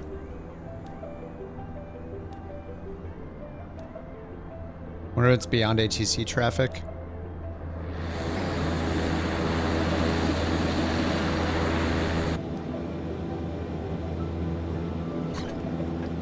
All right, parking brake, lights.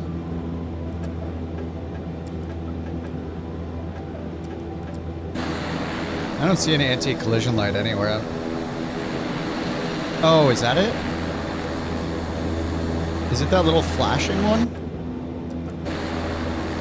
Oh yeah, it's a white flashing light. What does low do then? Just like a strobe. Anti-collision or low.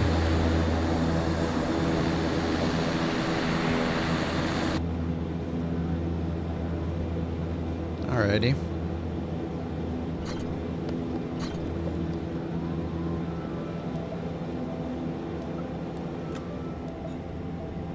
Couch 323, request taxi to company ramp. Couch 323, ramp 36 taxi via Alpha, Bravo. Lights, yaw damper off, I did all that. Bravo, couch 323.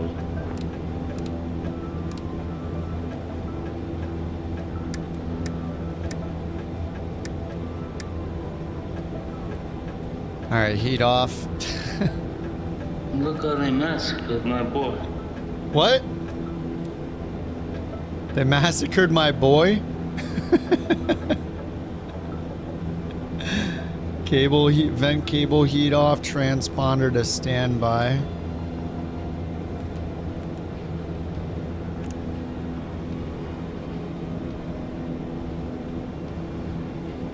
Trim set. Flaps retract.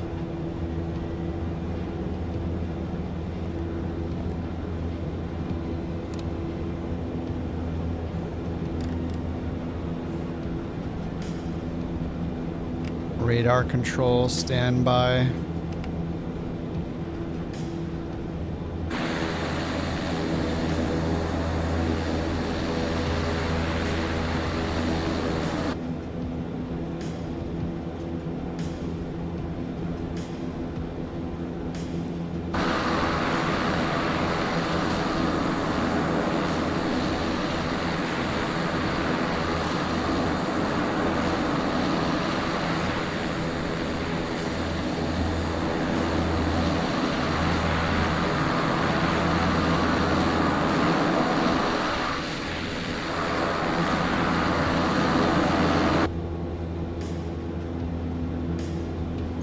Alright, parking brake set.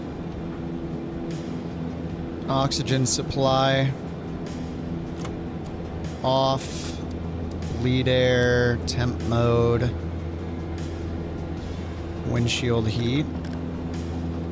Pitot, other heats off. Standby instruments off. Bleed air valves off. Battery charged.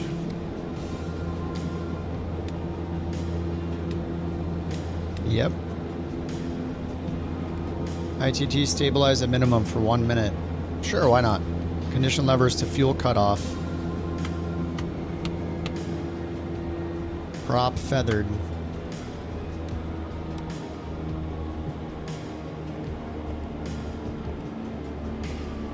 ECAS and master switches off.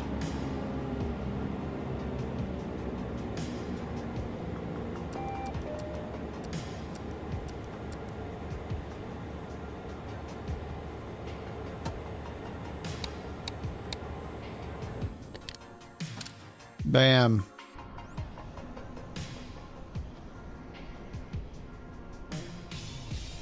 Oh, you want to go Catalina? San Luis Obispo? Catalina's pretty fun. That works for me. We'll have to change the time of day, though. Actually, no, we won't. I think we'll be okay for another hour and a half or so. Alright, sounds good. Catalina.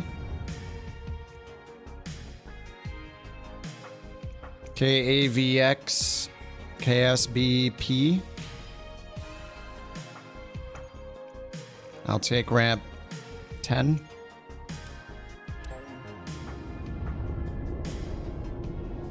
It's bright now, but it's almost 7 p.m. Like, this is, it matters how long this flight is, how dark it's gonna get.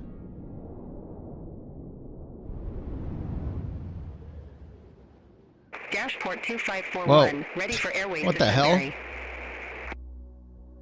Is the whole airport gonna spawn right under me now? Where's the airport at? What the heck?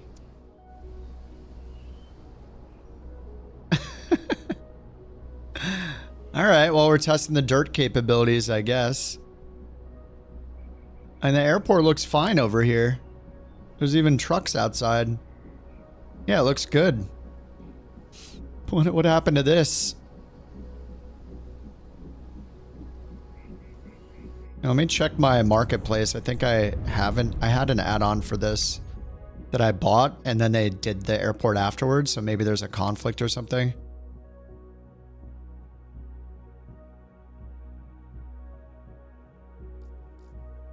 Streamed. I have the Orbex one. Yeah, alright, I guess that's it. That's fine, we'll just take off from the dirt.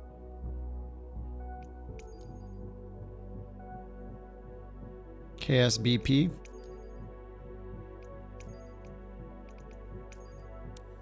Alright, I'll use the 430 this time and see if it works with the FMS2 mode. Inertial separator. Oh yeah, that's a good point. Yep. Yeah, that'll wreck the engines. It's just like the real Starship in the dirt after its last flight. That was pretty insane, that video. To see that live must have been pretty nuts, too.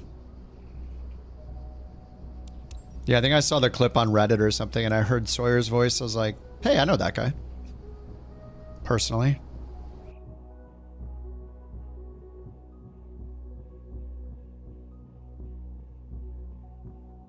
Alright, GPU or battery? I'm just gonna use GPU. It's just nice to have unlimited power. Unlimited power. External power. Battery on. External power on.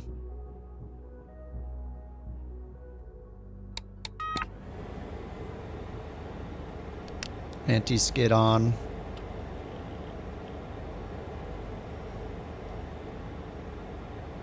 Alright, let's do sim brief here. New flight.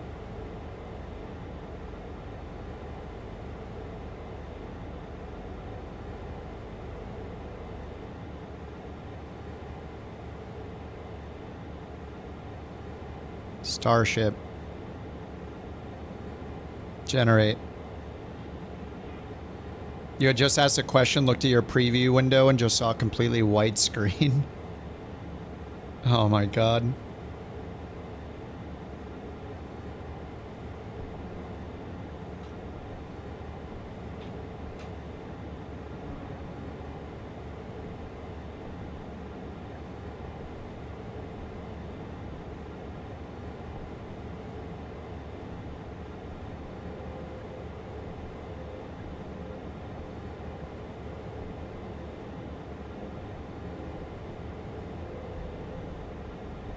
Alrighty, that's all set up.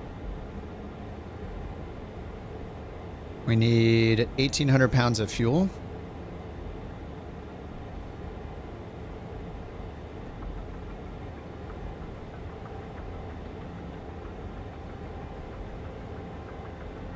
Wait, so these are the aft... Oh, whoops, I want to do the other way around. Empty these...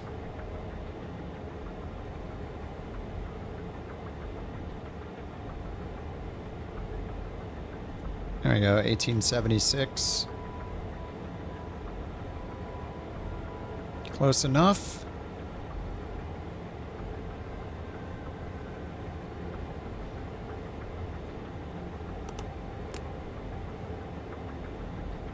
All right, let's turn on and try out the 430 then. I just assume I have to go up here and change nav source to FMS2.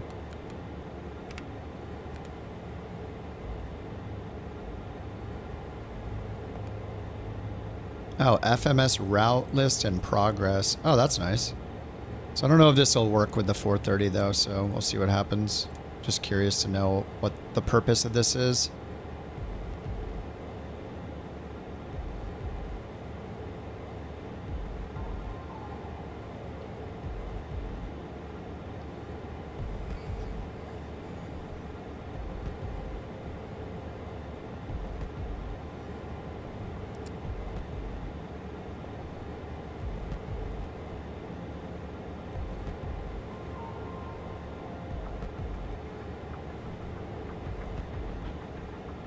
All right, acquiring.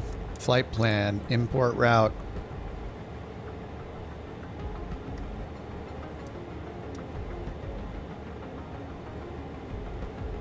KVX, direct Ventura VOR.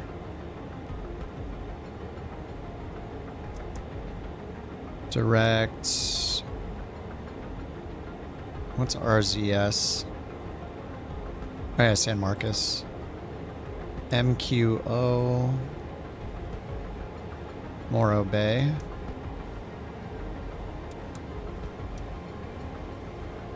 And then KSBP.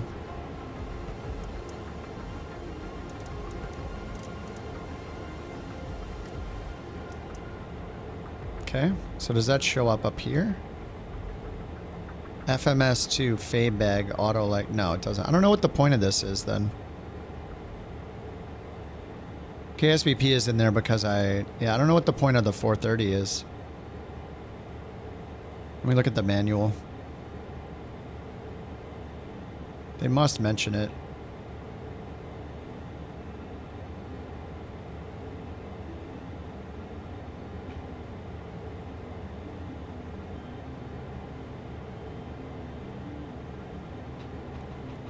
They don't say anything about it. Garmin? Oh, there they do. 430, okay. Circuit breakers, extra miscellaneous.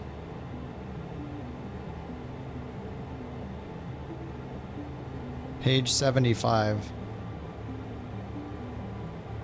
Okay. In this aircraft, GNS can be used simply as an additional source of reference navigation data, or used to drive the autopilot and primary flight and navigation displays. When GNS is selected as the autopilot nav source. Oh, I'm done. It's not nav 2. It's literally shown in there. Wait, where? Oh, autopilot nav source. How do I change that? Autopilot nav source in the system control screen. Oh, you can change it to GNS here. So that's just for the autopilot then. Oh, that did just change. Okay, it changed. GNS waypoint. So I assume it's not gonna... Okay, so it doesn't show the waypoints. It uses it as a source though. But it's not showing the map. Okay, I don't see VTU. GNS is active nav source. So then this screen doesn't do anything. Yeah. Okay, I mean, you can use it, I guess. Yeah, I think we might as well just keep it off. I mean, this thing is capable enough without it. But that's cool. I guess, if you really want to use it for something, you have the option. If you have some really complex... I don't know. You can't even import the route, so I guess it's not really a huge time saver. Alright, so we'll go to system control and... okay, it automatically changed back. Alright, cool. So nav source FMS 1. Let's go to flight plan. End flight plan. And then we'll insert the waypoints after that because I put these in from the world map. Alright, so we need direct VTU. So we'll hit KAVX, insert after, click, type VTU. Hold on, if you don't use the keyboard, how do you enter a waypoint? Oh, you hit letter. Oh, God. Oh, you hit the key and then you hit letter. Wait, clear. So if I want to do VTU, letter, or hit this and then letter. V and then 7. Oh my God, it's like T9. That's so cool. VTU. That's actually, that's pretty fast. Okay. VTU. So why doesn't it show VTU? Oh, now it shows VTU here. Okay, cool. All right, VTU, insert waypoint after. We got direct to RZS. So we'll do 6RZS. I mean, T9 was simpler, but with prediction, because you would just, whatever letter the number happened to be on, you just hit that letter. So if you want hello, you would just hit 32445 and it would predict hello. And if hello was wrong, you'd hit the space button and that would cycle through all the possible words. T9 predictive was amazing. It was so fast. Way faster than like the iPhone keyboards. T9 is awesome. Okay, RZS. Where the heck did VTU go? Oh, that's just the next waypoint. That's why. Okay, VTU is still there. RZS. Okay. And then last is MQO. So, MQO.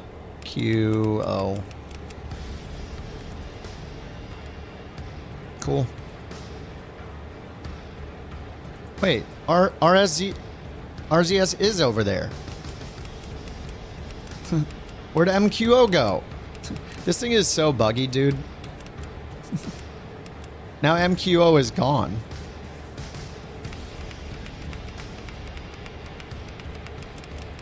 Like, where did it go?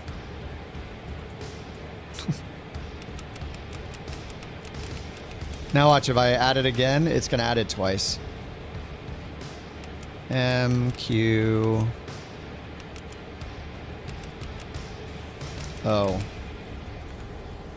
MQO. Okay. Where'd it go? It won't let me put it in. I don't understand. RZS, insert waypoint after MQO, enter, okay. Now VTU just came back. What is wrong with this thing? Everything's out of order now. KAVX. What? This is the current waypoint.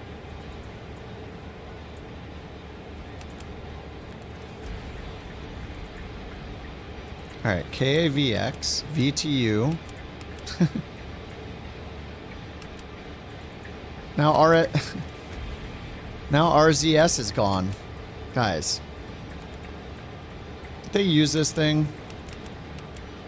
RZS.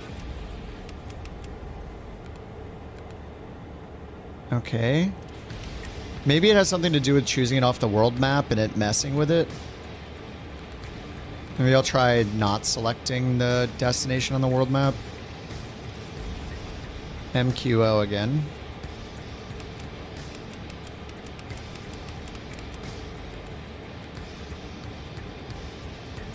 No, it just refuses to add MQO. This is annoying.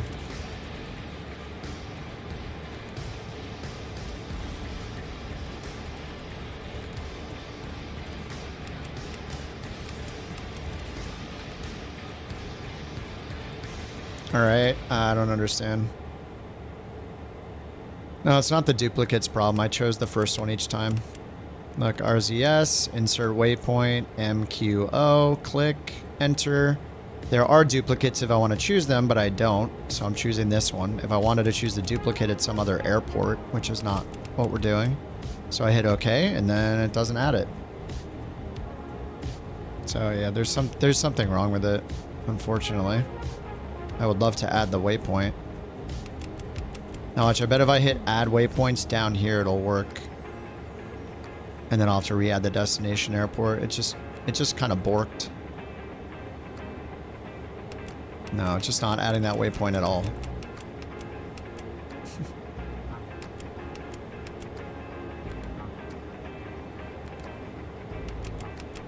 It's annoying.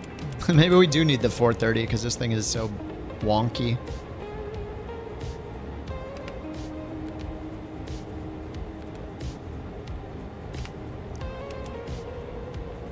All right, let's just forget about it. Let's just use your VORs. Nav source VOR1. It's all VORs anyway. All right, let's go to the route.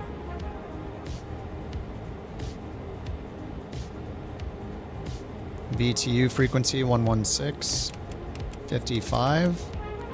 Tune to that one first.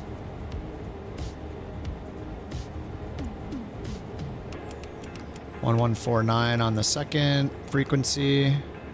MQO 1124.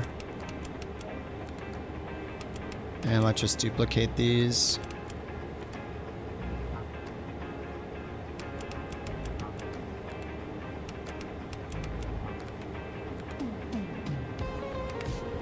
Alright, VOR1, and looks like the heading is 312. HSI, selected heading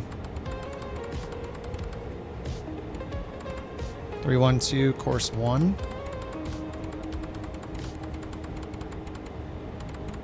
312. We're gonna skip the checklist. We'll see how it goes.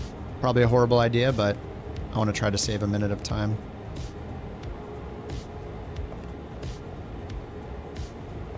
Performance progress. That's pretty cool too. All right, let's get this thing started up.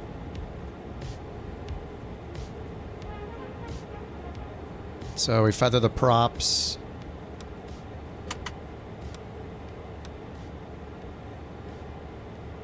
And that looks good. We'll just start the... Wanted me to do right engine first last time, I think. All right, right engine, wait for 12N1. I'll wait a little longer. I'll wait for like 15. 13, 14, 15, start.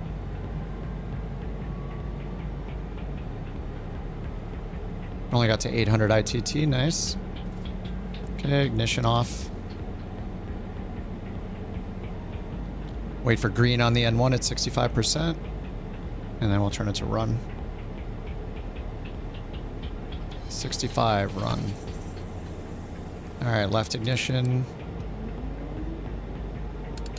Get the right generator on.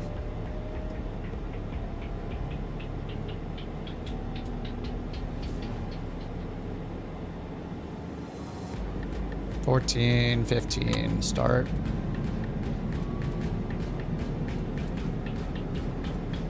Okay, ignition off. Wait for 65%.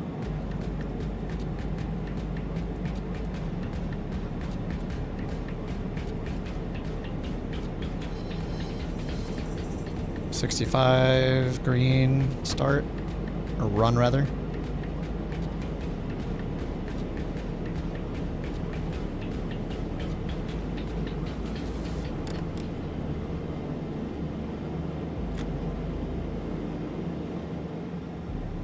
That's annoying. This was, I thought, as usual, that it's in idle, but it's not, so the beta is going nuts. Ate it. Alright, left generator on. Standby instruments on. Temperature auto. Bleed air to both. Anti-skid on. Cruise altitude. 20,000 feet.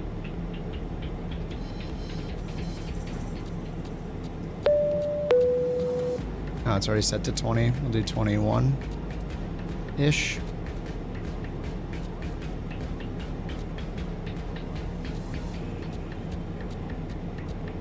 Alright, air temp is 16. I'll turn the inertial separators on now. Engines are at 100%. Oh yeah, look, we need it already, right? We're getting fought on the right engine already. Alright, good thing we got the inertial separators. Alright, let's turn off external power. Great.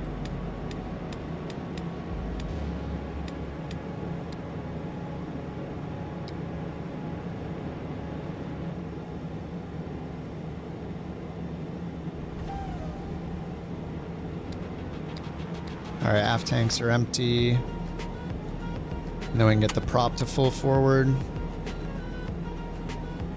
And let's disconnect the chocks, external power and chocks off. Okay. Beyond ATC. Let's get the taxi light on. Turn your seatbelts on, please.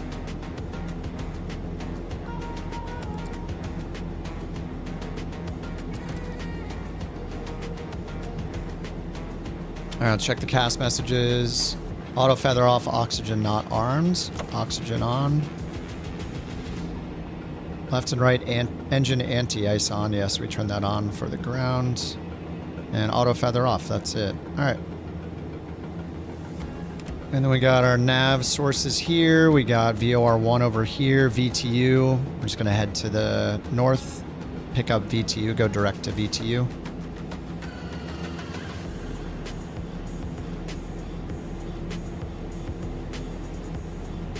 Alright, IFR clearance. 23 ready to copy IFR clearance to San Luis County Airport. Couch It's comma 2987. Cleared to San Luis County Airport. Radar vectors Ventura, then as filed. Maintain 6,000. Expect flight level 200, 10 minutes after departure. Departure with me. Squawk for 2 for 6. Squawk for 2 for 6. Cleared to San Luis County Airport. Radar vectors Ventura, then as filed. Maintain 6,000. Expect flight level 200, 10 minutes after 4246, departure. ATC standby, ATC's on. Squawk for 2 for 6. For 2 for 6. 23. Autopilot nav source setting in the CDU? Oh, yeah, yeah. You might be rewound. Hold for release. Wait, I don't know if you just typed that or you typed that like 10 minutes ago. Alright. Start or taxi at pilot's discretion. Pilot's discretion, runway release. 22. Report holding short runway 22, couch 323. Alright, let's get 220. 220 unselected. Alright, sweet. And taxi lights are on. Let's get the parking brake off. And nose up trim. I'm just going to leave the roll where it is. I'm not going to do nose. I'm not going to do roll left or whatever.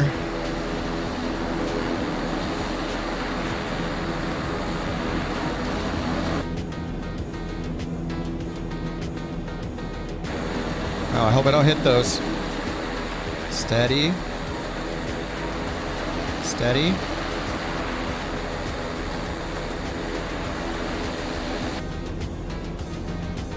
Alright, on my way. Let's go. This thing is really cool, man. I'm enjoying it. Now that I've done 3 flights or so, and it's pretty nice. It's very unique. Clear for takeoff. Clear for takeoff. Let's get out of here. Clear for takeoff.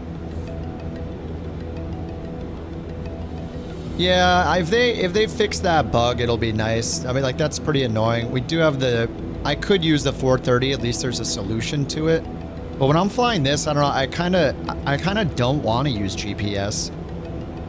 I love that we don't really see any GPS crap at all if I don't want to. So I've kind of been wanting a plane where it's got no GPS in your face. But yeah, it will be nice if they fix those bugs.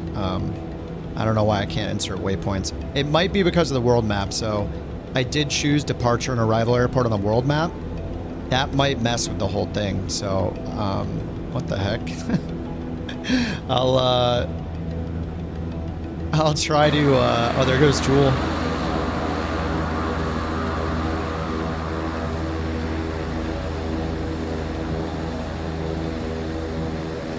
I might do the next flight without entering, without choosing the destination airport and see if that see if that fixes it.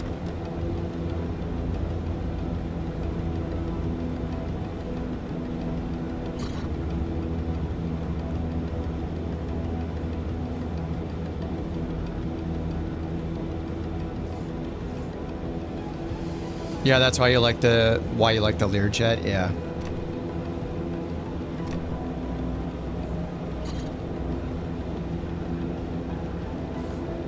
Alright, let's hold the brakes, let's get the torque, let's get the power set, prop is full forward. Let's get the lights on.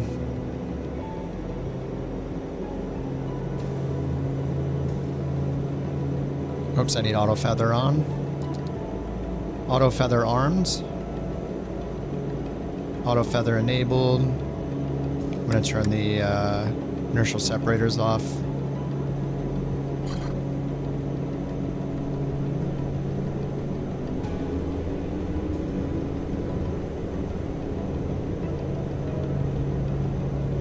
There we go, 100 on the torque.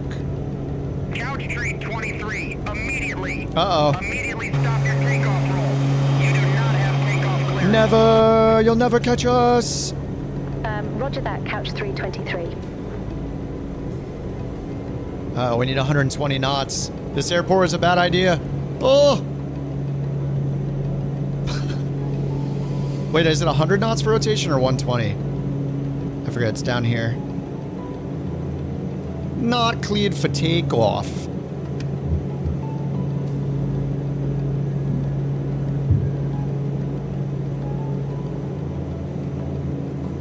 Heading synced right ahead. Climb profile. Flight director's on. Alright, let's pull the torque back to 80. Pull the prop back to 1600. Get that amazing autopilot on. Nav mode, climb mode, gears up. Prop sync on. Let me find, where is it? Normal procedures, engine limit, ITT takeoff. Where's the rotation? Safe airspeed. Rotation, oh, 108, not 120. 108 for rotation. Cleared for takeoff. All right, we're holding for release. Couch 323, short of 22, holding for release. Couch 323, release for departure. Clearance void, if not off by 2:30 Zulu. If not off by 2:30 Zulu. This guy's so angry. Contact no later than 2:40 Zulu. Time now 28 Zulu. Released for departure. Couch All right, we're headed direct 323. VTU. All right, so we can bring the ITT up to 840 for the climb.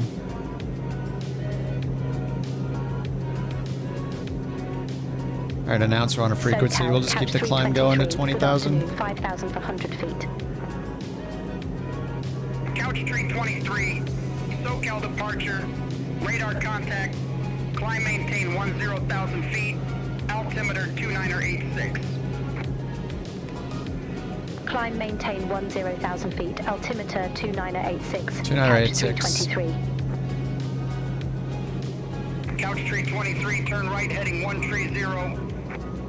Negative. Turn right heading 130, couch 323. That's the Phantom heading. Don't listen to them. We will not listen. Couch 323, contact Los Angeles Center 134.575. See ya. 134.575. Couch 323. Los Angeles Center. Campbell, thank you for the police on the ground, by the way. 7,600 feet for 10. We're good. We're good. They know who we are. They know this is a Couch Captain's charter flight. They're going to leave us alone. Couch 323, Los Angeles Center. Good afternoon. Climb maintain flight level 200. Climb 200. Excellent. Couch 323. All right, let's get the ITT up to 940. 840, I mean. Oh, our torque's exceeding that, though. We're at 99%. What was the limit? Was it 95 for the torque? Torque climb at 1600 RPM, 89%. All right, let's pull that back then. 89 at 1600 RPM.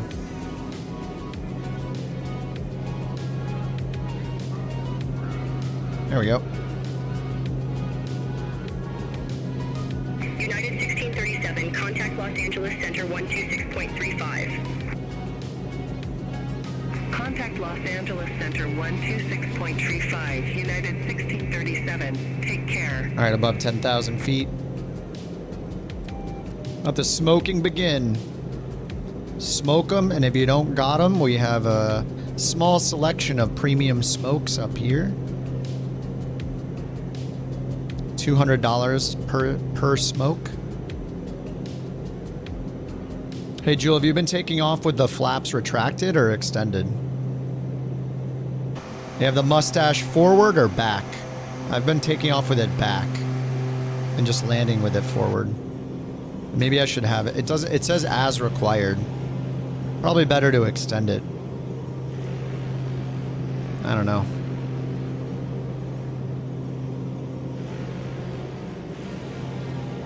Premium smoke. You tried it forward this time?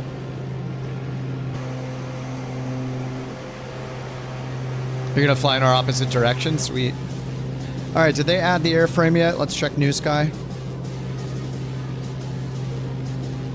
We need it. We need it now. All these flights we're doing today with no credit. It feels bad. Fleet. Lease. Damn.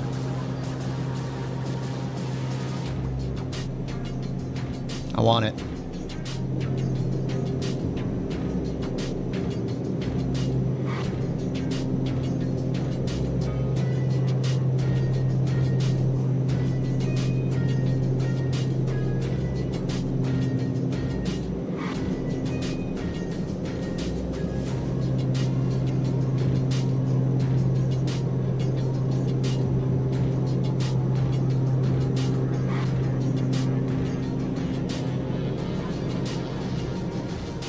Oh, follow it on Discord. Oh yeah, good call, good call. I'm gonna do that right now. Airframe requests. Yes, Black Square. Follow. Beautiful.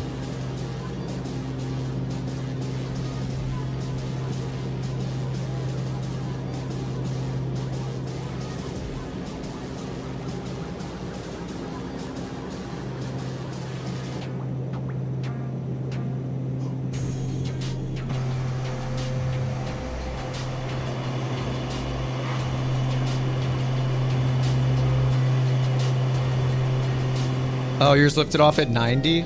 I didn't rotate until over 100 and it took some back pressure. So if yours was like auto rotating at 90, then it seems like having it forward is better.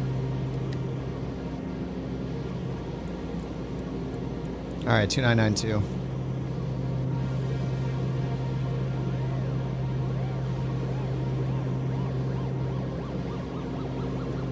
What does position summary give us?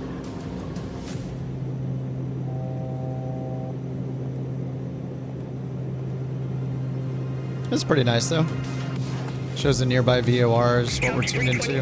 Contact Los Angeles Center 125.8. Have a good one. All right, we're leveling off at 20,000. Center on 125.8, couch 323. Cruise will do 1,600 and up to 840 ITT. Los Angeles Center, couch 323. I'm thinking cruise, let's see. Flight level 1908. ITT cruise 840. Torque cruise 97%. So our limiting factor is going to be the ITT and cruise. We can do 1,600 RPM, 1,700 for takeoff.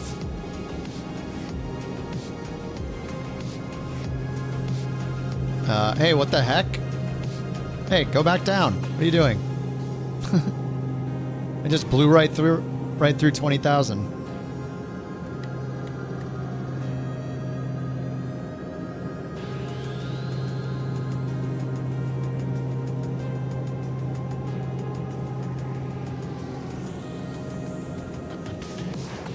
What is route? Route list is like literally the list of routes. Index, FMS. Whoops. Wow. Progress. That's nice. We got our fuel endurance here too.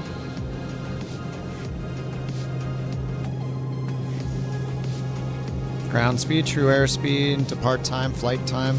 It does the flight time automatically down here. This elapse or trip timer when you take off. It's pretty sweet. All right, now we're capturing 20,000. Yeah, looks like it's leveling off.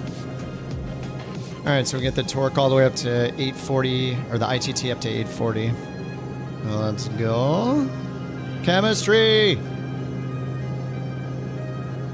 Thank you for the 5 gifted memberships, dude. Welcome, Braxton.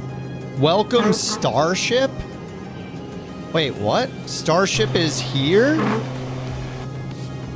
Welcome, Keys. Welcome, Archangel. Welcome, Dev. Courtesy of Chemistry. All right, 842, a little too high on the torque.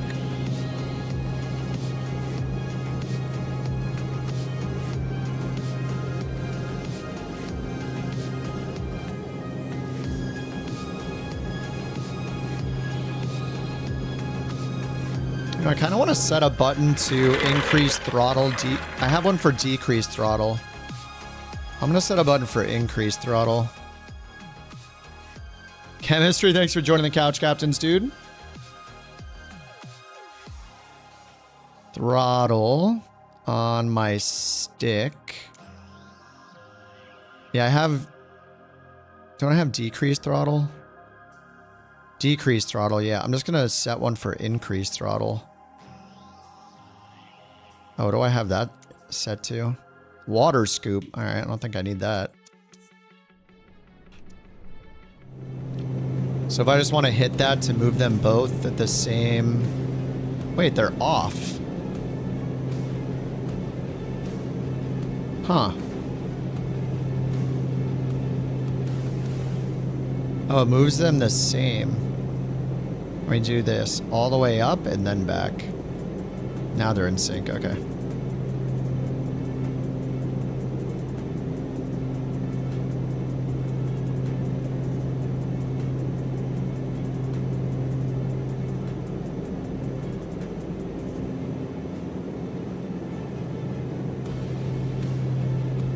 But they're a little different in torque.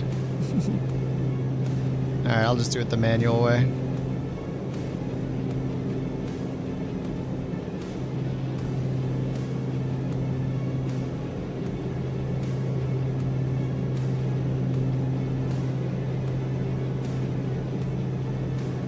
I could never fly like a twin engine. I would be sitting there trying to match everything perfectly the entire time. I'd get super distracted.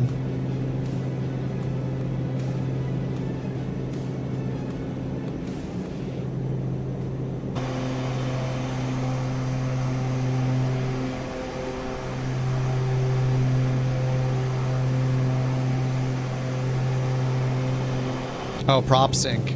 Oh yeah. Oh wait, I do have it on sync. That's for the prop itself though, right? The RPMs.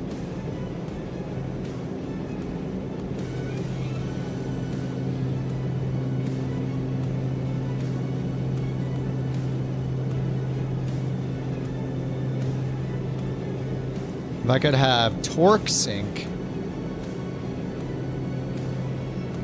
Okay, outside air temp, I'm gonna get the static install on now just because it's at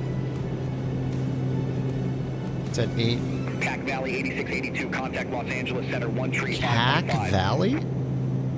What is that?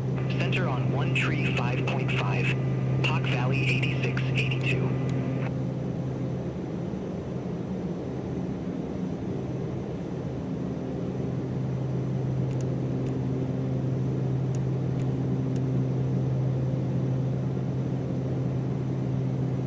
Alright. I think we're doing just fine here. Cabin temp 22. Contact Los Angeles Center 135.5. Have a good afternoon. How are the engines doing here? Contact Los Angeles 100, Center 100. 135.5, couch 323.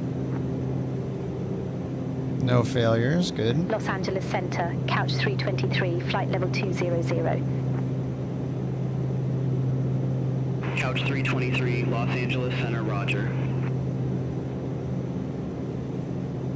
Southwest 3567, contact Los Angeles Center 119.05. Do I recommend it? I think it's pretty awesome. Yeah, I mean the FMS bugs are a little annoying, so if you're gonna fly with GPS exclusively and that's gonna annoy you, like it's annoying that I can't put the waypoints in correctly. You could change the nav source to by going to system and then changing it to the 430, which is down here, but then you have to manage the flight plan down there. So, I don't know, if you're willing to fly with VORs, then I think it's worth it already, that I would say buy it. But if you're going to fly with GPS the whole time, it's probably going to get really annoying doing the flight plans. You have to do the flight plans manually. I do still want to test... I do still want to test it to see if it is working if I don't put the destination airport in the world map. I need to try that so it's in a normal state. Actually, if I go to flight plan, is there... Can I erase the whole flight plan? If there's a way for me to erase the whole flight plan, then maybe I can do it. I'm not sure if there is, though. Oh, erase flight plan. Oh, let me try it from scratch. Oh, no.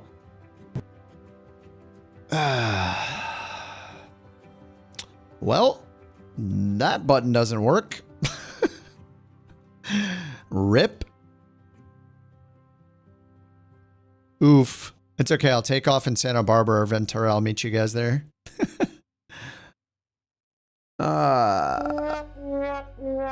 Guess nobody ever clicked that button before. I just clicked erase flight plan on the FMS and it crashed the whole sim.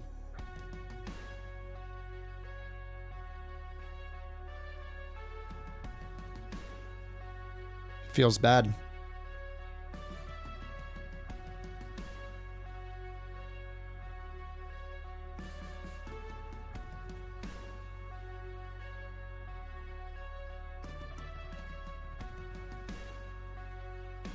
All right, while this is rebooting, I'm gonna go grab a drink.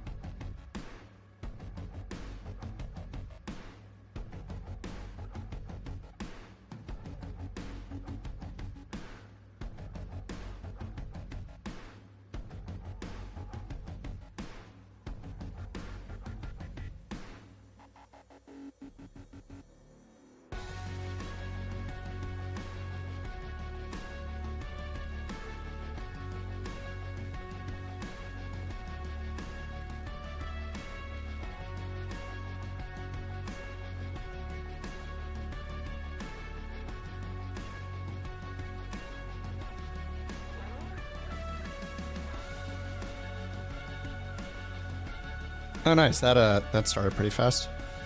It starts faster when you stream everything.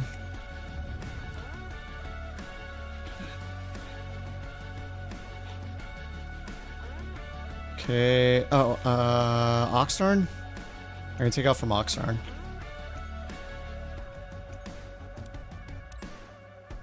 Alright, so I'm not gonna choose the destination airport this time, and we'll see.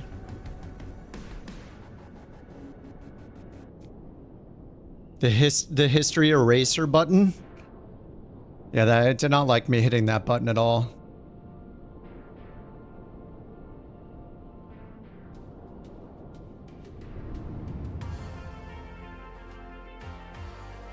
Let's see if it shows the flight plan completely empty this time.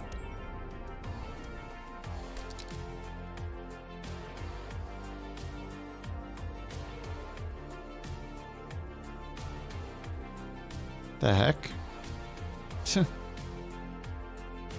Oh, there we go. How much fuel was it? I think it was 1,800 pounds.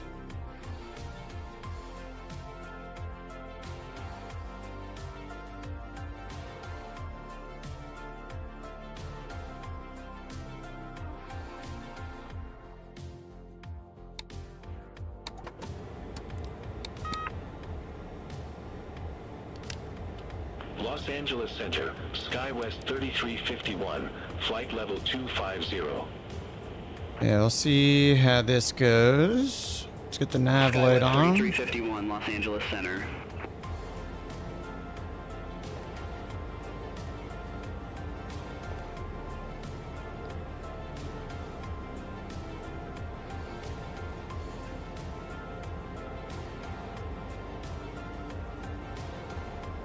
This music's beautiful.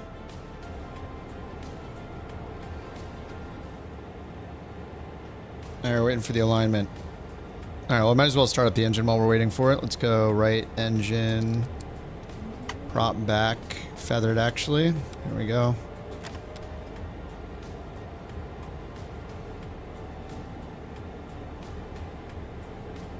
Can we do both engines at the same time? Let's find out. 16.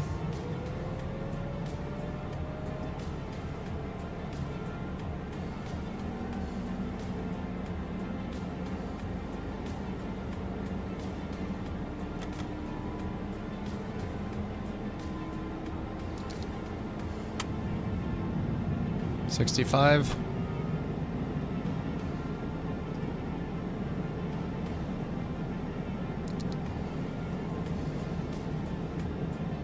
Oh, I guess so. See if I damaged him.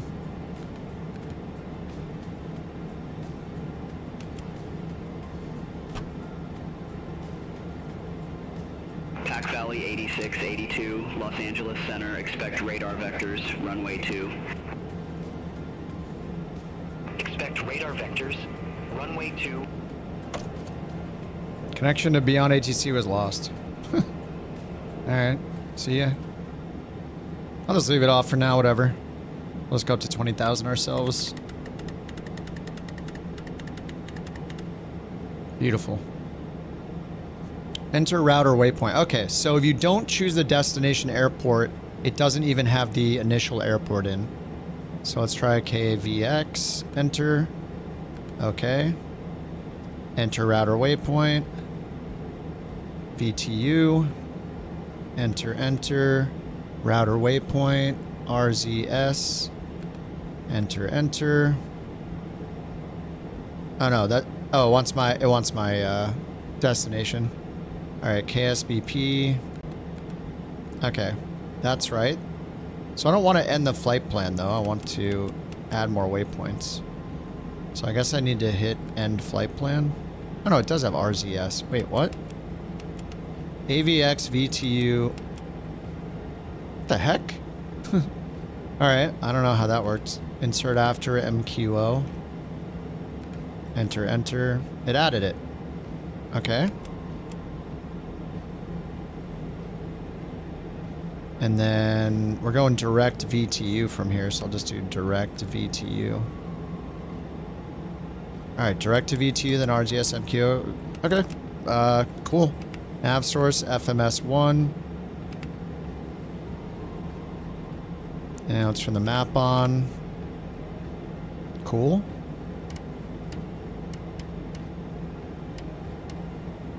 And VTU is next, so we're actually just going to go direct to the next waypoint. After VTU. Just go direct RZS. Okay, let's get rid of that. Let's get the taxi light on. Seatbelt sign on. Anti-collision. Sure. Okay, outside air temp 17. Don't need the anti-ice yet. And battery's not draining. That's all on. CAS messages. Standby. Gyros are off. Let's get that on. We'll get external power off. Remove the external power in the chocks. Done. Get the prop full forward. And we just need auto feather on for the takeoff. Alright, sweet. I think we're good. Parking brake off. Alright, sweet. What's up, Mar? Reason you love this channel is the long streams when a new plane comes out. Yeah, I'm learning it live. All of the struggles, knowing nothing, figuring things out slowly. Some people don't want to see that. They just want to see somebody that knows what they're doing. But I like to learn them live. I'm going to be learning it off stream if I don't. So might as well learn it on stream. Okay, which runway do we want here? I'll just go here. Import the route, and then I just want. We're taking off from Oxnard, so let's look up Oxnard over here. KOXR. Oxnard, runway 25 recommended. So let's sync our heading 250.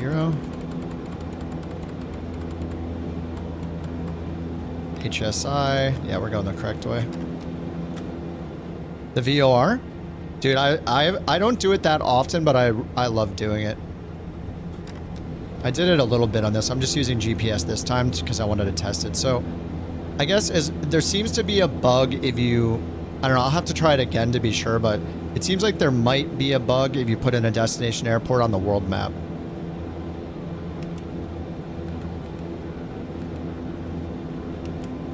I'm not 100% sure. No flight plan. The heck? Oh, did I just erase the flight plan? Damn.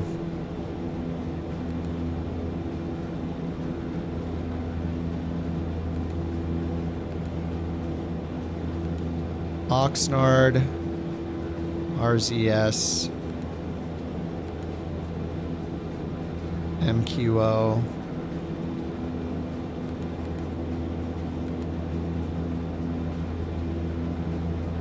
KSBP.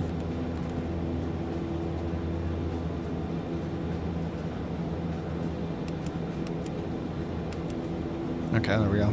It's back in.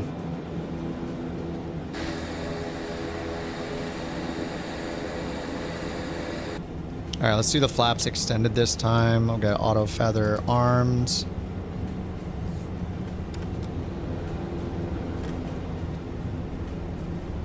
The GPS works. It works. I mean, I just programmed it fine. I think it might have something to do with the world map. It could also have something to do with me hitting import on the SimBrief button here. Like, I'm not 100% sure yet, but I have had issues programming the flight plan in.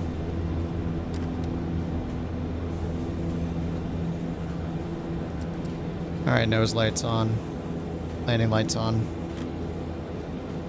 Alright, we got the wing extended this time on the front wing extended, so we'll see how this takeoff feels. Rotation's supposed to be a little over 100 knots.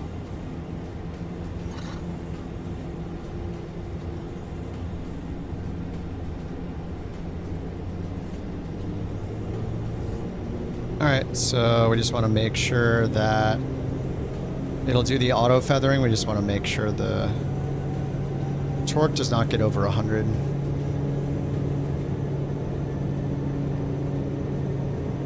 $80 knots, 90, 100. I didn't set the trim. Alright, positive rake, gear up. It's the fastest gear animation ever.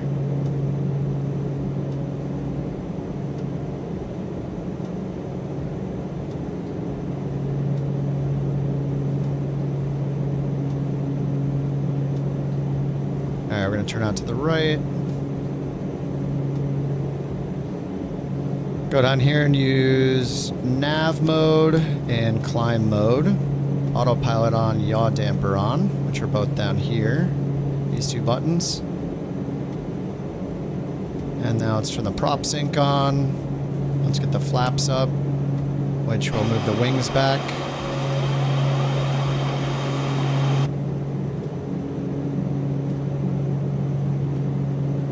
Okay, let's pull the prop back to 1600 and the torque back to 89 for the climb. 89, 1600. Yeah, I'm on Sim Update 2 again. The performance is really bad in Sim Update 3 this morning.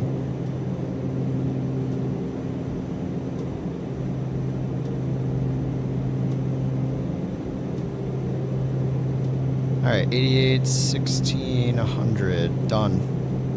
Let's hide the oil. All right, I'm on my way, boys. I see you.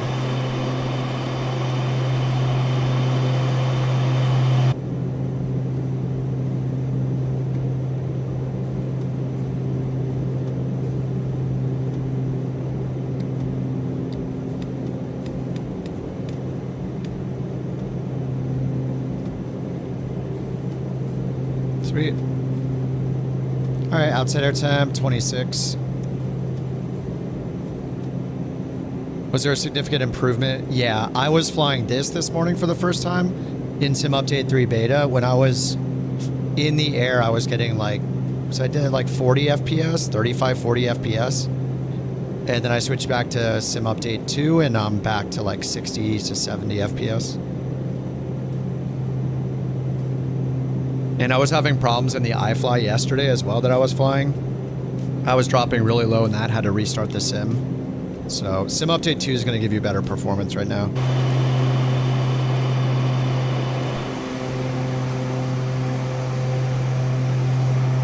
It was terrible for you the other day. You couldn't fly at all today. Buttery smooth and didn't change anything. Well, they did update it, what, yesterday, right? There was a small patch they put out. Yeah, this plane does have GPS Red Wings, yep. It's actually got 2 of them. So yeah, it's like this old school flight plan here. So you click on nav source and choose FMS1 right here. And then FMS2, I assume, is this one over here. The first officer's side. And so when you're on FMS, you can click on flight plan and you input all of the waypoints. This is a very basic flight planner though. But they did include the option to show and use the GNS 430. So I have it hidden, but if you unhide it, it's down here. So you can use this one if you know how. And in that case, you go here to system, and then you can change it from this FMS to the GNS, which is the Garmin down here, and use that instead. And it'll let you use the autopilot with that. But you'll have to keep going down here to manage it. But you can just learn the new little FMS in this thing. I was having some problems putting in, and then you hit this arc map button to switch to the waypoints and use the range knob like this. But yeah, I was having some issues putting in some of the waypoints, so I'm not 100% sure what causes it. But I mean, I just put in this simple flight plan, I was fine. Now the downside to the GPS in this is if you have procedures like a departure, an arrival, and an approach procedure, this does support approaches. If I go into flight plan and hit approach up here, I can choose an approach, but it does not have SIDS and stars. You have to put those waypoints and altitudes in manually if you're going to fly those. All right, so it says we're expecting runway 29. There's an RNAV for 29. I don't know that it'll be able to do that, so I'm going to choose the VOR. I'll just choose the circling approach. I don't think this thing's going to be able to do an RNAV. I mean, I could choose an RNAV, I guess we can see. Different approach. RNAV 29. Let's take a look at that approach over here.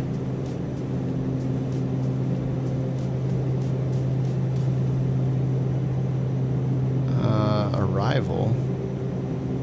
Where's the approach? There we go, RNAV 29. So we're coming from this direction. 29's here. We could do KDAB, I guess.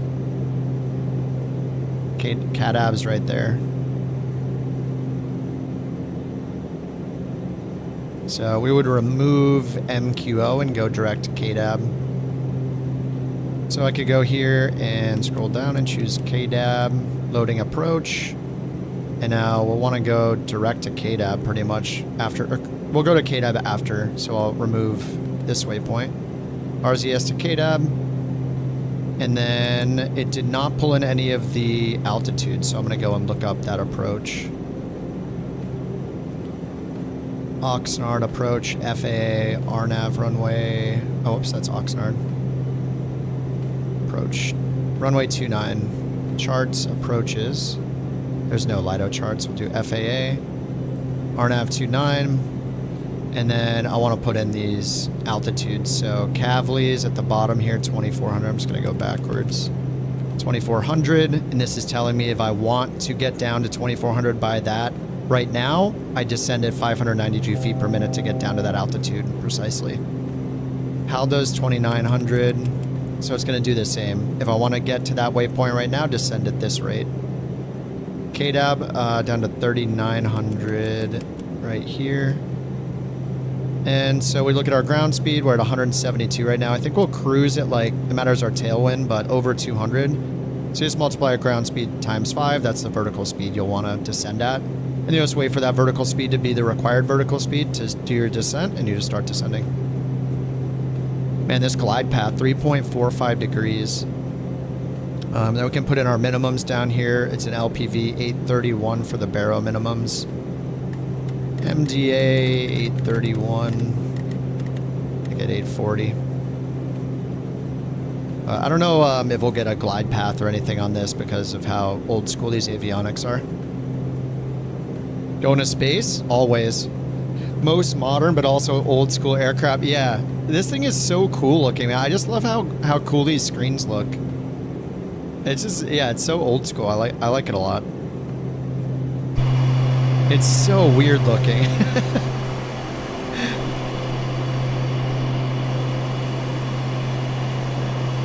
I mean, the name suits it for sure.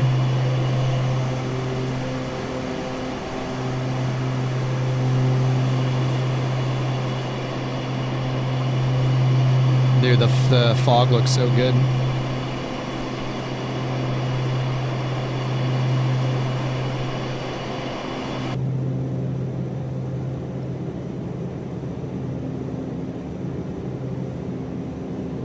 All right, so we're at 20,000 feet, so we can bring the ITT all the way up to a max of 840. I mean, it shows us right here visually. So the torque is the big arrow. The little white line is the ITT. So just don't get it into the red. Like, that's it. Same with all of them. You know, when you're in cruise, pull it back into the green. You can have it in the teal if you want to, but for cruise, you're supposed to just keep the ITT under 840. So you'll see it turning yellow because of that. So I'll pull the right engine down a little. And then we'll just bring this to a max of 1600. There we go. Fuel flow of 460 pounds per side. The rich nerds probably thought it was the coolest thing ever back in 83. You don't think it has vertical guidance? Okay, yeah, I could do it. Oh yeah, I should just do the LNAV minimums, you're right. So LNAV MDA is 1100, maybe, or 1000. I'll spend 1000.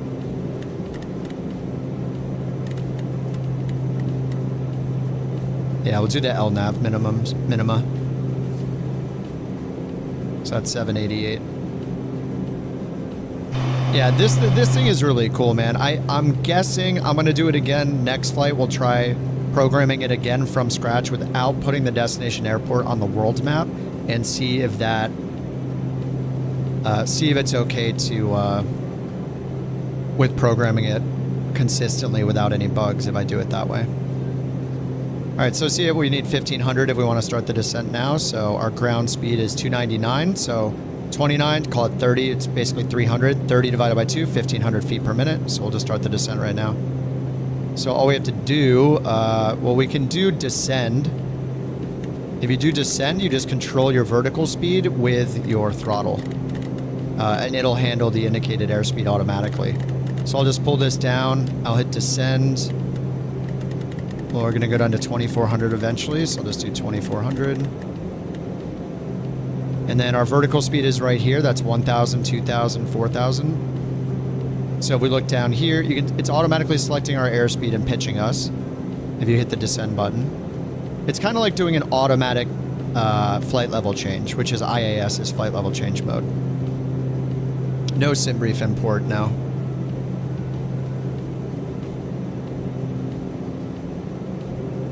But you're not able to do really insanely complex flight plans anyway, so.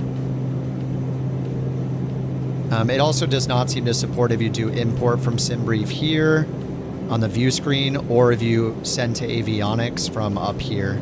It doesn't seem to support those. All right, so I need to do 1,700 feet per minute. So I'll just pull the throttle down. And then as I pull the throttle down, we just watch our vertical speed here. So it's pretty much like an assisted flight level change mode. So we let it handle the indicated airspeed, and it'll change this airspeed as we get lower and lower.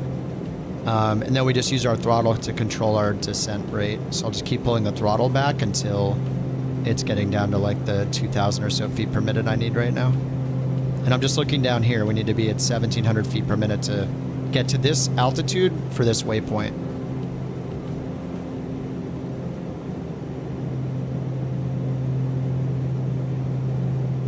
They fixed the beacon issue in the F-33. Oh, nice, nice. Did Microsoft fix it, or was that a Carenado fix?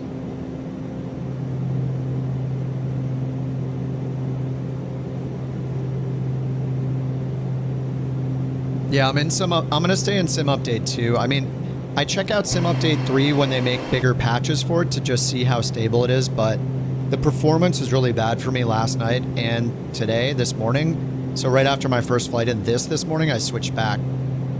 I switched back to Sim Update 2 because the performance is way better. So I would recommend Sim Update 2 unless you really, really want the nighttime lighting improvements in Sim Update 3. Otherwise, you might as well be on 2. All right, let's check the weather at San Luis Obispo. Landing runway 29, 13 knot headwinds. Altimeter is 29 or 88. And standby altimeter 29 or 88 right there. All right, watch our vertical speed. So these numbers are going down. That's good. We're catching up to it. They're not really, they're going down very slightly, so I'm going to pull out more power.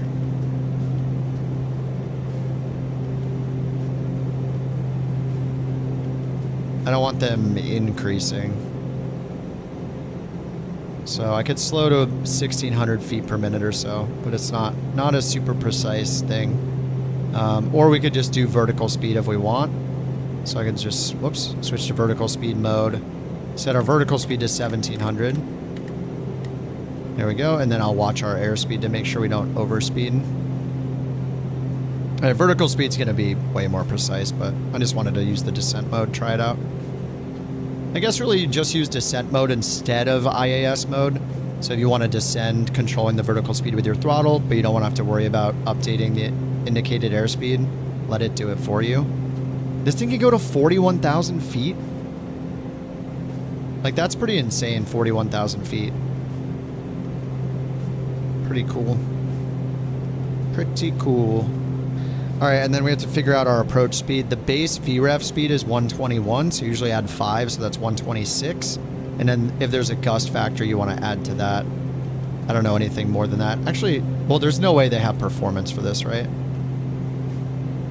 Oh, they do? No way. We can get landing performance? Holy crap, dude. Anti-skid off. Flaps extended. No reverse or credit. VREF 113. Approach 118. Heck yeah. Dude, SimBrief is insane. All right, so I'm going to just put in, since I'm not using the indicated airspeed mode, I'm going to put in a reference here of 118 for the approach speed.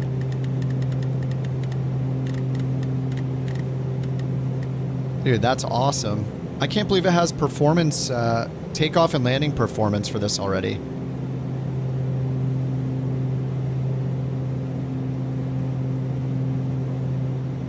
I assume the Black Square dev's responsible for this. Hey, look at the downslope gradient, 0.7 degrees. 13 knot headwind, 1 knot crosswind from the left. Temp is 16, altimeter 2988. We already have that in.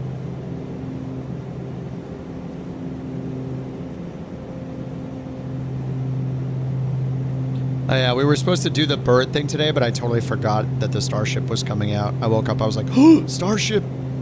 Let's go, Starship!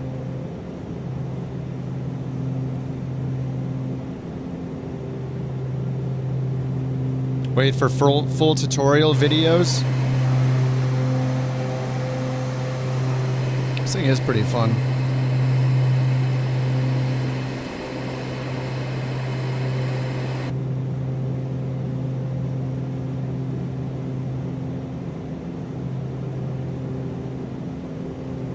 You blew. Wait, which plane did you spend $52 on? This one? Way too complex for a simple GA? I mean, I can walk you through it on the next flight if you want. I can go real slow. This one? Just follow along the next flight. I'll go real slow. You can ask me questions in the chat. It's not that complicated. You can do it. I already kind of have a simplified checklist in my head. Starship comes out Friday? Which one? A different one than this? That came out this morning?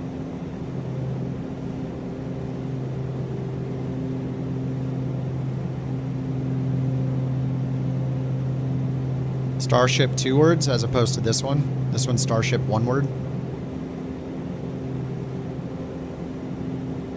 All right, we need 1,300 feet per minute, so let's slow this down to 1,400. And we're going to stop at 3,900 feet first.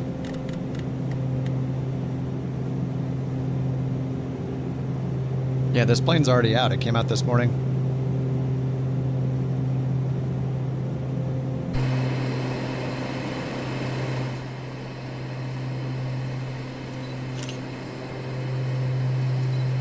So weird looking, man. You would like that? You'll load in 2020 now? Okay. I won't be able to see you, but unless you use New Sky. Do you have New Sky? I don't know what it'll turn you into in New Sky. But you can use New Sky just as a traffic injector without even starting a flight plan. And see other people so I could see you across sims. But, you know, that's totally optional. But yeah, just load in 2020. I don't know where we're going to go yet. I'll find a random route after this. We'll take it slow. I just barely learned this plane today, so like I am not an expert in it, but I've done a few flights, so I can probably help you out. We'll do an abbreviated startup. I think I have a abbreviated checklist that's working just fine. Now, it may or may not destroy the plane eventually. I don't know. What are the engines at? Engines are at 100%, so that's a good sign. And no failures, so I think so far so good. Yeah, we'll do a little live tutorial thing, even though I barely know how to fly this thing. Because I don't want you to feel discouraged. If you just bought this plane and you think it's awesome, you can totally fly this plane.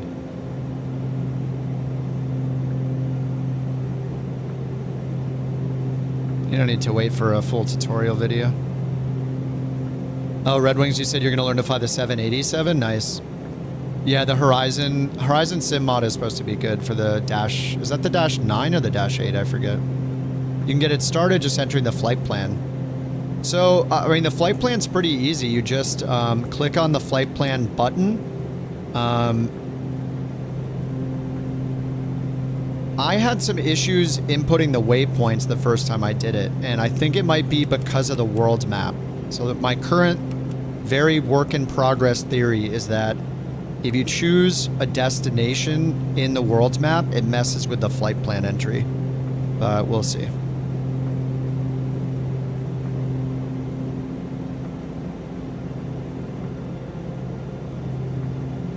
All right, we need only 1,000 feet per minute now, so I'll do 1,100. All right, now I'll do 1,000 because it says 991 required, down to 3,900 feet.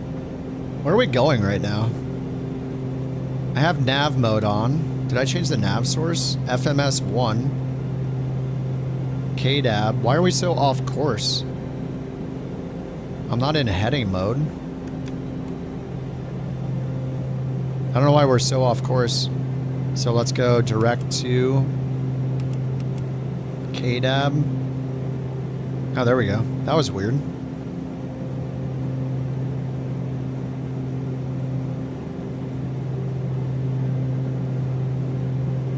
Alright, direct to KDAB, back to the VNav screen. Now we need 1,200 feet per minute. Let's do that.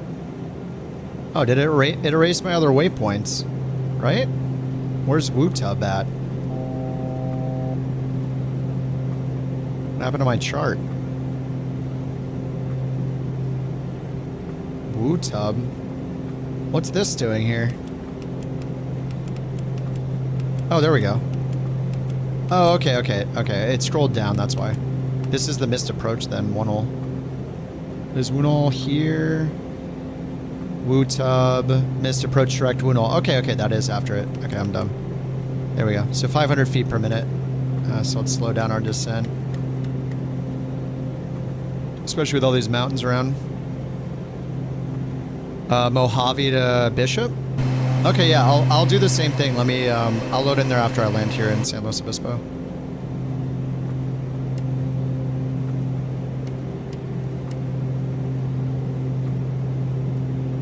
Oh yeah, I'm doing the VOR approach, right? Oh no, it's the RNAV GPS. All right, 290 is the approach course. Final approach course.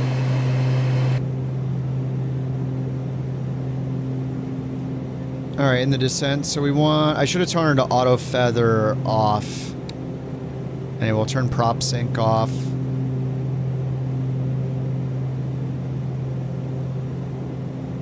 Might as well bring up the checklist. Normal. Before landing. Approach speed, confirm. We got that already. We're going to do 118. Let's call it 120. Alright, we're at 3,900. I need to descend to 2,400 now. 2,400 vertical speed mode at 1,000 feet per minute. Alright, smoke and seat belts. That's fine. Auto feather armed. It is arms. Flaps extend. So we're not in the flaps range yet, so let's pull the throttle down low. We need to get under 180 to extend the flaps. Lights as required, autopilot prop sync is off already, yaw damper off.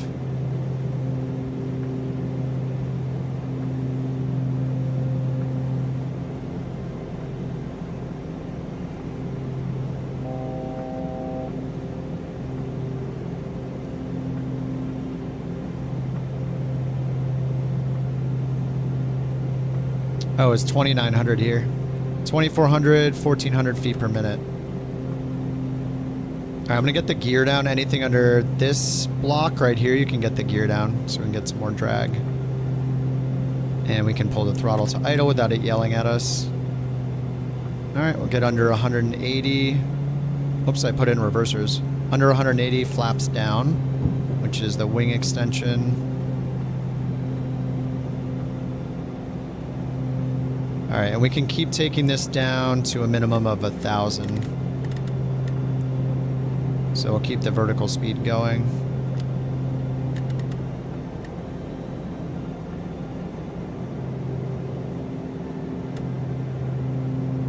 Alright, then we'll watch our speed. 120 for approach. Alright, next is we got auto feather arms, prop sync off. Yaw damper off. Normal landing, power to idle, prop lever full forward. Alright, props full forward.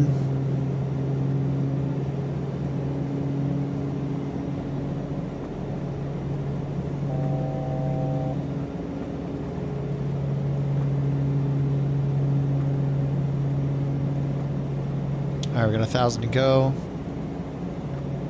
I see the pappies right there.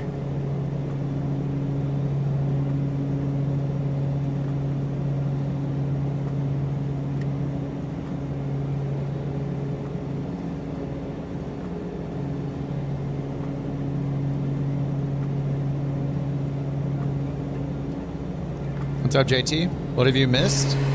Back on Sim Update 2.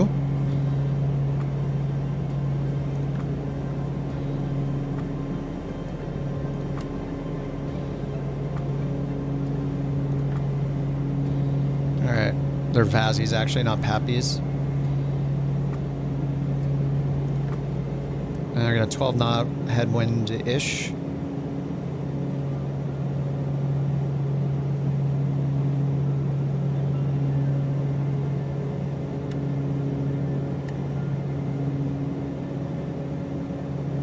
Alright, runway's in sight. Let's get autopilot off, yaw damper off, prop full forward.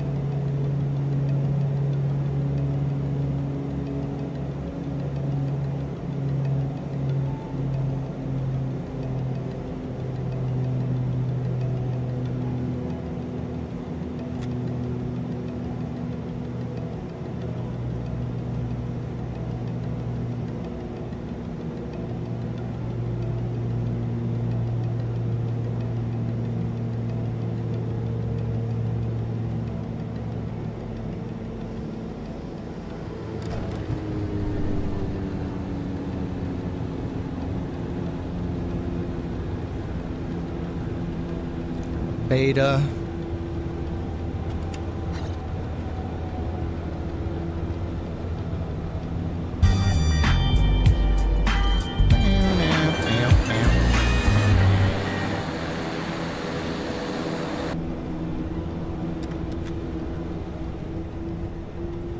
Oh man, 108.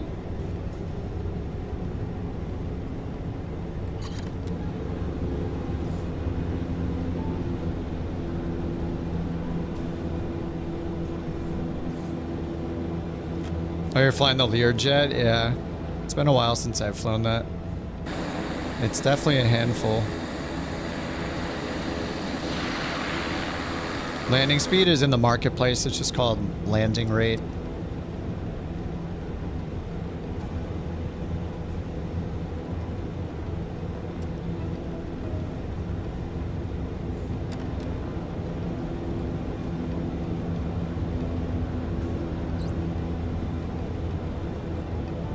Auto feather off, prop sync is off. Now let's park it right here. All right, where are we going? Mojave?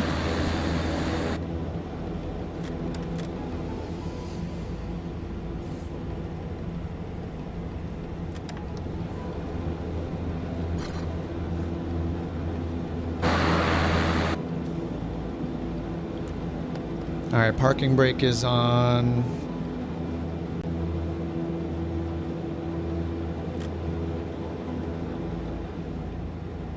Thought I was an idle, but I'm not, of course.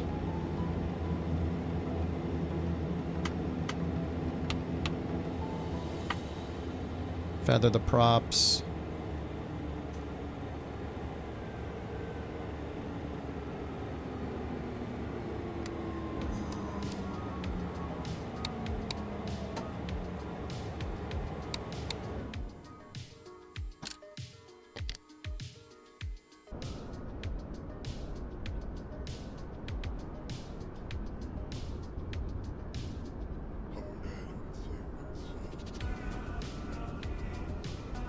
I gotta check if it's in yet.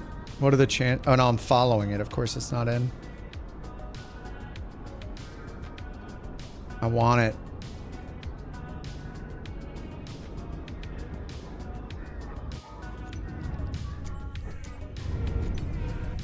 Alright, we're going to KMHV to KBIS.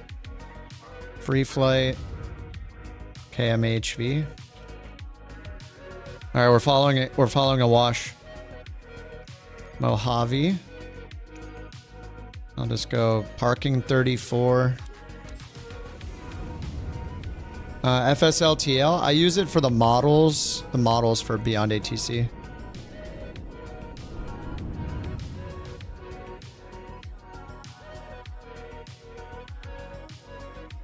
Elevate X. Yeah, it does have landing performance. Yeah. Elevate X or Volanta. They're apps on PC. It's not in the marketplace. It's for PC. It's a separate app.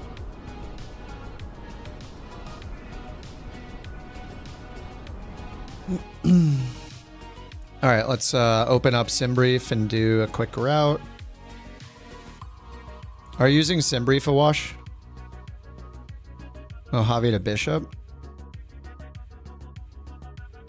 And then choose the Starship. Generate the route.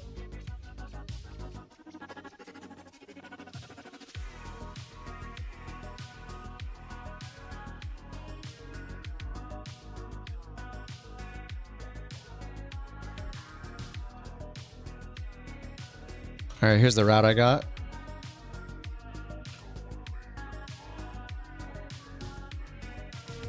So do you want to do it with GPS, I assume? Not VORs? And you can get it started up already, right? You said? Let's see what it says here. Fuel 3379. So let's fill these. 3379. We got to get rid of these people. Oh man, this is gonna be a long flight. 3 hours and 33 minutes? Holy crap. What are you, crazy?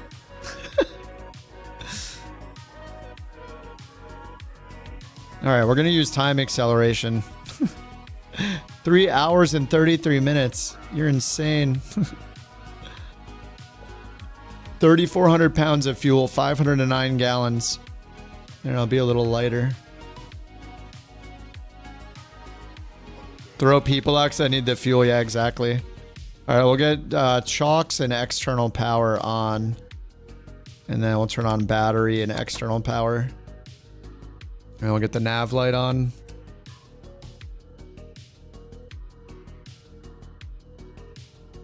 Okay, and I'll get these on.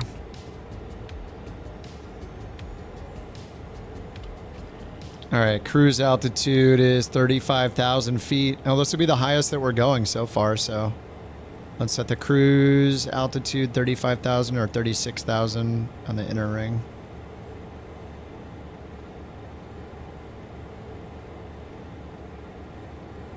I don't know, probably somewhere around here. The other floppy disk. Apparently it's for what are called Omega stations, but I haven't looked into using them. But yeah, if you click that floppy over there, I haven't used, I don't know how to use Omega stations or what they even are really. But yeah, if you put that in, it says anomalous signal station frequencies. And then I guess it gives you these like low frequencies. So if you go to disk right, read from the disk, it gives you these stations to fly to. I don't know where they are though. So I don't even know what these are. Like Omega, whatever people said they are. But you can read it from the disk and go to these signals. I don't know how to use it yet. But yeah, somebody said they're Omega stations, like some old school navigation thing. I have no clue.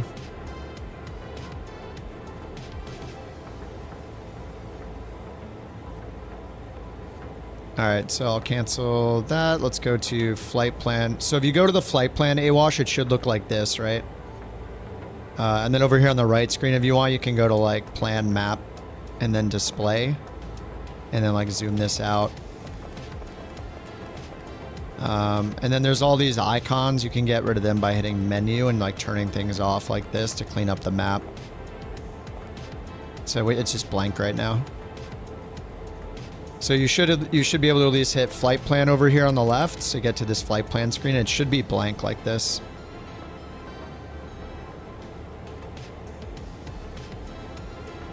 Now, the main issue with this flight plan is going to be that the route is so long that it is using a bunch of Victor Airways. Man, this is far. Okay, where are we going? I thought it was Bishop. Bismarck. I was like, Mojave to Bishop. That'll be like, you know, 30 minutes. The plane's pretty cool. I'm going to see right now again if there's problems with the GPS flight plan, but... So Awash, the main issue is... It's not really an issue, but the limitations of this flight planner and even the 430 that's down there that you could use if you turn it on in the tablet options is that you cannot insert Victor Airways on them. So we're flying through airways like this, like where it says direct PMD and then join the Jet 6 airway to HEC. What we need to do is find each of the individual waypoints along it. So if you're using SimBrief, you can just zoom in and find all the individual waypoints. What's nice about other avionics is you can just say, hey, join the J6 and exit at HEC. But in our case, we can't do that. So here, for example, see how it says PMD? This is the the Jet 6 airway. And in between these two waypoints is HELD. So that's not in that text flight plan, but we have to put that in because we can't just say join the airway. We have to put all the individual waypoints on it. And then we're going, we see Boulder here, like for example, then we go from Heck, we join another airway and exit at DPR. But way up here, we'll find DPR somewhere. Where's DPR? DPR's way up here. So now you see, you may do a shorter flight. Okay, if you have one more change. I mean, we could do this. We'll just use time acceleration. It's not a big deal. We'll use 4x time acceleration. It's fine. But I mean, this is just an example of where we have all these waypoints. We need to insert them individually. Yeah, we can just use time accel. It's fine. So anyway, to get started, we just click the screen and it turns on keyboard mode. Or you can use the numbers and letters. The numbers and letter button down here if you want.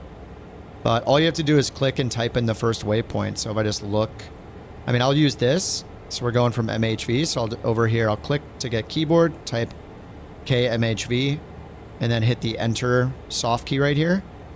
If there's more than one waypoint it finds, then you'll use up and down arrows to choose it, but we just have the one. So we just hit OK.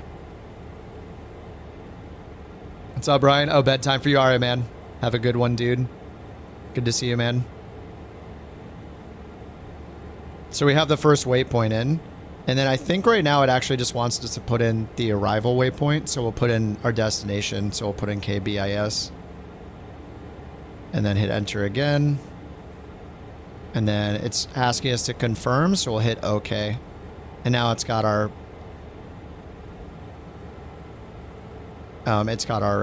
two waypoints.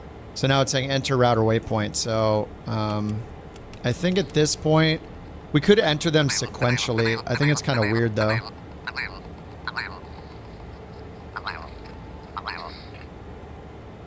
So if I hit end, maybe we should have just done them sequentially, but either way, like we can go here and we can just do add waypoints. Now, it would probably be faster to have done it. Actually, let me see if this breaks. Let me go to let me click a waypoint and click erase flight plan and see if this crashes the sim. It does. Okay. So that always crashes the flight sim, I guess. So that's a bug for Black Square. All right, restarting the flight plan. Or restarting the sim. Anyway, I think it's probably easier to just keep typing them and then at the very end do KBIS and then be done with it. Whatever the last waypoint you put in, it'll put that as the arrival. I'm no longer in the plane. My immersion is broken.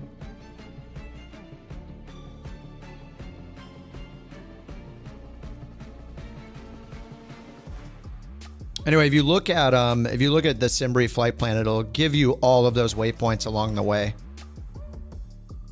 And if you're lazy and you don't want to do that, then just don't put any of the waypoints along the airway. Just put in PMD, HEC, DPR, OHROR, those 5 waypoints, and then be done with it. But if you want it to be accurate to the flight plan that was given to you, you want to find and put in each individual waypoint along those airways. Like the Jet 6, Jet 107. And it's just easy to do that just through the map on the SimBrief page.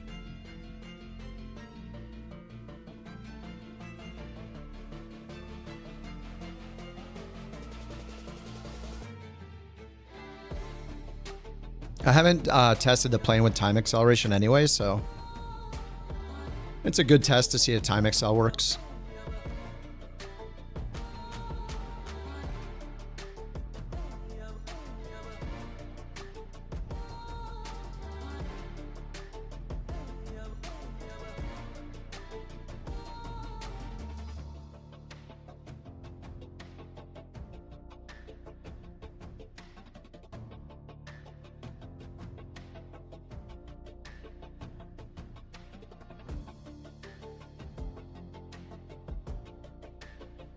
All right, let's try this again. Well, at least I know for sure that that's a bug.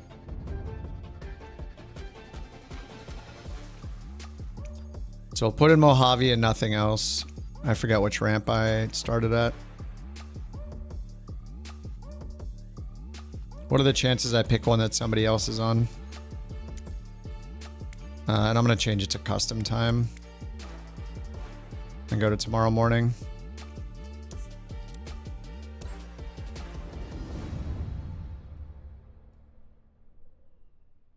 You upgraded your RAM from 32 to 64? Heck yeah, dude. Did you put them in the right slots? 1 and 3, most likely. Did you turn on XMP? Or Expo?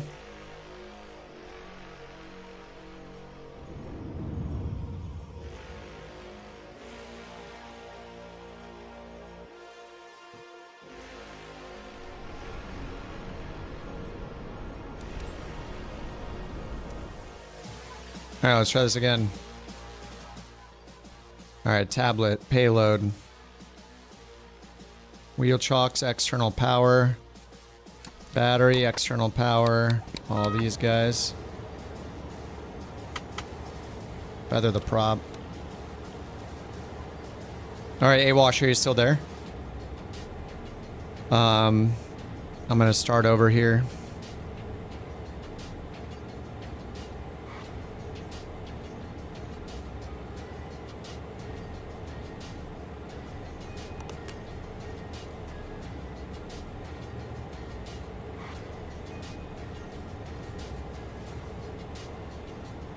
Alright, so the fuel, we need full main tanks. Need to kick all these passengers out and cargo, and then what do we need? 3,300 pounds. 3,343, 3,379. Alright, so we need 509. So fill these 2 tanks. Outer tanks have 90 gallons. Or sorry, 60 gallons in each outer tank. All right, so I'm just going to look at this SimBrief route again. If you want, you can just put in PWD, HEC, OCS, DPR, and that's it. But I'll put in all the individual ones. So I'm just going to go to flight plan, and we're just going to rinse and just keep clicking and adding waypoints. So click KMHV, enter, enter. So that's the first one right here. Then we're direct PMD. So the next one I'm going to click PMD, enter, and it's a VOR. See how it says duplicates? So if there are duplicates, you can scroll through them, but the first one is usually right. And if we go over here to FMS, is it progress? Hopefully this works, and we'll see how it goes.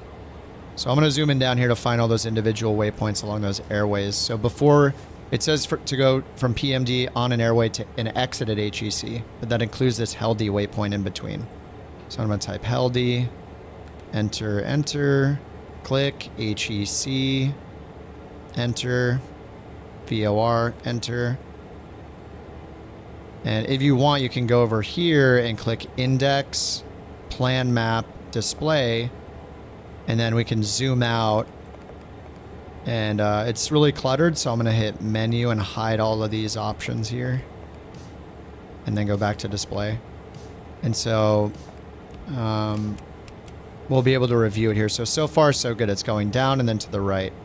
This will get out of our range, though, unfortunately, because we're going so far. But we can review it after we put it in. But you can see that it's going the right direction already, matching this. So after HEC, we have TOC is top of climb, so we ignore that. It's not a real waypoint. BLD for boulder, so I'm going to click BLD, enter, and enter. There's boulder. Oh, it's moving it automatically. Heck yeah. Oh, that's awesome. So we're just going through this. Oveto, OVETO, enter, and enter. There's Oveto, Nora, NORRA. And we just keep going. Nora, keep following it. Barrel, click, BERYL, enter, enter. Yeah, we're still going the right direction. MILF, MLF, MLF, enter, enter. And we were playing with this keyboard earlier, so if you want to play with the keyboard, it's kind of fun. So if we want to put in this one, earn UW. If I want a U, I tap whatever number has a U on it, which is 7. It puts a 7, but now I want the letter instead of the number, so I click the letter button until it gets to U.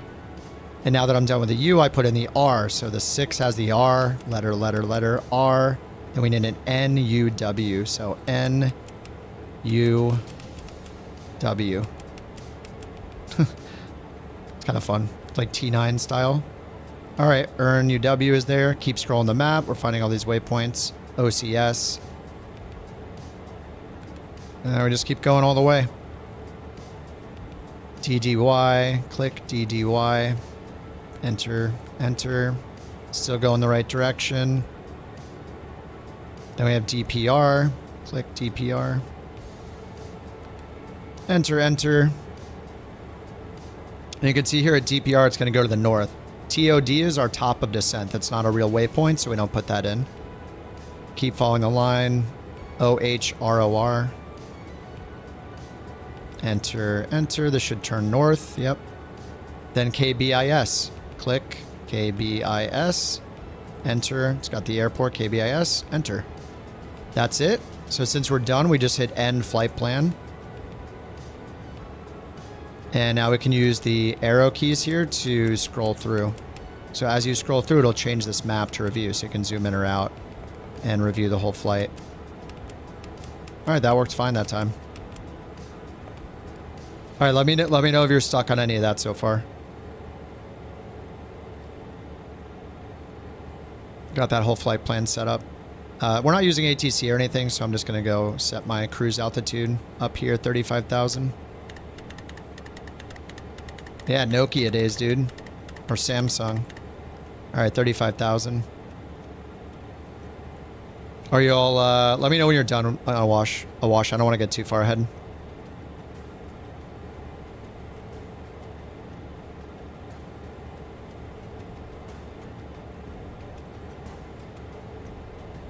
T9 is actually easier to use than that because... Well, T9 predictive is easier to use. Because if I want to say hi, I just type 33. And it'll assume a word that has G, H, or I in it that's 2 letters long.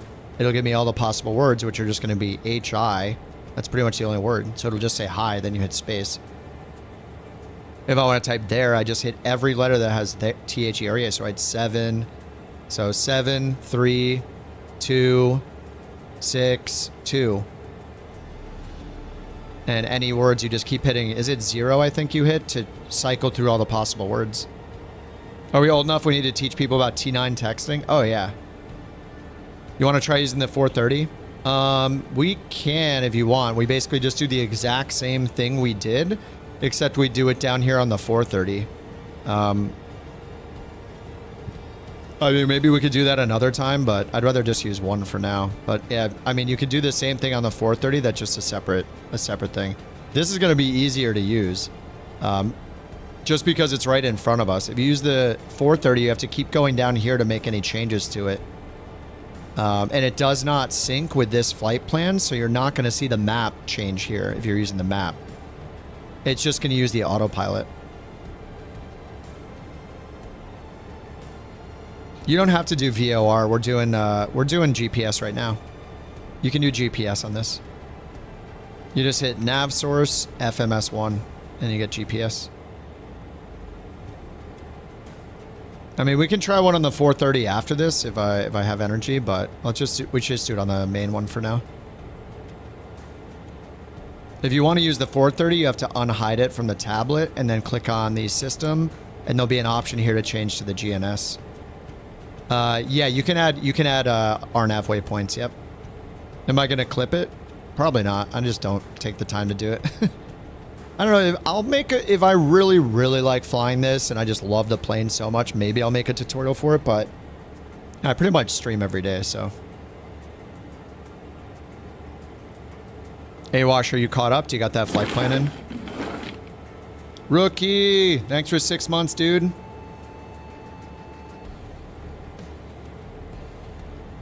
Hey, gang. Great success. Everyone, good. Thank you very much, Been away Rookie, on a business for being trip. couch captain for Exhausted. 6 months. High Exhausted. five. Catch Or up as we on say our in Welcome back, Kazakhstan, dude. Jakshi Jinalishtar. Very nice. Thank you for Keep 6 up good months, work Rookie. with Kip Yeah, we and had to enjoy pay for the flying texting. with Black Square Starship. You are the king of the couch. Yes. King of the couch. Appreciate that, Rookie. Up display temperature. Let's go down here and get mode to auto.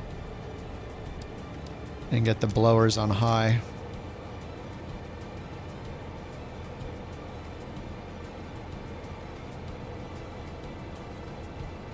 Awash, you're all caught up? I think you're caught up.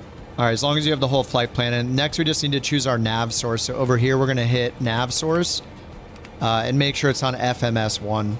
So it uses this FMS here.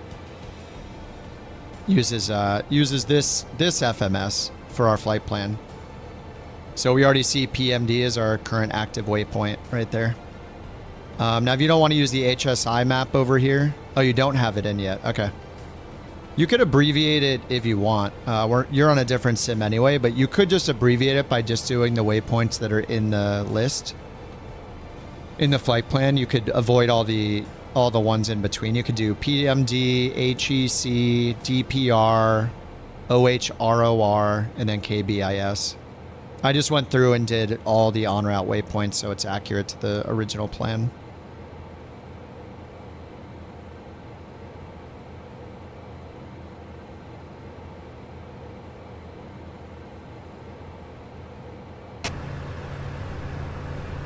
What's up, bird? I always say what's up to people who have been here like all day long. I don't know. I can't help it. Rookie saying hi to bird, so I want to say hi to bird too. Leave me alone. In and out, delicious.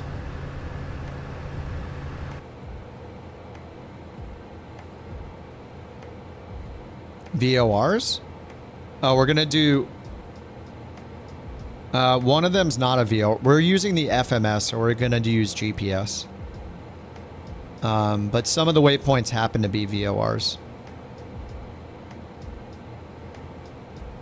But if you want, you can just do this. We'll avoid the airways. Here, I'll just type the waypoints for you. You can just put in Mojave, Heck, this one, this one. Here, you can just put in these waypoints. It won't look exactly like mine because I got all the twists and turns along the airway in mine, but it should work just fine. We're going to end up having to choose an approach once we're en route too. And then we can sync up during the descent and the approach to make sure our waypoints are the same. You had amazing ramen in Calgary today? God, that sounds good. Ramen sounds so good. I'm going to have to grab some food en route once we take off. I'm going to go reheat some food.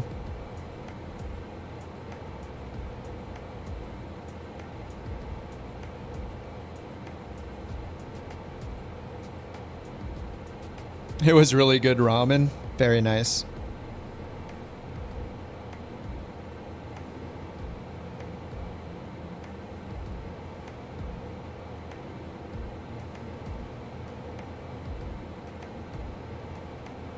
Good thing we had the GPU. I would recommend using the GPU over here. External power. Get the GPU on so you don't kill the battery. Ground comm? Huh.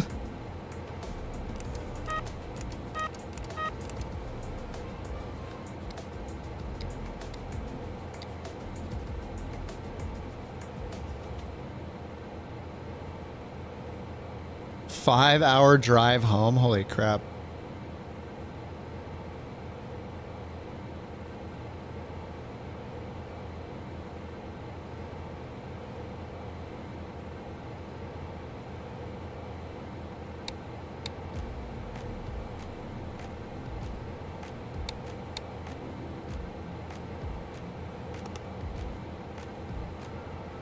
I gotta remember as soon as I turn the plane on to turn the temperature mode to auto.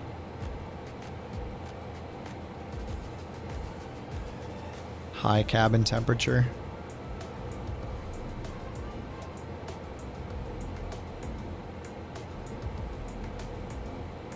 And AWASH, you're entering the waypoints using the FMS, right? You're going to flight plan and entering them here. We're not going to use nav radios for this one. We're just going to use the FMS with GPS. So you'll just have PMD, HEC, DPR. I put in all the ones along the way. But you'll just go from HEC to DPR. It'll save you time. And then OHROR, and then KBIS. And then you should be able to review it like this. If you go over here and go to Plan Map, Display, and you can use the range here to zoom in and out. And then over here, you can hit the up and down button to move this map so you can visually see. Make sure you're going to the northeast.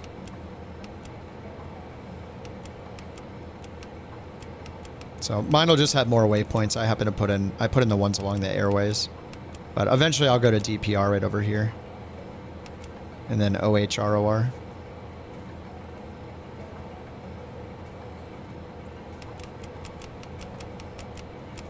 All right, so I'm going to hit up until we have the next waypoint in the top here. So we have flight plan, Mojave to KBIS. Mojave to PMD is our current leg that we're going to fly. So that should all be set. And then make sure that you hit nav source and choose FMS1, which is this computer here, for your navigation source. So then it uses the flight plan we just put in. So FMS1 should be here. Over here you should see FMS1, PMD. That's our first waypoint, 25 miles away. And then if you want the map over here, you can hit this arc map button twice until you see this blue ring. And then you can use the range knob and zoom out. Now it depends on which way you're facing. I happen to be facing towards this. It's an arc, so it could be that your path is behind you. Once we get lined up on the runway, you should be able to see it. So it's up to you. And then this is a north up map if you want to use it. Otherwise, you can go over here and use all the checklists and stuff. I'll just turn this over to an FMS screen, this progress screen. It shows a bunch of our waypoints. All right, so I'm going to get the plane started up. So we have our prop feathered. We have our everything at the lowest position here. It's important to do the prop feather because earlier I was, you don't even want it in this position. Like if you have a lever, you don't want it here. You want to click and drag them down into the feather position. You could kill the engines without having these feathered. All right, so let's go ahead and do engine number. We'll do the right engine right here. We'll move this to the up position where it says right. And we're watching right up here where it shows the N1. We want to wait until this gets above 12 and then move the right engine fuel condition lever to the start position. So we just move it up one notch, not twice, just once. And then the ITT is going to rise. Got pretty high. And then it's going to lower. While that's lowering, I'm going to go turn the ignition off. And now we're waiting for this to get into the green. N1 into the green at 65. Once that turns green, there we go. We'll move this to the start position or the run position. And now we'll do the same thing with the left engine. So down here, left starter, on. Go up here and watch the N1. I'll let this one get higher this time. We'll let it get up to like 16, 17 before we introduce the fuel.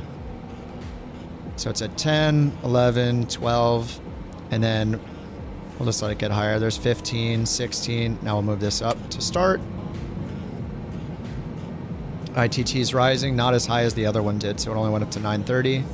It's going down. I'm going to go turn the ignition off. Now we're going to wait for the N1 to get into the green, and then we're going to switch it to the run. Switch fuel condition to run. 65, it's green. Put this up to run.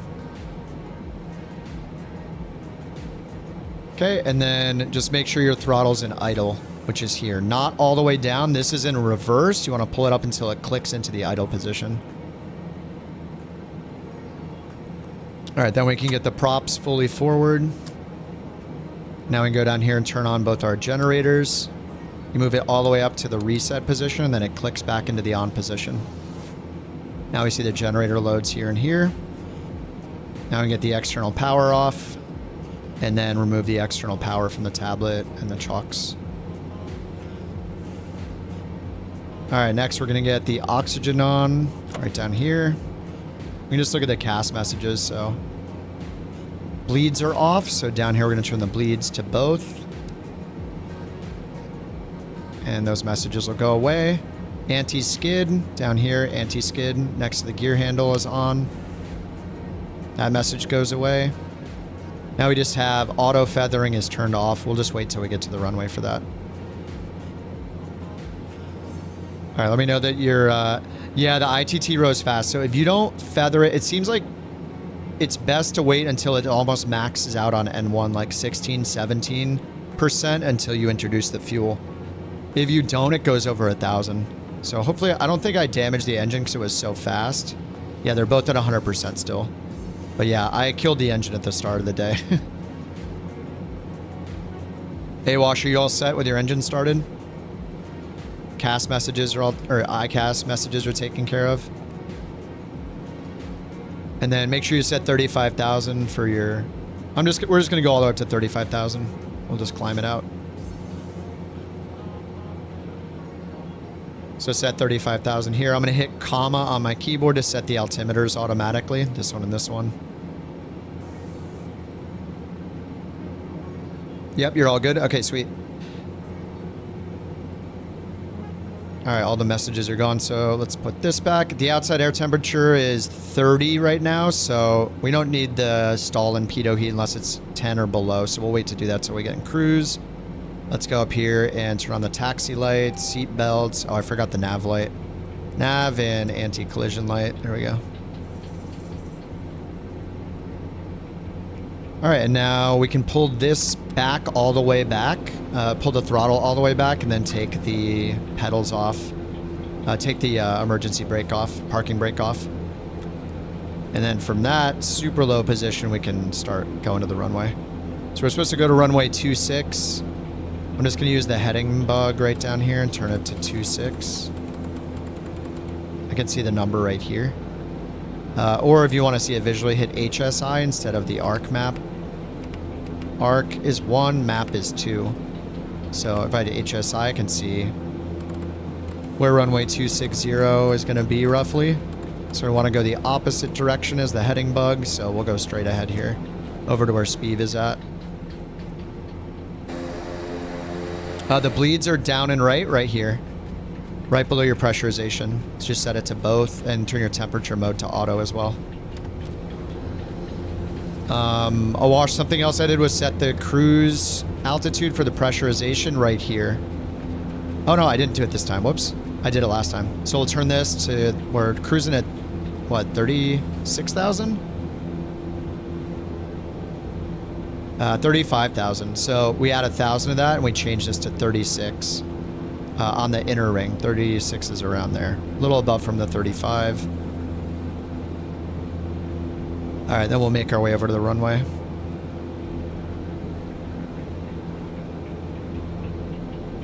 Looks like 26 is right here, the shorter runway.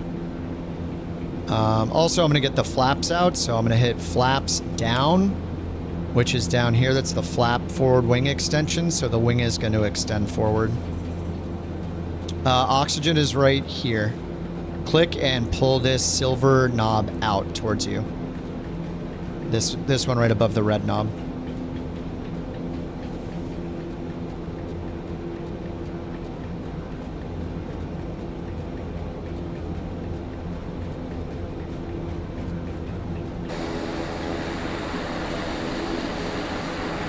All right, we're gonna cross this runway.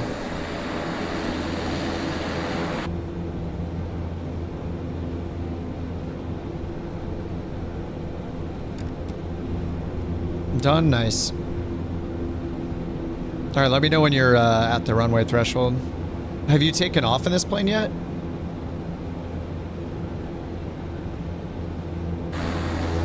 Oh, you're right with me, Speeve. Hell yeah. Oh, look at us. Starship boys. Star Lords. I'm gonna hit flight plan down here. Star Lord. And I'm gonna hit the map button again. Arc and then map.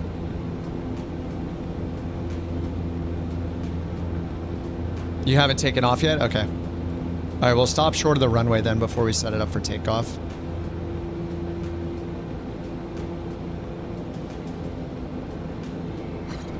All right, gonna stop here. Parking brake on.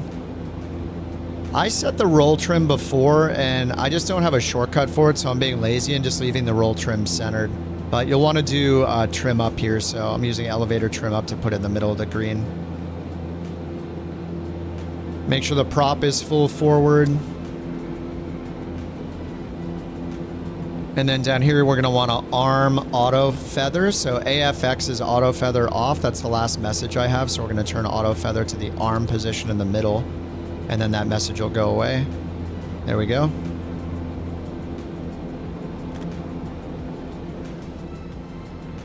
Always forget to click it into idle because Black Square. All right, so you should have pressurization. You should have your altitude set here. I haven't armed the, I haven't gotten the autopilot ready in advance before, but I'll do that this time. So I'm just gonna hit heading mode. I set the heading to 260 right here using this knob in the bottom right, this knob right here. So I set 260. So down here, I'm just gonna hit heading. And then I'm going to hit IAS profile. And that'll do the climb for us. And then the autopilot and yaw damper buttons are down here. I have a shortcut for both of them. But if you don't, once we get up a little bit, we'll turn both of them on.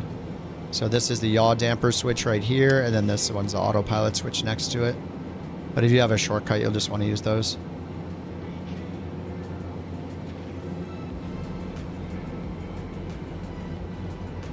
All right, let me know if you're ready.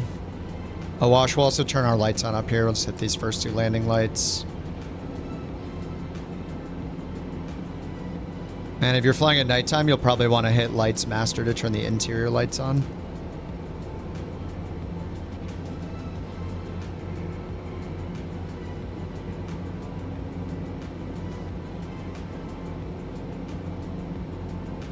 And then when we do the takeoff, we're gonna, the thing we just want to keep our eye on is the torque. The auto feather is gonna keep the prop from, it'll get into the red temporarily, but it'll pull it back. The limiting factor for our takeoff is going to be our torque. So we just want to keep the torque at a maximum of 100. If it gets into the red, pull the torque back. This is epic. Thanks for the biddies, Mac. All right, Awash, let me know when you're ready. This is a long flight, so we're going to use time acceleration. But it's cool. I guess we're going to see how it does with time accel. We'll see how it does on a longer trip. We've only done some shorter ones.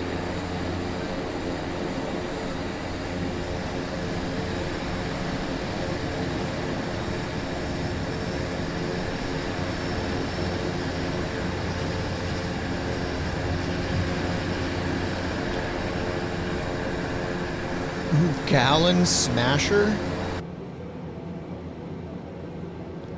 FPS is pretty good. I think I was getting like 70-ish. Let me see what I'm getting now. I haven't turned it on for a bit. Sim Update 3 was very bad in general, performance-wise. Not just for this plane. I'm at 57. It's not great. I mean, 60 in general is nice, but wait, do I have it limited? No, I have it at, I do, oh wait, I might have it limited in the file. Let me check my user config options file or whatever. I might have it limited. No, I don't actually. It says 0. Okay, I do not have it limited right now. And I'm getting... It was hitting 50-ish. During the last flight, I didn't notice the performance being bad though. Like, staring at the number, you might always think it's bad. I think, did I turn I turned train level of detail up to 300, so it'll be at 150 right now. If I turn this down to let it get to 200, I have ray trace shadows off too, actually. Ray trace shadows I probably should have on. That's more of a GPU heavy thing, right? Could have looked even better this whole time. Yeah, I'm almost at 60. I wish it was higher. Yeah, better in Sim Update 2. Sim Update 3 is pretty bad for performance.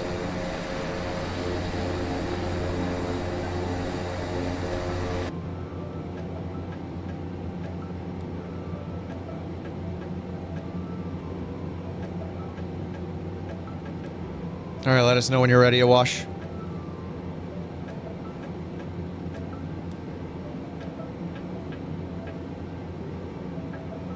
And we're just going to run down the runway. We're going to rotate it about 100. Live time looks awesome. Getting dark fast. Yeah, I pulled the time to tomorrow morning. Here, I'll pull it back a little bit so we can get that beautiful sunrise. There we go.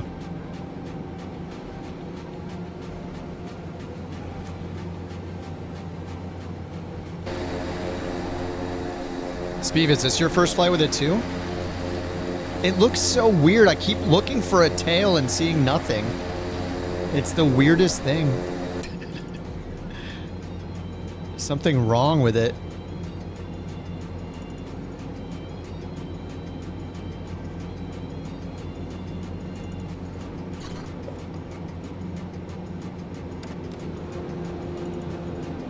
I'm gonna pull onto the runway, line up and wait.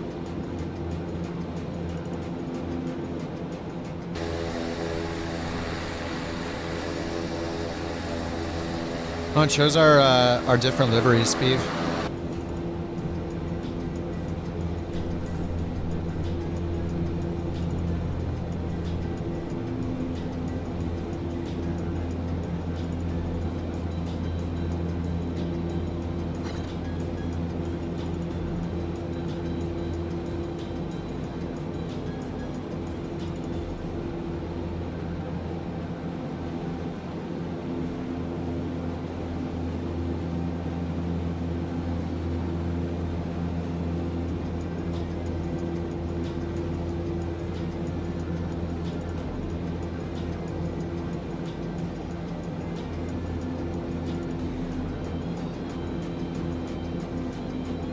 You're ready, but you're on runway 30. That's fine.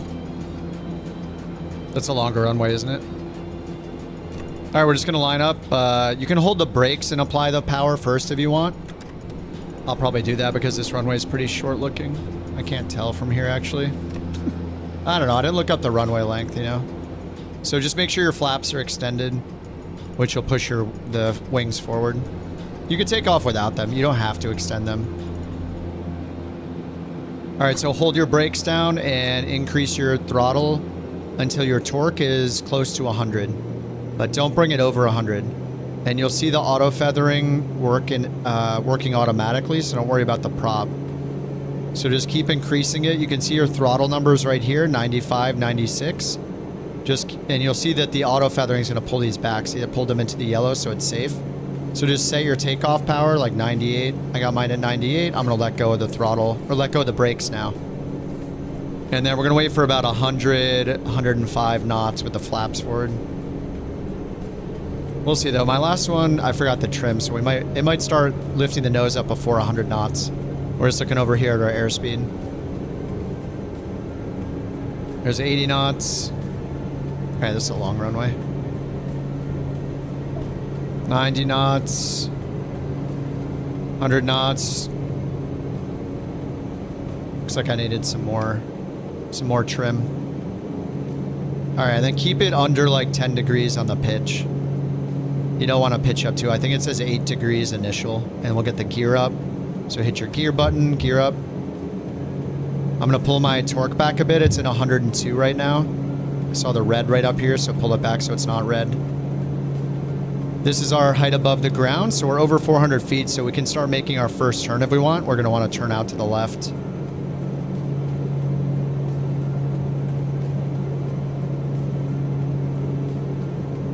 And I'm just gonna follow. I can see on my map down here, it's like behind us to the left is where our course is. So I'm just gonna make the turn around. Just don't lift your nose too high. Just at the very least, make sure you're staying above like this blue line right here, which is your single engine climb speed. All right, I'm gonna hit flaps up now, so the wings will retract. And I'm just turning around on the map here. I'm gonna use the range knob, going towards PMD. And now I'm gonna sync my heading bug straight ahead by pushing the heading bug button in the middle of it. And then I have heading mode and IAS on, so I'm gonna hit autopilot on and yaw damper on down here. Both of those. And let go of the stick. So down here, make sure you have IAS profile. This is gonna automatically climb you. So what we need to do is manage our power. So for the climb, we wanna pull our power back to a maximum of 89. So just pull it down a little bit. So it says 89 in those teal numbers. And then here on our prop, we wanna pull the prop back into the green, which is 1600, top of the green. So pull your prop lever back to 1600.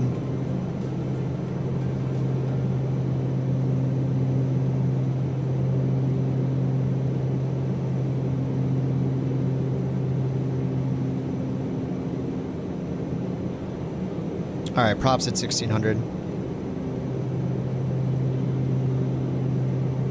All right, now I'm gonna go down here and turn on our prop sync. I'll leave the auto feather on until cruise. Prop sync is on. Getting kind of low, actually. IAS profile is turned on.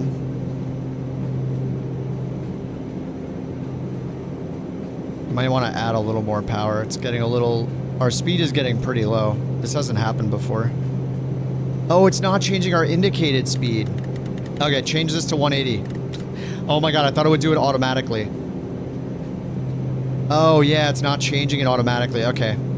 I was experimenting, kind of.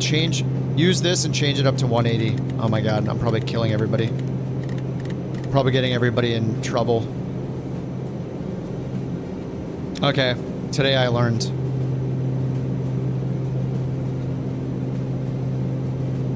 Alright, then I'm gonna pull the torque back again.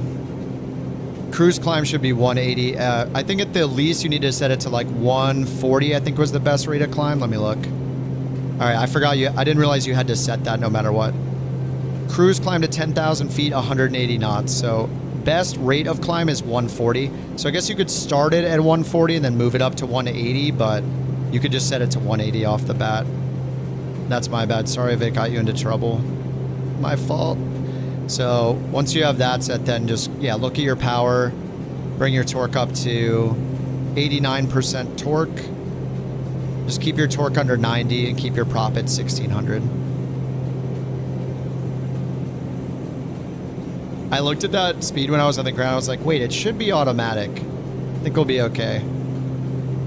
But I think it's only automatic once we get above 10,000. Now look, it's lowering it to 178 automatically.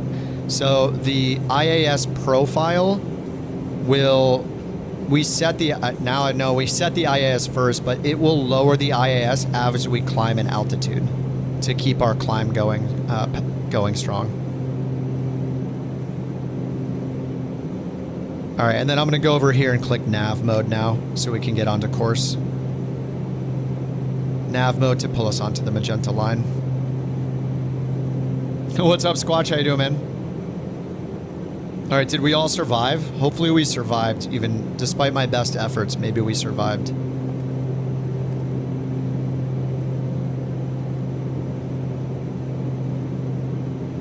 All right, I'm 87 on the power. Bring it up a little bit.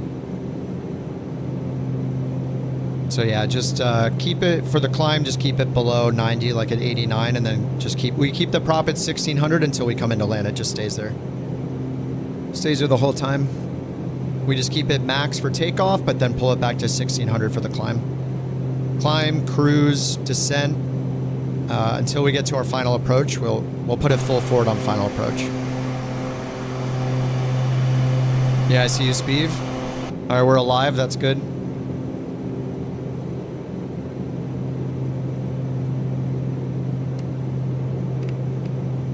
Oh, the arc is not bad, I guess. Oh no, here's the arc. Okay. Yeah, the arc doesn't give us the waypoint, so you double tap here for map. And then once we make the turn, it'll... I wish there was a 360 map. Is there a way to get 360 map? I'm not sure. Anyway, let's look at our temperature here. We're under 10 Celsius, so let's get our anti-ice on. Come down here, you can hit Shift 4. To get down here, we're going to turn on our stall and pitot heats right here, all three of those. And then the venting cable. Oh yeah, venting cable we're supposed to be on for takeoff, I think. But yeah, 1, 2, 3, 4, 5 should be on. Windshield, if you get windshield icing, then you can turn these on to low or high. I think we'll turn them on to low right now. And then, importantly, if you get an icing indication, you don't want it to kill your engines, you need to turn the engine actuators. This says engine anti. This is actuators main. Those just stay, but turn the engine anti-ice left and right on if you encounter icing. Or if you're... might need to be using them on taxi, but yeah, it'll simulate icing getting into the engine. So if you see icing, an icing warning up here, then you're going to want to turn on the engine anti-icing until that icing warning goes away. This is flashing because we reached transition altitude, so push it in the middle. For standard, we got 2992. And then optionally, you know, go change this to 2992 to match.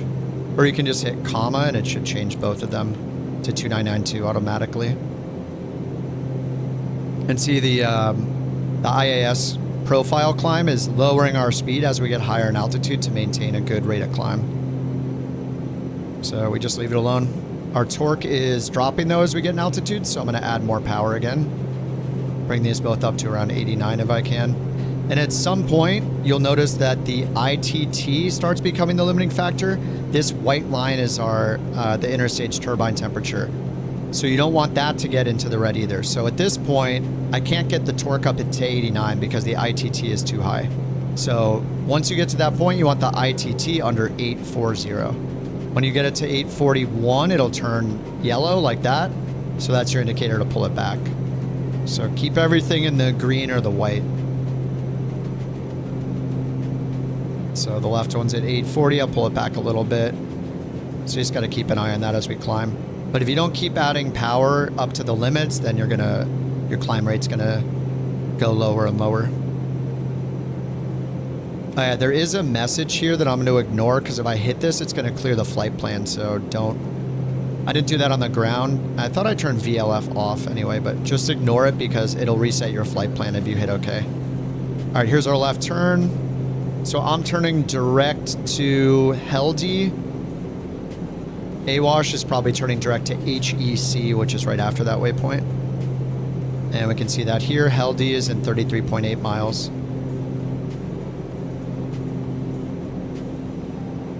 But we got our anti-ice on. Unless we see the word icing here, we don't have to worry about the engine anti-ice. Look at the difference outside of the plane. I'm at 78 FPS outside. Oh, it's still pretty good though. 71, 72 inside. Now that we're up in cruise. Performance is pretty good. Just don't use it in Sim Update 3. The performance is like half the FPS.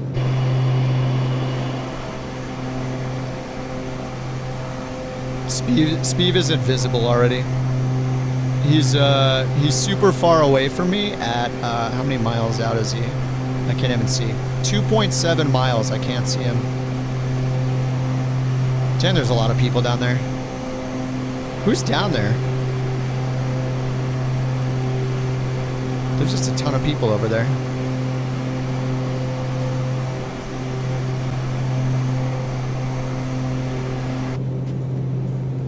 IAS profile. Yeah, I didn't know how it worked either. Decreases speed by 2 knots for every 1,000 feet from the initial selected. Oh, okay. Yeah, I forgot to select it, so that was my bad.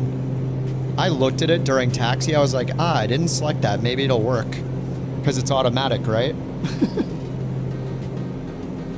Whoops.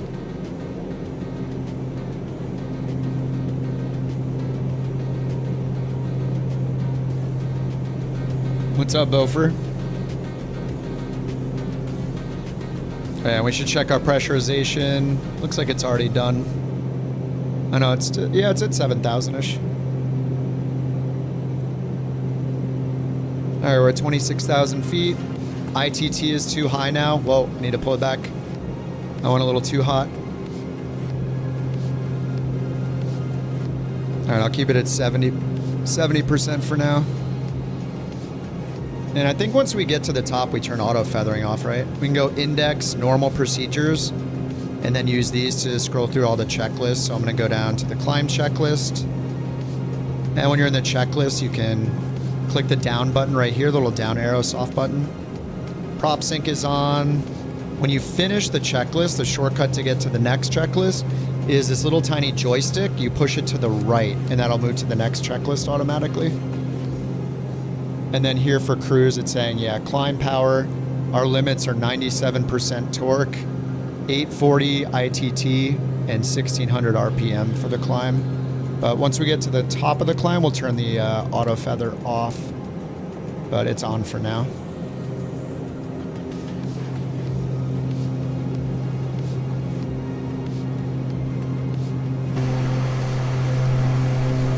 Everything good, Awash?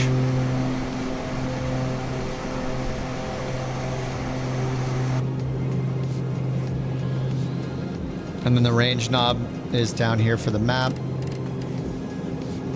Hit the arc/map button to get between the arc and the map, or HSI for the 360.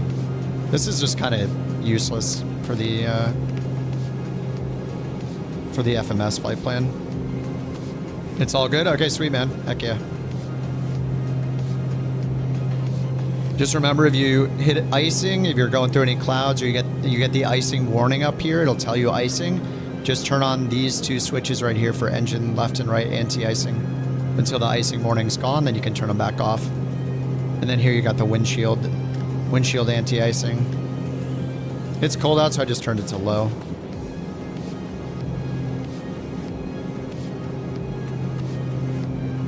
And if you want to check on like how you've been treating the engines, you can just grab the tablet, go up here and click on left or right engine, and you can see the engine condition. If you've damaged it, you can just double click on repair engine, and that will just repair it back to full condition. You can also like check to see if any failures happened. I had like a landing light failure earlier.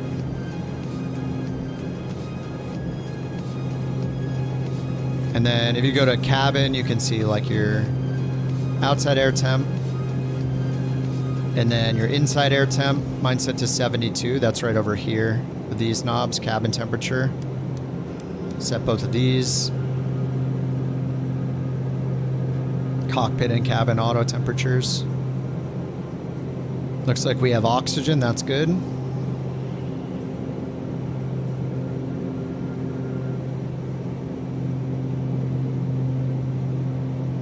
Avionics bay 91 degrees. I wonder if I need to turn on the blower. Avionics blower. Oh yeah, it's starting to cool it, huh?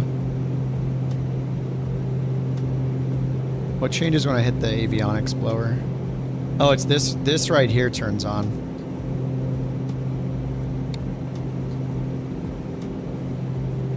Yeah, this turns on, and now it's gonna cool the avionics bay, I guess. Yeah, this is the it's the Starship, yep.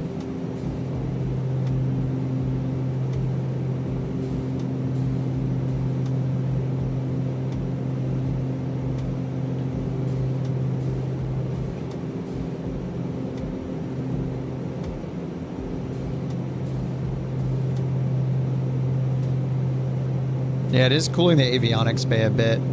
A little extra, but I mean, it's bringing in air here anyway. Anyway, I'm gonna turn the blower off.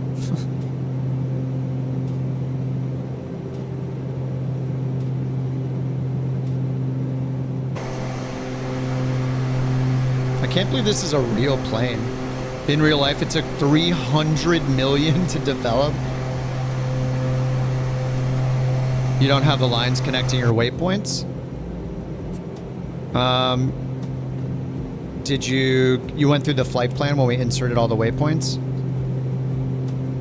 Wait, click on nav source and click FMS. It might be on VOR. You want to change it to nav source FMS1.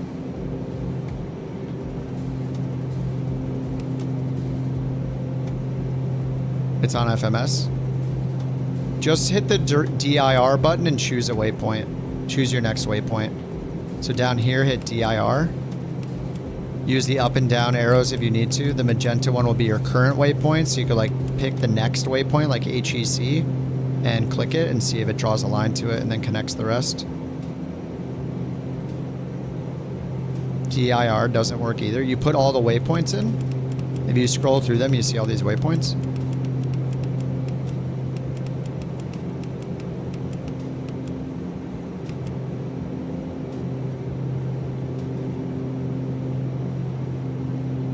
You're on heading mode.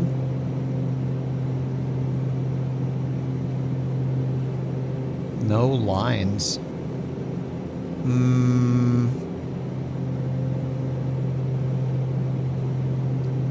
Did you move on the ground before the alignment was complete, maybe? I'm not sure.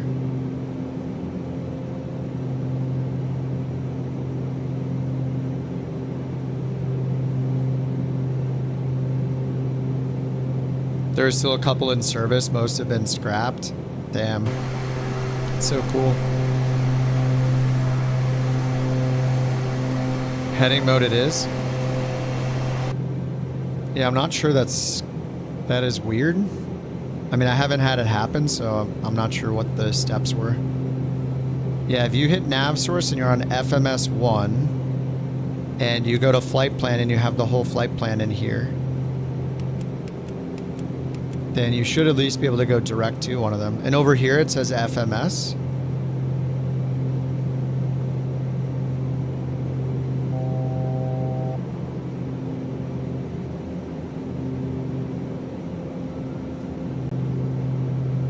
Alright, that beep means we're about to get to our cruise altitude. Once we're in cruise, we're going to turn auto feather off. And then just keep the props at 1600.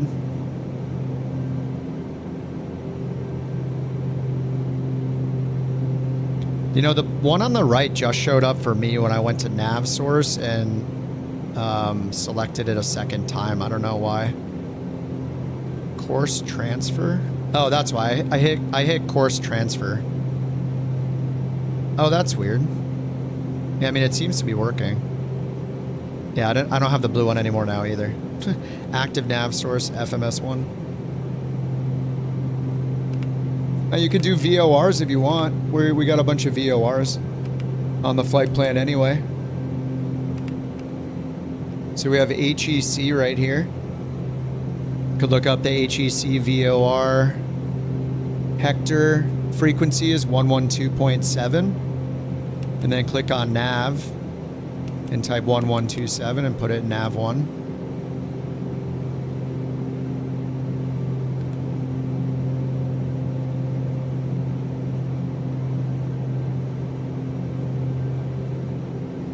And then you could change your nav source to VOR1. And then use nav mode to dial in the course to it. Looks like the course you would want is 071 to Hector. And then after that's BLD.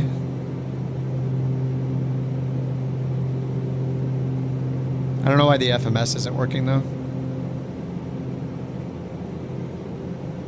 Did you turn autopilot on down here? Yaw damper and autopilot are on down here, Speeve? Looks like my nav mode just turned off because I was messing with that.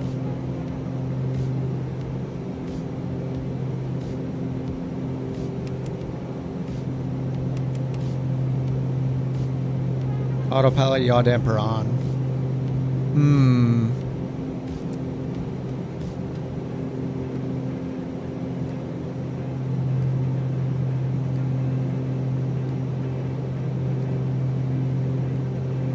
Don't know yet. Beach dismantled this plane and incinerated most of their stock? Dismantled and incinerated most of their stock for building the plane? Huh. Alright, we're in cruise, so I'm going to turn AFX. So it gives us the warning, AFX enabled, so we'll go down and just turn auto feather off. And that should go away, and then we will make sure our prop's at 1600. Alright, now we can check that. Lights as required, engine display, fuel quantity, and then next checklist is descent, which will be like hours from now. So now that we're in cruise, our limiting factor is just ITT, so we can bring our ITT as close to the red as we want. So that's the white line that's moving, and the number at the top, so you can bring it all the way up to 840.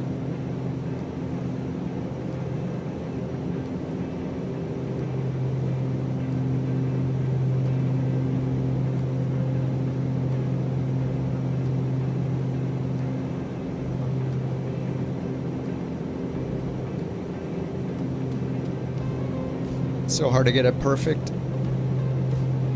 Yeah, it's close enough for me. All right, I'm gonna use the restroom. I'll be right back.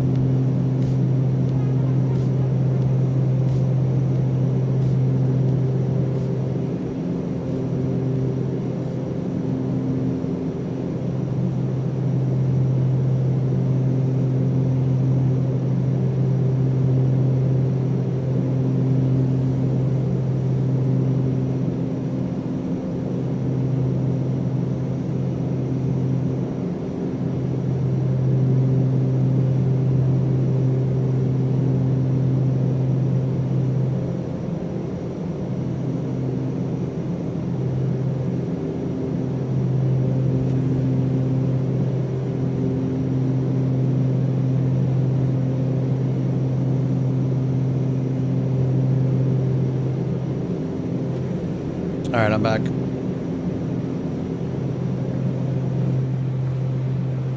Everyone's hyped about the plane. What's the catch? What do you mean catch? Like, what's the scam? What's the scam?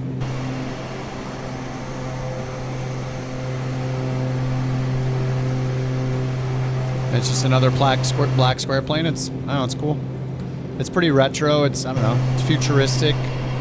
It's very strange looking, but it's not the quality of all the other black square planes.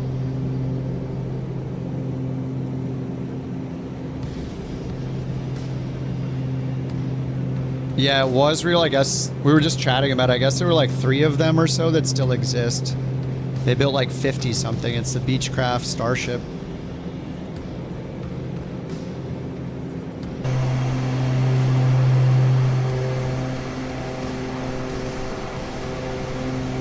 Yeah, it's pretty fun. It's taken a bit to learn. I'm getting a little comfortable with it. It's taken a little bit, but yeah, it's pretty cool. I think it's really good if you want to fly. Like, it can use GPS, but it's not going to fly like a SID or a Star. You can put it in manually, but it just doesn't have a ton of technology in it, but it's still pretty good.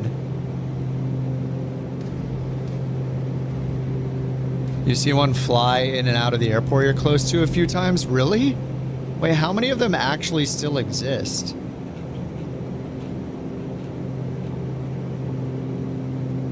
I'm Googling it. 5. According to VintageAviationNews.com, 5 starships are in active service. Most of the original 53 have been scrapped or dismantled over the years. Oh, Google says 2? You saw one in the 90s.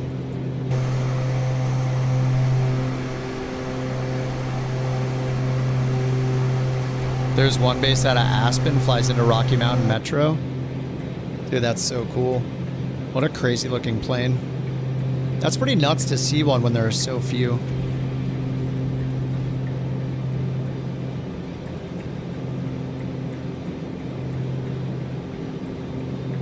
Index, FMS, progress. We got a ways to go. 334 on the ground speed. Are there more pages here? Okay, we can just go through all the upcoming. Okay, it's time to go. 3 hours until we get to the airport. All right, we'll test out time acceleration. So let's do some double speed, see how it goes. Oh yeah, we don't have the clock here. It's under here still. All right, I'm going to double speed. We'll see how it fares in 2x.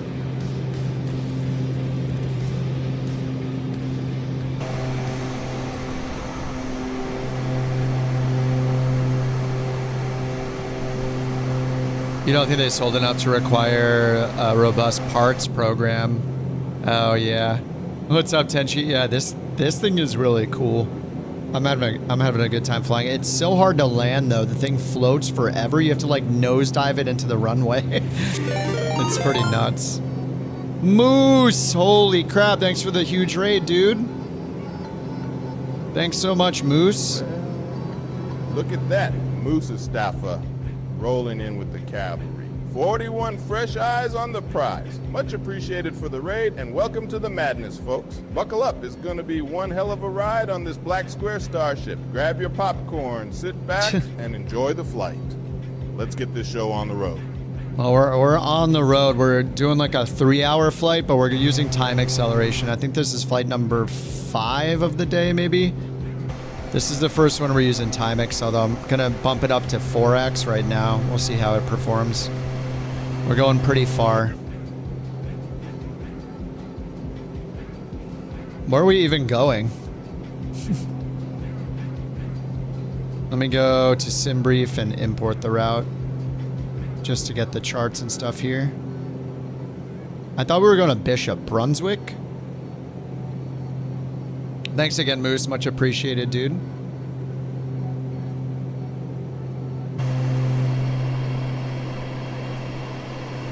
Chris said there's one base out of Aspen. Lots of pressure towing that thing around. Not a lot of spare part. Yeah. That sounds stressful. Let's see how the weather is in Bismarck. VFR, 10 miles of visibility, 8-knot winds, landing runway 3, which is what SimBrief gave us. It's North Dakota. Sweet. All right, let's go to Bismarck charts, approaches. Oh, it's got LIDO charts, nice. All right, there's an ILS for 1.3 and 3.1, or we can do the GPS. So if we did 1.3, we'd have an 8-knot crosswind, but it's VFR, so I think we're just gonna do the GPS. Or maybe there's like a localizer approach or something. There's no loc for runway 3. What is an SRA approach? What the heck? Wait, I don't even know what this is.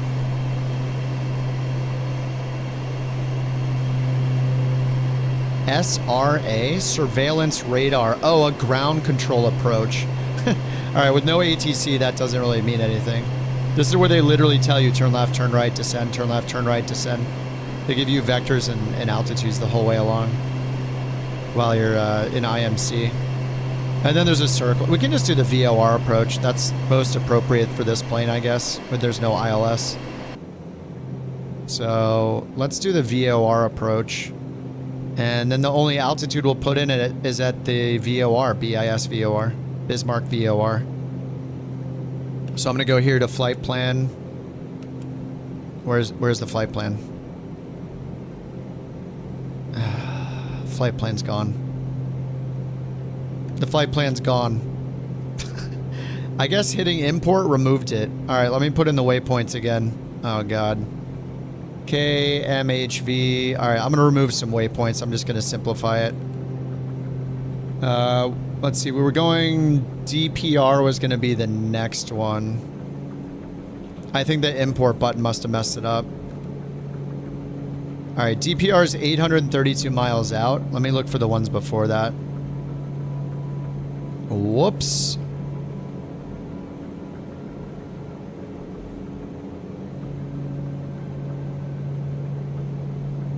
I think we're on our way to Boulder, so I'm going to hit Mojave, insert after BLD. Okay, Boulder's right in front of us. Okay, after Boulder, I'll just put in Nora. It deleted the whole flight plan. I shouldn't have hit that import button. All right, there's Nora. So let's now change over to nav mode and go direct Boulder. And then nav, so we'll be back on the course. Okay. Over here, let's go to the plan map. Display. And then I'll continue putting them in. So after Nora, insert waypoint. Click the screen. And the reason I'm going in and doing this through the map is because you cannot insert an airway in the FMS on this like you can with like a G1000 or something. So you have to put in every individual waypoint that happens to be along the airway if you want to follow it accurately. All right, then we got Nora, Barrel. Wait. Nora, Barrel, and then DPR. Okay, so after Barrel, MILF, MLF, enter, enter. Whoops, that hitting backspace changed this for some reason. All right, Barrel, MILF, and then URNUW after MILF. Insert after URNUW. Enter, enter. Looks good. OCS DDY.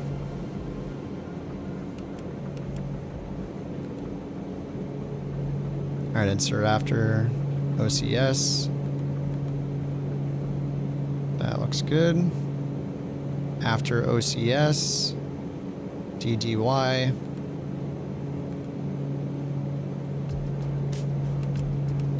Yep. After DDY, DPR. Great. After DPR, OHROR.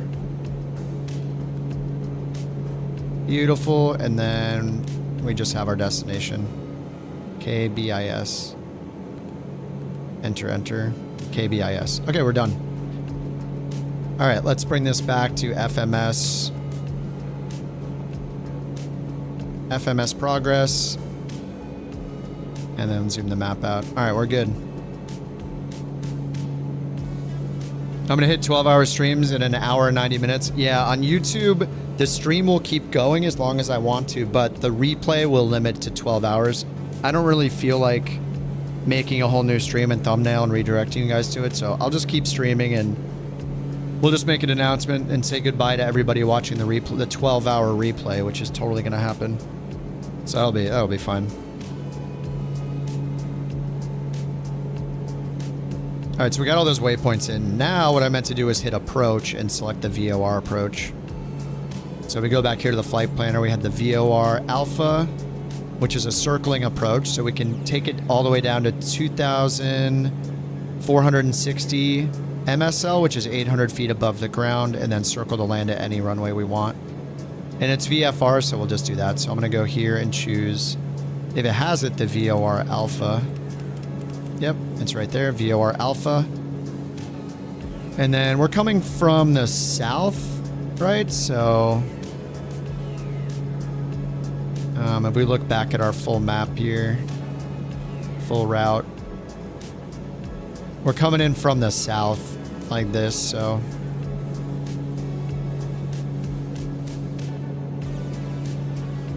So on this chart, we'll just pick Odufa for the initial approach fix. Odufa, loading approach.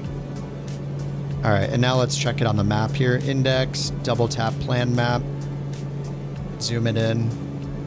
ODUFA, ORV. Yeah, so OHROR, then ODUFA, ORVUE, and then we'll turn inbound here, pass over the Bismarck VOR, cross the Winfee waypoint, and then, you know, we can circle to land if we have the airport in sight by the time we're down to 800 feet above the ground. Yeah, the replay gets capped at 12 hours replay on YouTube because they hold them forever, so. Whereas like Twitch deletes them after 90 days.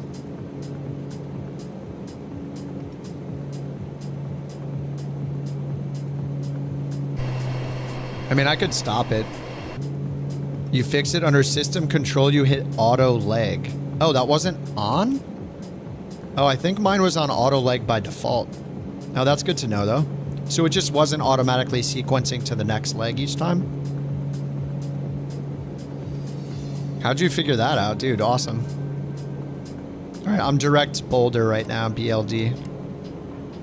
Yours was on selected course. Huh. Yeah, I never touched that. It was just always on auto leg. Weird. I wonder why they were different.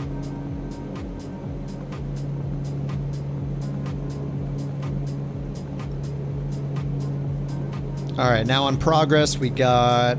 Oh, the trip time goes in 4x speed. Local time is real time, but trip time is 4x. All right, so it says we will be there in 2 hours and 49 minutes, so 16:12. And I guess it's currently 13:23. Well, this is just based on my time. I'm not in real time. We have 6 hours of endurance. What? Okay, so the next thing I'm going to do, this is like super in advance, but depending on which approach you pick, when you choose an approach, it does not bring along any of the altitudes. So you'll see all these waypoints. None of them have altitudes near them. It just has course and distance. Down here, if you hit VNav, we can put target altitudes in for any waypoint, and then it'll just tell us what our vertical speed needs to be to get to that altitude at any moment. So the only waypoint on this approach that has an altitude is this BIS VOR is 3,300 feet. So right here, I'm going to scroll down and find BIS. It's actually the first one. The second one is the missed approach one. So the first one here will be the first time we cross it. So I'm just going to type 3,300 and put it in here. If we started descending at this exact moment, we would descend at 187 feet per minute in order to reach that altitude at that waypoint.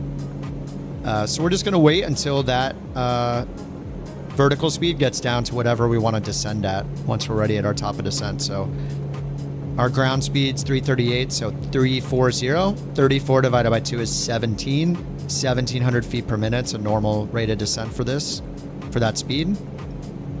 So we can just wait till this is around 1,700. This is just going to keep going up and up and up to tell us how fast we need to descend to get to that altitude at the right time. Since that's our only point, I'm just going to watch that one. So once that one says 1,700 or so, we'll descend at the rate it says, and that'll get us to that waypoint at that altitude. It's easy, since we don't have VNav on this autopilot. And we'll just use vertical speed to do the descent at whatever rate it says, and just pull our throttle back to make sure we don't overspeed. This red line is the overspeed line. So yeah, just keep it in this range. That's it. Beautiful. That's a Bork. Exclamation Bork in the chat. Shadow, thank you for the bits. Thank you for the Bork. Exclamation Bork. Win a Bork coin. The highly coveted Bork coins. Time somebody out. Use a TTS, you know.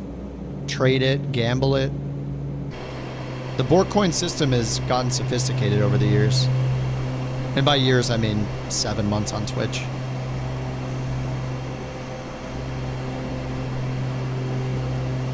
Usually that happens when the real puppy barks in real world. As a sorry you're listening to a dog barking, but... The BorkCoin was won by... If you spend bits, it's an artificial Bork.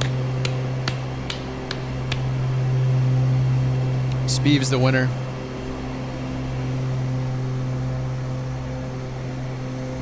Pog. Poggers. Vegas in sight. Where's the sphere? Oh, that's hot. That's hot. I love that one. Thanks, Raccoon. Beautiful. Am I paused? Oh, am I paused? What the heck? How am I paused? Whoa! Wait, why did it pause? Oh, that was weird. Speeve's way in. When did I do that? I was like, man, we don't seem to be going very fast. Vegas is huge. Pogs, now you're back in the 90s? Oh, yeah. But pretend like it's new, because, you know, people that just started using that 5 years ago, they think it's brand new. Saying the word pog. Poggers. I don't think they had pogs.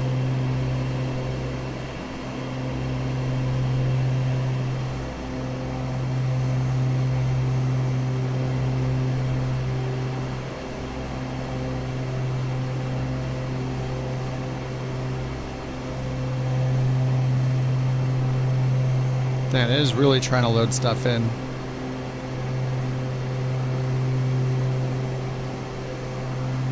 Oh yeah, I photogrammetry off. I mean, 4X seems to be working pretty good. Let's see how 8X does. I mean, the autopilot is handling it pretty well. All right, let's do a little bit of 8X. I'm gonna keep my eye on the vertical nav page down here. So 190. I mean, it's gonna take a while. Ooh! All right, 8X. It doesn't like 8X. Doesn't like 8X at all. All right, maybe avoid 8X speed.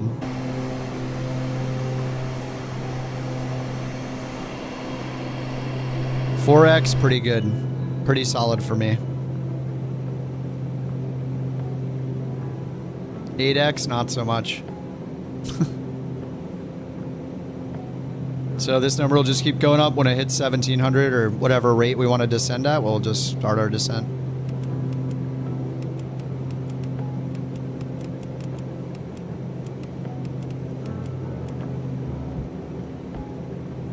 All right, let's double check our cruise checklist just to make sure. Recall down here, we'll go back to whatever the last checklist you were looking at is. Pressurization, altitude. Yeah, that's for our descent. So yeah, we did everything on the cruise checklist. Index, double tap flight plan. If you want to see the map, north up map.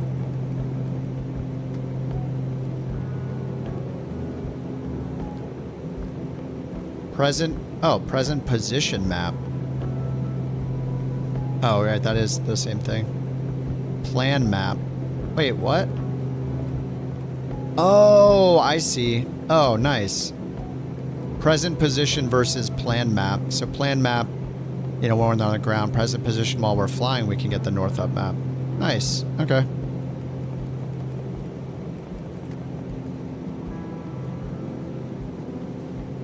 Is this north up?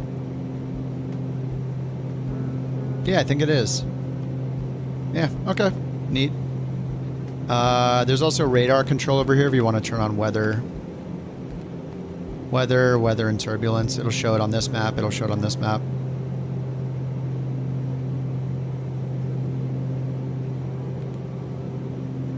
Auto tilt on.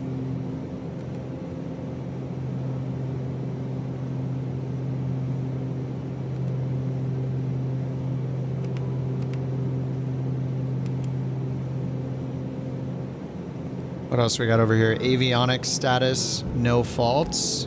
Crew notes. Radar. And then all the FMS pages. Position summary. Performance. Heading, desired track and track, cross track.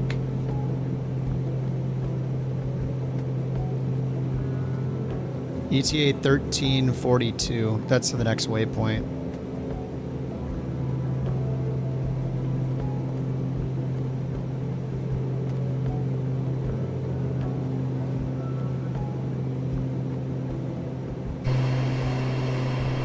Damn, too bad we're not doing New Sky yet. We'd be tallying up the miles. The weather radar. Just right here, hit on radar control. And then you can turn it on weather, weather and turbulence. Turbulence only. I don't know if the turbulence one works, but yeah, might as well turn on weather and turbulence.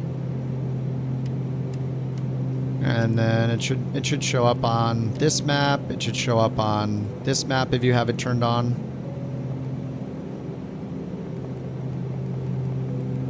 Just not seeing anything. Or you can hit radar here for a dedicated radar map. This also has a range, so as you zoom in and out, you can see the miles up here. And then I went into this on radar control. I went to next page and turned on auto tilt. I don't know if it's like implemented, but might as well turn that on and let it handle the tilt automatically. I think it just does that based on your altitude and your pitch.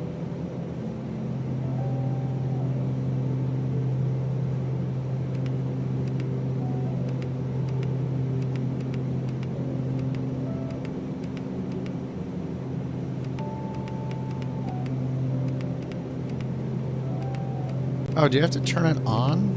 Oh, you have to hit radar on over here. Okay, my bad. You need to hit this radar button to turn radar on this side if you want it over here.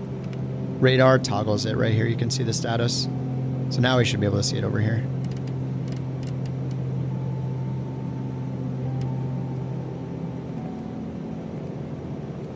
And this is like my 5th flight. Still figuring things out myself.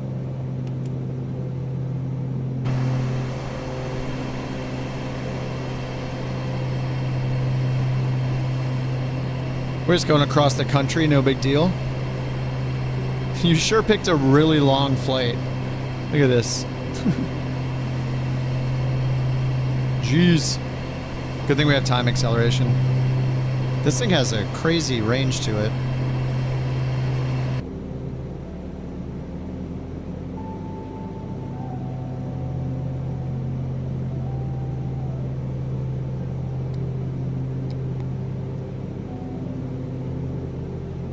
All right, let me try the vertical speed trick. I'm going to hit... Let's see, I'm going to bring us up to 35,100 feet. I'm going to hit vertical speed, and I'm going to keep the vertical speed at 0, and then we're going to try 8x speed again. Oh, nope. All right, we're not doing that. Back to altitude hold, 35,000. Sometimes that vertical speed trick works. For certain planes with time acceleration, but not this one. Looks like 4x is our limit. But that's fine. It turns a 3-hour flight into like a, whatever, 50-minute flight or something.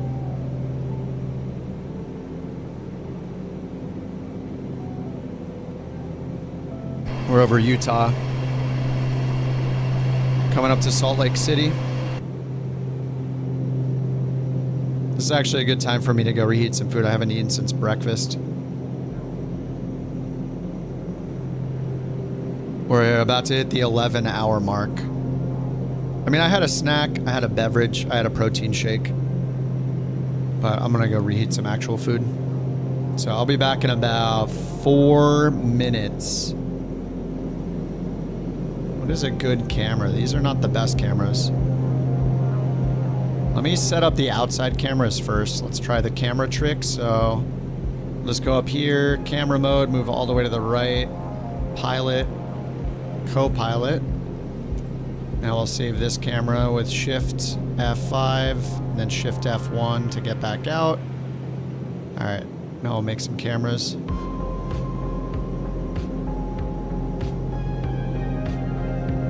mean, where do you don't even have a behind the wing. I guess we could set one like back here. Kind of cool. Alright, we'll set that one. Passed over MLF.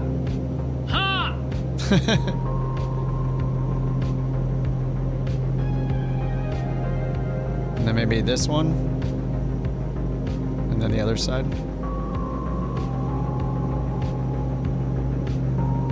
This will be 5.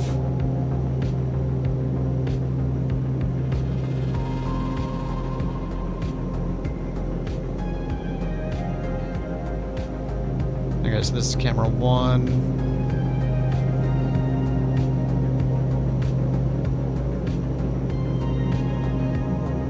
Camera 3.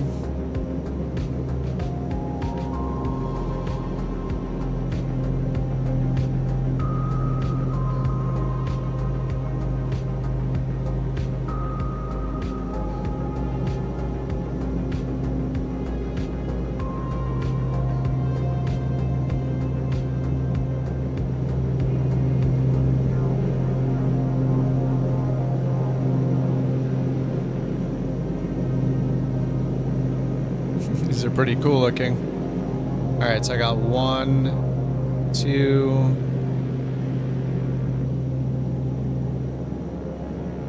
Oops, this should be 3. I always mess up which side to put them on.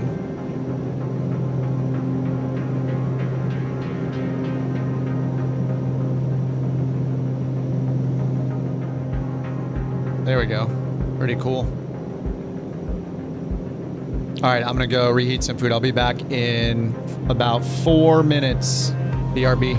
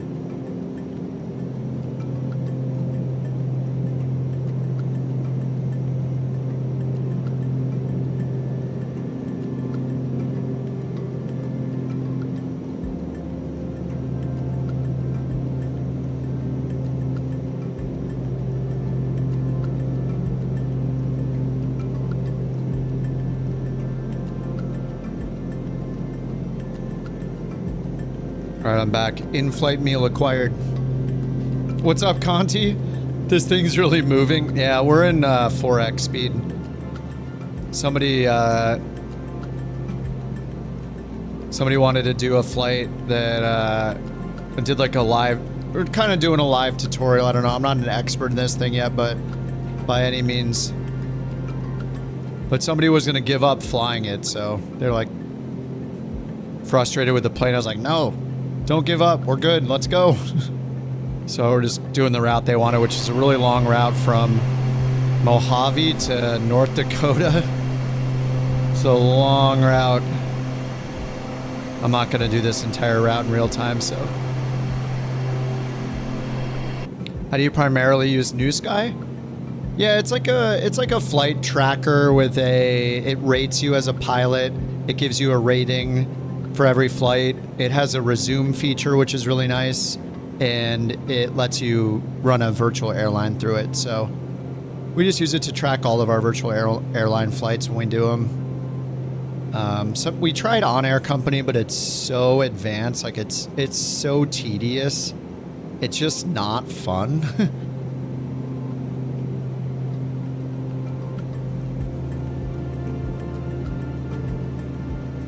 What's BJC?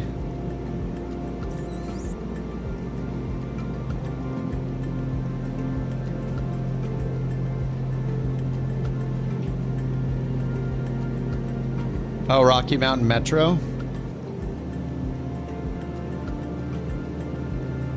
Oh, right down here? We could divert. We want to go to BJC? It's right over here. We could just make a right turn and go to BJC.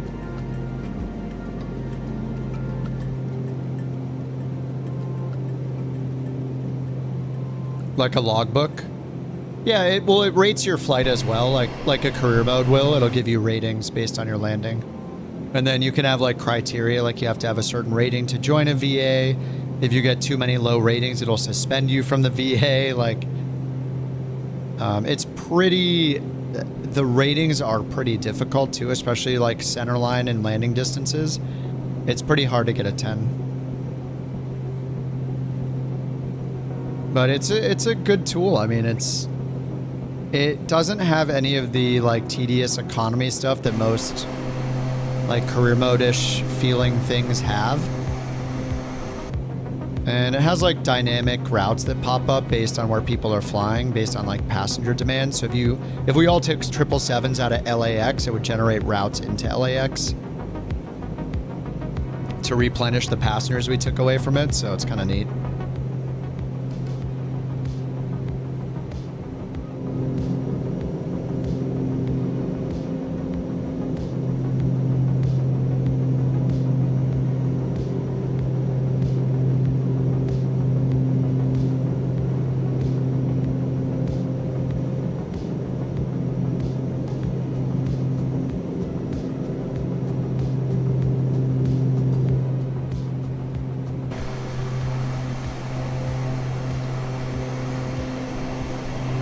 This thing is just so weird.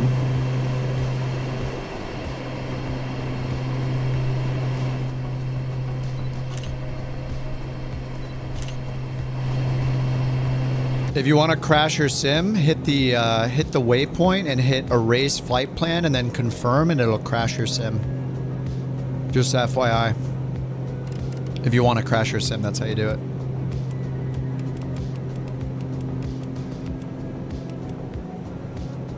CTD count 2. Me, I mean? Wait, did you crash, Jewel?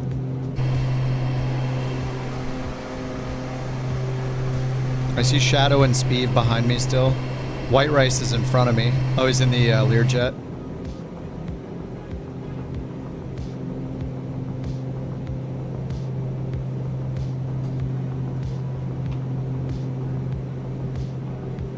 Blaming the NVIDIA driver.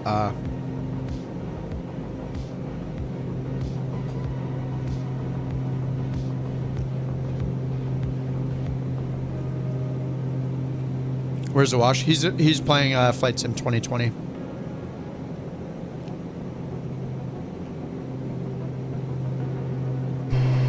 Yeah, no problem. Back. We've tried a bunch of career mode apps. I've tried so many of them.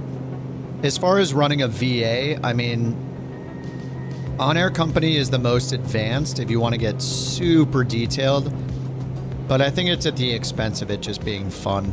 Like it ends up, I wasn't even doing all the management. Like Bear and Lathona in our community were doing the management of it.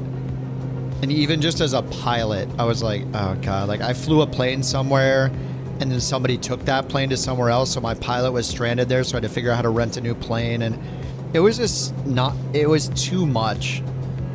It's almost like too realistic. But, you know, On Air Company, you can do everything with it. Like, if you're flying as a solo company or doing freelance routes as just yourself in On Air, it's fine. But doing the virtual airline in it was so much work, and the UI is so just chaotic. It's not fun. New Sky is much easier. I mean, you just open it, you say what plane you're flying, where you're going from, and two, you can use any route finder site that you like that next sim flight one I've been using. Thanks again, Salty, for that. I think this site is so awesome. This one. nextsimflight.com. And then if I go like /map and then /KMHV/KBIS, that's our current route. Then it'll generate a side-by-side. So this is the flight we're doing right now. Without the SimBrief flight plan, it just shows the direct, but it gives you the weather and wind visualization for both airports and their conditions. And as you scroll down, it gives you the runway info. If there are any public charts it has, it'll have a charts button here. Cloud visualization. You can send it to SimBrief, send it to the Flight Sim Planner, send it to SkyVector. But it's not just the map, it's like the whole route finder. So when we get to KBIS, I can go, all right, let's find a route. We're going to find a destination from KBIS. There it is. It brings up the info and the weather. And then it says, okay, what do you want to fly? I'm just choosing the Avanti because it's the closest thing to the Starship that's in the database right now. What range do you want? How long do you want the flight to be? Do you want it to be to commercial airports or any like local airports? What do you want the weather to be? And then you just search. And then when you search, it generates this list of possible destinations. So you can just quickly look at the weather, how long the route's going to be, where it is in the world. It's really cool. I've used so many sites like this before. This one's just pretty well done.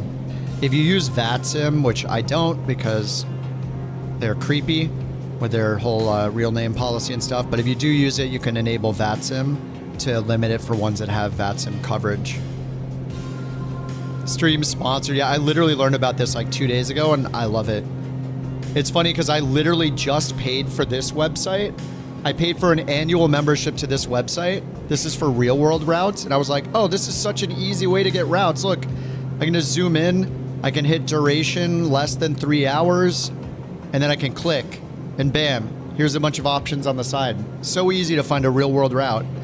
And then literally like an hour later, Salty's like, hey, check out this free website. I was like, ah, crap. I literally paid for a year of that flight connection site. But Next Sim Flight's pretty cool. I've used a bunch of other ones. Like I really like Where to Fly. I've used this one a lot in the past. This one's based around finding the worst weather though. So the UI, you can just go, if you want to find crappy weather, just go to the top list and it's got all the weather shown here. Heavy rain. You can also do a search and stuff like that. You can like search and sort by weather. So you can just be like, I want to go from anywhere to anywhere in this type of plane. So you can choose like say you're flying a 777, less than 3 hours, search. And then here's the departure it picked for you. You can randomize to roll again. Keep rolling until you find bad weather for the departure, if that's what you want. This one's really, really good too. Where to fly.today. Yeah, this one's easier if your goal is bad weather. But there's just such great tools out there. And this one too, you can go to your name and go to your settings and define your favorite planes, airports and stuff.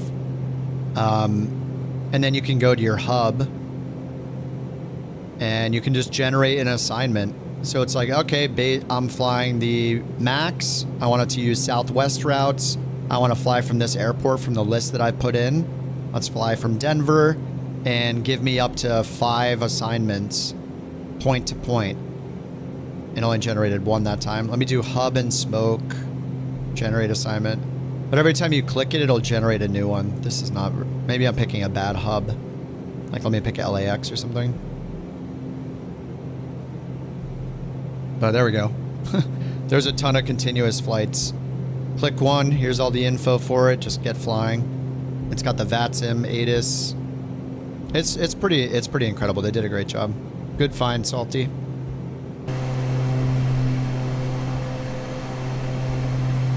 Oh, World Tour.flights. Yep. I used to use that all the time for our Saturday group flights. Yeah, World Tour.flights. This one's great. You can even just hit the search button to see all, and then just sort by like time and just look through them. Yeah, this is a cool one too. I've used this a bunch in the past for doing group flights. It's great.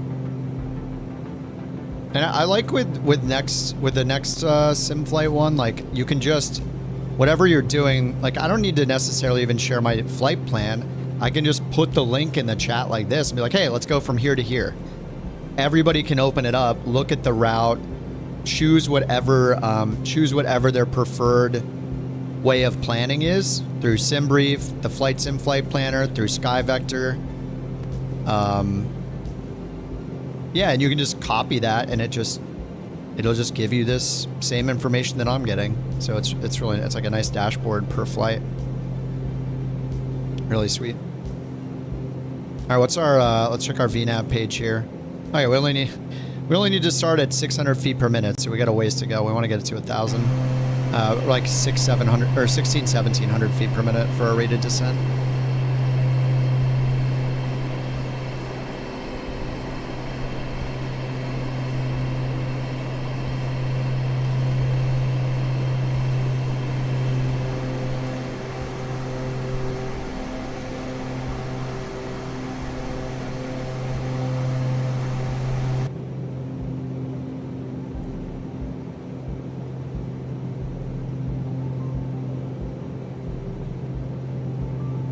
This plane is funky? Yeah, dude. It's super weird. It's kind of like the Avanti or whatever, the Piaggio. Which runway are we hitting? Mine says runway 3. KBIS weather. This is live weather. It says it prefers runway 3 with an 8-knot headwind. And it's the shorter runway. We could do 1-3 with a little more of a crosswind. 1-3 also has an ILS. I'm not opposed to doing runway 1-3. Yeah, maybe I'll do 1-3. Did I do an ILS approach in this yet? I don't think I have actually. Maybe the first one. I'll change it up. I'll go flight plan, approach. Okay, delete approach. Approach. ILS 1-3.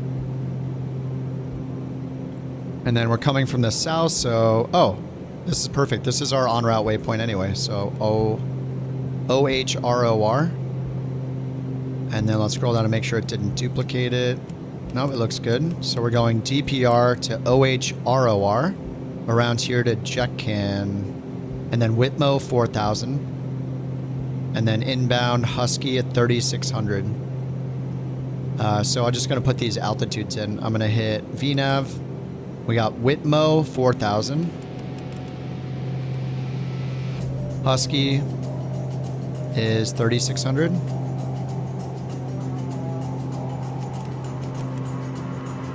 There we go, and then we have the runway.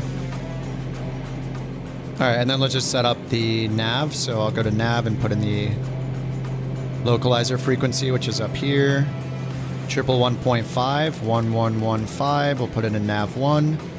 And the DME is on 115.65. 11565 on nav 2. Okay, and then let's just go bearing and turn on VOR 2. So as we get closer, we'll see the We'll see the DME when we get close enough.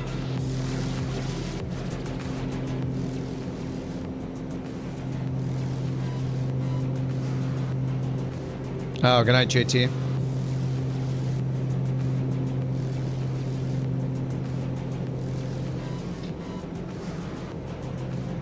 $10 p.m. What are you, responsible or something? I went to bed earlier than I expected last night because the power went off.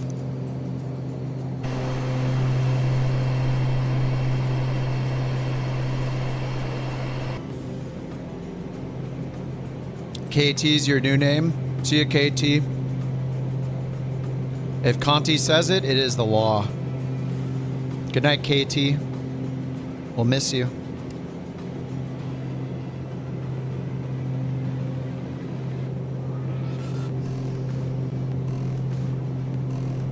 All right, Red Wings, have a good one, dude. You're going to head to bed? No problem, man. I'm on vacation for 4-day weekend, so glad to play this long. It's great. And we got a new plane today, so super fun.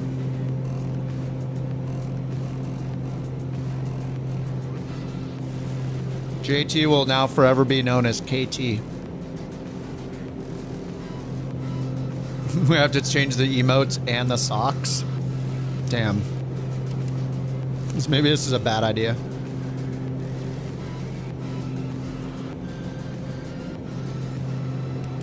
VNav. All right, I'm just waiting for this to get to like 1700 feet. Ground speed's 358, so call it 360. 36 divided by 2, 18. 1800 feet per minute will be our rate of descent.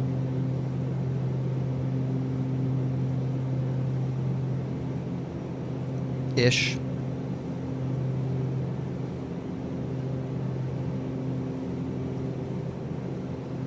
Hey, Wash, you got it, dude?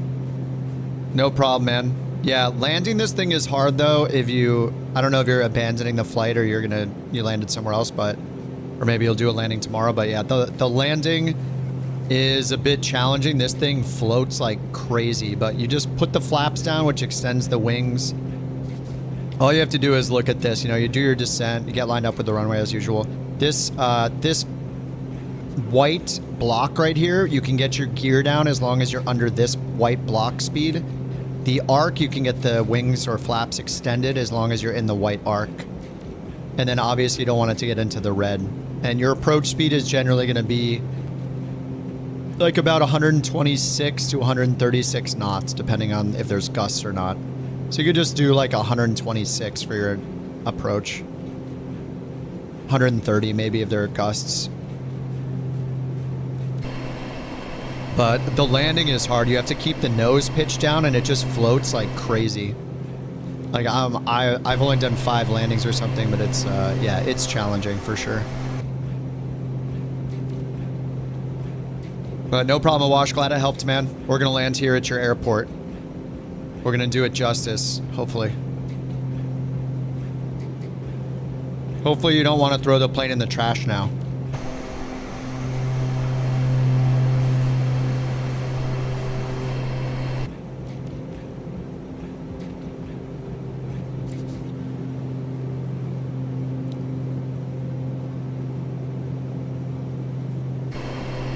Yeah, he did. He was ready to be done with the plane. He's like, this sucks.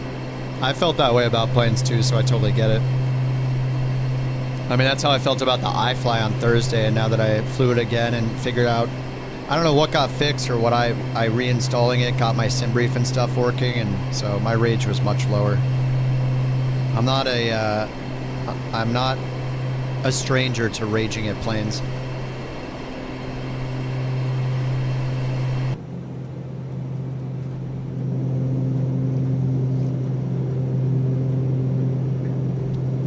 Any Neo made you rage?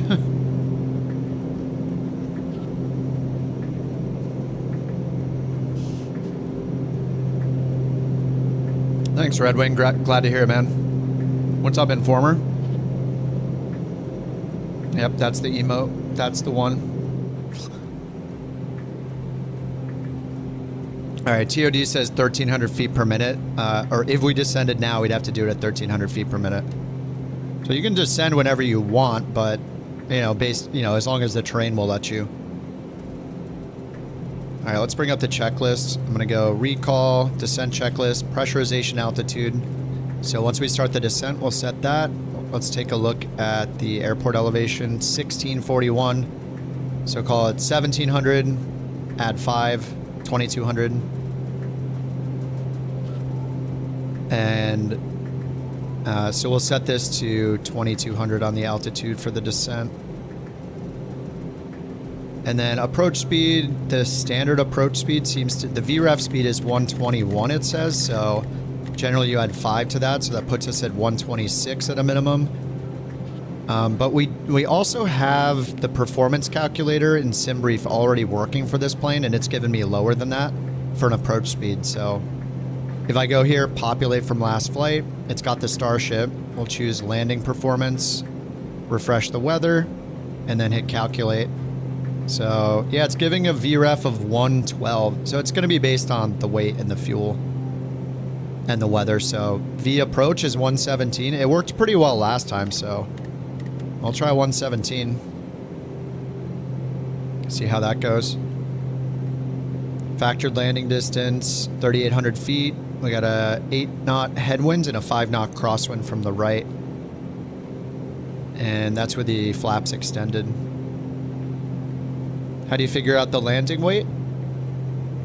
The A320 hit the fuel pred page, and you want to add your estimated fuel on board to your zero fuel weight. Both of those will be on the page. You just add them both, and that gives you your estimated landing weight. Because your zero fuel weight is everything except for the fuel. That's the same weight as when you left the airport. And then your predicted landing fuel will be how much fuel on top of that. So you just add those two numbers up. That gives you your predicted landing weight. You're on a mission to visit every first level subdivision. What does that mean? What? In the south edge of Japan? You're having an in-flight emergency? Felt so bad for me the first time I flew the iFly. I was so excited for it. Yeah, Red Wings, exactly. Zero fuel weight means the entire plane with all the passengers and everything minus the fuel. So then you just add the estimated fuel at landing, which is shown on that page. That'll give you your estimated landing weight. Everything minus the fuel plus the estimated fuel equals landing weight.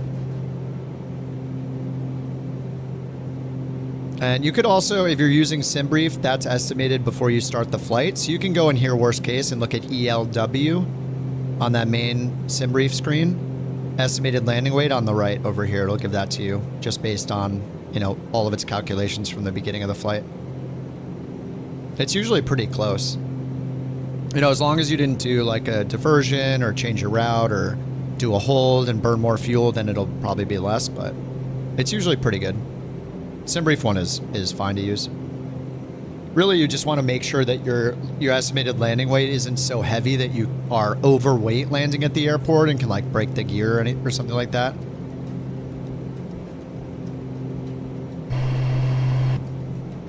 All right, TOD. What the heck? 4,000? Oh my God. Wait, why is it 4,000 all of a sudden? How long was I talking for? What happened? I blacked out. Oh crap, we got to descend. Vertical speed. We gotta go down to 3,600 feet. Oh, thank you for the sterile command. In the wild realm of Microsoft Flight Simulator, we find Kip, our distracted aviator. Oh, God. He gazes at the chat like a curious meerkat, oblivious to altitude and airspeed. A true master of multitasking until gravity resets his focus. What just happened? How did it become 4,000 feet all of a sudden? All right, let's see how fast this thing can descend. All right, we're just going to do IAS, and we're going to set the IAS towards the max.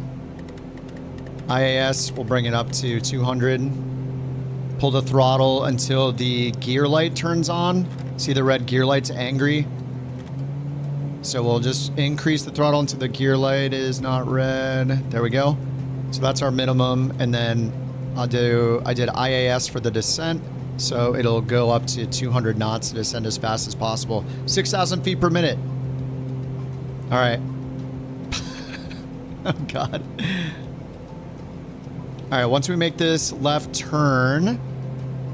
Oh, it turns at the end here on this approach, doesn't it? There's like a turn for the ILS 13.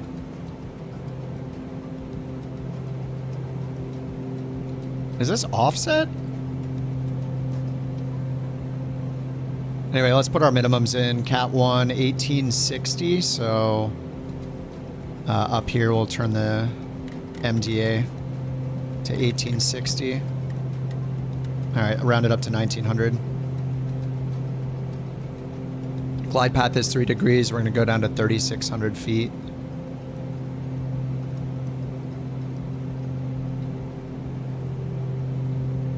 All right, we can increase our speed here up to the barber pole, which is the red line. Faster we go in airspeed, the faster our rate of descent can be. Hold on to your butts. Maximum rate of descent.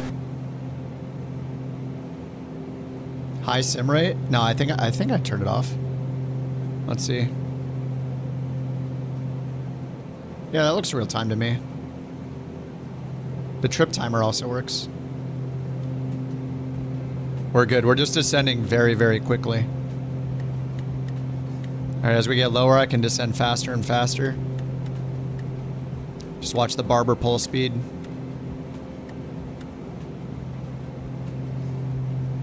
It says we need to go 5,200 feet per minute. And we're going like about 5,000 right now. I'll probably just loop around. Okay, it doesn't do a turn. That's the missed approach. So this is our final approach course. So all I'm going to do is sync the heading bug straight ahead. Switch to heading mode on the autopilot. We're going to zoom in a little bit. And I'm just going to switch my nav source to VOR1. Should have the approach. Should have the localizer frequency in there. 111.5. Over here, 1115. All right, so nav source is VOR1. And let's change it to HSI. So once we get close enough, we'll see that. And we'll turn ourselves to the left with heading mode once we get close.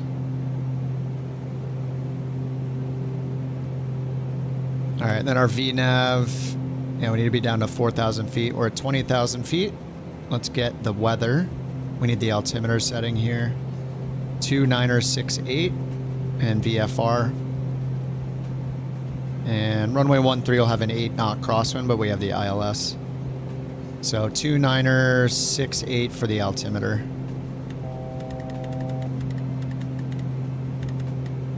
Done. And over here. Okay, that's set. Descent checklist. Oh yeah, pressurization. I forgot that. I think it was around 2,000.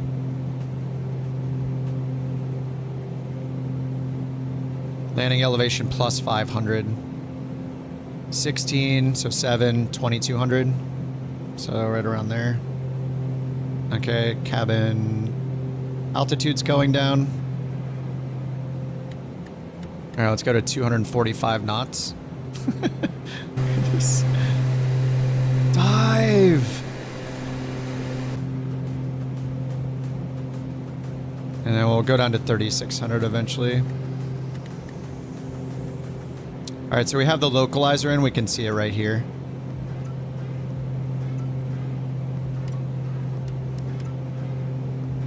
All right, so I'm going to turn left with the heading bug and just go outbound.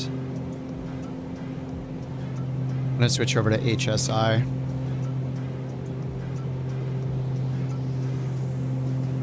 And I got to set the final approach course. That's why it looks weird.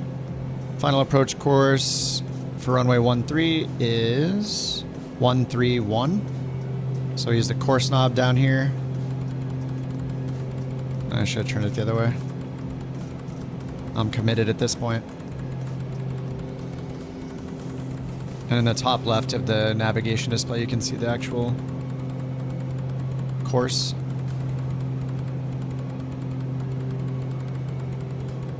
$131. All right, 131. Yeah, we're pretty much right on. There, 311. All right, I'm gonna hit radar control and just turn it off. Nav source VOR1, so we have the ILS. It says back course because we're aimed the wrong direction.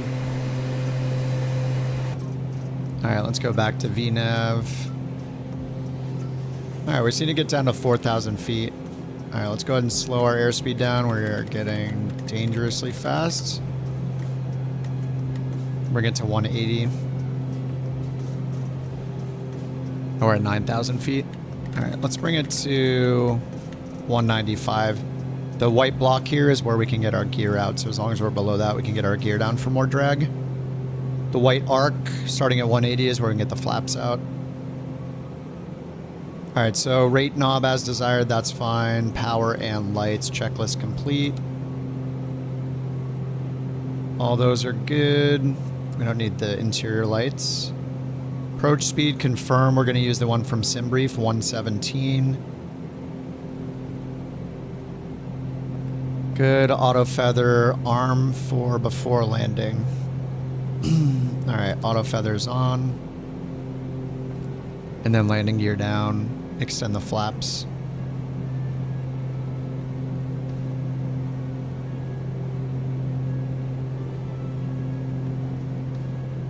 All right, only descending about 1,200 feet per minute. Let's check the map. Actually, HSI, we don't have DME here. We don't have it down there either. Don't I have bearing VOR2? Oh yeah, 20 miles, right? The DME is over here. So we're about 20 miles out from the airport. The localizer did not have DME. There's no D next to it here. So it shows DME for the VOR here, 115.65. So we have that on nav2. And then down here, we can see nav2 VOR, or nav2 DME. So we're 20 miles out. All right, let's switch to vertical speed mode. And we're going it says 3,000 feet per minute. We can't go that fast. We'll just put it at a little more than 1,000. We're at 7,500. We're 20 miles out. I mean, I'm going to turn around now. You don't even have to turn around first. You can literally just hit the nav button and it'll turn you all the way around in this 12-hour mark on YouTube. Oh, dang. Wait, are we? Yeah, 11 and a half hours. I don't know, I might be done after this. Maybe I'll have a beer, play some Dota on Twitch. Take a little break. We've flown this a crap ton today.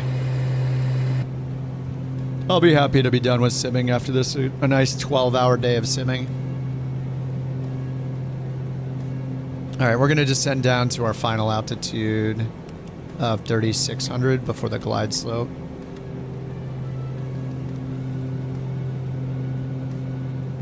I mean, I don't think I've done an ILS approach in this, so I assume we can. We got an approach button. I think maybe the first flight I did an ILS approach, but we don't see the glide slope up here yet because we're 20 miles out, 24 miles out.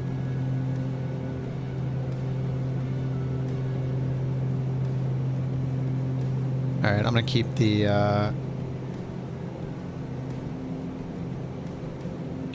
throttle as low as it can go. All right, so it says loc, and we should do vertical speed mode.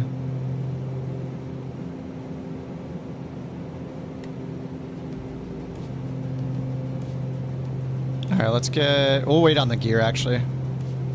We're at 5,600, we're going down 1,000 feet per minute. Might need to lower that a little bit. Let's do 800. I just want to keep it under the gear speed so we can get the gear down as soon as we're ready. All right, so we're on the localizer. I'm going to double check the localizer course here. This says 131, but if we look at the airport information, I want to double check. Runway 13, it's 132, so I'm going to use that instead because that's probably where it physically is in the sim. So let's change it to 132. All right, I see the runway right out there.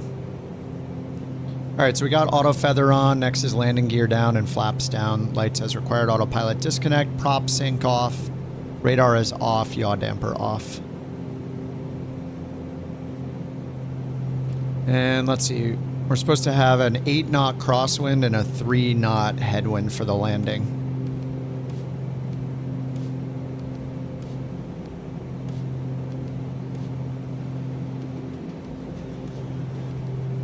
All right, I'm going to get the gear down now just because I want to get some drag so we can continue down to 3,600 feet. All right, we got 1,000 to go.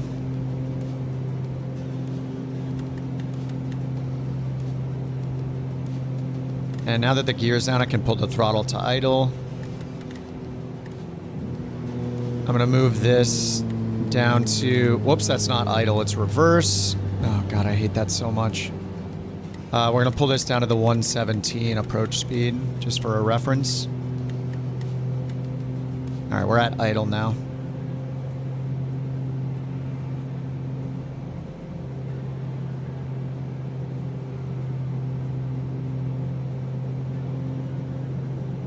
All right, I'm just gonna add some speed. All right, auto feather is enabled. Gear is down. We'll go flaps down. That'll extend the wing.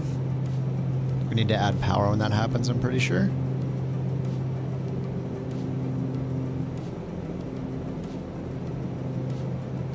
And as long as you can extend the wing as long as you're in this white arc, under 180 knots. All right, we're losing speed, so adding a little power. All right, let's hit approach mode. Whoops, I always hit the one over there. All right, approach mode's on, and we have the glide slope right here. More than 2 dots above, 2,000 AGL. Lights are already set. Autopilot and prop sync are next. I'll just get the prop sync off now.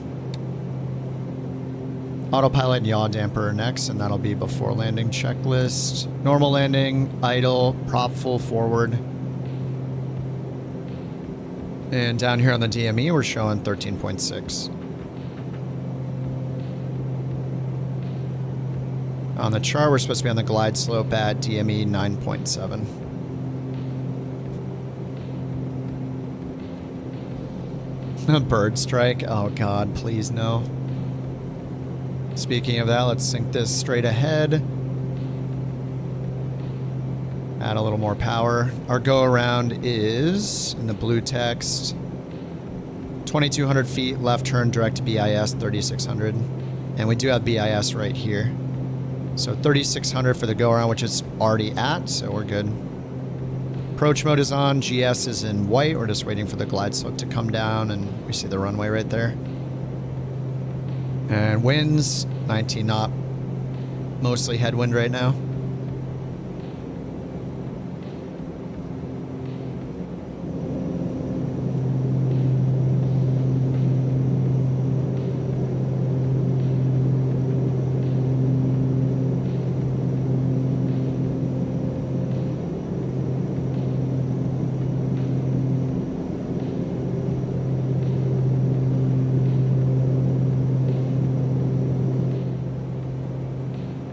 Alright, glide slope's 1 dot above. Looks like we're pretty well lined up with the runway.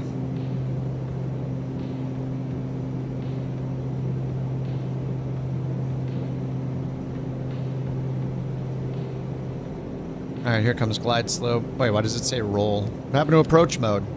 Alright, that's weird. It just turned to roll mode. Alright, glad I caught that. Now we got low GS.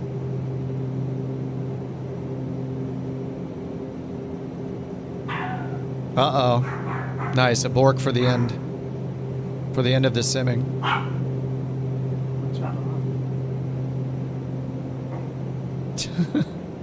Exclamation Bork.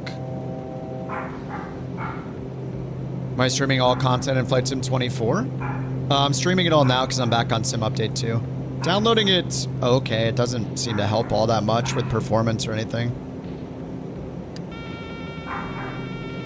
This is great. On final, she has to start barking. On final, perfect. All right, yaw dampers off, power lever full forward, or sorry, prop full forward.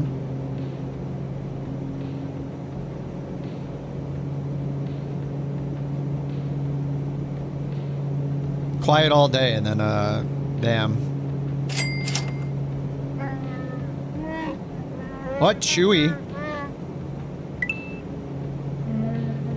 Alright, let's try to get down to our approach speed, 117.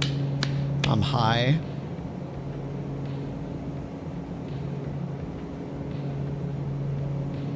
Dude, this thing is so hard to land. I float like crazy. Alright, prop lever is full forward.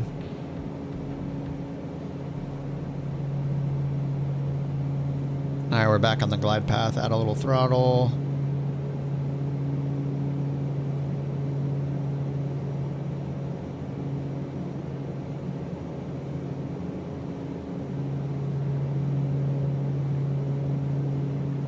Thanks, Santi. Alright, Vazzies look good. Just fly the flight director, though. 10 knot winds, a little from the left.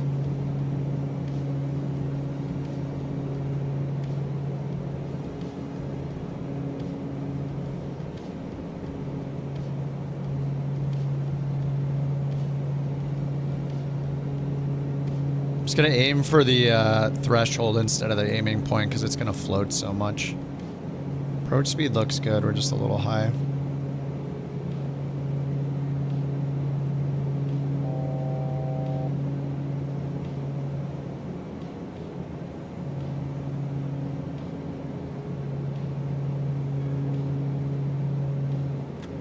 Alright, that's idle.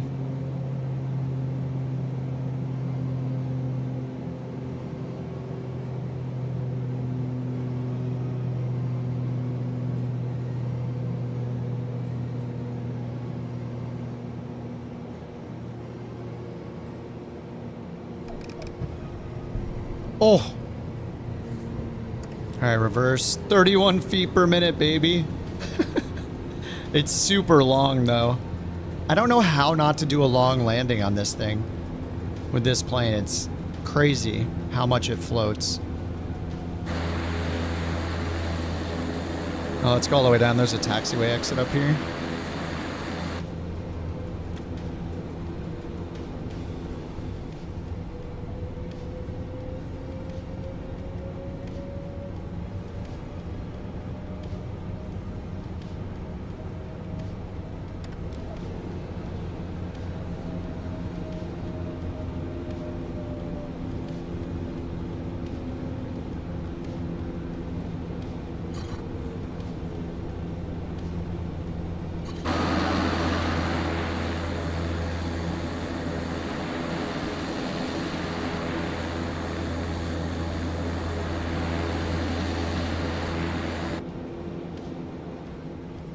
Yeah, yours starts barking when you have to give full attention to the game. Yeah, exactly.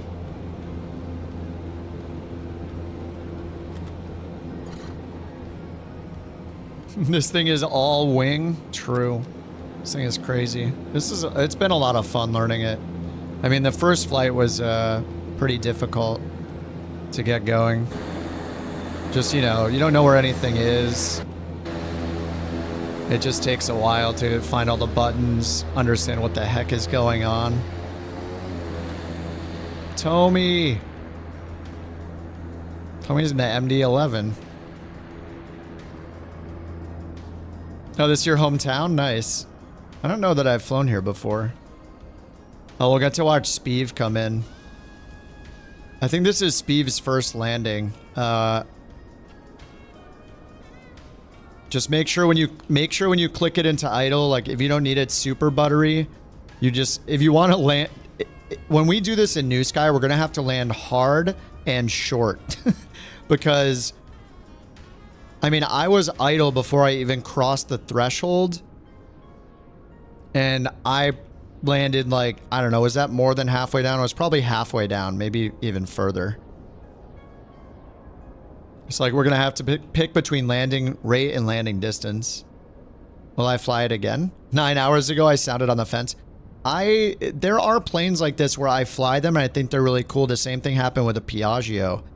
And I didn't really fly the Piaggio again. So I don't know, but I do really like, I like how retro it is. I think it's really fun for VOR flying. It's just got a lot of unique systems, so that's what makes it exciting. And Black Square is, you know, I've flown a lot of the other Black Square planes, so I like it a lot. Yeah, it's really cool. I mean, I found that one bug. If you try to delete the flight plan using the FMS, it crashes the sim. It seems to have some weirdness with inserting waypoints if you choose a destination on the world map. I think they can improve some of the cameras. So, like, they don't have an instrument camera that looks down at this for some reason. It would be really nice to have one of those that looks here and one that looks down here, because they have some that just aren't worthwhile. Like this these are two different cameras. It's kind of pointless. We don't really need the camera for the FO side. I mean, we can shift over there if we really need it. But those are kind of a waste of a couple of the cameras. I think they should just change them. I also really like using the fixed cameras. They don't have any good fixed cameras, so... you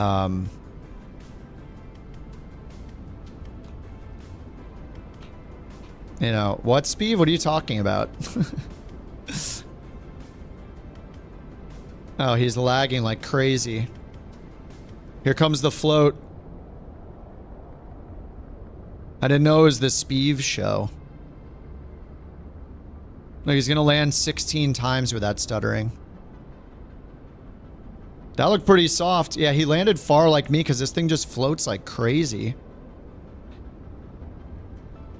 Yeah, I've definitely found some bugs with it and stuff, but it's really unique. It's fast too, so I mean, I think I might pick it over flying the Turbine Duke. It's got more speed and it's just as cool, like retro style. I don't know, it's pretty cool. I think it'd be a hard choice for the Turbine Duke versus the Starship. I love both of them. Especially if there's going to be some bug fixes with the Starship, then that's going to get good. But yeah, I have a pet peeve against not having good camera views for the fixed cameras because these cameras are so underrated. Like, we have 3 cameras to use. And if you use these fixed cameras, you can just go in and out. No, the custom cameras are different. Custom cameras do not work the same way that instrument cameras work. And how they differ is when you use an instrument camera, the plane could be in insane turbulence right now, and you will, wherever you point your mouse will stay there. If you use a custom camera, the plane will move underneath the camera. So it's not as precise as using an instrument camera view. Also, in 2024, by default, you only have 4 custom cameras with Shift, F1, F2, F3, and F4. So to sacrifice your 4 custom cameras for ones that should be defaults through Shift 1 through 0 is annoying. And then the fixed cameras, none of us should need to use custom cameras for any views in the plane like this, because that's what the fixed cameras are for. If you go to the fixed cameras and cycle through them, there are very few planes that have good fixed cameras. This plane does not have good fixed cameras. So they can add like 30 of these. When you go to showcase fixed camera and then cycle through them, some planes like the PMDG planes and the fly-by-wire planes, they have very good fixed cameras that look perfectly out windows on both sides of the planes. They have like 6 to 8 of them. And most devs make cameras that look like this. Like, what am I looking at here? Like, they're pointless, most of them. They need to add in external cameras. Then we wouldn't have to set anything.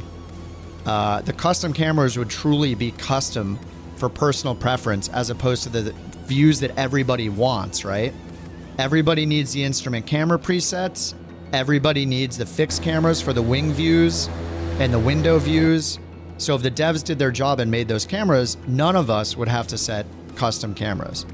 They would truly be custom if we really wanted like one that looks in down here like the ELT or something, you know, like they would actually be custom instead of all these standard cameras that we all should need and should want. If the devs don't do their work, we do have to sacrifice our custom cameras for that, which sucks. So I'm a big fan of devs setting good cameras for instrument and fixed cameras so we don't have to waste our custom cameras. And then they get reset all the time too. Like you change a livery sometimes, or you know, you update a plane. Your custom cameras get reset all the time. Mine do. I don't want to reset them constantly because I change liveries or change variant.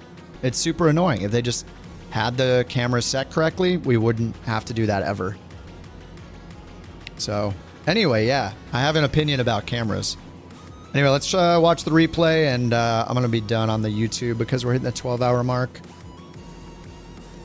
So let's see how the replay works in this thing. This is where fixed cameras would be great. Some of them are okay, like for cinematic purposes like this, but I want the wing cameras too. I want to look out. But this is where the fixed cameras are great.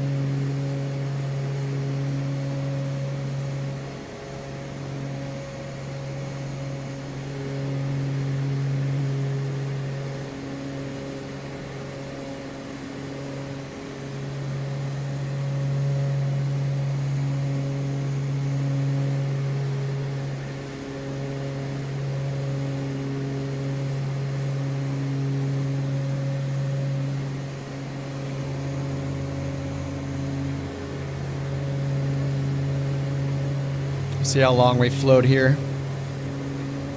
It's pretty squirrely on final too. I might need to just adjust my sensitivity curve or something, but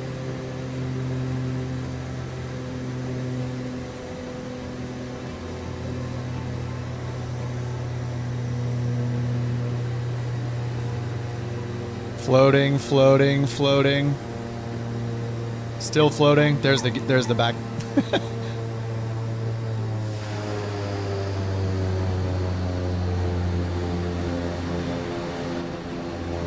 You get a lot of vibration on everything though. The canards, they're vibrating.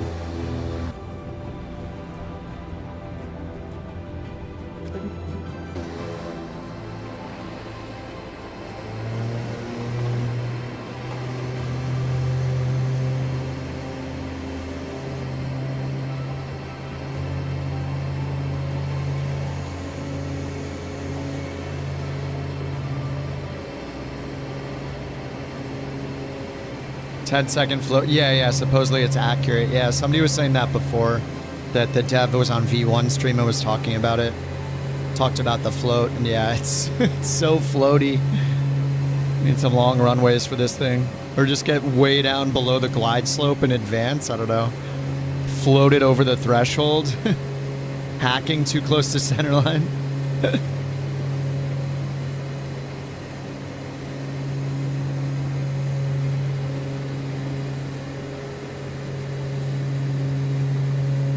Oh yeah, it was you back, yeah. I tried to just aim for the threshold instead of the aiming point to get down a bit further. Use reverse when flaring? Is that what you're supposed to do? I thought it prevented you from using the reverse until you touch down. I'll have to check.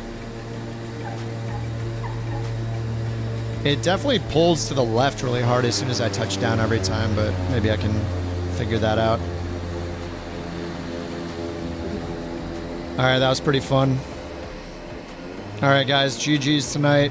Thanks for hanging out all day. We got a nice 12-hour stream in. I am off work again tomorrow, so I'll be on a Friday. Nice 4-day weekend here in the States, so yeah, I'm gonna take a little break and maybe play some Dota. I want to raid Flickety, but I know he's going to be off in like 20 minutes, right? He is flying right now, though. He's flying in a glider. He's spraying water out of his glider or something. Or it's smoke. I don't know exactly what he's doing. Yeah, I think I'm going to be done streaming for the night.